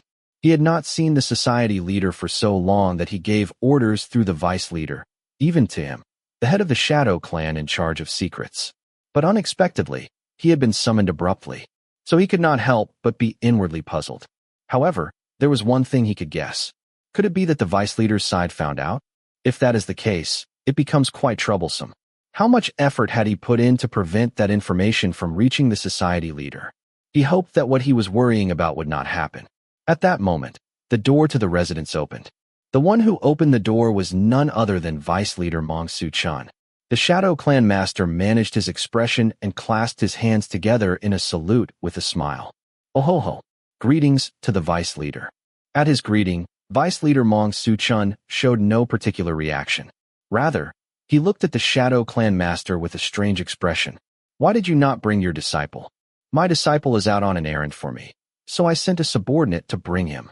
Before he could even finish speaking, Vice Leader Mong Su-chun turned his body and gestured. At his appearance that seemed much colder than usual, the eyes of Hwan Ye-sun, the Shadow Clan master, narrowed. He thought that his concern might become reality. It is troublesome. He could not make a move yet because he had not secured the exact location and a perfect escape route. In the meantime, if the society leader finds out about it, the situation will end up thoroughly twisted. Hwan Ye-sun clenched his teeth slightly. Then he soon entered the residence with a smiling face, covering his mouth. The society leader's residence, where a few lamps were lit, was a place he had been to many times, but today the entire interior felt heavy and chilling. There was no way the air in the residence of a sick person could be cold, and it was probably because the tension had grown. The footsteps were heavy. Although he maintained a smiling face, his stomach was about to churn. The other party was the leader of the Heaven and Earth Society, one of the 6 heavens called the pinnacle of the current martial world. Facing him had to be uncomfortable, no matter who it was. On the large bed attached to the wall of the spacious residence, there was a thin cloth hanging down, so the inside could be seen dimly. The vice leader stood in front, clasping his hands together, and said, "The Shadow Clan Master has arrived." A coughing sound came from inside. At this, Huan Yisun, the Shadow Clan Master, who was standing behind the vice leader, hurriedly clasped his hands together and lowered his head. "I pay my respects to the society leader." The eyes of Huan Yisun, who was bowing his head, narrowed even more. He was already curious about the extent of the society leader's condition. But hearing the scratching sound mixed with the coughing, it seemed like the illness was still the same. Why is the illness of such a master like the society leader himself lasting so long? Is it certain that he suffered incurable internal injuries from that person? Only a very few people in the organization knew about this. The reason why only a very few people knew was obviously because the society leader's internal injuries were more severe than expected, and because they ultimately failed to gain the upper hand in the confrontation with that person. But even so, it was too long. If a person was an inner master with profound internal energy like the society leader, he should have been able to heal his own internal injuries by this point and still have plenty left over. It was at that moment when he was finding it strange. Shadow Clan Master. It was the society leader's voice that he heard after a long time. "Yes, please speak. Do you perhaps have something to say to me?" For a moment, the expression of Huan Yisun, the Shadow Clan Master, hardened. He thought there would be some prior discussion about the reason for calling him, but he did not expect for the man to suddenly come at him like this. However, Huan Yisun did not easily expose his emotions in such situations. "Ah, is your illness a bit dash?" The Imperial Palace. It was before he could even finish speaking. With just one word, Huan Yisun's throat felt blocked. What he had been worrying about had happened. He had tried so hard to confuse the information so that the vice leader's side would not notice, but it seemed he could not stop it after all. It was reckless. If it were not for the Imperial Palace, he could have bought more time. But it seemed he had missed that opportunity. As he was quickly thinking about what to do, the voice of Vice Leader Mong Su-chun, who was in front of him, was heard.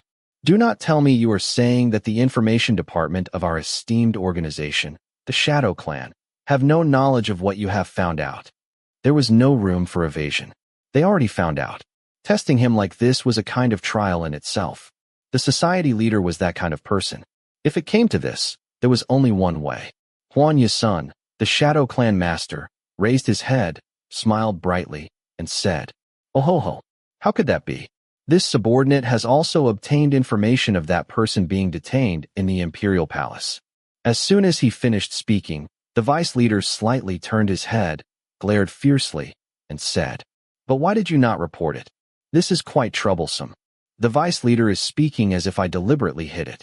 Huan Yisun spoke in a tone as if he was offended by being suspected.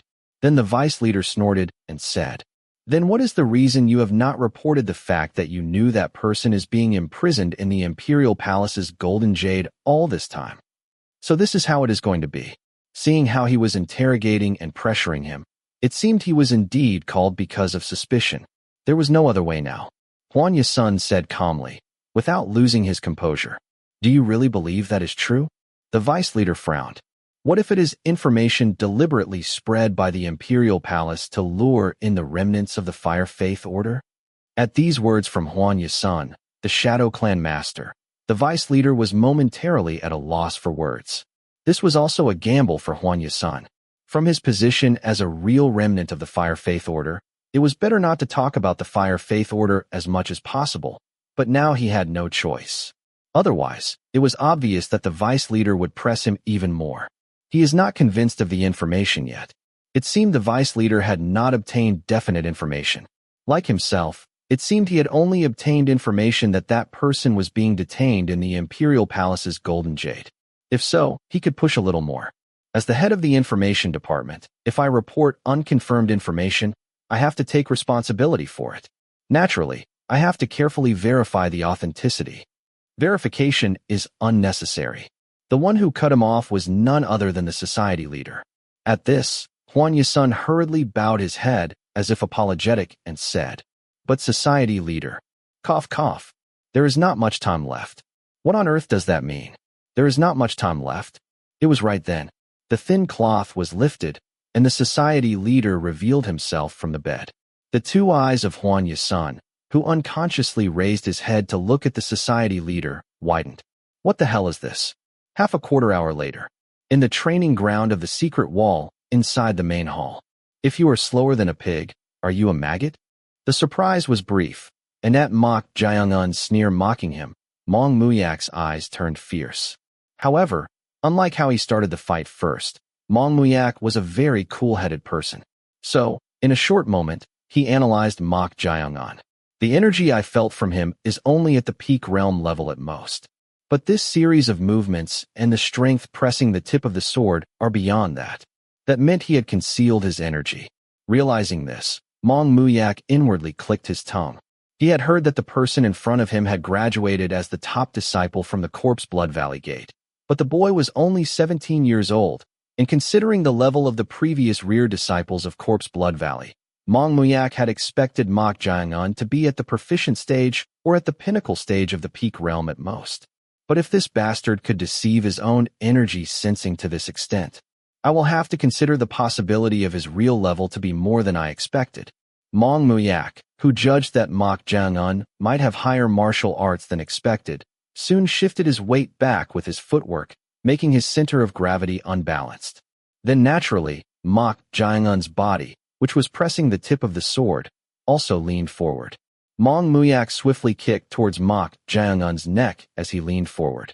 If the guy has a narrow field of vision, he would get hit by this, and if his martial prowess is indeed higher, he would have to avoid the kick and let go of the sword hilt to prevent himself from leaning forward. Mong Muyak's prediction was off. Mok Jiangun, who had been pressing the tip of the sword with his palm, grabbed it, and he seized it and swung it. Mong Muyak's body, which had been holding the sword hilt while kicking, staggered to the side and was forcibly twisted. But it did not end there. Mong Muyak drew upon his inner force to resist this, but, nevertheless, Mong Muyak's body was swung even more strongly, and soon, along with letting go of the sword hilt he was holding, he was sent flying nearly 8 steps away.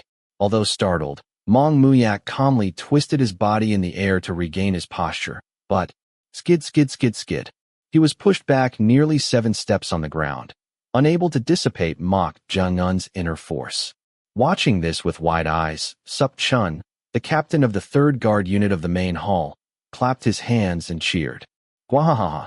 Good. Very good. Inwardly, he had thought that if trouble occurred, Mok Jiangun would naturally be the one to suffer. It had to be that way because Mong Muyak was the son of Vice Leader Mong Su-chun and the grandson of Bright Blade King Mong Wuzhong, who had retired before joining as an elder in the Elder Council. Seeing Mong Muyak being pushed back by a newcomer who was not even the same age as him, let alone the same 5 tigers, after receiving teachings from a supreme master who was considered one of the top 5, even including the previous and current generations, Sup Chun could not help but feel excited. Of course, Sup Chun's cheers were enough to stimulate Mong Muyak's pride. Although he was the one who picked the fight first, he had his own reasons. It was because he thought Mok Jiangun had insulted the sword. He really did not like the fact that a disciple of the Shadow Clan master, who must be a sword master, not a swordsman, was carrying that great sword made by the legendary craftsman Oyezi like a decorative piece. So he went calling it a pearl necklace on a pig's neck. But the situation had become ridiculous. He had tried to teach him a lesson as a swordsman, but he ended up being humiliated instead.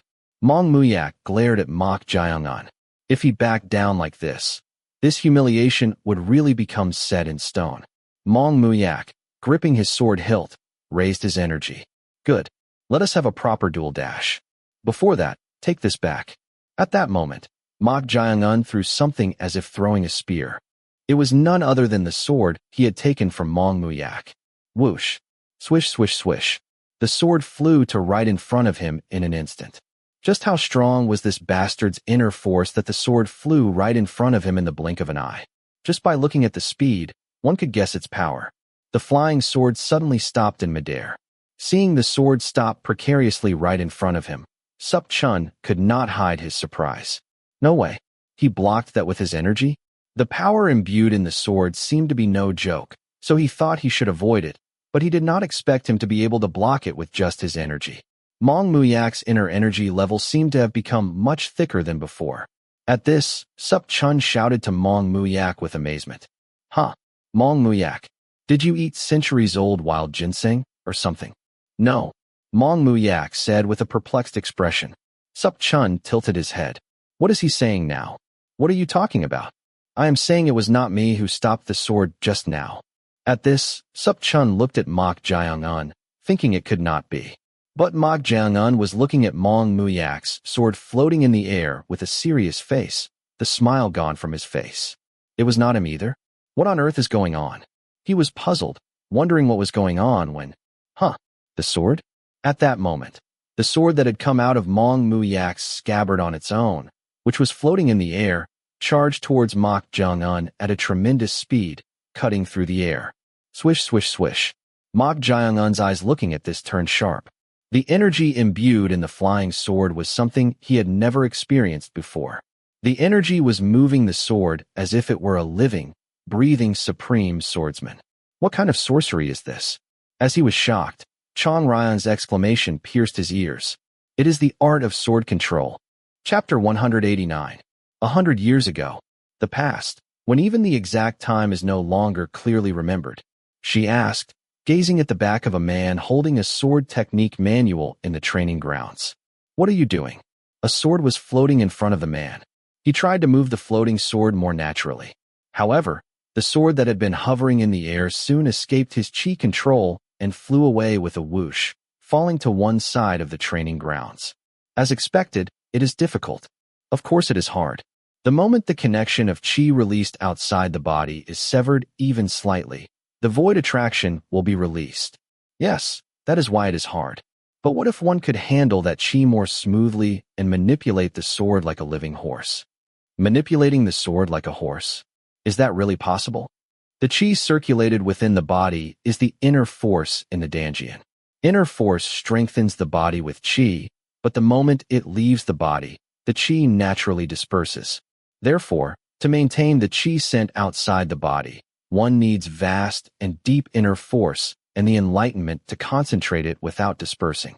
The man, with his hands clasped behind his back, responded to Chong Ryan's words. Yes, it might be impossible. However, I heard that the great sword masters who were renowned in the old martial world were capable of it. The old martial world. The old martial world. Unlike now, when the overall level of martial artists has declined, there was a time in the past when martial arts flourished.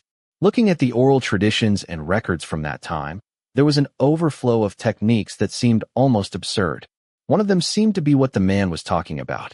She shook her head and said, "Even at your age, there is no one as obsessed with the old martial world as you. It is not an obsession. I just want to recreate the glory of the old martial world." Yes, of course. So, what do they call manipulating the sword with chi, like controlling a horse in the old martial world? The sword that flew out of the scabbard on its own and stopped in front of Mong Muyak, the son of the vice leader.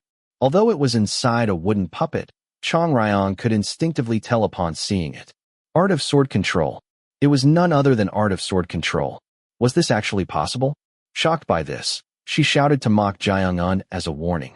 It is art of sword control. Art of sword control? At her cry, Mok Jiang-un, who was on guard, quickly twisted his body to the side and avoided the sword rushing at him. He thought he had dodged the sword, but it changed direction as if someone was wielding it, trying to slash Mok Jiang-un's neck. Mok Jiang-un drew his evil commandment sword without a moment to think. Clang. The moment the swords clashed, his body was pushed back nearly 5 steps. Mok Jiang-un's eyes flashed with surprise at the unexpectedly fierce sword strike. Who would have thought that this much chi would be infused into the sword that changed direction midway, even though no one was directly holding it? But it did not end there. The sword instantly pierced toward Mok Jiang-un's glabella as he was pushed back. Seeing this, Mok Jiang-un hurriedly raised his sword. Clang. However, Mok Jiang-un's sword, which had blocked upward, was instead bounced downward. The force infused into the sword had not diminished at all. Rather, it had grown stronger than before. Mok Jaeungun's eyes sharpened. Since this was the main building where the society leader resided, he had adjusted his martial power to match the level of a pinnacle stage of the peak realm as a precaution, but it seemed difficult to block with this. Do not confront it and dodge. Chong Ryong shouted urgently. At her cry, Mok Jaeungun hurriedly executed the light body technique. The light body technique he used was the ghost shadow steps he had learned from the Shadow Clan master. Tap tap tap tap tap. The ghost shadow steps, which valued change, had unparalleled flexibility in foot movements, like reeds. While avoiding the sword, Mok Jaeungun asked through voice transmission, "What on earth is this?" The chi is manipulating the sword as if it were a living swordsman. It is art of sword control. Art of sword control, a technique that manipulates the sword with chi. Manipulating the sword? Is it possible to control it so precisely? This is the first time even I have seen it in person. Be careful. As soon as Chong Ryong's warning ended, the sword brushed past the chest of Mok Jaeungun, who was employing the steps. Narrowly avoiding it, Mok Jaeungun focused his chi on the Yangchen acupoint and kicked the ground. Mok Jaeungun, who instantly gained a distance of more than 6 steps backward, shot profound energy toward the sword that was trying to change direction. Swish, swish, swish. Profound energy flew in succession. The sword seemed to be briefly blocked by the sharp chi. Swish, swish, swish. However, the chi infused in art of sword control was so strong that the profound energy was split instead. It seemed useless to try to block it with just profound energy. At that moment, something flew in like lightning and struck the sword away. Clang. It was none other than Sup Chun, the third captain of the main building. The sword, which had been rampaging on its own, was thrown to the ground by the blue martial saber imbued with blue-colored powerful energy. The chi is weaker than powerful energy. The chi infused in the sword was above profound energy but below powerful energy. Phew, hey, are you alright? Sup Chun asked Mok Jaeungun while waving his left hand. He had intervened midway, thinking he should not just stand by and watch. Mok Jaeungun was about to express his gratitude for his help when he suddenly shouted, "Help! Look behind you!" As soon as Mok Jaeungun's words fell, Sup Chun instinctively sensed a sharp chi and executed his saber technique. Butterfly saber technique, second stance, butterfly's warning. Sup Chun spun his body like a top while wielding his saber. Then, a whirlwind of powerful energy surged due to the blue-colored saber energy infused in the blue martial saber. That guy is not ordinary either. An exclamation escaped Chong Ryong's mouth. The saber technique Sup Chun executed was so outstanding that it could be called a transcendent saber technique without hesitation. Even with art of sword control, it seemed difficult to penetrate that saber technique. The sword soared upward. Then, it pierced from above Sup Chun, who was spinning while executing the stance. Sup Chun's eyes widened. Just like the eye of a typhoon is calm, the only gap in the butterfly's warning stance was right above where the stance was being executed, and it had penetrated that in an instant. Realizing it would not work, Sup Chun twisted the trajectory of the stance and executed a variation. Butterfly saber technique, 8th stance, butterfly dance in full bloom. Swish, swish, swish, swish, swish. The saber trajectories of the butterfly saber, fluttering like a butterfly, created numerous afterimages and instantly trapped the sword that had been piercing towards Sup Chun's crown. Clang, clang, clang, clang, clang. The sword, trapped in the net created by the dazzling saber technique, bounced around wildly, losing its strength. Seeing this, admiration flashed in Mok Jaeungun's eyes. Seeing the net created by the dazzling saber technique, it seemed evident how exceptional Sup Chun's combat sense was. He was completely blocking the connection of chi to the sword. Has it been severed? The sword could no longer do anything. Not only Mok Jaeungun, but also Sup Chun, who had trapped the sword with his saber technique, was confident of this. Mok Jaeungun frowned. Although the chi connection was severed, to find out who had utilized art of sword control and in what way, he opened the power of his third eye. What the hell is this? It was completely different from what he expected. He thought there would be traces of chi connecting to the sword, but there were no traces of chi. Why are you doing that? There are no traces of chi connected to the sword. If chi had been connected to the sword, traces of it should have remained visible to this eye. However, nothing could be seen. That meant the sword had truly moved on its own. While he was puzzled, Chong Ryong clicked her tongue in admiration. Sword and self as one. The sword itself has been used as a medium for qi. What do you mean by that?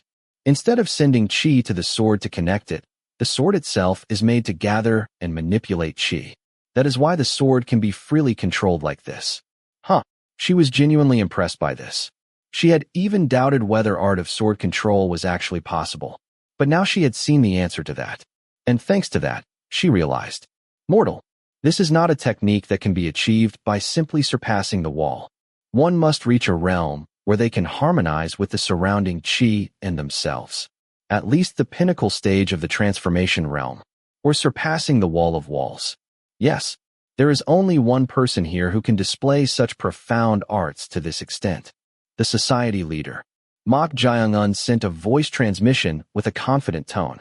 The only one who had reached a realm beyond walls, to the point where even Mok Jaeung-un, who had surpassed walls himself, could not discern the authenticity of qi with his third eye. That person was none other than the society leader of the Heaven and Earth Society, the sole person among the 6 heavens. Chong Ryong spoke in a rather serious voice. There are mountains beyond mountains, indeed. She had guessed that he might have reached the realm of the profound realm after reaching beyond the walls. But now that she knew for certain, the path of revenge still seemed far away. Perhaps Mok Jaeung-un was feeling similar to her. At that moment, Mok Jaeung-un's shoulders trembled faintly. Could it be that he had encountered a wall? This was the first time she had seen him react like this. Seeing his appearance, Chong Ryong inwardly understood. When faced with a being whose limits are unknown, it is natural to feel awe or fear. As expected, even you, mortal, are human after all. Chong Ryong could not hide her puzzlement. That was because she saw the corners of Mok Jaeung-un's mouth, whose shoulders were trembling even more, twitching. Is this guy actually smiling? Should one not feel fear after encountering a wall? He is smiling in this situation? She thought she might have seen it wrong, but the corners of Mok Jaeung-un's mouth were faintly raised. Mortal, are you really smiling? Huh? Was I smiling? What? You did not even know what expression you were making.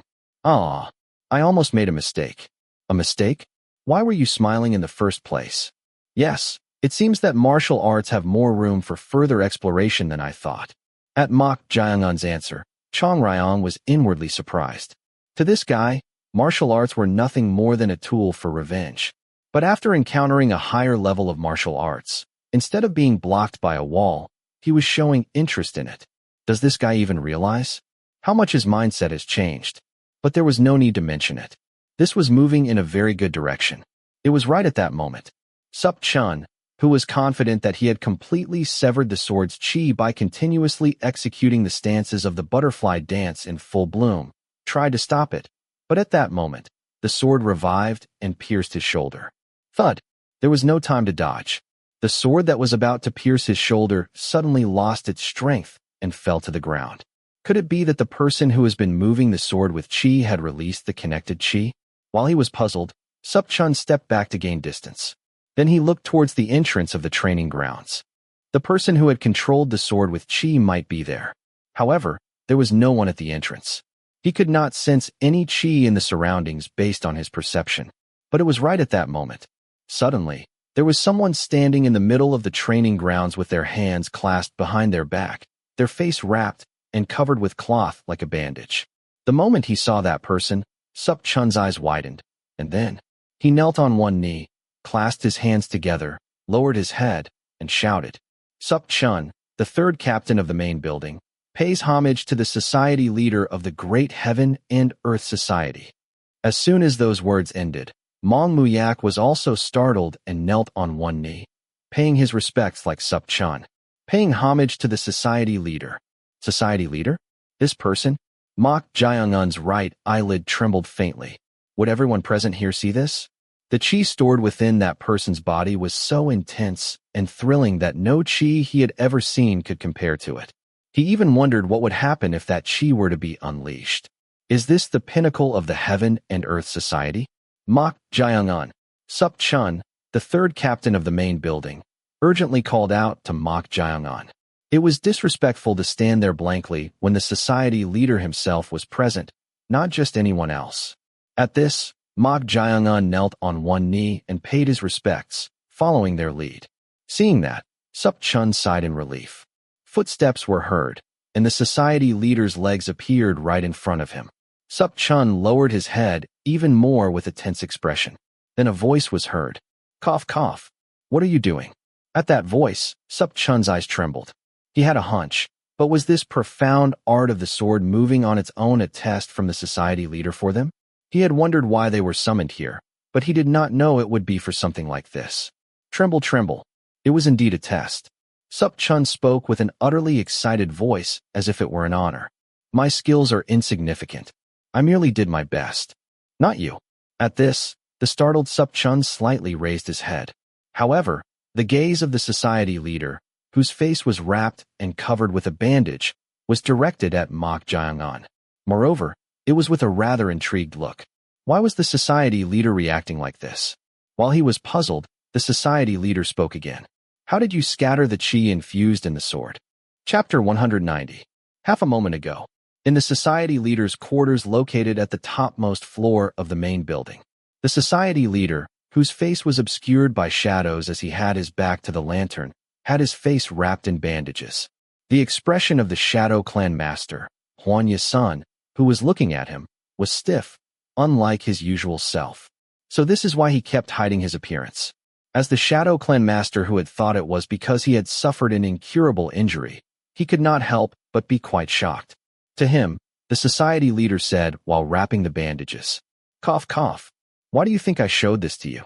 At the society leader's question, the Shadow Clan master, Hwan Ye-sun, could not easily answer. The intention behind hiding this until now and only revealing it to him, who was in charge of confidential matters and information. Of course, there were a few guesses that came to mind. The first was the impact it would have if this fact were to be known. It would likely cause a big commotion even within the Heaven and Earth Society. This is an obvious problem, and the next is indeed the society leader's trust. It seemed that even before, but especially after his illness had worsened, he did not trust anyone except for the vice leader and his closest aides. If that is the case, perhaps you have determined that there are spies even within the inner fortress? At his words, Vice Leader Mong Su-chun snorted with a displeased expression. This meant affirmation. Spies were bound to appear from time to time. Even the Righteous Sect Alliance, a martial arts alliance opposing the Heaven and Earth Society, frequently sent spy organizations called the Silent Strides to investigate and disrupt the Heaven and Earth Society. The role of catching such spies belonged to the Shadow Clan. However, the fact that he had hidden it even from him, the head of the Shadow Clan. I am also a subject of suspicion. It was troublesome.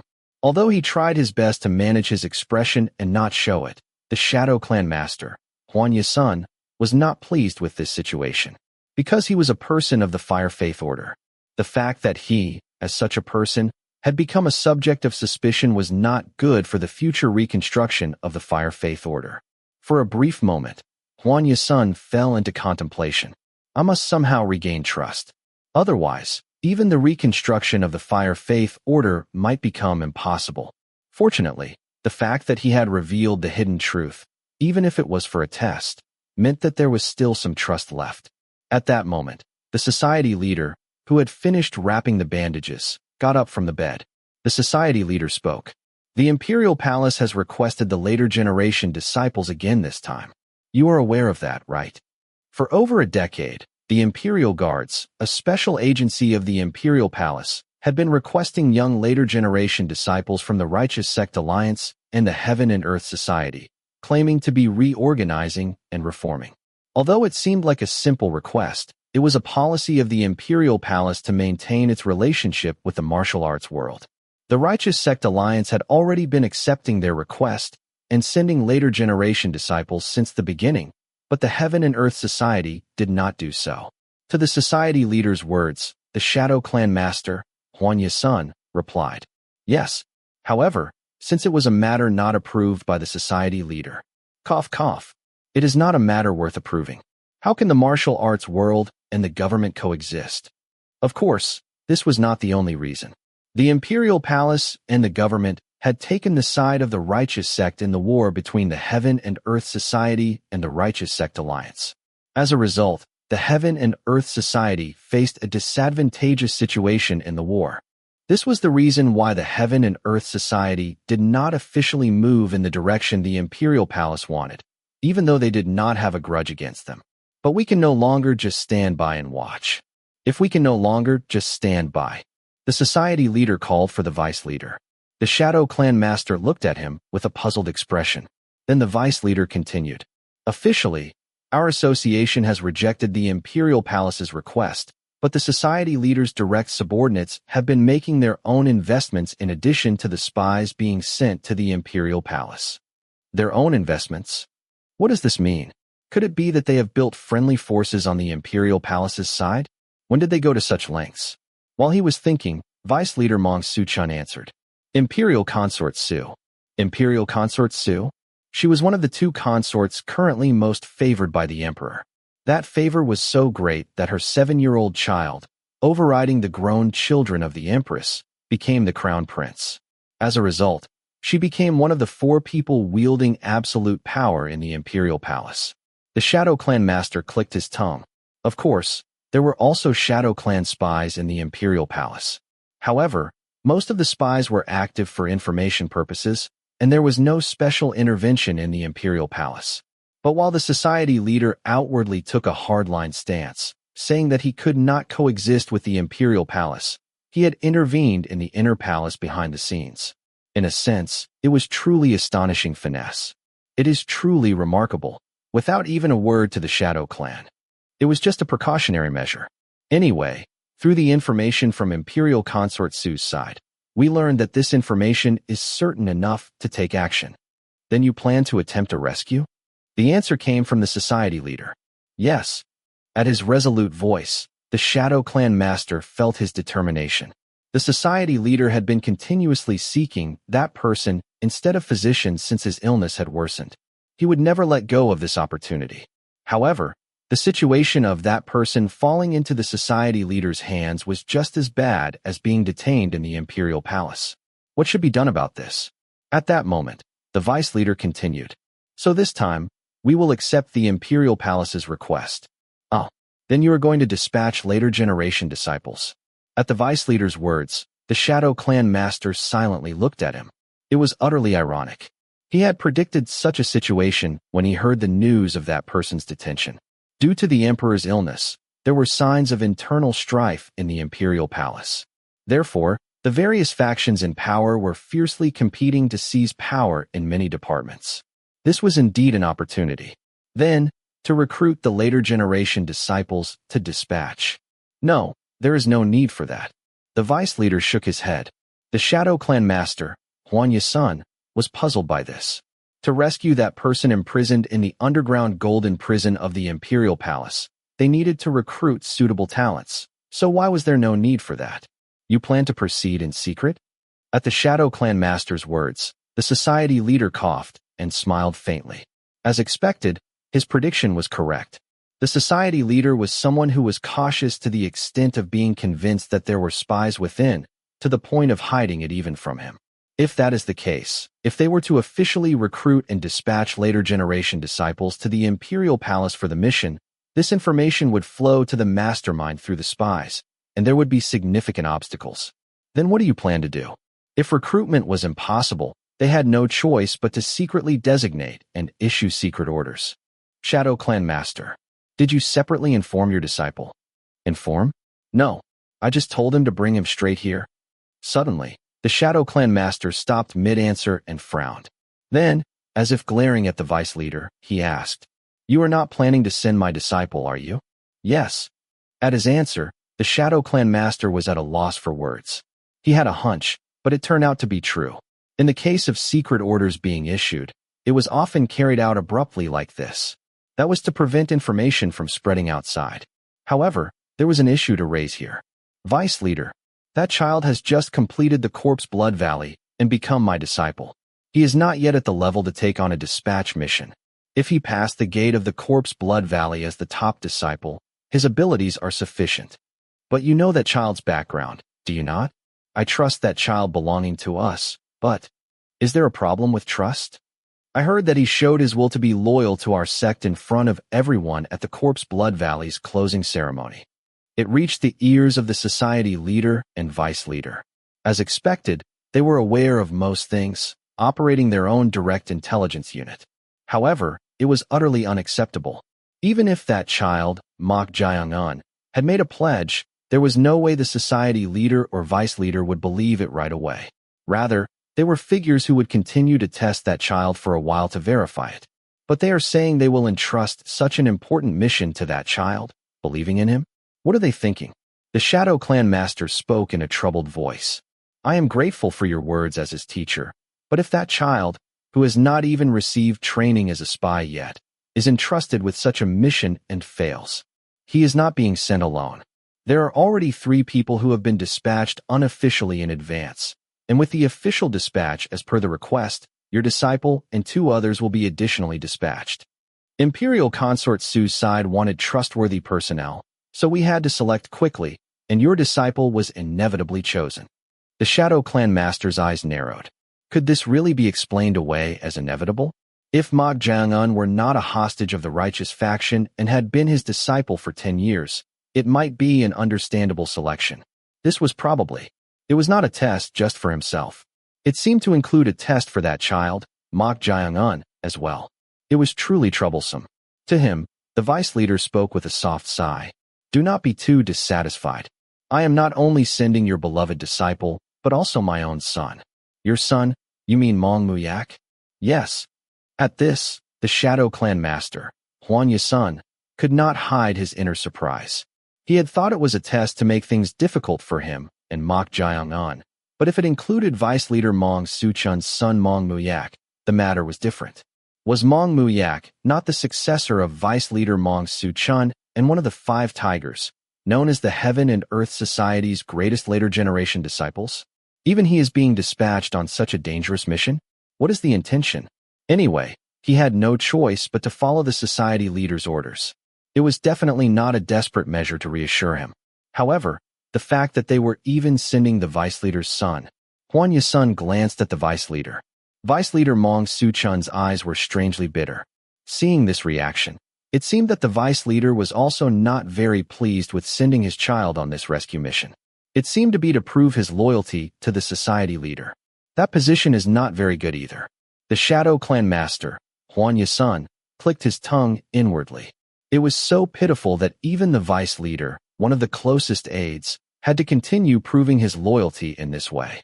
Since my son, the vice commander of the society leader's direct subordinates, is also being dispatched, do not raise any more objections.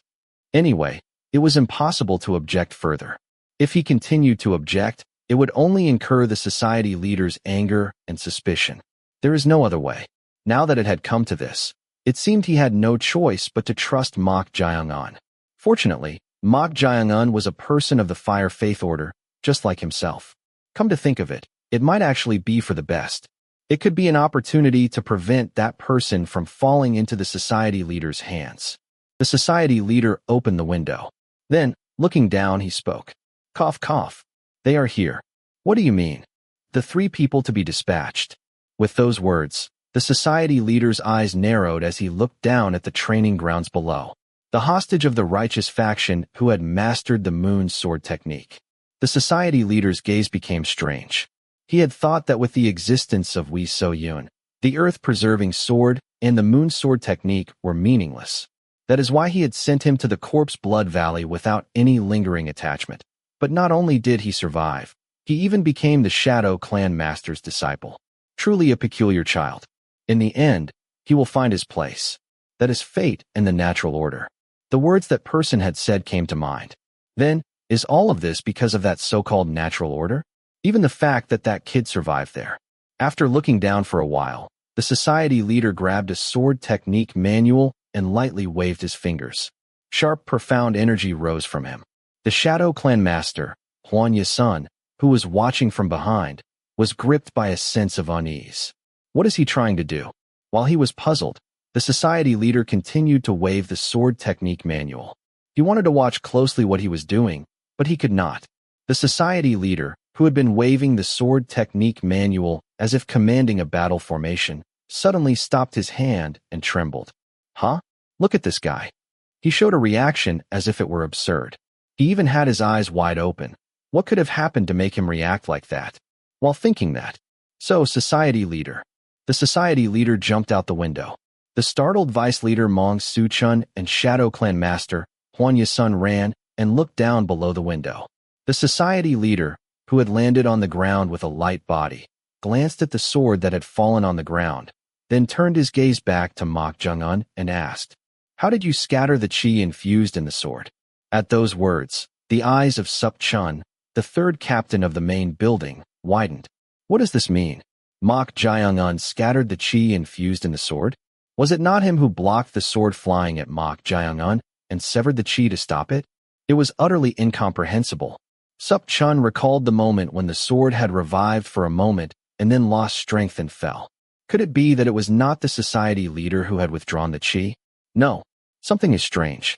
If it was a method of creating a net with a saber technique like he did, the connected chi could be severed, but otherwise, how was that possible?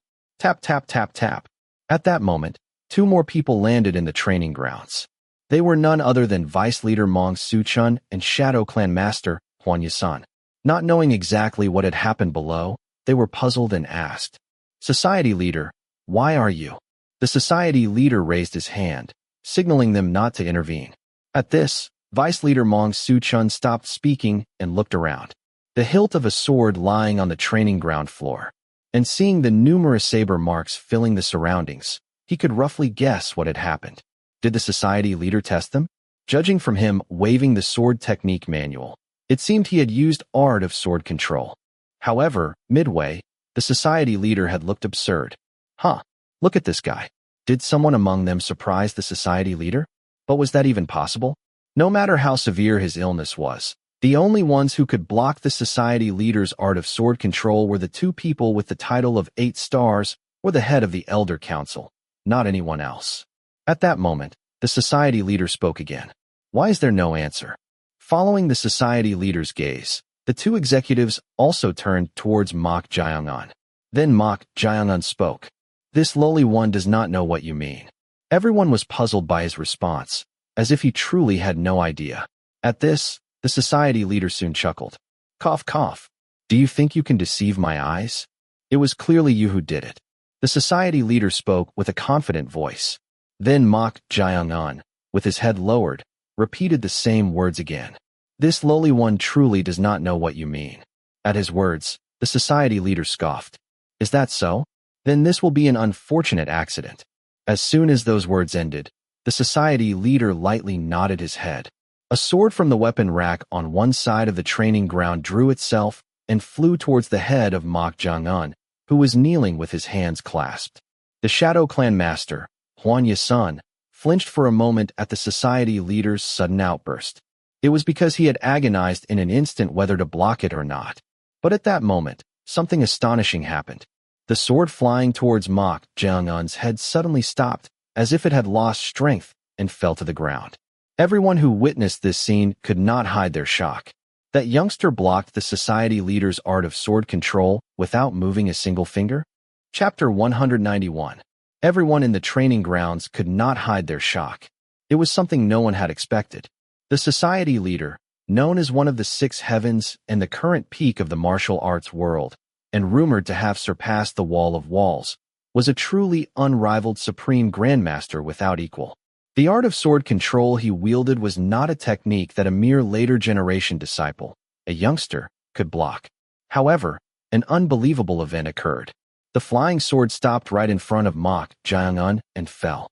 This shocked not only Mong Muyak and Sup-chun, the 2 people of the 5 tigers responsible for the next generation, but also the executive Shadow Clan master, Huan Ye-sun, and vice leader Mong Su-chun. How on earth did he do it? Huan Ye-sun looked at Mok Jung-un with wide eyes. He was still kneeling with his head lowered, paying his respects. But the sword had fallen midway. Judging from the society leader's reaction, it was definitely not him who had done it. Is this guy him? Vice leader Mong Su-chun's eyes flashed with surprise. That was because, as the one managing even the society leader's direct information department, he was familiar with most of Mok Jung-un's background. He was a youngster who had been taken as a hostage of the righteous faction's Yun Mok Sword Manor just a month ago.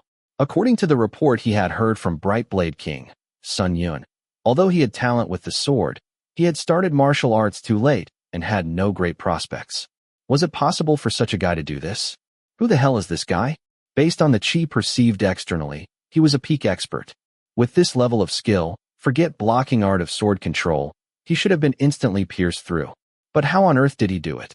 Unlike the two people who were puzzled, there was someone who was admiring him. She was none other than Chong Ryong. Chong Ryong was watching everything from inside the wooden puppet. No one here knew Mok Jaeongun's true strength, but she was aware of his true face. This mortal guy is truly a monster. She could not help but be amazed. That was because, although Mok Jaeongun had reached the realm of the transformation, art of sword control was an even higher level technique, so it was not something Mok Jaeongun could handle yet. However, after seeing the chi connection to the sword being severed twice, she could be certain to handle the death chi so delicately. An exclamation naturally escaped. In conclusion, art of sword control was a high-level technique that gathered chi in the sword itself and manipulated it. Therefore, it was practically impossible to sever the chi connection using the method Sup Chun had employed. However, Mok Jaeongun had taken a difficult gamble. He had used the death chi that disrupts the yang chi to scatter the society leader's chi concentrated in art of sword control. At first glance, it might seem easy, but in reality, it was not at all. To send the death chi outside the body and intervene in art of sword control, which moved quickly across space, required delicate and precise control. This was something that could not be done without innate senses and tremendous concentration. The mortal's potential and growth speed are truly. It was beyond the realm of humans. From the perspective of someone watching closely, it was so remarkable that he could only be thought of as a monster. However, apart from this amazement, there was also a concern. You have made a mistake, mortal. Chongrong looked at the society leader, whose face was wrapped in bandages, revealing only his eyes. He is probably that person's descendant. Whether he is his son or grandson, this will only invite that person's scrutiny. It was an unavoidable situation since he had aimed for his life, but it would have been better if he had moved his body and dodged with difficulty. Disrupting a high-level technique in this way was more likely to raise suspicion.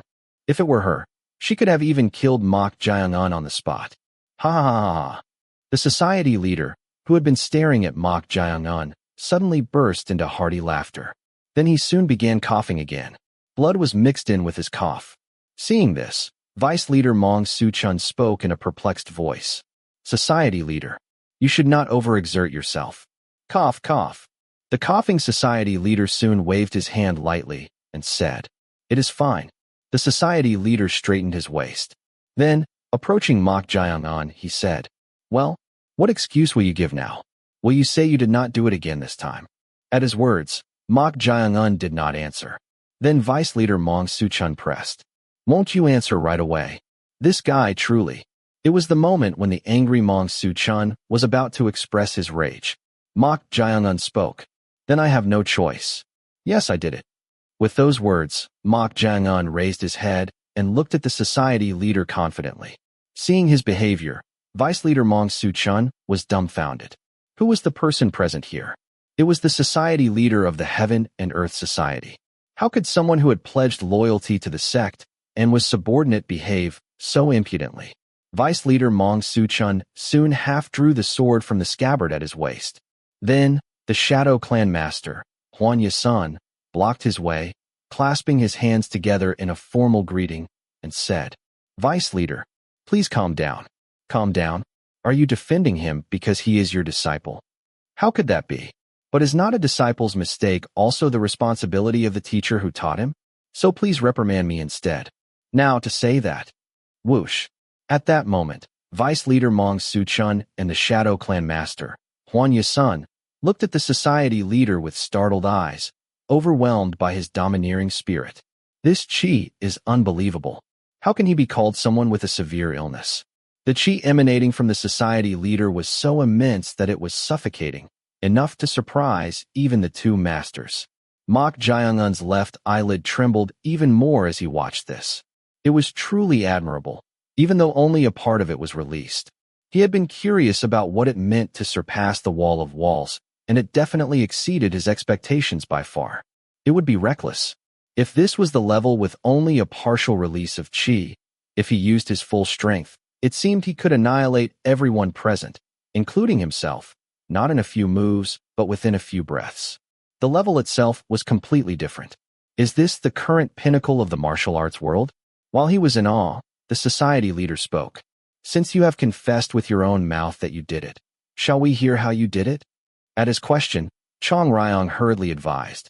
Make up an excuse. Anyway, living humans cannot detect the death chi, the chi of the dead, so there is no way for him to find out. Right. That is what we should do. Of course, Mok Jiang-un also intended to do so. That chi you use to intervene in the art of sword control and scatter it. It is quite unique. At his words, Mok Jiang-un's expression stiffened. Chong Ryong was equally surprised. How could that be? The death chi was essentially an undetectable chi. It was not something living humans could sense, so no martial artist who had faced Mok Jiang-un until now had noticed it. But did the society leader really sense it? Chong Ryong was momentarily amazed but spoke calmly. He might be intentionally probing you because he cannot detect the chi. Do not fall for it, mortal. Do you really think so? Mok Jiang-un was also puzzled. The strength of the death chi was that it was a chi that living humans could not detect. But if they could sense it, that advantage would be lost. At this, Mok Jiang-un cautiously parted his lips. You flatter me. I merely applied the chi of my sect. The reason he attributed it to his sect was because of the martial arts world's tacit rules. Even in a relationship where loyalty was pledged, unless it was a special case, martial arts were a precious asset and secret to that martial artist, so they would not pry into it. Mok Jiang-un had aimed for this. Is that so? But from what I feel, although the Shadow Clan Master's chi has a yin tendency, your chi seems quite complex. At those words, the Shadow Clan Master, Huan Yasun, also frowned and looked at Mok Jiang-un. At this, Mok Jiang-un's eyes narrowed. He hoped it was just a probe, but it seemed the society leader was truly detecting his chi. Although he could waver, Mok Jiang-un spoke calmly. Before my master taught me martial arts, I already learned various martial arts, so that is why. You learned various martial arts? Yes. There is the martial art of the Yun Mok sword manner. I believe the society leader is well aware of the reason I came here. At these words, the society leader's eyes turned strange. It was because he immediately understood the meaning of what Mok Jiang-un had said. The moon sword technique. That person had deciphered that cursed secret manual that no one else could master. Recalling this, the society leader chuckled and soon spoke with his hands clasped behind his back. I did want to see it at least once, but it seems this is the reason why you were chosen by that secret manual. Shall we take another look? Should we take another look? With those words, the society leader nodded his head. Then the sword that had fallen to the ground rushed towards Mok Jiang-un. Dodge! Chong Ryong shouted. However, Mok Jiang-un's thought was different. He felt he needed to know for sure whether the society leader was probing him or if he had truly detected his chi. If he had really detected the death chi, it was suspicious for him to continuously test him like this. Mok Jiang-un concentrated his death chi and scattered the chi of the sword flying at him with art of sword control once again. No. Did I not tell you to just dodge it? No. Let us see first. I need to know if he really can detect death chi. Anyway, if someone in the society leader's position suspected that chi, it would be difficult to keep dodging. In that case, it was better to verify its authenticity, Mok Jiang-un judged. Right at that moment. Your senses are excellent. Then can you handle two? The society leader grasped the sword technique manual and lightly waved his hand. Then, two swords were drawn from the swords hanging on the wall, and they simultaneously rushed towards Mok Jiang-un. The two swords flew from different directions, aiming for Mok Jiang-un's head and chest. Chong Ryong clicked her tongue. Even intervening in one art of sword control required tremendous concentration. But wielding art of sword control from different directions meant that the society leader had already figured out the weakness of the method of scattering chi. It seemed he was not called one of the six heavens for nothing. This time, there is no choice. You have to dodge or block it. She thought that even without her advice, Mok Jiang-un would have no choice but to move this time. He did not move even when the swords were flying right in front of him. The startled Chong Ryong shouted, "Mortal!" It was right at that moment. An astonishing scene unfolded before her eyes. The two swords flying from different directions lost strength almost simultaneously and fell to the ground. Chong Ryong was dumbfounded. He simultaneously scattered the chi of art of sword control, flying from different directions at the same time. How could he do it to this extent? It was almost impossible without exhibiting a level of concentration that split one's mind in two. It seemed she had underestimated mortal. However, she was not the only one surprised. "You truly astonish me." At the society leader's words, Vice Leader Mong Su-chun looked at the society leader with wide eyes. Judging from the society leader's surprised eyes, it seemed to be true. The society leader was astonished. Although he was said to have a severe illness, the society leader was one of the 6 heavens, the current peak of the martial arts world. A youngster astonished such a supreme grandmaster of the highest level? No, it was even ridiculous to call him a youngster. At the point where he could block the society leader's art of sword control in this way, that guy had already surpassed the level of a later generation disciple. Who the hell is this guy? Where did such a person pop up from? It went beyond simply dismissing him as a hostage from the righteous faction. He seemed quite dangerous. It was at that moment. Whoosh. Suddenly, the society leader's figure appeared in front of Mok Jaeong-un. The society leader placed his hand on the shoulder of Mok Jaeong-un, who was kneeling on one knee. I missed his movement. Mok Jaeong-un, who had reached the realm of the transformation and mastered the clear and manifest water-crossing steps of the eldest young master Nayo-riang, enabling him to move at ultra-high speeds, was confident in handling most speeds. However, the society leader's lightness skill was completely different from the clear and manifest water-crossing steps. It seemed to grab and pull the space. Crack. The ground sank centered around the society leader's soles. How could a stepping technique with such weight possess such swiftness? At that moment of puzzlement. Swish. At that moment, Mok Jaeong-un frowned and looked at the society leader, the inner force penetrating through his shoulder. It was like the rough waves surging in the ocean. Usually, when injecting inner force into the opponent's body, one would approach carefully as it could cause injury, but the society leader was not like that at all. The society leader's vast inner force tried to destroy his body from within.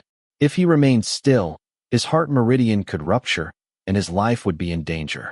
In the end, he had no choice but to resist. Mok Jaeong-un aroused his death chi and scattered the society leader's chi surging into his body like waves. If it were chi of a similar level, he would have easily scattered it. However, the society leader's true chi, having surpassed the wall of walls and reached the profound realm, was at a level that even Mok Jaeong-un, who had reached the transformation realm, could not touch. The true chi surging in was too vast to be completely scattered even with the death chi. Crackle. The clothes centered around his shoulder were stained with blood. His blood vessels had burst. Mok Jaeong-un clenched his teeth. If it was difficult even with the death chi, there was only one way. I have to let it flow out. Mok Jaeong-un guided the chi entering through his shoulder to the Yongchen acupoint on the soles of his feet without forcefully responding to it. Crack. Boom. The stone floor of the training grounds cracked, and the after effects of the true chi rose. Ho. Letting the chi flow out. Not bad. Then can you let this out too? At that moment, the society leader's chi intensified even more. Chi twice as strong as before was surging in. At this, Mok Jaeong-un's face reddened, and soon, his blood vessels bulged out. His body was already under severe strain. If this continued, he might really become crippled or even die. Enduring this, the Shadow Clan master, Huan Yasun, who had been watching, finally stepped forward. Society leader. That is enough. Do not interfere. Vice leader Mong Su-chun blocked him. If the society leader had decided to kill him, no one could object. Even if it was the Shadow Clan master, Mok Jaeong-un's master. How did it come to this? The Shadow Clan master, Huan Yasun, was restless. Mok Jaeong-un was his disciple and practically a member of the Fire Faith Order. He could not lose him in a situation like this. At that moment, the society leader removed his hand from Mok Jaeong-un's shoulder. As soon as he removed his hand, Mok Jaeong-un, with severe internal injuries, vomited blood and knelt on the ground. The society leader, looking down at Mok Jaeong-un, clicked his tongue. He had aggressively injected true qi to the point where all the blood vessels in his body were about to rupture. He could not even let it flow out. If it was true qi that caused blood vessels to burst, anyone would find it difficult to endure that pain. However, this fellow did not let out a single groan or show any signs of pain, even in such agony. It seemed he had not passed the corpse blood valley for nothing. Interesting. You do not just have one type of qi in your body, but quite a variety of qi. Your innate senses, mental strength, endurance, everything is extraordinary. The atmosphere had been as if he would kill Mok Jung-un at any moment. But suddenly, the praises flowing from the society leader's mouth made everyone look at him in puzzlement. Has Mok Jung-un passed the society leader's test? At that moment, unexpected words spilled from the society leader's mouth. All of this is beyond what the Shadow Clan Master can handle. Society leader, what on earth? Stay still, Shadow Clan Master. The society leader extended his hand and warned the Shadow Clan Master not to interfere. Then he looked at Mok Jung-un and said, "What do you think? Would you like to become my fourth disciple?" Chapter 192. What do you think? Would you like to become my fourth disciple? At those words from the society leader's mouth, everyone in the training grounds was shocked. Just a moment ago, they had been concerned about the situation escalating due to his excessive use of force, so this was a completely unexpected situation for them. Disciple? What does this mean? The one who showed the most notable reaction was Mong Muyak. As the vice leader's son, his eyes widened as he alternately looked at the society leader and Mok Jung-un. That was because there was something Mong Muyak, who took great pride in learning the sword, had longed for all his life. Receiving teachings from the society leader. Mong Muyak's fist tightened. Although his father's influence played a role, how tirelessly had he worked to catch the society leader's attention after entering the inner fortress of the main building. Despite becoming one of the 5 tigers, known as the Heaven and Earth Society's greatest later generation disciples, the society leader had never even spared him a glance. Therefore, the society leader's proposal was both infuriating and envious. On the other hand, the reaction of Sup Chun, another member of the 5 tigers and the 3rd captain of the main building, was different. Rather, his gaze toward Mok Jung-un became close to admiration. He felt the same envy, but he had inwardly been impressed while watching him undergo the society leader's test. He is an incredible guy, especially his ability to endure the pain of his blood vessels bursting during the society leader's inner force test without letting out a single groan or showing a pained expression was impressive. It made him wonder what he would have done in that situation. Is he the type of person who rises to the top? With that level of skill, it seemed sufficient for the society leader to covet him. However, while it was something to congratulate Mok Jung-un for, he was not sure if this was okay. As far as he knew, had Mok Jung-un not become the Shadow Clan Master's disciple through the Corpse Blood Valley's closing ceremony just half a month ago? Sup Chun glanced at the Shadow Clan Master, Huan Ye-sun, with a concerned look. Naturally, having his disciple taken away would not be pleasant. Contrary to his concern, the Shadow Clan Master's expression was fine. Rather, until just a moment ago, he had been restless, worrying about what would happen to his disciple. But now, his lips were twitching as if he was trying to hide his excitement. Sup Chun's guess was accurate. To have such an opportunity come. If it were other executives, they would likely object to this situation. It was a natural principle. Who would be pleased to have such a talented disciple taken away? Of course, in a similar context, there was a sense of regret, but to the Shadow Clan Master, Mok Jung-un was not only his disciple, but also a member of the same Fire Faith Order. Having such a member become a disciple of the society leader, the leader of the Heaven and Earth Society, was a golden opportunity for the Fire Faith Order to enter the center of the organization. There was a saying that it was darkest under the lamp. He believed that Mok Jung-un becoming the society leader's disciple would lay a great foundation for the reconstruction of the Fire Faith Order. At this, the Shadow Clan Master, Huan Ye-sun, slightly nodded his head while looking at Mok Jung-un. It meant not to worry about him. Society leader. At that moment, Vice Leader Mong Su-chun intervened. Why are you doing this? Please pause for a moment. Pause.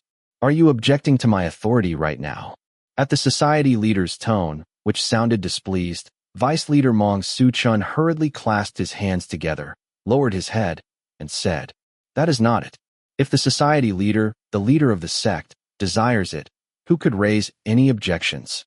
Then why are you doing this?" "I am just concerned." Cough, cough. "What are you concerned about?" At the society leader's question, Vice Leader Mong Su-chun cautiously spoke. "That child named Mok Jaeung-un became the Shadow Clan Master's disciple through the Corpse Blood Valley's closing ceremony. Having multiple masters is not a problem, but if the society leader takes in that child, the meaning becomes different. It becomes forcibly taking a disciple." At those words, one of the society leader's eyes revealed through the bandages narrowed. He did not seem very pleased. However, Vice Leader Mong Su-chun did not stop speaking even while being mindful of his mood. Even if the society leader asks for the Shadow Clan Master's understanding and accepts that child as a disciple, in this case, there may be objections from the Elder Council and executives. Objections from the Elder Council and executives? What does that mean? All the disciples you have taken in are from prestigious martial arts families of our sect. They are the children of those who have made great contributions since the sect's founding. At those words, the society leader scoffed. It was because he had understood what the vice leader was trying to say. Are you saying that his background is a problem?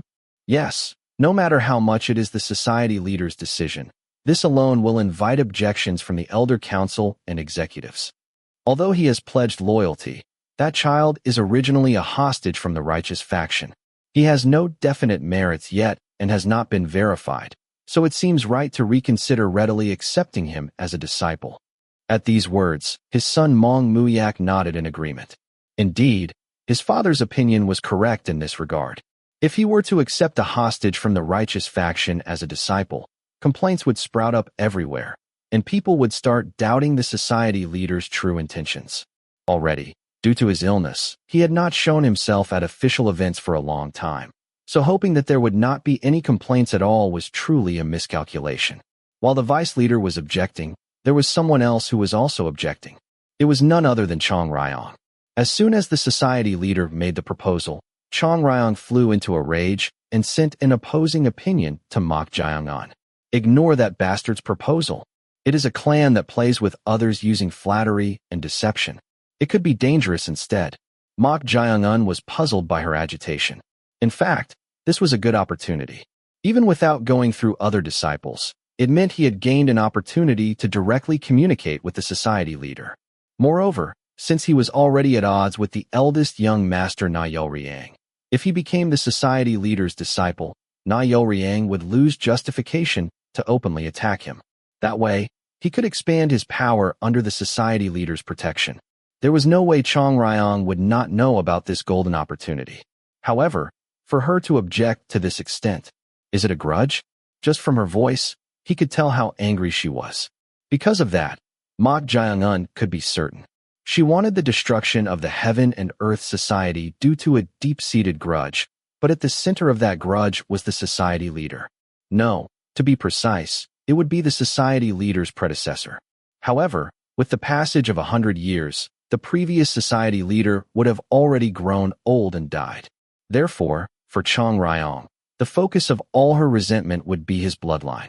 She cannot tolerate me entering under the bloodline of someone who is practically her enemy?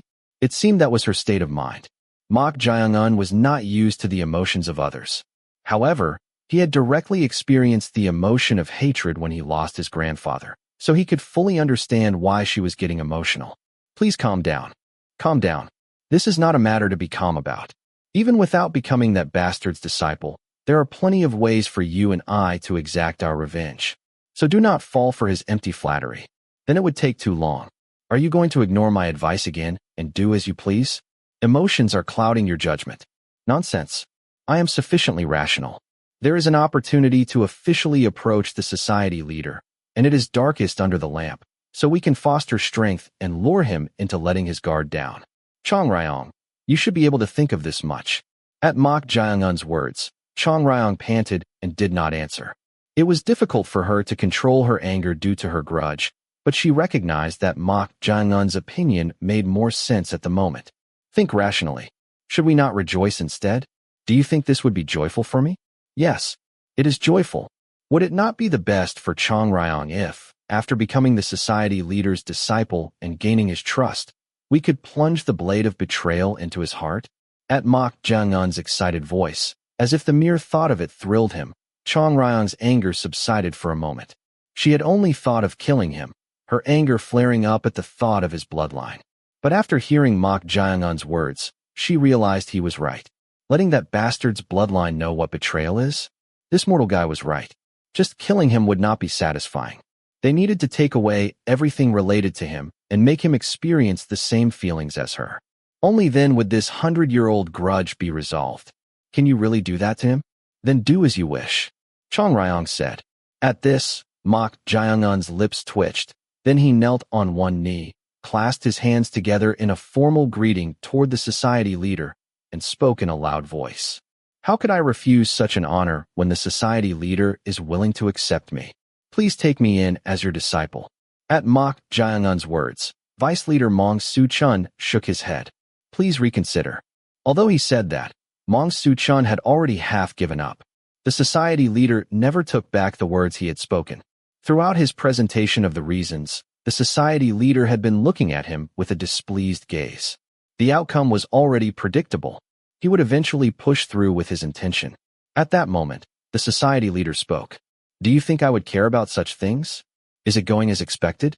The society leader, who was about to continue, suddenly frowned and did not speak. This continued for a brief moment. It was unclear why he was suddenly acting like this. Then the society leader continued. However, the vice leader's opinion also makes sense. He has pledged loyalty, but there is the issue of his background, and his merits have not been sufficiently verified, so objections from the elder council and executives are natural. Suddenly, the society leader was advocating for his opinion. Although he had his moods, he rarely withdrew his opinion in situations like this. But why was he doing this? While he was puzzled, the society leader said, however, this child is the sole successor of the moon sword technique. That alone is enough to appease the concerns about his background. Is that not right? The moon sword technique. He had forgotten about that. Among the elder council and executives, except for a few, no one knew about this fact. However, if they were to learn that Mok Jang-un had mastered the moon sword technique, which had been lost for 100 years, it would create a huge stir. Not considering this important factor was an error in judgment. At that, the society leader continued. However, this time, I will respect the vice leader's opinion. If he successfully completes this mission, this child's merits and ideals will be sufficiently verified. Is that not right? The society leader's words are correct. This mission was very important. Whether the society leader could return to the front lines or not could be determined through this mission. Therefore, if he were to succeed in this mission, it would be enough to acknowledge his merits. If he goes to the imperial palace, it will be swarming with those righteous faction bastards. If this guy does not ask for their help or attempt to escape, he will certainly be verified as a person of our sect. His rapid growth and attitude were quite irritating. He even thought that he might become a poison to the society leader instead. However, if all of the above were satisfied, there would be no problem with the society leader accepting him as a disciple. Rather, it would be a blessing for the sect to gain an outstanding disciple. I should tell Muyak just in case. He felt he should have his son Mong Muyak monitor him. If he were to discover even the slightest hint of different intentions, he would need to swiftly deal with him. At that, the society leader turned his gaze to Mok Jang-un and said, complete this mission successfully. Then I will accept you as my fourth disciple. What mission? Mok Jang-un asked in puzzlement. He had come here without hearing anything in the first place. Then the society leader chuckled and pointed at the vice leader with a nod, saying, the vice leader will explain the mission. With those words, the society leader approached Mok Jang-un and whispered, I hope you will meet my expectations. Then the society leader turned around, his hands clasped behind his back, and left the training grounds. Watching his departing figure, Mok Jang-un licked his lips. This has become troublesome. He thought it was an opportunity to directly become the society leader's disciple. If that happened, he believed he could find out about the ghost sword within a short period of time, but as expected, nothing was easily resolved. He had no choice but to take on that so-called mission. Only then could he become the fourth disciple. Walking along the corridor, the society leader placed his palm against the wall and coughed violently. The coughing lasted longer than usual. Next to him, someone who had been hiding revealed themselves from a shadowed area. You have overexerted yourself. It seems so for the first time in a while. The society leader wiped the blood from the corner of his mouth and spoke. The guy was more outstanding than expected, so he had to draw out more true chi, straining himself quite a bit. The person who revealed themselves tried to support the society leader, who was leaning against the wall. Then the society leader shook his head. There is no need to make a fuss. I know my body better than anyone. At the society leader's words, the man in the shadows slightly lowered his head and answered, Yes. Then, as if suddenly remembering, the society leader asked him, By the way, what was that thing you said earlier? That the guy seemed familiar? It was the society leader who had reluctantly postponed accepting him as a disciple due to the voice transmission telling him to stop. If it were not for that, he would not have accepted the vice leader's objection. At the society leader's question, the person obscured by the shadows answered, It is not certain. He definitely resembles someone, but his identity, name, everything is too different. Resembles? Who does he resemble? Cough, cough.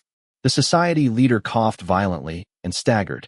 The man hurriedly walked forward to support him. Thanks to that, the man's face, which had been obscured by shadows, was revealed under the bright lantern light.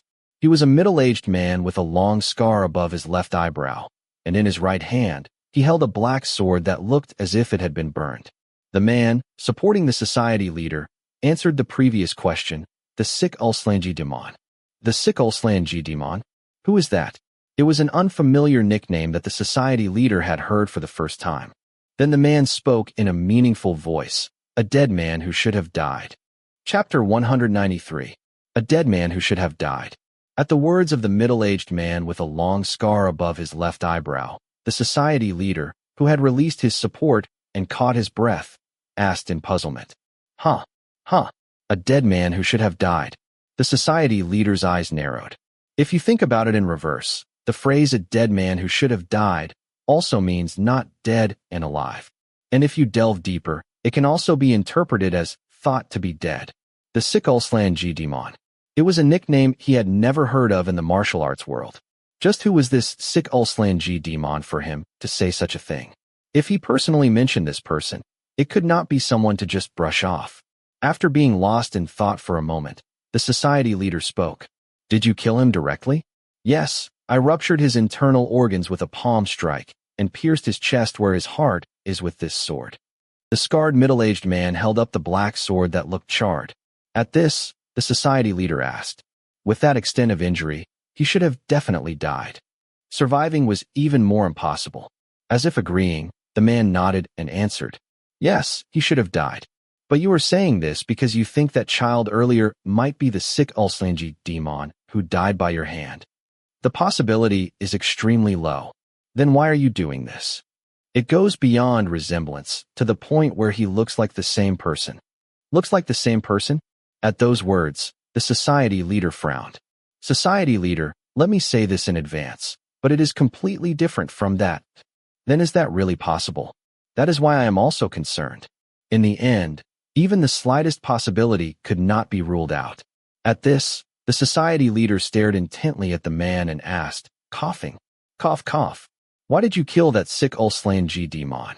He was digging into our traces. At the middle-aged man's answer, the society leader's eyes turned strange. It was a kind of agitation. What was the meaning of our that caused him to react like this? Soon, the society leader spoke. Digging into traces. Then that changes the story. Left Guardian. Yes. Verify the truth about the death of that guy called the Sik Ulslangi Demon. So far, there was no connection other than the resemblance. Therefore, the society leader requested confirmation. At this, the middle-aged man clasped his hands together in a formal gesture and answered. Understood. If there is even the slightest possibility of him being the Sik Ulslangi Demon, what should be done? For the sake of the future, it would be better to deal with him immediately. After catching his breath for a moment, the society leader spoke in a murderous voice. If that is the case, wait until he completes the mission.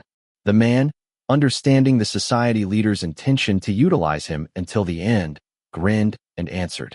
I will do as you command. Wen Mok, Jung-un, and Sup Chun, one of the 5 tigers and the 3rd captain commander of the main building, and Mong Muyak, another member of the Five Tigers and the vice leader's son, were standing side by side. In front of them, vice leader Mong Su-chun, with his hands clasped behind his back, spoke. Since there was a delay and time is limited, I will now explain the mission. It was truly a troublesome situation. If it was a confidential mission important enough for the society leader to personally summon them and the vice leader to explain, it definitely would not be an ordinary mission that could be taken lightly. Mok Jung-un glanced at the Shadow Clan master, Huan Yasun, who was standing by the entrance, far behind vice leader Mong Su-chun. Seeing that even he, who was in charge of information and confidentiality, was kept at a distance, it could be inferred that this mission was not discussed with the Shadow Clan master at all. If that is the case, it means the Shadow Clan master cannot be trusted in this mission. Mok Jung-un could deduce this from the fragmentary information. At that moment, vice leader Mong Su-chun began the explanation. I will first talk about the objective of this mission. The goal is to abduct a person imprisoned in a certain place and bring them back to our sect. At those words, Sup-chun, the third captain commander of the main building, lightly raised his hand and asked, "Is the person we need to abduct a member of our sect?" "That is not for you to know." At that question, vice leader Mong Su-chun stared intently at Sup-chun and eventually answered, "No. If not, is it an enemy?" At Sup-chun's follow-up question, the vice leader frowned and answered in a somewhat heavy voice. Whether the person being abducted is an enemy or ally is not something you should be concerned about. Your job is solely to use any means necessary for the mission and bring that person to the main building of our Heaven and Earth Society's inner fortress. Just who is it that information about the person to be abducted is restricted? Sup-chun spoke in a somewhat puzzled tone. That may be so, but I am asking how we are supposed to abduct a person, not an object, with such limited information. At his words, Mok Jung-un also nodded. Sup-chun's questioning was valid. At this, vice leader Mong Su-chun shook his head and answered the question.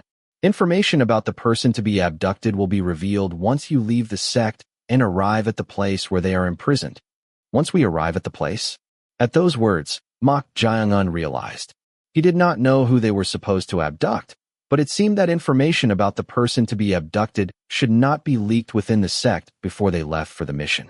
From this, two things could be inferred. Is it someone who could create negative public opinion? Judging from the society leader's personality, although he had a fickle side, he was quite authoritarian and tended to push through with what he wanted to do.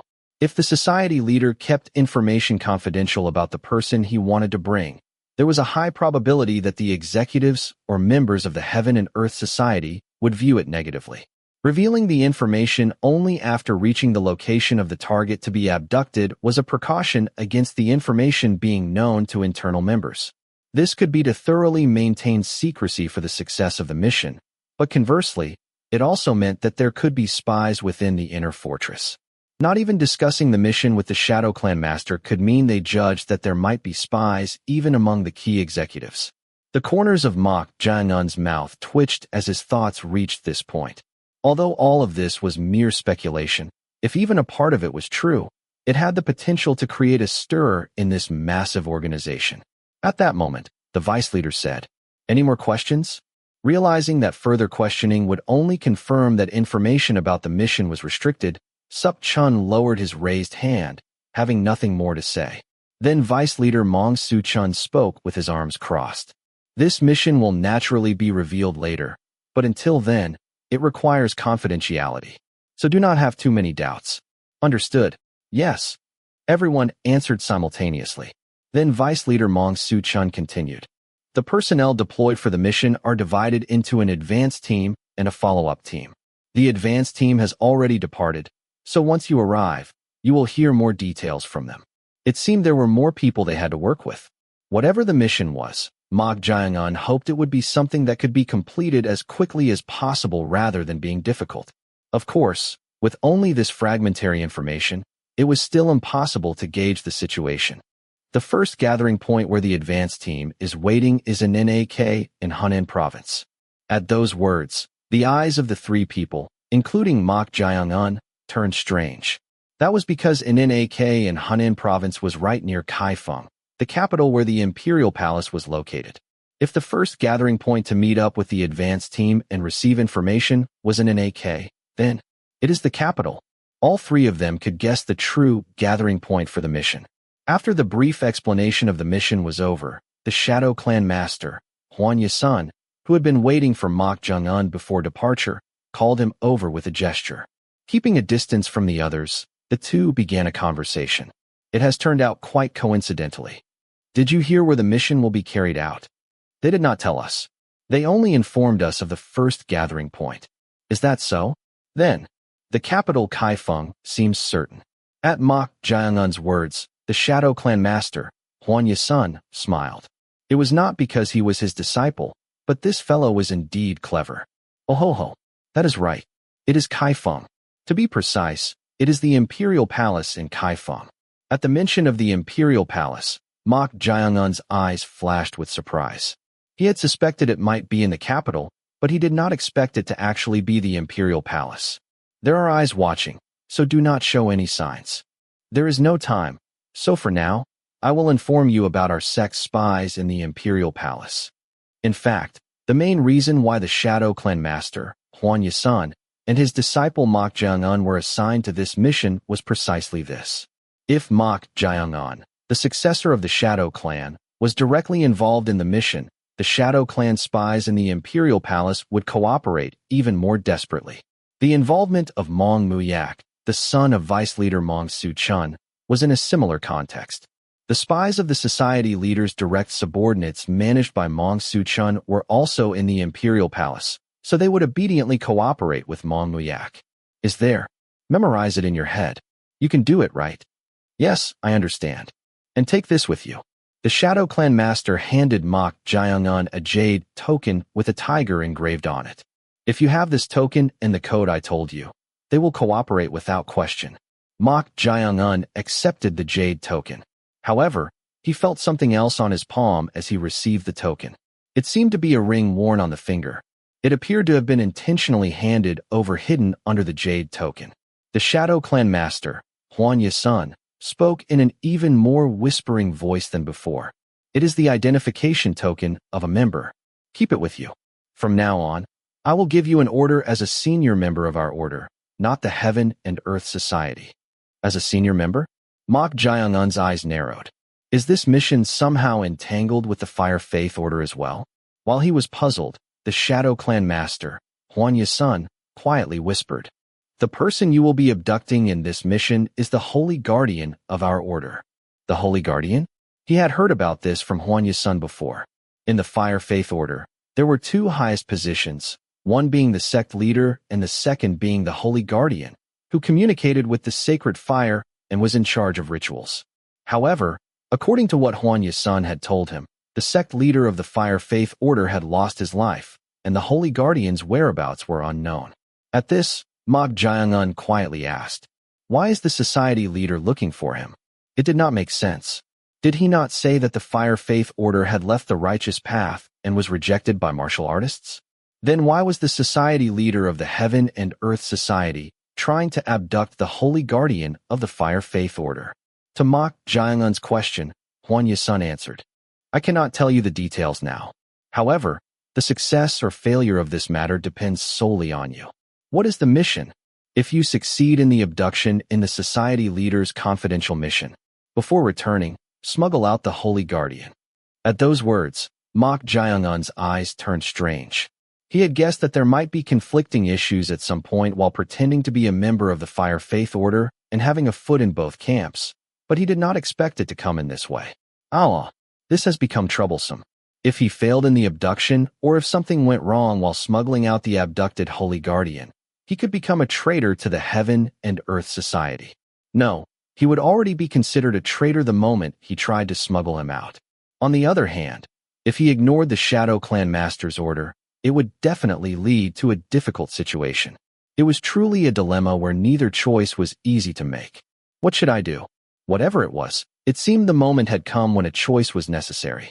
While Mok Jung-un was conversing with the Shadow Clan master, Huan Yasun, Vice Leader Mong Su-chun, was also giving a secret order to his son Mong Muyak, in addition to information about the spies.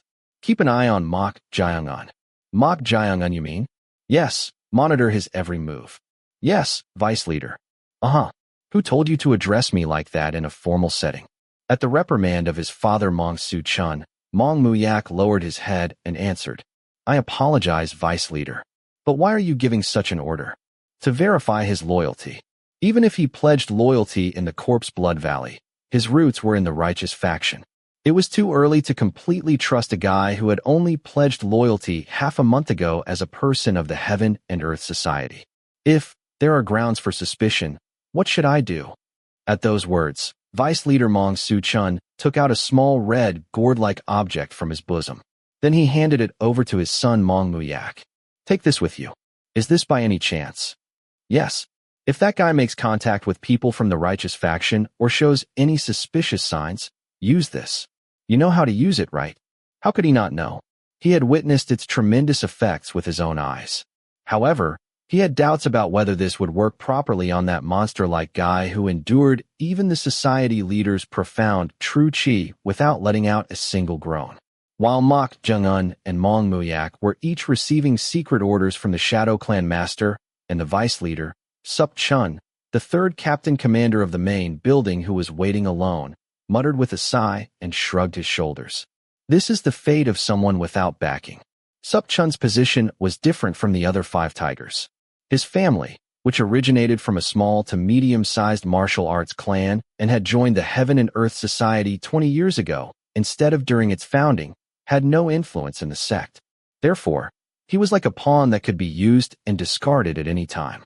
Even in this confidential mission, unlike the others who had reliable executive patrons like the Vice Leader or the Shadow Clan Master, he had no backing to protect him in case of emergency. That meant if an unexpected situation were to occur, his sacrifice could be demanded if things took a turn for the worse. Truly a gloomy and boring life. Lost in thought, Sup Chun furtively glanced at Mok Jae-on. Although meeting him for the first time today, he seemed to be no ordinary guy. Should he say he was exceptional? There were not many people who gave him this feeling. Perhaps only the eldest young master. The eldest young master Na Yoryang. He was on a completely different level compared to the society leader's other disciples. Was this the feeling of someone walking the path of hegemony? That was the impression. However, interestingly, the same feeling emanated from Mok Jae-on, who was only 17 years old, to a mysterious extent. He did not seem like someone who would be under anyone.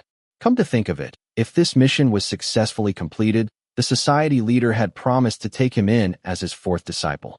That meant the guy would also gain the qualification to be a successor, although his support base was weak.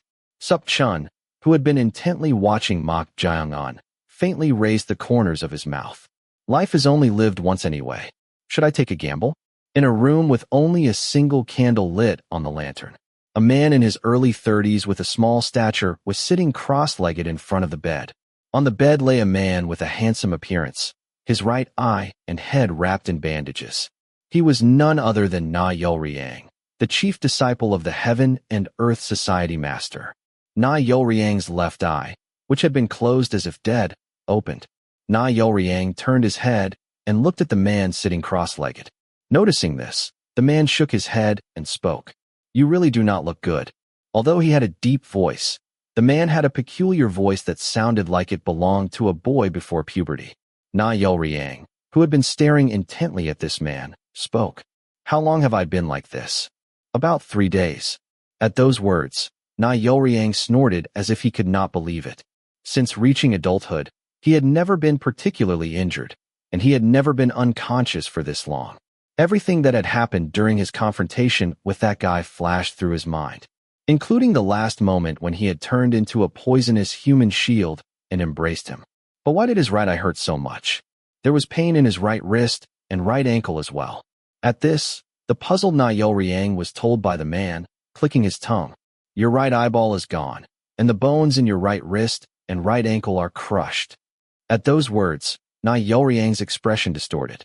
More than the other injured areas, the fact that his right eyeball was gone made his nerves tingle from head to toe. This is not a pleasant feeling. It was an emotion he was experiencing for the first time. Even when he got angry, it usually ended with just a feeling of unpleasantness, but this lasted longer. Is this the emotion called rage? To Na Yoryang, who was expressing his anger like that, the man said, Since you are awake, that is a relief. Just before, that person was insisting on having a duel with the Poison King, and I had to break a sweat to dissuade him. Yes, why did you fight with that dangerous old man in the first place? Did you suddenly want to subdue the 5 kings, or whatever with force? At the man's words, one of Na Yolriang's eyebrows rose. Nevertheless, the man spoke without any fear. Did I say something wrong? If it were anyone else, no one would have been able to speak so bluntly to eldest young master Na Yolriang. However, Na Yolriang showed displeasure at the man's words, but did not directly express anger. Was it because he trusted the man that much? At that moment, Na Yolriang stared intently at the man and spoke. Does everyone know that I ended up like this? No. How is that possible? If it were a minor injury, that would be one thing. But if it became known that you suffered an injury of this extent, it would have shaken things up considerably even internally. The information had been blocked, hiding it from everyone. At the man's words, Na Yolriang let out a soft sigh and said, Then only you and that old man know about it. Yes, that person was so stubborn in coming to see you that there was no other way. The man shrugged his shoulders with a disgusted expression. At this, Na Yolriang asked, Did you tell him not to do anything unnecessary? I told him to endure until you woke up if he cared about the eldest young master. If the fact that he had suffered serious injuries had been revealed externally, quite troublesome situations would have arisen. The judgment of the man, no, Muyak, was correct. This man, called Muyak, was the closest confidant among Na Yolriang's trusted subordinates. No, he was also the only one with whom Na Yolriang interacted freely, regardless of their status. What are you going to do? The eye cannot be helped, but even if you use a healing technique, it will take a month for the broken bones to recover. Can you endure until you are fully healed? That was impossible. Apart from his own injuries, if that guy was not dealt with now, there was a high probability that he would become quite troublesome. He had witnessed him gaining enlightenment and surpassing the wall right before his eyes. He possessed monstrous talent, not inferior to himself. At present, he might have the upper hand, but if such a guy was left alone, he would continue to grow. I want to kill him myself, but that would be inefficient for now. There was no need to act emotionally. Anyway, since that guy had also received help from the Poison King, Elder Beksaha, there would be no complaints if he moved them. Convey this to the old man. You are going to do it after all. I do not have time to wait until I am fully healed. At his words, Muyak shook his head as if he had expected it, and said, Of course you would not. But before that, it would be better to hear this first. This first? If it is not an urgent matter. I think it is urgent. What do you mean? It seems the movements of the second young master, Jang Nung-ak, and the young lady, Wei Soyun, are suspicious. At those words, Na Yolriang scoffed. Leave them be. Those guys are not important. Rather, it seems they are trying to join hands. At those words, Na Yolriang frowned. What does this mean? Jang Nung-ak and Wei Soyun are trying to join hands? They were practically nemesis. Both Jang Nung-ak and Wei Soyun were desperate to become the successor. Why would they suddenly join hands? However, it did not end there. I thought the same at first, but while you were unconscious, the situation became more complicated. Became complicated? Yes, last night. All the executives supporting the 2 disciples gathered for a meeting. But they were not the only ones. If not only them, then someone else was there too. The Poison King and the Shadow Clan Master also joined the gathering. At those words, Na Yolriang's expression stiffened. Not only did all the executives supporting the second young master Jang Nung-ak and the young lady Wei Soyun gather for a meeting, but the Poison King and the Shadow Clan Master also joined? These bastards. Their support factions had been at a level not even worth keeping in check one by one. However, if the 3 of the 5 kings, Bright Blade King, Axe King, and Poison King, the 2 of the 3 elders, Shadow Clan Master and Water Clan Elder, and the 2 of the 4 Valley Masters, Summoning Sound Valley Master and Sun Rock Valley Master, combined their forces, the situation would be different. It would not be an exaggeration to say that these alone had gathered a force slightly exceeding 50% of the sect's power. It was a situation that was utterly incomprehensible. These people had different goals, so they were not the type to join hands like the 2 disciples. But they suddenly decided to join hands? It seems they are determined to properly confront you. Properly confront me? Yes. Otherwise, they could not have so cleverly taken advantage of this situation where you suffered serious injuries. It does not make sense for that old bastard Poison King to have done this to prepare for the situation that will unfold after you wake up. The moment he heard those words, something flashed through Na Youriang's mind. It was none other than Mok Jayongun's face. Come to think of it, that guy Mok Jayongun had also become Elder Baek Saha's disciple. If he was the joint disciple of the Shadow Clan Master and the Poison King, he could simultaneously move the two of them. Now the picture was somewhat coming together. He did not know how he had persuaded the disciples, who were like oil and water, but the one who had created this situation was not them. That guy Mok Jayongun is the one who orchestrated this. What are you talking about? If you mean Mok Jayongun, is he not the disciple from the righteous faction hostage that the Shadow Clan Master recently accepted? Yes, that guy did it. At Na Youriang's confident words, Muyak spoke with an incomprehensible tone. Eldest young master. Even so, that seems a bit far-fetched. What can that youngster, who has only been the Shadow Clan Master's disciple for a little over half a month, possibly do? That youngster did this to me. A youngster did this to you. Wait, what did you just say? I said that guy did this to me. At those words, Muyak was so shocked that he stared at Na Youriang with wide eyes. What on earth does this mean? It was not the Poison King who inflicted these serious injuries? That is impossible. Even if he passed the Corpse Blood Valley's gate as the top disciple, he would be at most at the Danju level. So how could such a youngster? He surpassed the wall during our fight. Muyak was dumbfounded. For a moment, he doubted his own ears. Was that righteous faction hostage youngster only 17 years old? What do you mean by wall? That cannot be. Surpassing the wall means he has reached the transformation realm. At his words, Muyak stared intently at Na Youriang. It was definitely not a joke. No, in the first place, Na Youriang never joked. There was no way these words coming from his mouth could be false. Muyak shook his head as if he was disgusted and said, if that is true, his growth rate is unbelievably fast. He surpassed the wall during a fight? This is really. Although he could not finish his words, what he was trying to say was clear. He had surpassed the limits of an ordinary human. The only beings Muyak considered as such were his lord, eldest young master Na Youriang, and that guy who was called the strongest among the 5 tigers. But now, another monster had appeared, so it was truly a calamity. Muyak, who was dumbfounded, barely managed to speak. Are you really certain that this Mok Jayongun orchestrated this situation? Although he did not answer, Na Youriang was certain. That guy was of the same kind as himself. This was not a move that could come from the minds of the 2 disciples or a stubborn old man like the Poison King. It was a move to keep him in check. No, to confront him.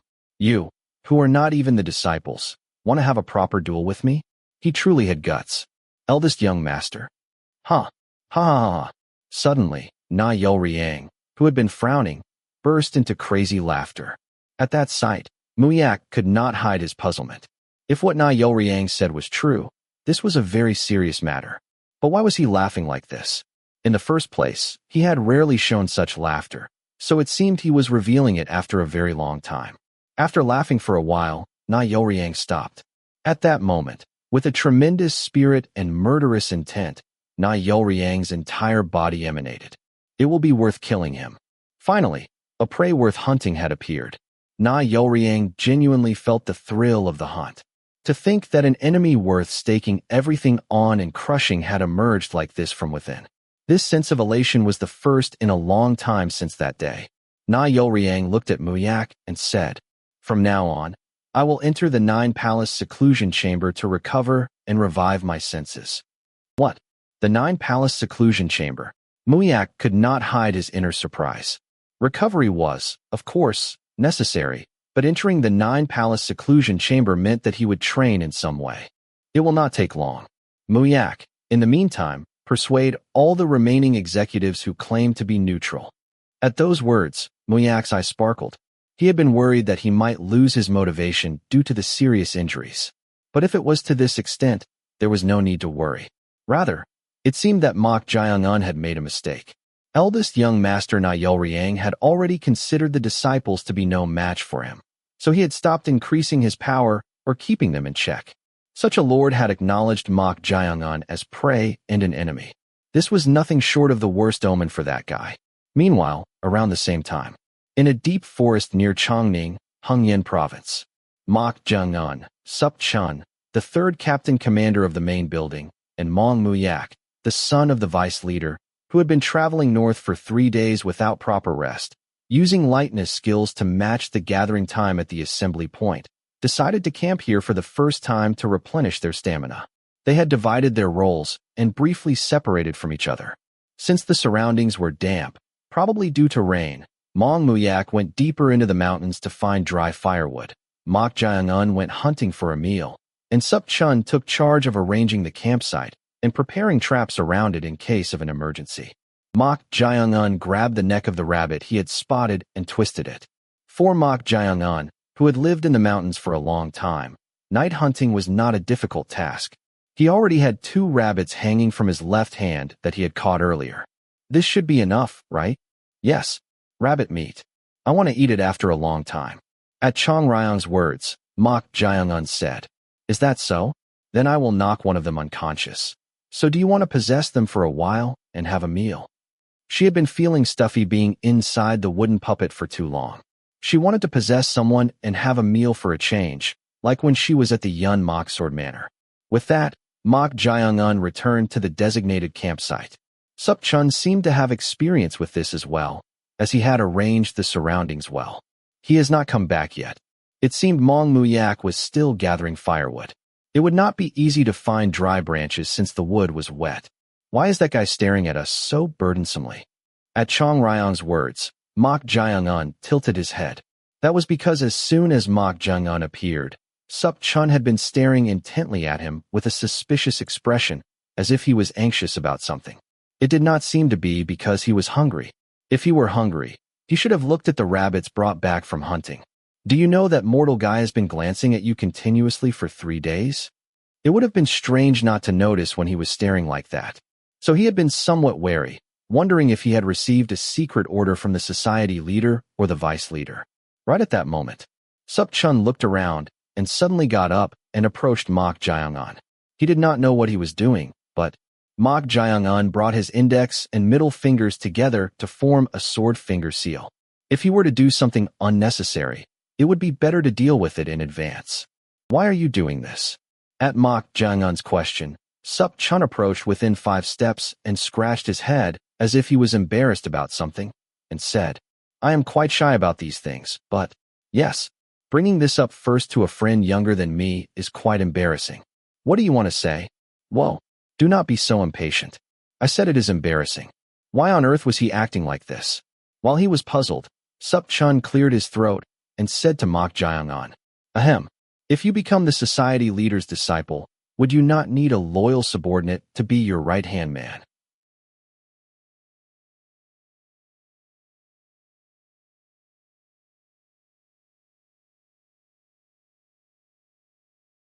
Chapter 194. In a room with only a single candle lit on the lantern, a man in his early 30s with a small stature was sitting cross-legged in front of the bed. On the bed lay a man with a handsome appearance, his right eye and head wrapped in bandages. He was none other than Na Yolriang, the chief disciple of the Heaven and Earth Society Master. Na Yolriang's left eye, which had been closed as if dead, opened. Na Yolriang turned his head and looked at the man sitting cross-legged. Noticing this, the man shook his head and spoke. "You really do not look good." Although he had a deep voice, the man had a peculiar voice that sounded like it belonged to a boy before puberty. Na Yolriang, who had been staring intently at this man, spoke. "How long have I been like this?" "About 3 days." At those words, Na Yolriang snorted as if he could not believe it. Since reaching adulthood, he had never been particularly injured, and he had never been unconscious for this long. Everything that had happened during his confrontation with that guy flashed through his mind, including the last moment when he had turned into a poisonous human shield and embraced him. But why did his right eye hurt so much? There was pain in his right wrist and right ankle as well. At this, the puzzled Na Yolriang was told by the man, clicking his tongue, "Your right eyeball is gone, and the bones in your right wrist and right ankle are crushed." At those words, Na Yolriang's expression distorted. More than the other injured areas, the fact that his right eyeball was gone made his nerves tingle from head to toe. This is not a pleasant feeling. It was an emotion he was experiencing for the first time. Even when he got angry, it usually ended with just a feeling of unpleasantness, but this lasted longer. Is this the emotion called rage? To Na Youriang, who was expressing his anger like that, the man said, "Since you are awake, that is a relief. Just before, that person was insisting on having a duel with the Poison King, and I had to break a sweat to dissuade him." "Yes, why did you fight with that dangerous old man in the first place? Did you suddenly want to subdue the 5 kings, or whatever with force?" At the man's words, one of Na Youriang's eyebrows rose. Nevertheless, the man spoke without any fear. "Did I say something wrong? If it were anyone else, no one would have been able to speak so bluntly to eldest young master Na Youriang." However, Na Youriang showed displeasure at the man's words, but did not directly express anger. Was it because he trusted the man that much? At that moment, Na Youriang stared intently at the man and spoke. "Does everyone know that I ended up like this?" "No. How is that possible? If it were a minor injury, that would be one thing. But if it became known that you suffered an injury of this extent, it would have shaken things up considerably even internally." The information had been blocked, hiding it from everyone. At the man's words, Na Youriang let out a soft sigh and said, "Then only you and that old man know about it." "Yes, that person was so stubborn in coming to see you that there was no other way." The man shrugged his shoulders with a disgusted expression. At this, Na Youriang asked, "Did you tell him not to do anything unnecessary?" "I told him to endure until you woke up if he cared about the eldest young master." If the fact that he had suffered serious injuries had been revealed externally, quite troublesome situations would have arisen. The judgment of the man, no, Muyak, was correct. This man, called Muyak, was the closest confidant among Na Youriang's trusted subordinates. No, he was also the only one with whom Na Youriang interacted freely, regardless of their status. What are you going to do? The eye cannot be helped, but even if you use a healing technique, it will take a month for the broken bones to recover. Can you endure until you are fully healed? That was impossible. Apart from his own injuries, if that guy was not dealt with now, there was a high probability that he would become quite troublesome. He had witnessed him gaining enlightenment and surpassing the wall right before his eyes. He possessed monstrous talent, not inferior to himself. At present, he might have the upper hand, but if such a guy was left alone, he would continue to grow. I want to kill him myself, but that would be inefficient for now. There was no need to act emotionally. Anyway, since that guy had also received help from the Poison King, Elder Beksaha, there would be no complaints if he moved them. Convey this to the old man. You are going to do it after all. I do not have time to wait until I am fully healed." At his words, Muyak shook his head as if he had expected it, and said, "Of course you would not. But before that, it would be better to hear this first." "This first? If it is not an urgent matter." "I think it is urgent." "What do you mean?" "It seems the movements of the second young master, Jang Nung-ak, and the young lady, Wee So-yun, are suspicious." At those words, Na Youriang scoffed. "Leave them be. Those guys are not important. Rather, it seems they are trying to join hands." At those words, Na Youriang frowned. "What does this mean? Jang Nung-ak and Wee So-yun are trying to join hands?" They were practically nemesis. Both Jang Nung-ak and Wee So-yun were desperate to become the successor. Why would they suddenly join hands? However, it did not end there. "I thought the same at first, but while you were unconscious, the situation became more complicated." "Became complicated?" "Yes, last night. All the executives supporting the 2 disciples gathered for a meeting. But they were not the only ones. If not only them, then someone else was there too. The Poison King and the Shadow Clan Master also joined the gathering." At those words, Na Youriang's expression stiffened. Not only did all the executives supporting the second young master Jang Nung-ak and the young lady Wee So-yun gather for a meeting, but the Poison King and the Shadow Clan Master also joined? These bastards. Their support factions had been at a level not even worth keeping in check one by one. However, if the 3 of the 5 kings, Bright Blade King, Axe King, and Poison King, the 2 of the 3 elders, Shadow Clan Master and Water Clan Elder, and the 2 of the 4 Valley Masters, Summoning Sound Valley Master and Sun Rock Valley Master, combined their forces, the situation would be different. It would not be an exaggeration to say that these alone had gathered a force slightly exceeding 50% of the sect's power. It was a situation that was utterly incomprehensible. These people had different goals, so they were not the type to join hands like the two disciples. But they suddenly decided to join hands? It seems they are determined to properly confront you.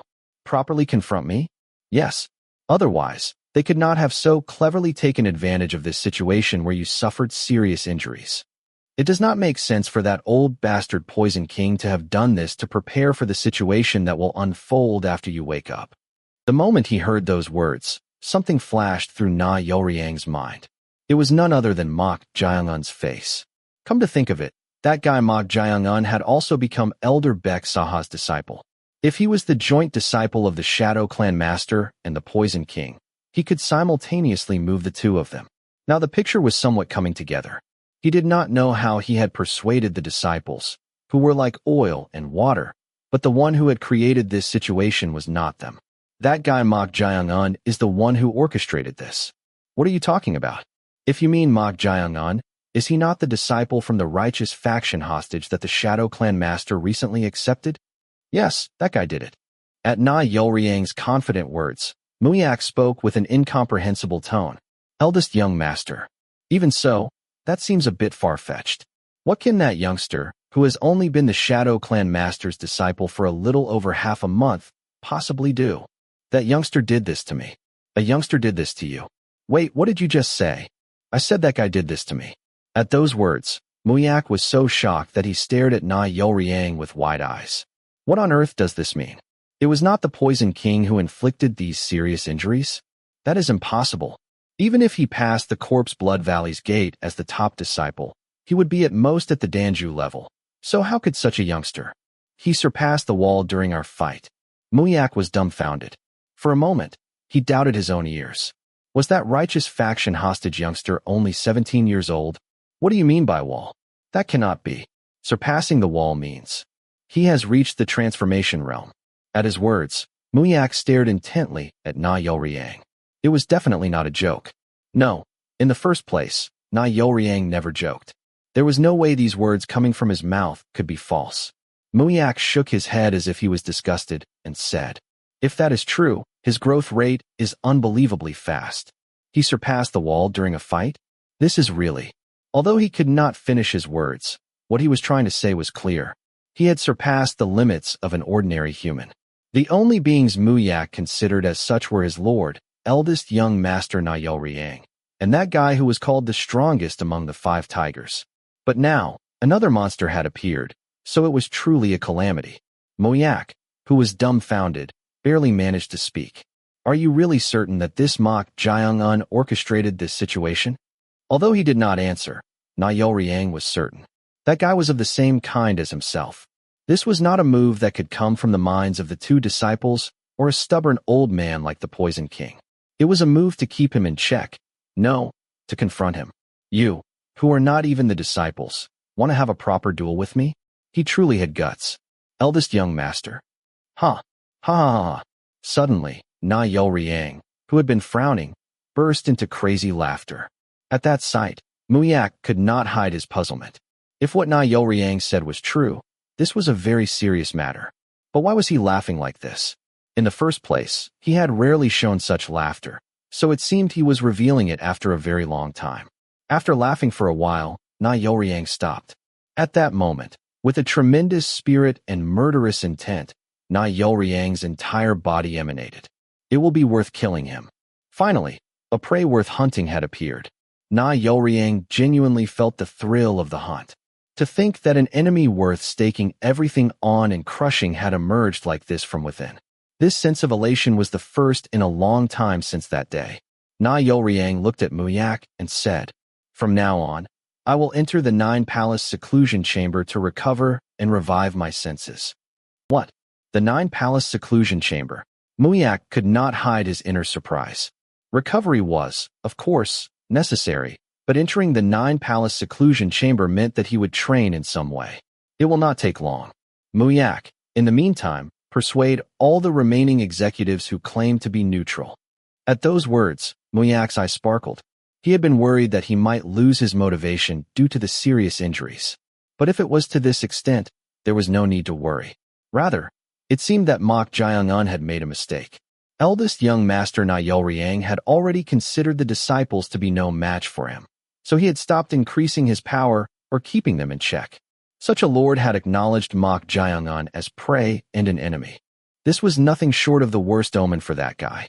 Meanwhile, around the same time, in a deep forest near Chongning, Hongyan Province, Mok Jaeong'un, Sup Chun, the third captain commander of the main building, and Mong Muyak, the son of the vice leader, who had been traveling north for 3 days without proper rest, using lightness skills to match the gathering time at the assembly point, decided to camp here for the first time to replenish their stamina. They had divided their roles and briefly separated from each other. Since the surroundings were damp, probably due to rain, Mong Muyak went deeper into the mountains to find dry firewood. Mok Jaeong'un went hunting for a meal, and Sup Chun took charge of arranging the campsite and preparing traps around it in case of an emergency. Mok Jaeong'un grabbed the neck of the rabbit he had spotted and twisted it. For Mok Jaeong'un, who had lived in the mountains for a long time, night hunting was not a difficult task. He already had 2 rabbits hanging from his left hand that he had caught earlier. This should be enough, right? Yes, rabbit meat. I want to eat it after a long time. At Chong Ryong's words, Mok Jaeong'un said, "Is that so? Then I will knock one of them unconscious. So do you want to possess them for a while and have a meal?" She had been feeling stuffy being inside the wooden puppet for too long. She wanted to possess someone and have a meal for a change, like when she was at the Yun Mok Sword Manor. With that, Mok Jaeong'un returned to the designated campsite. Sup Chun seemed to have experience with this as well, as he had arranged the surroundings well. He has not come back yet. It seemed Mong Muyak was still gathering firewood. It would not be easy to find dry branches since the wood was wet. Why is that guy staring at us so burdensomely? At Chong Ryong's words, Mok Jaeong'un tilted his head. That was because as soon as Mok Jaeong'un appeared, Sup Chun had been staring intently at him with a suspicious expression, as if he was anxious about something. It did not seem to be because he was hungry. If he were hungry, he should have looked at the rabbits brought back from hunting. Do you know that mortal guy has been glancing at you continuously for 3 days? It would have been strange not to notice when he was staring like that. So he had been somewhat wary, wondering if he had received a secret order from the society leader or the vice leader. Right at that moment, Sup Chun looked around and suddenly got up and approached Mok Jaeong'un.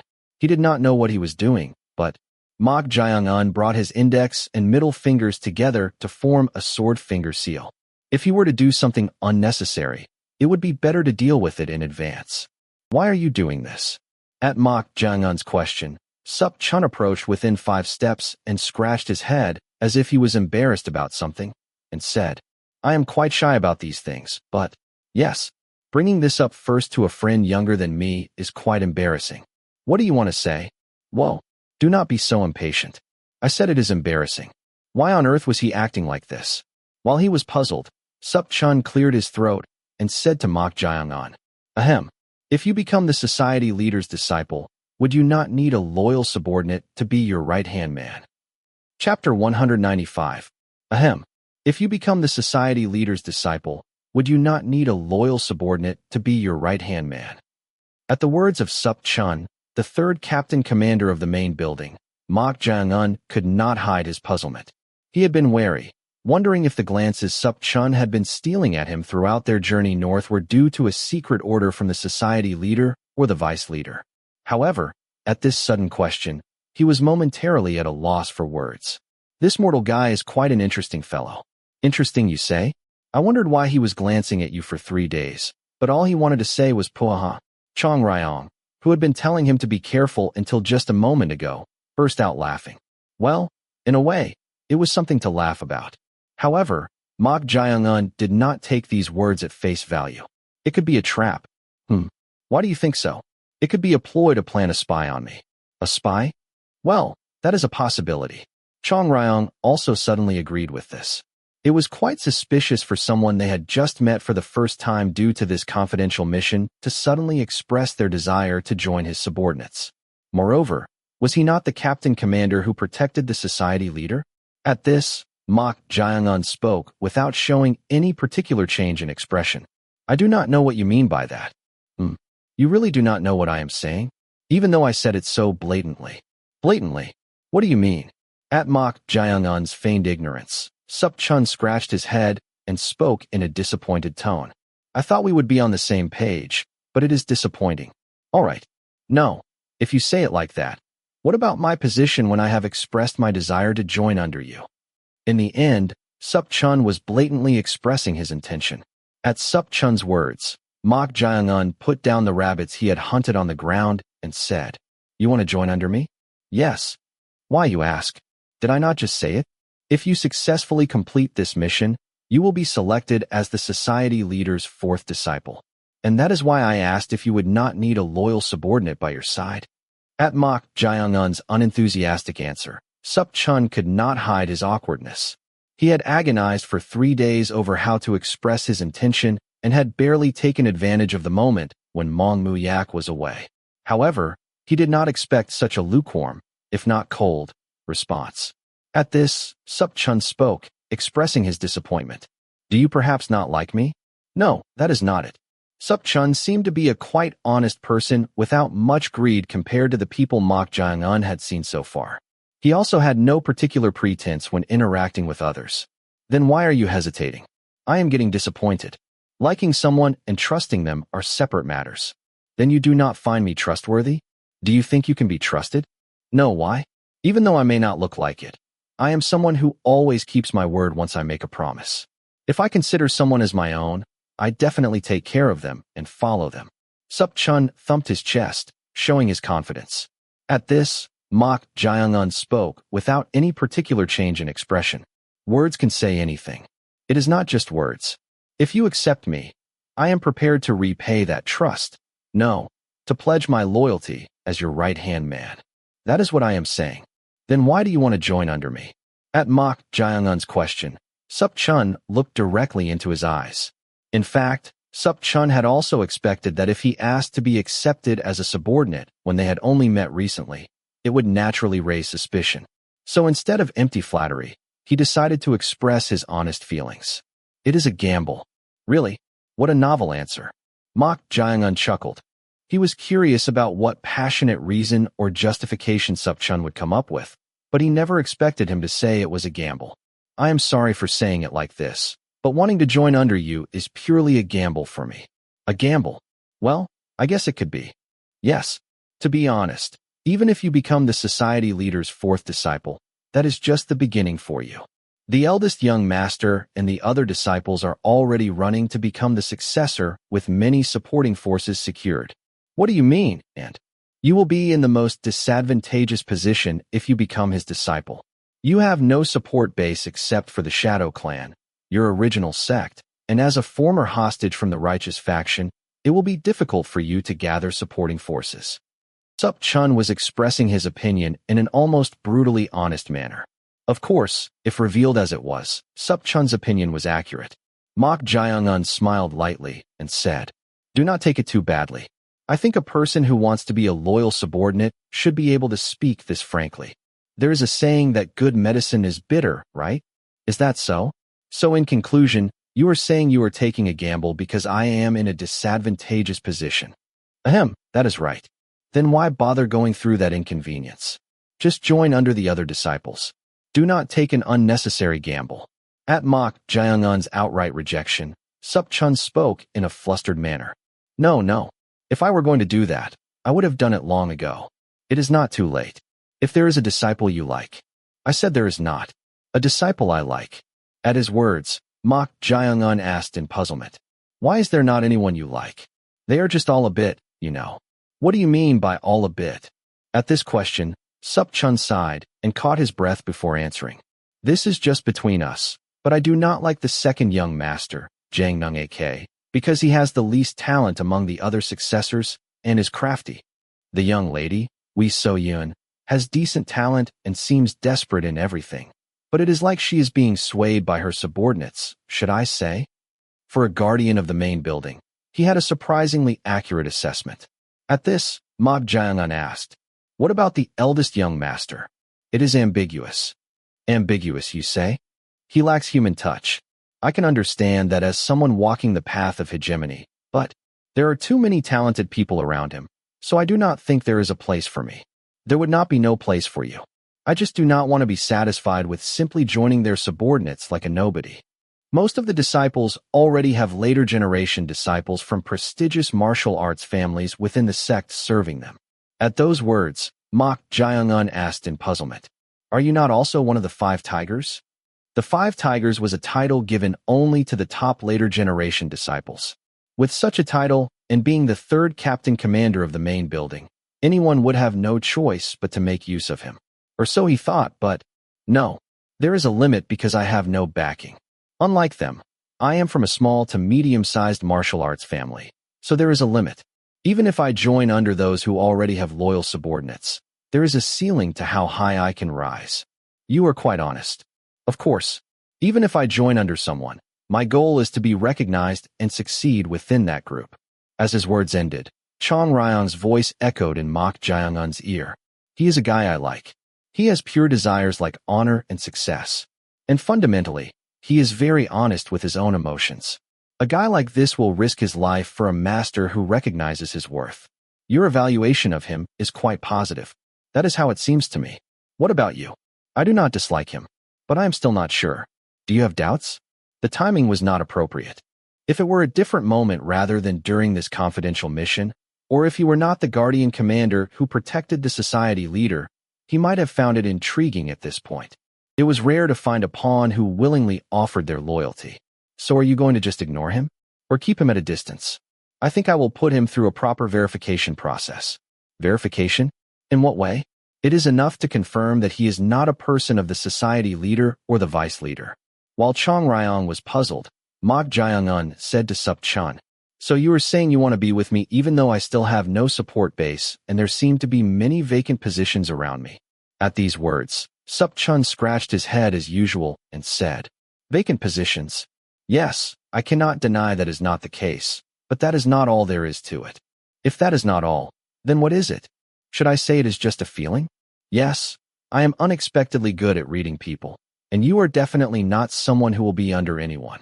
Mok Jaeung-un smiled without a word. It was a sign of affirmation. At his reaction, the corners of Sup Chun's mouth twitched. As expected, this guy had this side to him. Those who had limits or lacked self-confidence only hid their true selves, but this fellow did not do that. This was precisely the quality of a leader walking the path of hegemony, in his view. That is why I wanted to gamble on you. If you are someone who can even surprise the society leader, one of the 6 heavens, I think you can even defeat that monstrous eldest young master. You are giving me too much credit. I am not giving you too much credit. It is reality, is it not? This is not empty flattery. I am saying this because I really think so. Thank you for that. Sup Chun, who seemed to have loosened up compared to earlier, asked expectantly, "Ahem, then can you accept me as your right-hand man?" That would be difficult. At those words, Sup Chun spoke in a deflated voice. "Wow, even though I am talking like I will give you my liver and gallbladder, you should at least say you will consider it. Words can say anything. No. Then should I perform honorable suicide ritual right here for you to believe me? There is no need for that. I am just stating a fact." At those words, Sup Chun asked in puzzlement, "What do you mean by that? I already have people who are like my right and left arms." At this, Sup Chun frowned. What does this mean again? He is saying he already has loyal subordinates like his right and left arms? Could they be subordinates assigned by the Shadow Clan? No. Then were there fellow disciples in the Corpse Blood Valley who showed interest in you? There are those too. No matter what, I am a talented person who can be considered among the top 5 later generation disciples of the Heaven and Earth Society. So is it not a bit much to compare me with those youngsters who are still immature? Sup Chun spoke in a disappointed tone. At this, Mok Jaeung-un chuckled and answered, "Both of them are stronger than you." "What? No, who on earth are they? Who is stronger than me?" Sup Chun asked, as if he could not understand and was frustrated. At this, Mok Jaeung-un shrugged and said, "I cannot tell you that. You are not my person yet. Are you doing this on purpose? I have confidence that I can work hard and support you like crazy so that you can become the best. You should give the right-hand man position to someone like me." Sup Chun sincerely wanted to become Mok Jaeung-un's most loyal subordinate among his subordinates. That was why he was already betting on him, who had no power or anything. That is far from enough. Arg. This is frustrating. Then should I crawl like a dog if you tell me to?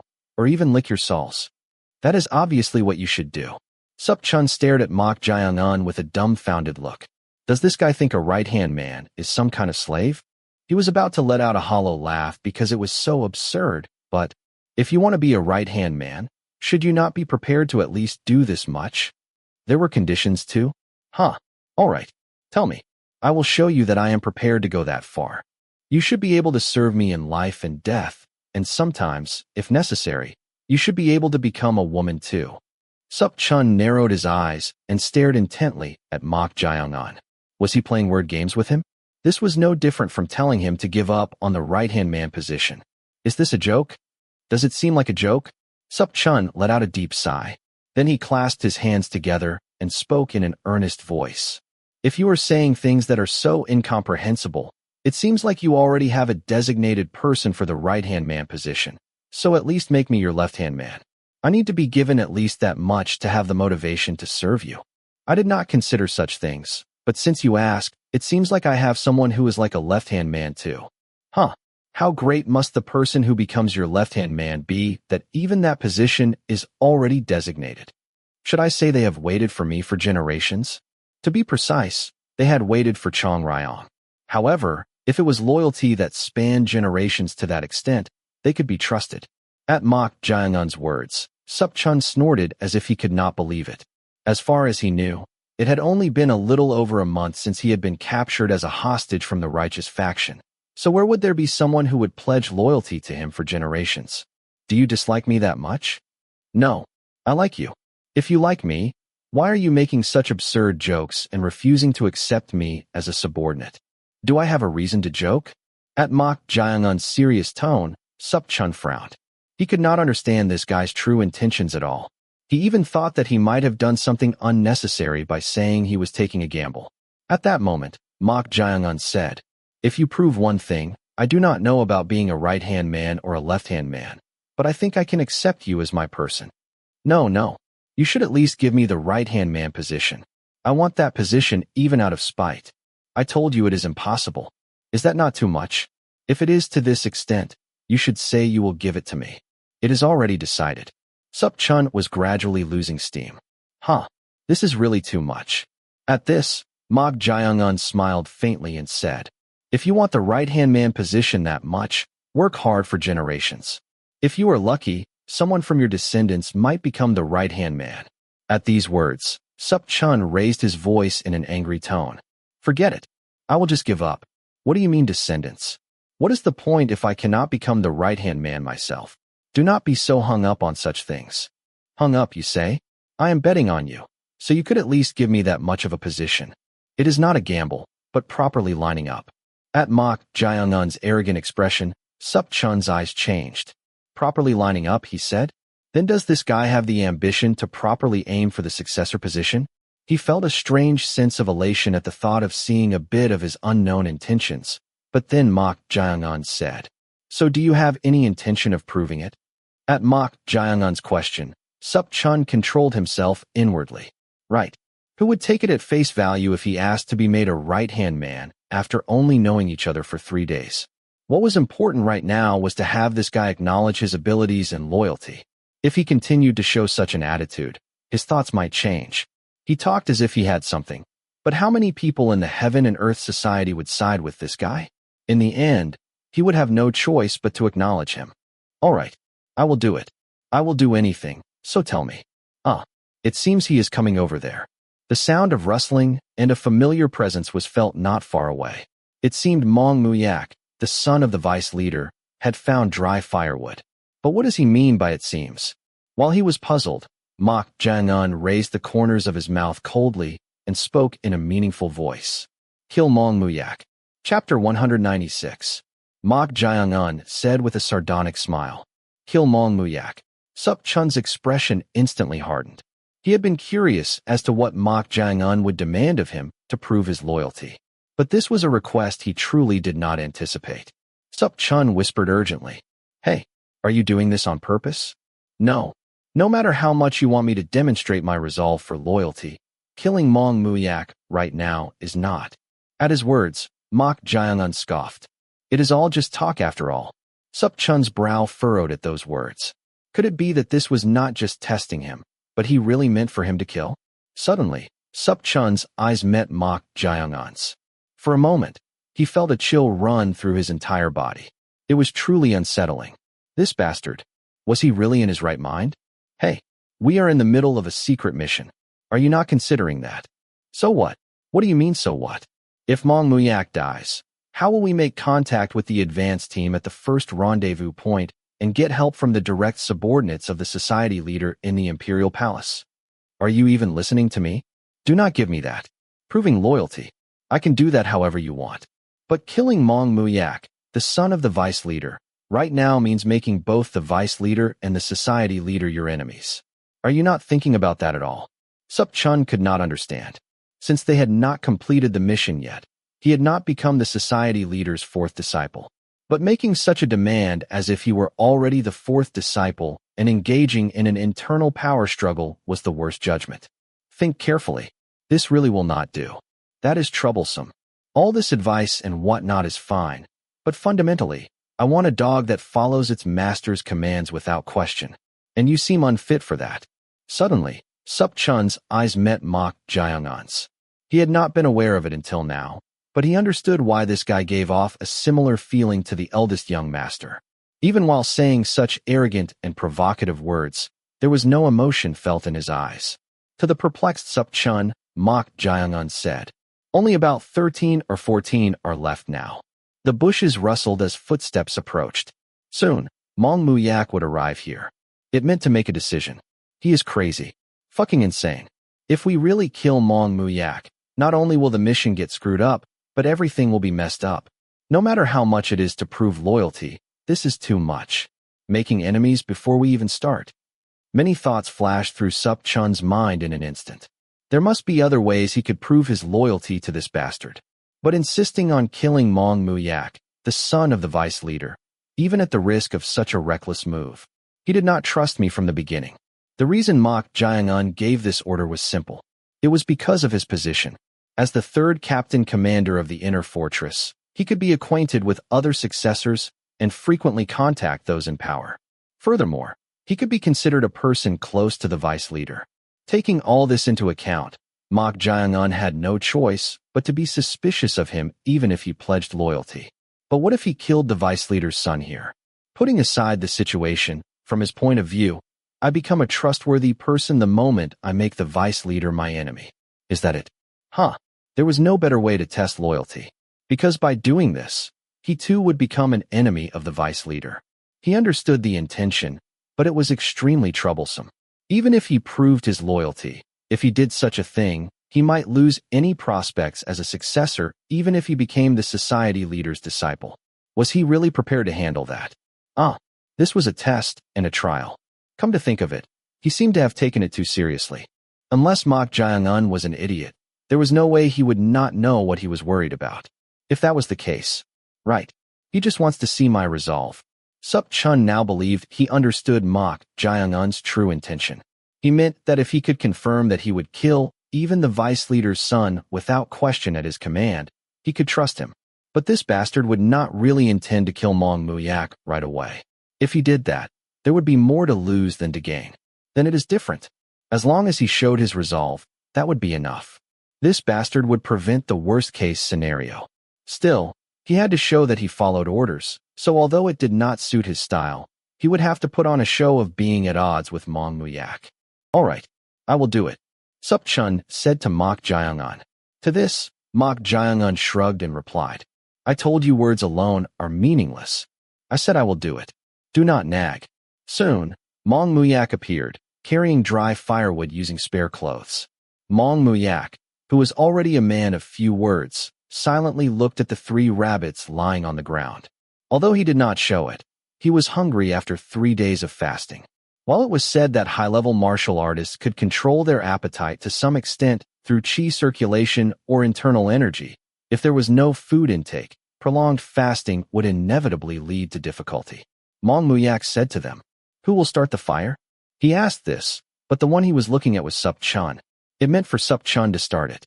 At his words, Sup Chun approached Mong Muyak without a word and said, You managed to get them? Good work. As expected, there was no response. At Mong Muyak's attitude, Sup Chun felt slightly irritated. Anyway, this bastard does not know how others feel. No, this is good. He was hesitant to attack him outright, but if he provoked him like this, it would serve as a suitable justification, and he could act emotionally. Phew, whatever. Give me the firewood. With that, Sup Chun reached out to Mong Muyak to receive the firewood. Then, instead of handing it over directly, Mong Muyak put the firewood he was carrying down on the ground, as if telling him to pick it up himself. Figure it out yourself. And he tried to turn around. Hey. Mong Muyak, who was turning his body, furrowed his brow. Even when he usually acted cold, Sup Chun only grumbled and left it at that. But now, those words were laced with a sharp edge. Was he very upset? Well, they had been heading north for 3 days straight without rest while fasting, so everyone was tired and on edge. Should I just pick it up for him? Although he had the thought that it was possible, he did not feel like picking it up for him. The moment he picked it up, it would be like he was yielding. At this, Mong Muyak retorted sharply. Do not be so sensitive over such a... Whoosh. It was at that very moment. Sup Chun launched himself toward Mong Muyak. It was such a sudden attack that Mong Muyak was startled for a moment and tried to gain distance. But Sup Chun's sword strike infused with chi had already grazed his left shoulder. Ugh, what are you doing? Mong Muyak, whose shoulder was cut, twisted his body with footwork and hurriedly threw a kick at Sup Chun. Of course, Sup Chun easily dodged it by twisting his body. As soon as he dodged, Sup Chun's left-hand sword energy struck Mong Muyak's abdomen. Bam! Mong Muyak's body was pushed back about 5 steps from the sword energy he received. Mong Muyak's expression distorted terribly. Up until the first strike, he thought it was an attack made out of an emotionally agitated impulse. However, the sword energy just now to the abdomen went beyond that. As a result, he suffered internal injuries. Dark blood flowed from the corner of his mouth. Let us have a go at it. You son of a bitch. Mong Muyak, his eyes wild with internal injuries, launched himself at Sup Chun. Bam, bam, bam, bam, bam, bam. In an instant, the two masters, who had earned the title of 5 Tigers, clashed for about 10 exchanges.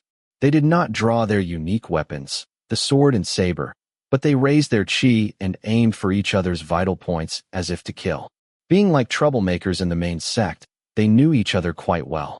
Therefore, each move was close to a stalemate. Bam, bam, bam, bam, bam. Up to nearly 30 seconds into the confrontation, neither of them was pushed back. However, even if they possessed equal martial arts, as the confrontation dragged on, superiority gradually began to show. Little by little, wounds appeared on Mong Muyak's body. On the other hand, Sup Chun had not been grazed even once by Mong Muyak's sword energy. This gave a hint as to who was more intuitive, experienced, and skilled between the two. Sup Chun was about half a step ahead. Sup Chun, who had cut part of Mong Muyak's back with flashy footwork, glanced at Mok Jyeongan. Mong Muyak's clothes were gradually being stained with blood. If the confrontation dragged on, he was likely to win. You saw that, right? Although they did not use swords and sabers, they did not hold back against each other, so he thought this much was enough to prove his resolve. He hoped Mok Jyeongan would tell them to stop soon. Mok Jyeongan was leaning against a tree with his arms crossed, just watching, with a look in his eyes that seemed not very pleased. At this, Sup Chun felt incredulous. It is dangerous if we go on. He had already grasped most of the weaknesses in Mong Muyak's swordsmanship. If he put his mind to it, he was confident he could end the match within 3 moves. Of course, that ending meant the process of driving the opponent to death.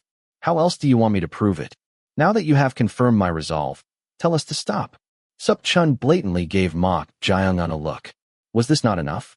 Mok Jyeongan made a gesture of slitting his own throat. Seeing this, Sup Chun's eyes wavered. He was not going to stop them, and what did that gesture mean? Could this bastard really mean for him to kill Mong Muyak? He is out of his mind.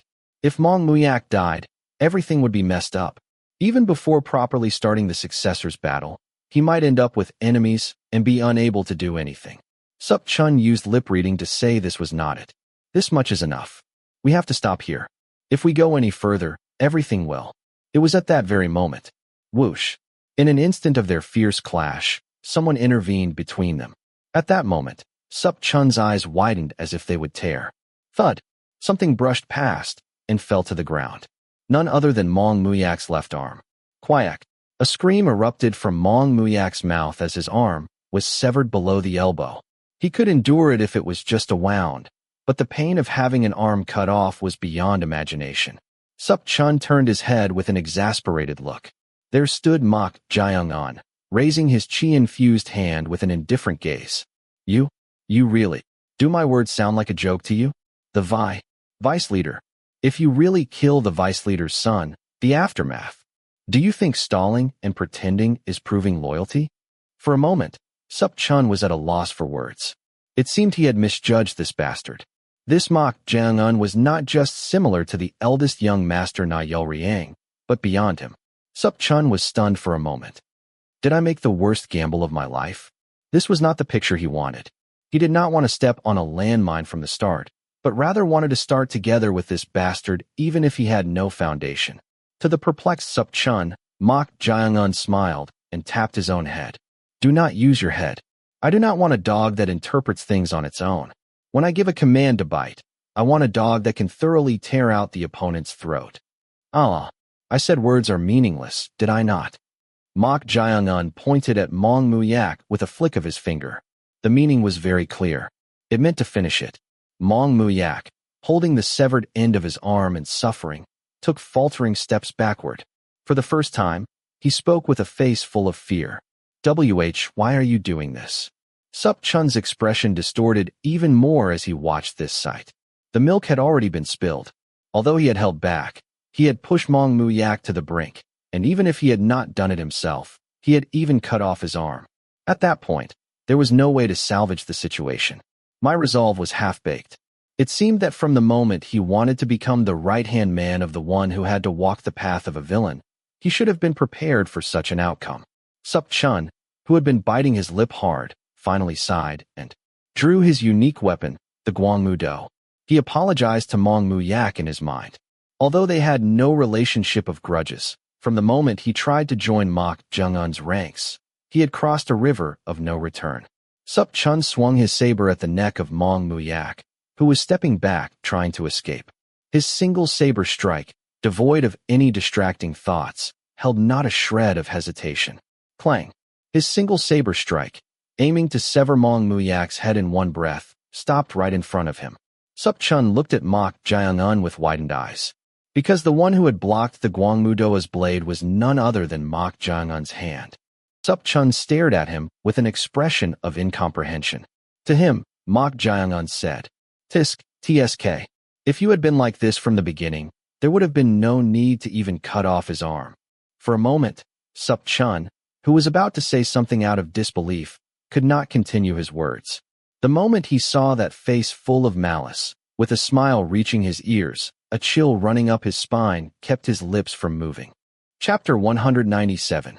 The third captain commander of the Inner Fortress of Heaven and Earth Society, Sup Chun, who had witnessed Mok Jaeung-an's true face filled with pure malice, momentarily lost his words as a chill ran up his spine. It seemed he had been mistaken after all. Sup Chun had felt that Mok Jaeung-an was similar to Na Yolriang, the society leader's great disciple. But that was not the case. Certainly, both of them were definitely different from ordinary people. However, if the eldest young master Na Yolriang gave off a cold feeling of being emotionless and solely pursuing the path of a villain, Mok Jaeung-an appeared to be pure evil itself. How could such a person exist? A trembling rose from within him. Mong Muyak collapsed. The state of Mong Muyak, who had his eyes rolled back and his body trembling, did not look good.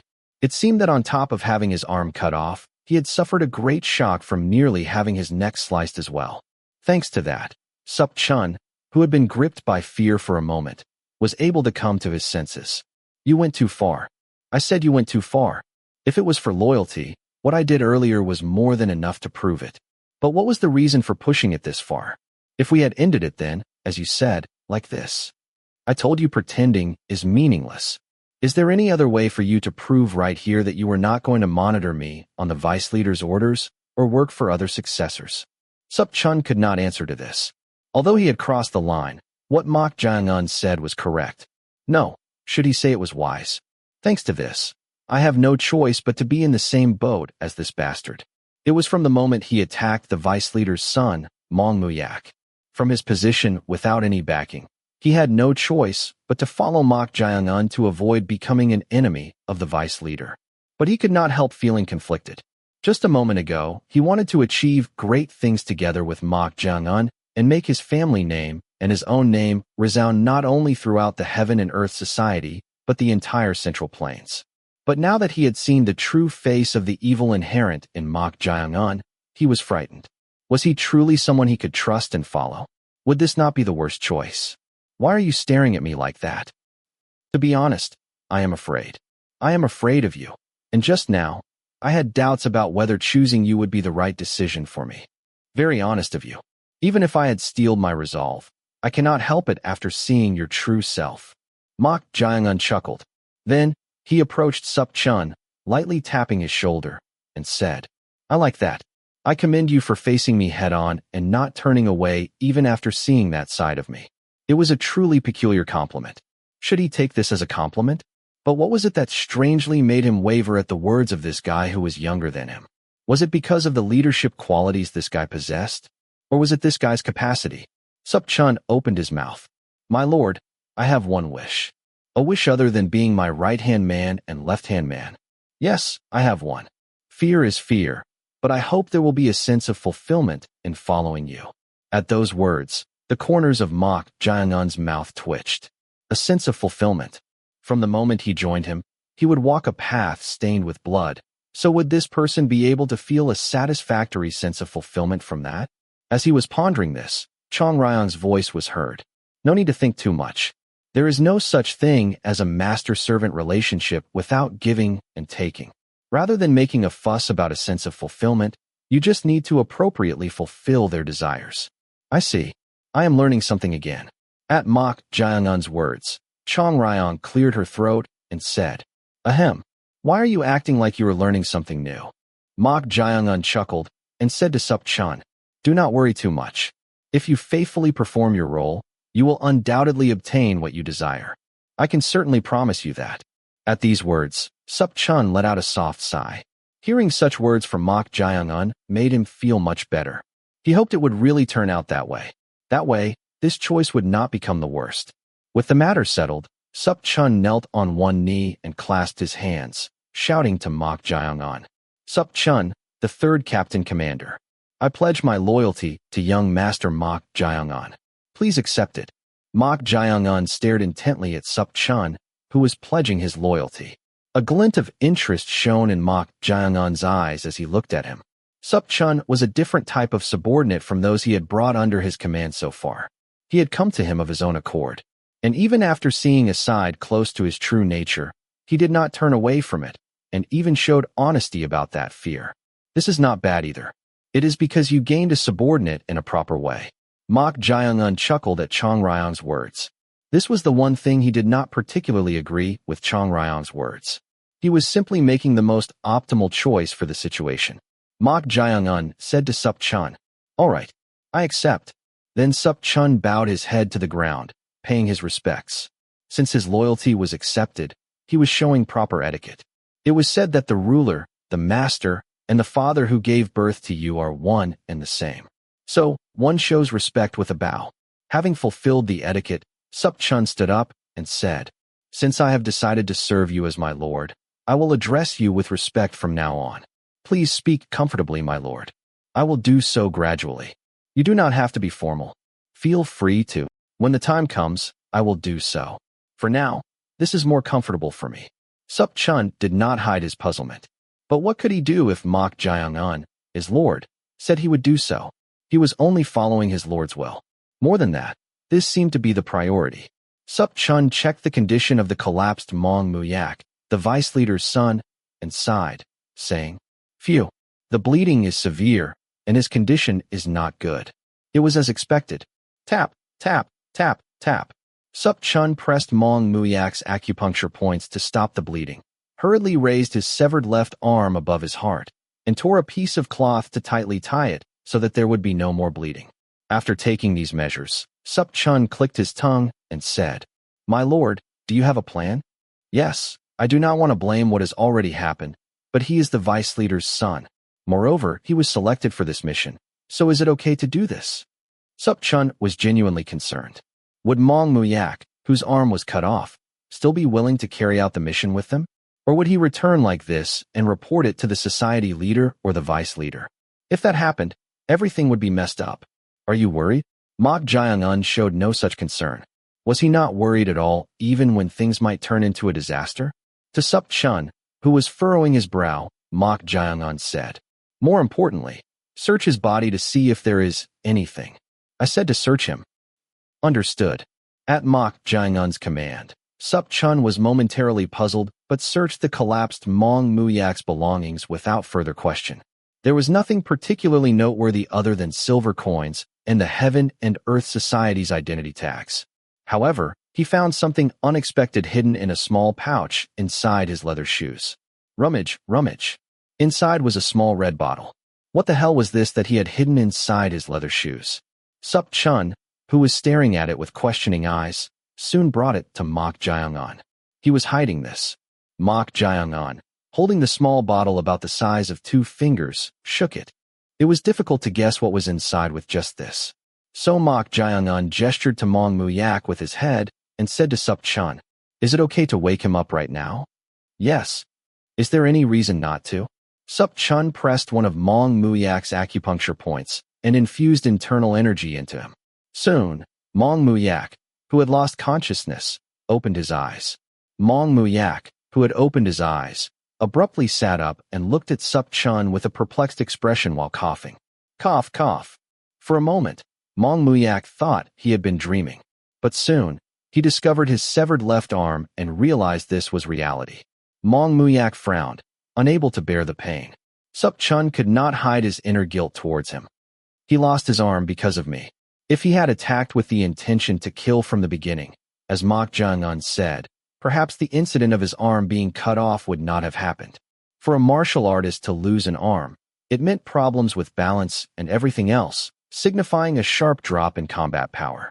He fully understood the guy's state of mind. Then, Mong Muyak spoke with eyes full of mixed emotions. "Have you betrayed us?" At his question, Sup Chun hurriedly waved his hands and said, "No way. Why would we betray Heaven and Earth Society? Then why did you attack me?" Mong Muyak raised his voice. Filled with anger, he glared at Sup Chun and then shifted his gaze to Mok Jaeung-un, saying, "Why did you do this?" He held up his severed arm. He wanted to cut off their arms in the same way, but knowing he was at a disadvantage, he barely suppressed his anger and lowered his voice. To him, Mok Jaeung-un said with a smile, "Are you resentful that your arm was cut off?" The anger he had barely suppressed flared up again at the mocking tone. "Calm down. If you were in this situation, do you think you could calm down? How could you do this if you are not spies or traitors?" Sup Chun could not answer to this. He felt too sorry to tell him that he had attacked to prove his loyalty. But Mok Jaeung-un did not seem to have such feelings at all. With a still smiling face, he approached Mong Muyak.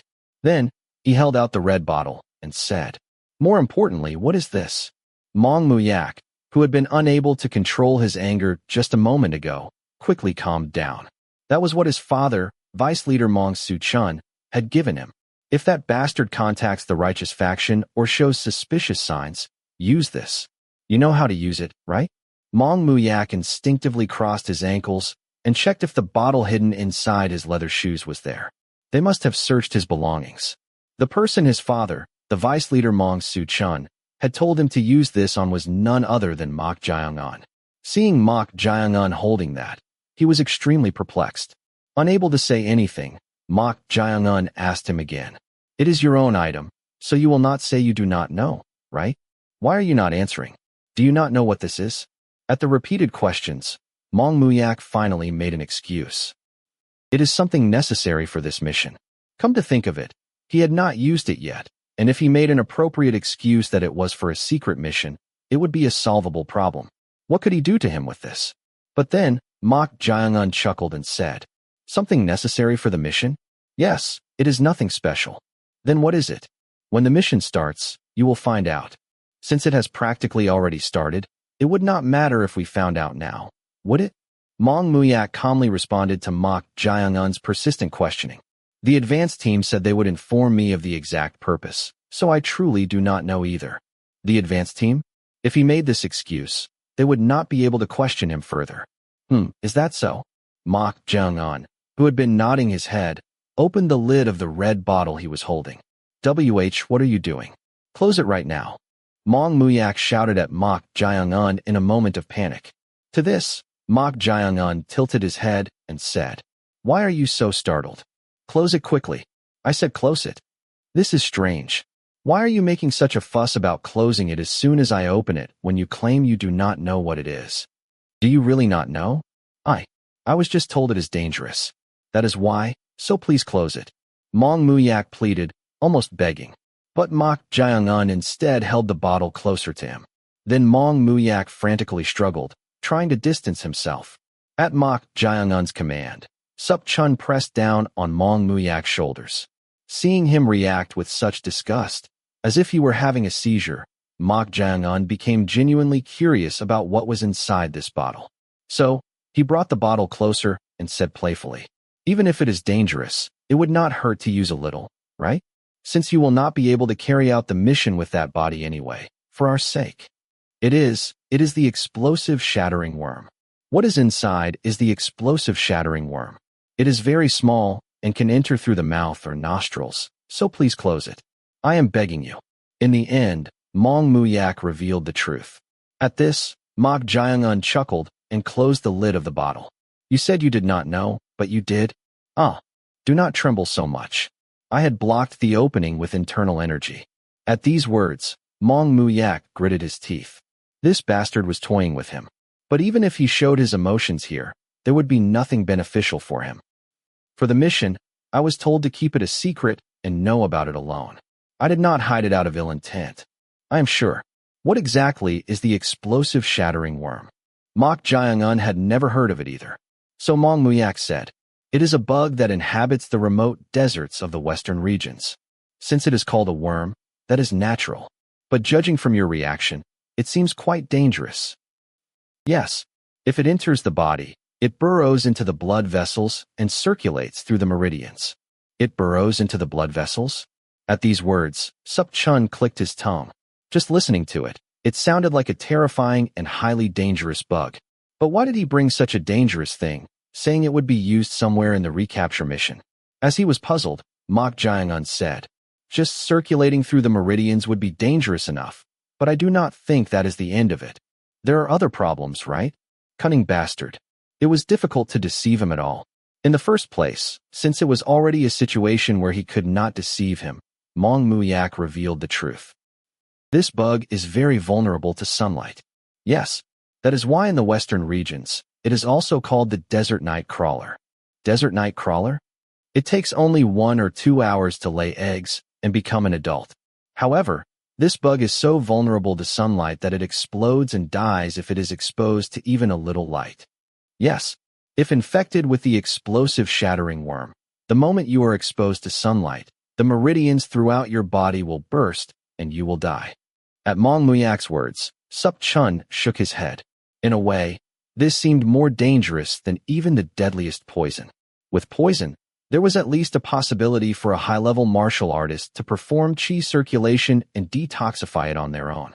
But would it be possible to catch and remove one by one the tiny bugs that enter the body and flow through the meridians? It might be impossible. It is impressive that they found such a bug. I do not know how they found it either. I heard that because it is vulnerable to light, it parasitizes moles, earthworms, and insects deep underground in the desert, making it difficult to discover. But here it is. Mok Jung-un shook the bottle wildly. Then Mong Muyak said anxiously, "Be careful. No matter how sturdy the bottle is, if it accidentally breaks, it will be a real disaster. I am sure.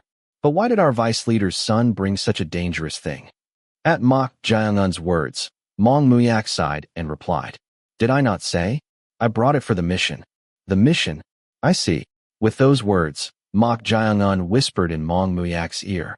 "But that mission is to use it if Mok Jung-un, the hostage bastard from the righteous faction, contacts other righteous faction members or shows suspicious signs in the imperial palace, right?" Instantly, Mong Muyak's face turned pale and stiffened. How the hell did this bastard know about this?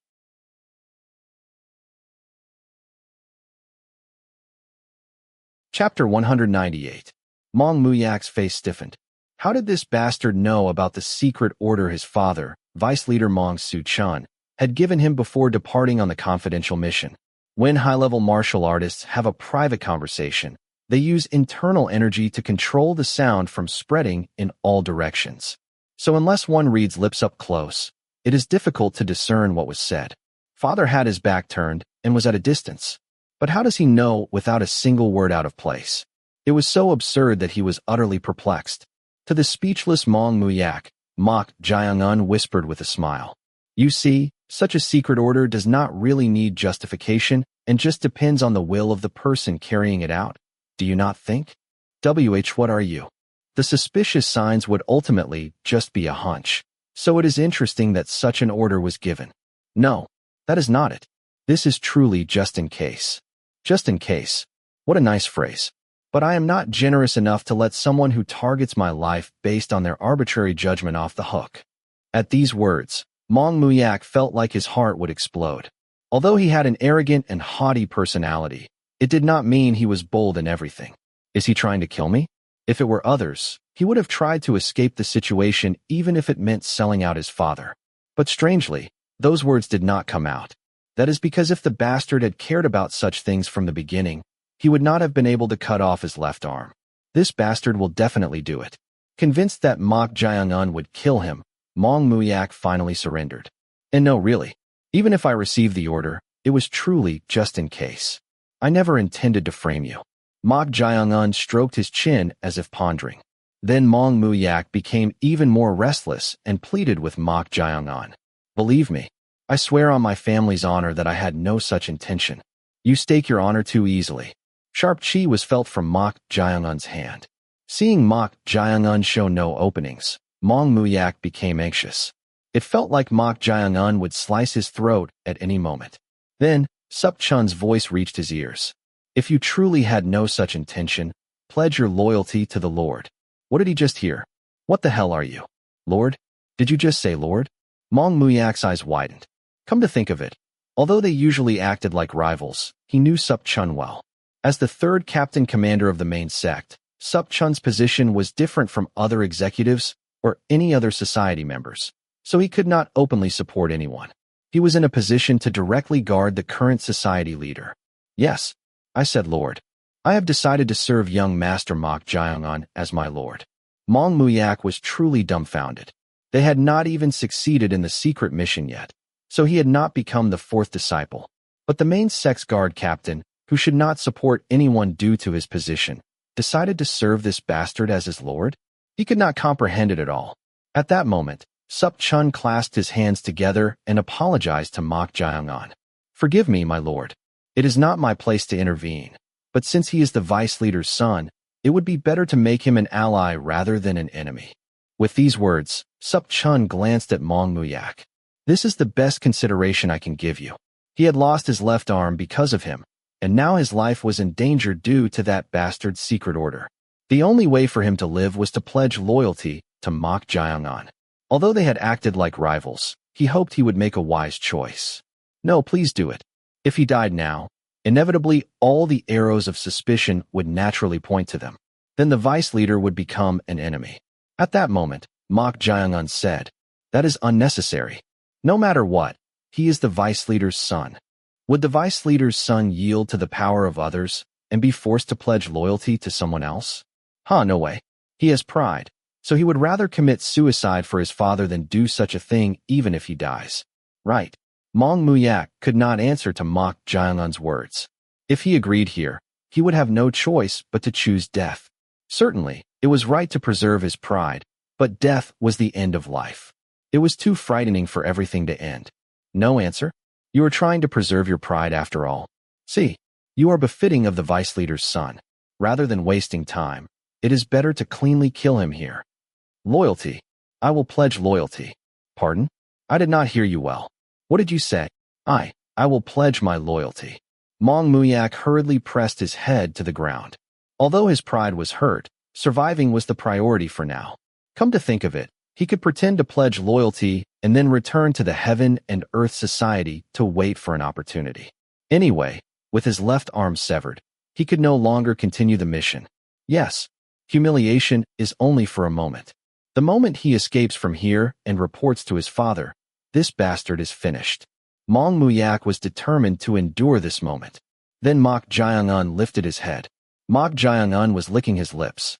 The moment he saw that face, his heart raced like crazy as a chill ran up his spine. What the hell was this guy? It was as if he was disappointed that he could not kill him. To him, Mok Jayong-un said, "I suppose life is better than pride." That is right. You are correct. But you know what? It might be better to die. Mok Jayong-un grinned. That smile was so full of malice that Mong Muyak felt nauseous and like he would vomit. He was holding it back, but it was the first time he was so afraid of someone. He could not believe this bastard was from the righteous faction. I need to escape quickly. He wanted to return to the Heaven and Earth Society. Then Mok Jayong-un said, "Well, anyway, since you say you will become my person, I should reward you for that." At those words, Mong Muyak waved his hands. "Ah, no. How could I expect a reward? He just wanted to be sent back home. That way, he could inform his father and the society leader about the true colors of this crazy, evil bastard." When Mok Jayong-un extended his hand, something flew into his grasp. It was none other than Mong Muyak's severed left arm. It was truly bizarre. He was fine when he saw other people's corpses, but seeing his own severed arm made it difficult to hold back his retching. He really has terrible taste. Seeing this, Sup Chun clicked his tongue inwardly. He would already be suffering from having his arm cut off, so how shocked would he be to receive that as a reward? Since he could not continue the mission and could be sent back, he should be treated well, but he did not understand why Mok Jayong-un was doing this. Then Mok Jayong-un said, "I will return your arm." "Ugh, thank you." Mong Muyak forcibly swallowed the rising vomit and tried to receive his severed arm. But Mok Jayong-un shook his head. "That is not what I meant." "Pardon? Then what?" "Extend your left arm."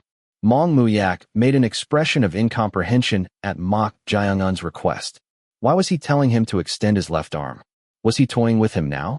Then Mok Jayong-un let out a soft sigh and pulled Mong Muyak's severed left arm. "Ugh.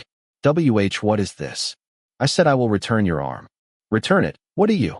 "The blood vessels and nerves need to be reconnected, so I am asking for your understanding in advance." Ching. At that moment, a sharp chi brushed past, and blood flowed from the left arm where the bleeding had stopped. The pain was less than when it was first cut off, but it was unavoidable, so Mong Muyak's face contorted. Then Mok Jayong-un placed the severed arm against the cut surface of Mong Muyak's bleeding left arm. Both Mong Muyak, the person involved, and Sup Chun were dumbfounded. Did he really think the severed arm would reconnect just by attaching it like this? If that was the case, he was truly insane. Hold it so it does not fall off. What the hell was he trying to do? Sup Chun looked at him with an expression that was hard to understand. To him, Mok Jayong-un urged in a small voice, "Do not make me say it twice." Sup Chun, who had grasped Mok Jayong-un's personality, hurriedly carried out the order. He did not know why he was doing this nonsense, but he held the severed arms as ordered so they would not fall off. Then Mok Jayong-un made a sword finger with his right hand and placed it on one part of the severed area, and with his left hand, clap, clap, clap, clap, clap, clap, M2, John, J, Jean, Gi. He formed the abbreviated hand seals of the 9-character mantra. As he formed the hand seals, a red heat flowed from the tip of Mok Jayong-un's right-hand sword finger. Mong Muyak was startled by the heat. What the hell was he trying to do? Then Mok Jayong-un moved the sword finger along the severed area. "The great general of the East, the Azure Emperor, help me. The great general of the Center, the Yellow Emperor, help me. The great general of the West, the White Emperor, help me. The great general of the North, the Black Emperor, help me. The great general of the Center, the Yellow Emperor, help me." He chanted the incantation inwardly. Along with this, an agonizing pain arose from the severed area where the sword finger passed, as if it were being burned. The pain was more excruciating than when the arm was cut off. Naturally, a scream had to burst out. "Ergert, Ergert." Mok Jayong-un waved his left hand, and Mong Muyak's mouth was shut due to the profound internal energy. Smirking at Mong Muyak, whose eyes were even glistening with tears, Mok Jaeung-un continued to move the sword finger along the severed area. Wugongon gak gak wu. Mong Muyak twisted his body, trying to struggle in agony. Of course, Sup Chun was holding his arms, and Mok Jaeung-un was also pressing down on his body, including his mouth, with internal energy, so he could not move an inch. Soon, Mok Jaeung-un's sword finger completely circled the severed area. As he removed the sword finger, the severed area was glowing red. Mok Jaeung-un smiled upon seeing this. Then Sup Chun asked, "Do I have to keep holding it?" "No, you can let go. If I let go, it will fall off." He did not know what he did, but it seemed like he had cauterized the wound with something like burning internal energy. But how could a severed arm reconnect with just that? It would surely fall off. Sup Chun was inwardly puzzled, but let go of his hands as ordered for now. Surprisingly, Mong Muyak's severed arm, which he thought would fall off, did not. What the hell did he do? There was no way it could stick like that just by cauterizing the flesh with burning internal energy. "My lord, what did you do?" "Tap." As soon as he finished speaking, Mok Jaeung-un lightly slapped the back of Mong Muyak's connected severed hand. Why was he doing that? As he was puzzled, an even more surprising thing happened. This is what? Mong Muyak, who had been in so much pain that he even shed tears, could not hide his astonishment as he looked at his left arm. The fingers below the severed area were trembling and moving slightly. Sup Chun, who was watching this, also widened his eyes. He thought it was a pointless prank, but the severed arm really seemed to have reconnected. Seeing this, Mok Jaeung-un twitched the corners of his mouth. This was a sorcery technique called the Three Wonders Method. It was a technique from a secret book hidden by Cho Tae-chung, the Three-Eyed, a master of healing arts. It was a miraculous technique that could even reconnect a severed arm if a few tricky conditions were met. For example, there were several conditions, such as the severed body part must not exceed 1 hour. The biggest constraint among them was that the recipient's original energy would be consumed. Naturally, the stronger the technique, the greater the conditions and constraints, but it did not matter since it was not consuming his own original energy. Besides, there was no need to downplay it when the person involved was so moved. Mok Jaeung-un said to Mong Muyak, "It will take some time for the severed blood vessels and nerves to fully reconnect, so be careful and splint it for about 5 days." At these words, Mong Muyak looked at Mok Jaeung-un with trembling eyes. What the hell was this bastard's true identity? How was this possible without being Wato or Byuncho? While he was moved, he also felt somewhat terrified of this bizarre ability. To him, who was so speechless that he could not easily part his lips, Mok Jaeung-un said with the corners of his mouth raised, "Now there will not be any significant issues in continuing the mission." Instantly, Mong Muyak's expression stiffened. Chapter 199. Now there will not be any significant issues in continuing the mission. Instantly, Mong Muyak's expression stiffened. He had been inwardly moved that the sensation in his severed arm had returned. But there was something he had forgotten. Now he had no choice but to go on the secret mission with Mok Jaeung-un.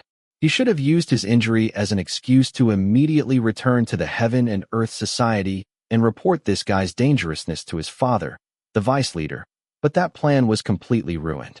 To the perplexed Mong Muyak, Mok Jaeung-un said as if he had forgotten, and there is one more gift for you." In the midst of his troubled state, when Mok Jaeung-un said he would give him something, Mong Muyak looked at him with a face full of suspicion.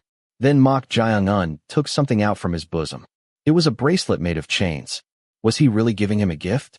To the puzzled Mong Muyak, Mok Jaeung-un said with a sardonic smile, "It is nothing special, but I would like you to wear this." On a late afternoon with heavy rainfall, a soldier with a protruding mustache was leading the way through a dense forest, guiding someone. That someone was wearing a bamboo hat along with a bamboo raincoat, and in one hand, he was holding a black sword that looked charred. Glancing at this unidentified man, the soldier clicked his tongue. For over an hour, he showed no signs of fatigue while trudging through the muddy mountain path in the downpour. Martial artists are different. On the other hand, even though he was a native of this place, he was out of breath and panting from exhaustion. The weather was chilly, and his breath was visible. Traversing the mountains in this weather was no different from an act of insanity, but money was the culprit. So many silver coins. The silver coins in the pouch the man had shown were too numerous to count. A soldier's salary was barely enough to make ends meet, so his eyes could not help but waver. Simply put, it was too much money to refuse.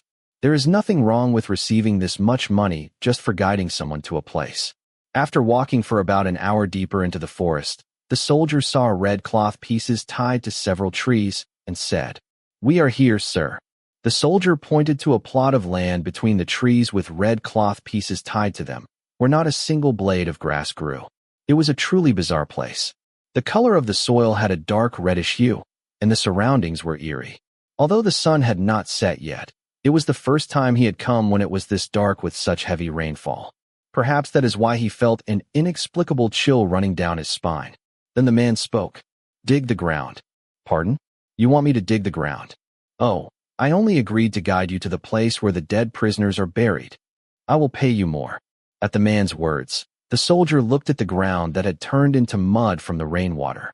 It was harder to dig wet soil than dry soil. Moreover, he felt somewhat queasy about digging up the ground where corpses were buried all by himself. Oh, to hell with it. It was difficult to resist the temptation of the silver coins. So, for about an hour, the soldier dug the ground. Since it was a place designated by the government office to bury the corpses of prisoners, there were tools like pickaxes nearby, so he did not have to do it with his bare hands. Son of a bitch. This was really too much. Although he was doing this for the silver coins, since he was doing it alone, it would take quite some time, so the soldier thought the man would at least help a little. But all he did was cross his arms and watch. In the end, he did it all by himself. Thud. The soldier who had struck down with the pickaxe swallowed his dry saliva. This feeling just now was not soil. Soon, but how can he identify anything with the corpses so decomposed? Then, the bamboo hat-wearing man, who had been watching with his arms crossed, approached and examined the decomposing corpses. If they were in coffins, the decay would have been less severe, but since they were prisoners, they were simply buried in the soil, reaching a state where it was difficult to discern their condition. Nevertheless, the man continued to examine the corpses. Then he stopped at one corpse. Unlike the other corpses, it was the only one with just a head. As expected, the face was rotten beyond recognition. The bamboo hat-wearing man looked at it and asked, "Why is there only a head for this corpse?" The soldier hesitated on what to do upon seeing the corpse. That was a corpse that was silenced by the magistrate's orders. What he was asked to do was guide them to this place and dig up the soil anyway, so he had no obligation to reveal the secret that had to be kept. "I am sorry, but I do not know either." "You do not know?" "It has not been years, but only a month and a few days since it happened. To say you do not remember that." "I really do not know. I am just a lowly soldier." Shing. Before he could finish his words, the black sword touched his neck. If it pierced just a little, a hole would be made in his neck. Startled, the soldier hurriedly said, What is the meaning of this? Have you ever had a hole pierced through your neck?" The magistrate told me not to speak of it." "I see. But I need to know. So speak. If you threaten a government official like this, I do not think it would be a problem if your corpse mixed in with the prisoners' corpses." The killing intent flowing with those words. Terrified, the soldier finally revealed the truth. "I will tell you. There was a vicious prisoner called Sik'ulslanji Demon among the death row inmates." At those words, the corners of the bamboo hat-wearing man's mouth slightly rose. He had finally found it. The traces of that bastard. He seemed to have wasted quite some time looking for a soldier with no relatives and willing to take money. The bamboo hat-wearing man said to the soldier. But the day before his execution, an incident occurred in the prison. What kind of incident? Whether it was done by someone who held a grudge against Sik'ulslanji Demon. He was found dead with his head cut off during the night. Found dead? Yes, but then his body disappeared without a trace, leaving only his head. At those words, the bamboo hat-wearing man's eyes narrowed. Someone suddenly entered the government's prison and killed a death row inmate. But the inmate's body, except for his head, had disappeared? This was not something that could be overlooked. But why did the government office just let this slide? Well, he was going to be executed anyway, and if this gets out... The bamboo hat-wearing man waved his hand. There was no need to hear more. It would have put the magistrate in charge in a difficult position. So they must have kept the fact that someone had infiltrated the prison and committed such an act a secret. Anyway, such information was of no significance to him. What mattered was, they did not take the head, but took the body. That means, there was indeed sufficient room for suspicion. Now, if he investigated the Yun Mok sword manner, an answer to this suspicion would emerge. Then the soldier, who had been terrified, cautiously said, "Why, you can just give me the silver coins you originally promised, so please." You mean the payment? Yes. Right? I should give it to you. The soldier's face brightened. He had been worried that the man might just take the money and leave, so it was a relief. Shing! The black sword pierced the soldier's neck. Hyuk! With a final scream, as the sword was pulled out, the staggering soldier collapsed into the pit he had dug, with an expression full of agony. The pit was filled with muddy water from the collected rainwater, which quickly turned red. "I will at least give you enough for the underworld toll." The bamboo hat-wearing man flicked a silver coin into the pit. Then he promptly left the place. The downpour was so heavy that it was difficult to see. It was literally a torrential rain. Piercing through this downpour, 3 men were moving northward. They were Mok Jaeung-un, Sup Chun, the 3rd Captain Commander of the Heaven and Earth Society's main sect, and Mong Muyak, the son of the vice leader. The downpour that had started the day before yesterday had already continued for 3 days. Even for masters of the martial arts world, traveling in this heavy rain was not easy. Mong Muyak, who was using light body skills at the very rear, glanced at his splinted left arm. Gradually, the sensation was returning, and his fingers could move properly. But now, this was not particularly joyful. In a way, it was like being given a disease and then the cure, and as his severed arm healed, he had no choice but to continue the mission. It might have been better if his arm had remained severed. Then he could have returned and reported all of this to his father, the vice leader. This bastard was more terrifying than any person he had ever seen. Not only did he have an inhuman side, but he had also mastered all sorts of miraculous skills beyond martial arts, making him even more frightening. A prime example was this chain bracelet he was wearing on his right wrist. "Since you have already pledged loyalty, I would like you to wear this chain on your arm and swear an oath to me." At that time, although it felt somewhat ominous, he thought there would not be any problem with wearing a bracelet, so he followed those words for now. But after making that oath, he realized that he could no longer refuse anything Mok Jaeung-un said. At one point, he thought about attempting to escape, but the moment he had such thoughts, the chain dug into his flesh, nearly making him lose his right arm. As a result, Mong Muyak could no longer harbor any ill intentions. Now he was no different from this bastard slave. All that came out was cursing, as he was grumbling inwardly and lamenting his situation. The leading Mok Jaeung-un and Sup Chun, who had been advancing through the heavy rain, suddenly stopped in their tracks. Wondering why, he looked ahead, and a sigh mixed with perplexity flowed out of Mong Muyak's mouth. That was because a river overflowing from the heavy rain appeared before them. Sup Chun spoke in a troubled tone. It will be difficult to cross the river." Looking at the river's currents, it was not at a level where one could swim across even if they had mastered martial arts. In the first place, it was not a distance that could be covered by swimming. The river's scale was not as vast as the Yangtze River, so if the river had not overflowed due to the heavy rain, they could have borrowed a boat or raft to cross the distance. But now, they could be swept away by the currents and risk an accident. "I was worried because of the heavy rain, but it seems difficult to cross the river right away." Mok Jaeung-un nodded his head, seemingly agreeing with Sup Chun's words. In the face of the laws of nature, even a master of the martial arts world was merely human. "For now, my lord, I think we should rest in that nearby village and wait for the rain to stop." At Sup Chun's words, Mong Muyak interjected. "Hey, have you already forgotten? What? The most important thing in this mission is to make it to the rendezvous point on time. If we are delayed by even a day, it becomes difficult to meet the deadline." At these words, Sup Chun sighed and said, "That may be true, but how do you propose we cross the overflowing river?" Floods and overflowing rivers were natural disasters, not man-made ones. In the first place, it was not a problem that could be solved by human power. We need to find a way to cross. Mong Muyak's stubbornness was evident.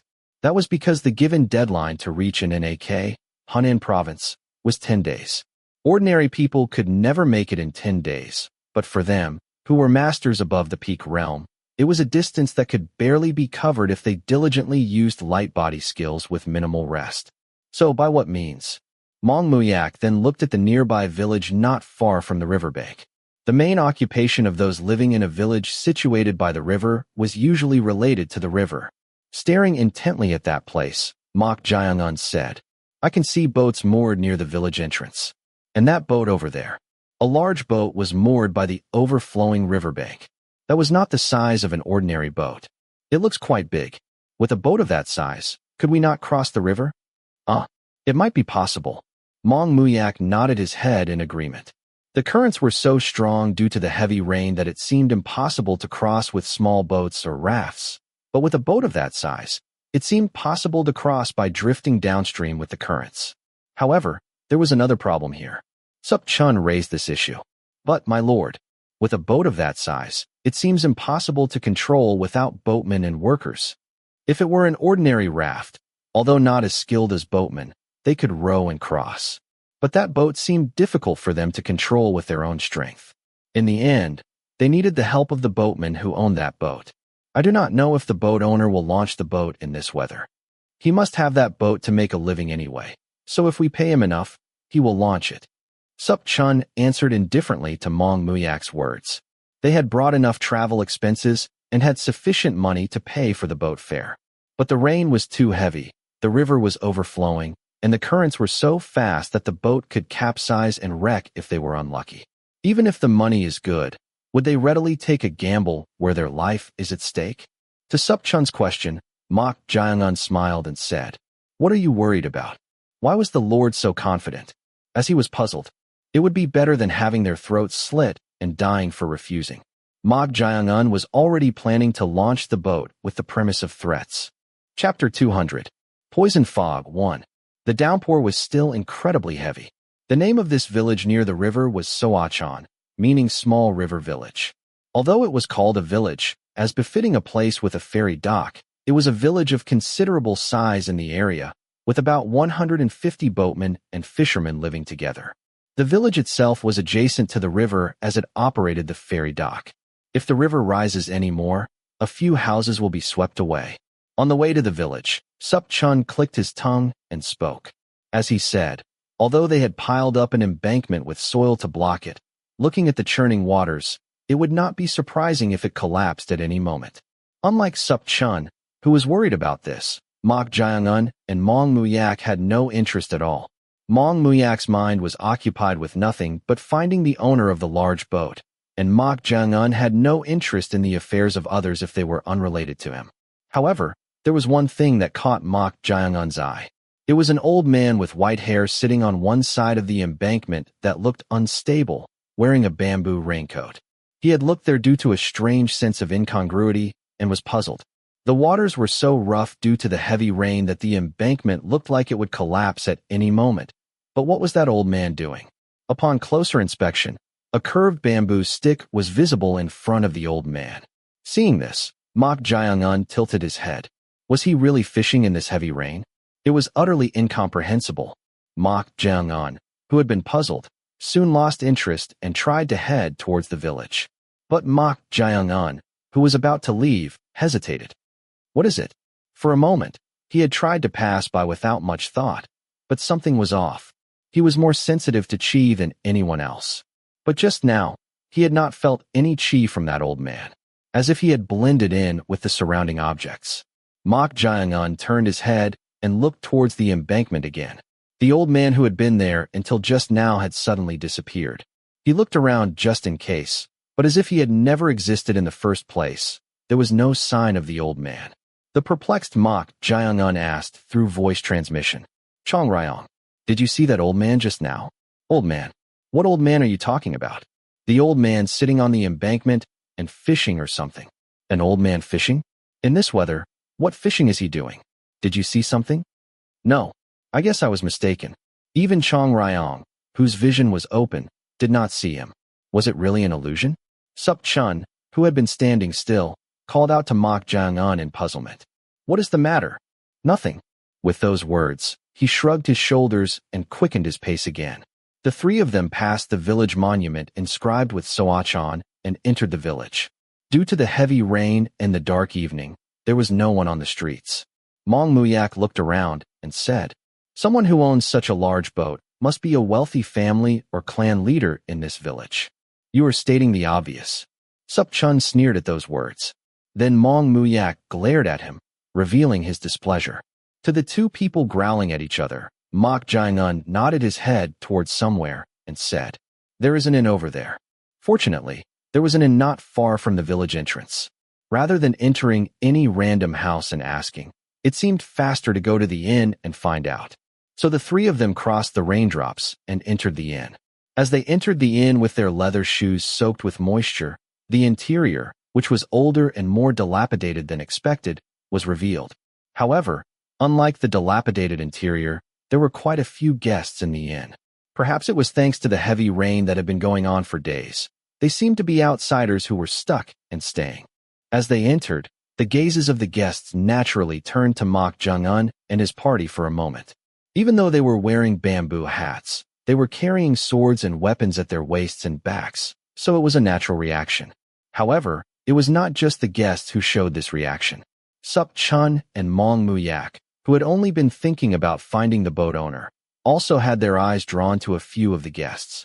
Martial artists. The guests sitting at the table in the innermost part and those at the rightmost table were martial artists who had mastered martial arts. What was truly peculiar here was that the six on the right seemed to be wanderers or villains based on their attire and rough appearance. On the other hand, the attire of those sitting in the innermost part was very neat and tidy. Judging by their almost uniform attire, they looked like escort warriors. The person they were escorting was obviously the woman in the center with her face covered by a veil. She was wearing blue silk clothes embroidered with butterfly patterns, and just by looking at that, it could be inferred that she was of a noble status with considerable elegance. "My lord," Sup Chun called out to Mok Jae-un. The reason was because of the beardless old man sitting next to the woman. He was smiling and serving the woman with utmost devotion, but unlike the others, his chi was concealed, making it difficult to gauge his martial arts level. It was not just Sup Chun who felt this. Who the hell is that old man? No matter how much he focused his chi sense, he could not discern the old man's level. If he, who had reached the pinnacle of the peak realm, could not discern it, it meant the old man was a master of an even higher level. Seeing their wariness, Mok Jae-un said with a smile, "Do not mind them. We came here to secure a boat, did we not?" But Mok Jae-un did not care about this at all. Anyway, there was no reason to pay attention to them as they had no acquaintance or reason to clash. At this, Sup Chun went towards the inn's kitchen and called for the innkeeper. Meanwhile, the veiled woman looked at Mok Jae-un with interest and said in a low voice, "In the midst of being trapped in this village, a treasure has walked in on its own." At her words, the beardless old man, who had been talking about this and that to please her, slightly furrowed his brow. Then he cautiously said, "Prin, no, young lady. Is it because of that handsome young man who just entered?" At this question, the veiled woman slightly nodded her head. Trapped in the village inn for 3 days due to the incessant heavy rain, her attention was drawn to one of the new guests who had entered the inn. That is because his wet hair and face were too beautiful. Such a face was rare to see even in that place. "Duke, the rain will probably continue for a few more days before it stops, so I would like to receive service from that man with exceptional beauty." "Young lady, I apologize, but those people, they are martial artists, right? I can tell that much just by looking at their weapons." Yes, you have excellent insight. But do you remember what I told you in advance, young lady? That I should avoid getting involved with martial artists?" Yes, that is right. So please, Duke, did you not say something before you became my escort? You said that even in the martial arts world, there are not many masters of your caliber. That may be true, but then are you saying you cannot even grant this request to alleviate my boredom and frustration? The beardless old man could not hide his difficulty at the veiled woman's words. From the moment they entered the inn, he had discerned through chi sensing that those guests were not ordinary people. Those men who appeared to be in their late 20s were masters of the peak realm. If they have reached such excellent levels at such a young age, they are likely to be the sons of prestigious families or disciples of major sects in the martial arts world. The boy who looked to be 17 or 18 years old, whom the veiled woman had singled out, also had not even come of age, but he seemed to possess outstanding talent, appearing to be at the peak of the peak realm. The old man looked at them with a troubled gaze. What should I do? Even food can cause severe indigestion if eaten incorrectly. This was precisely such a situation. It would not be a problem to mess with those worthless wanderers on the other side, but those of this level were different. If he carelessly provoked them, it could become troublesome, and getting caught up in gossip during a secret mission was not a very good direction either. If I keep suppressing her, she will definitely explode. The veiled woman had been raised so nobly that she had to have her way to be satisfied. How many incidents had occurred even on the way to Gwangju? He had barely managed to coax and appease her to come this far. It has piled up to the limit. Her mood was close to the worst, having been trapped in this damp and dilapidated inn for 3 days due to the continuous heavy rain. If he just kept saying no, her anger would eventually be directed at him. It would make things difficult for this old man as well. The veiled woman's anger was not a big problem. If it somehow reached that person's ears and was misreported, it could make things difficult in the future. Therefore, although it was somewhat troublesome, some compromise seemed necessary. The old man cautiously said to the veiled woman, "Then how about doing it this way?" With this, the old man told her what he had in mind, and although the veiled woman showed a dissatisfied expression, she eventually nodded her head reluctantly and gave permission. Mak Jae-un and his party followed the old woman, who was the owner and innkeeper of the inn, through the kitchen to the back of the inn. After coming out to the back, the old woman looked around and said, "No. What is the rush for you young folks to find that boat?" At the old woman's question, Sup Chun politely said, "Ma'am, we are in a situation where we need to cross the river urgently. I understand what you said earlier, but launching a boat in this weather with such rough waves could lead to big trouble. I am aware of that, but we have our own circumstances." At Sup Chun's words, the old woman shook her head and clicked her tongue. Then she pointed somewhere with her hand. It was the hillside to the northwest of the village. The downpour was so heavy that he had not noticed, but there was a large estate-like structure on that side. As expected, it seemed to be a wealthy family that was doing quite well in the village. The owner of that boat lives over there, but there is no use going. Thank you for telling us. I am telling you it is no use, but are you turning a deaf ear? The owner of that boat. In other words, the master of that house has done evil deeds and is now dying from divine punishment. At those words, Sup Chun furrowed his brow. Divine punishment? What does that mean? What do you mean by that? Did I not say it? The master of that house is dying. Is the master of that house the boatman? But you said he is dying? Did I not say so? That fellow has been possessed by a water ghost, and his condition is unspeakable. If you go there for no reason, you might also get cursed, so just wait for the rain to stop. At the old woman's words, Sup Chun made an expression of incomprehension. He thought he might be sick, but what does it mean to be possessed by a water ghost? As he was puzzled, Mak Jae-un said with a smile, "Let us go and see for now." At his attitude of not caring at all, the old woman shook her head. "I am telling you this out of concern that you outsiders might get cursed for no reason, but you do not believe me. Well, if you want to die from a curse, suit yourselves." With those words, the old woman swiftly entered the inn. Seeing this, Sup Chun muttered in an unpleasant tone, "That old hag has no manners. TSK. Divine punishment and water ghosts. Are those not just ghost stories?" He did not understand why she was saying such things. Then Mak Jae-un said, "Anyway, now that we know who the boat owner is, we will find out if we go." "Well, you are right." So they were about to head straight to the estate where the boat owner was said to be. But after walking only a few steps, someone called out to them, "Excuse me, young masters." At that call, Sup Chun and Mong Muyak instantly turned around with eyes filled with wariness. That is because no matter how heavy the downpour was, they should have been able to sense the presence at the distance where the voice was coming from, but they had failed to do so. Their eyes widened as they turned around. Who was this person? The one who had called out to them was none other than the beardless old man who had been in the inn. He was already cautious from the moment he first saw him because he could not discern his level through chi sensing. So why did that old man call out to them? As they were puzzled, the old man clasped his hands together and said, "I apologize for calling out to you on your way, but this old man is called Elder Bum." At the old man's words, Mong Muyak said in a voice mixed with wariness, For what reason did you call us, sir? Ah, young masters, there is no need to be so wary. This old man did not call you to harm you.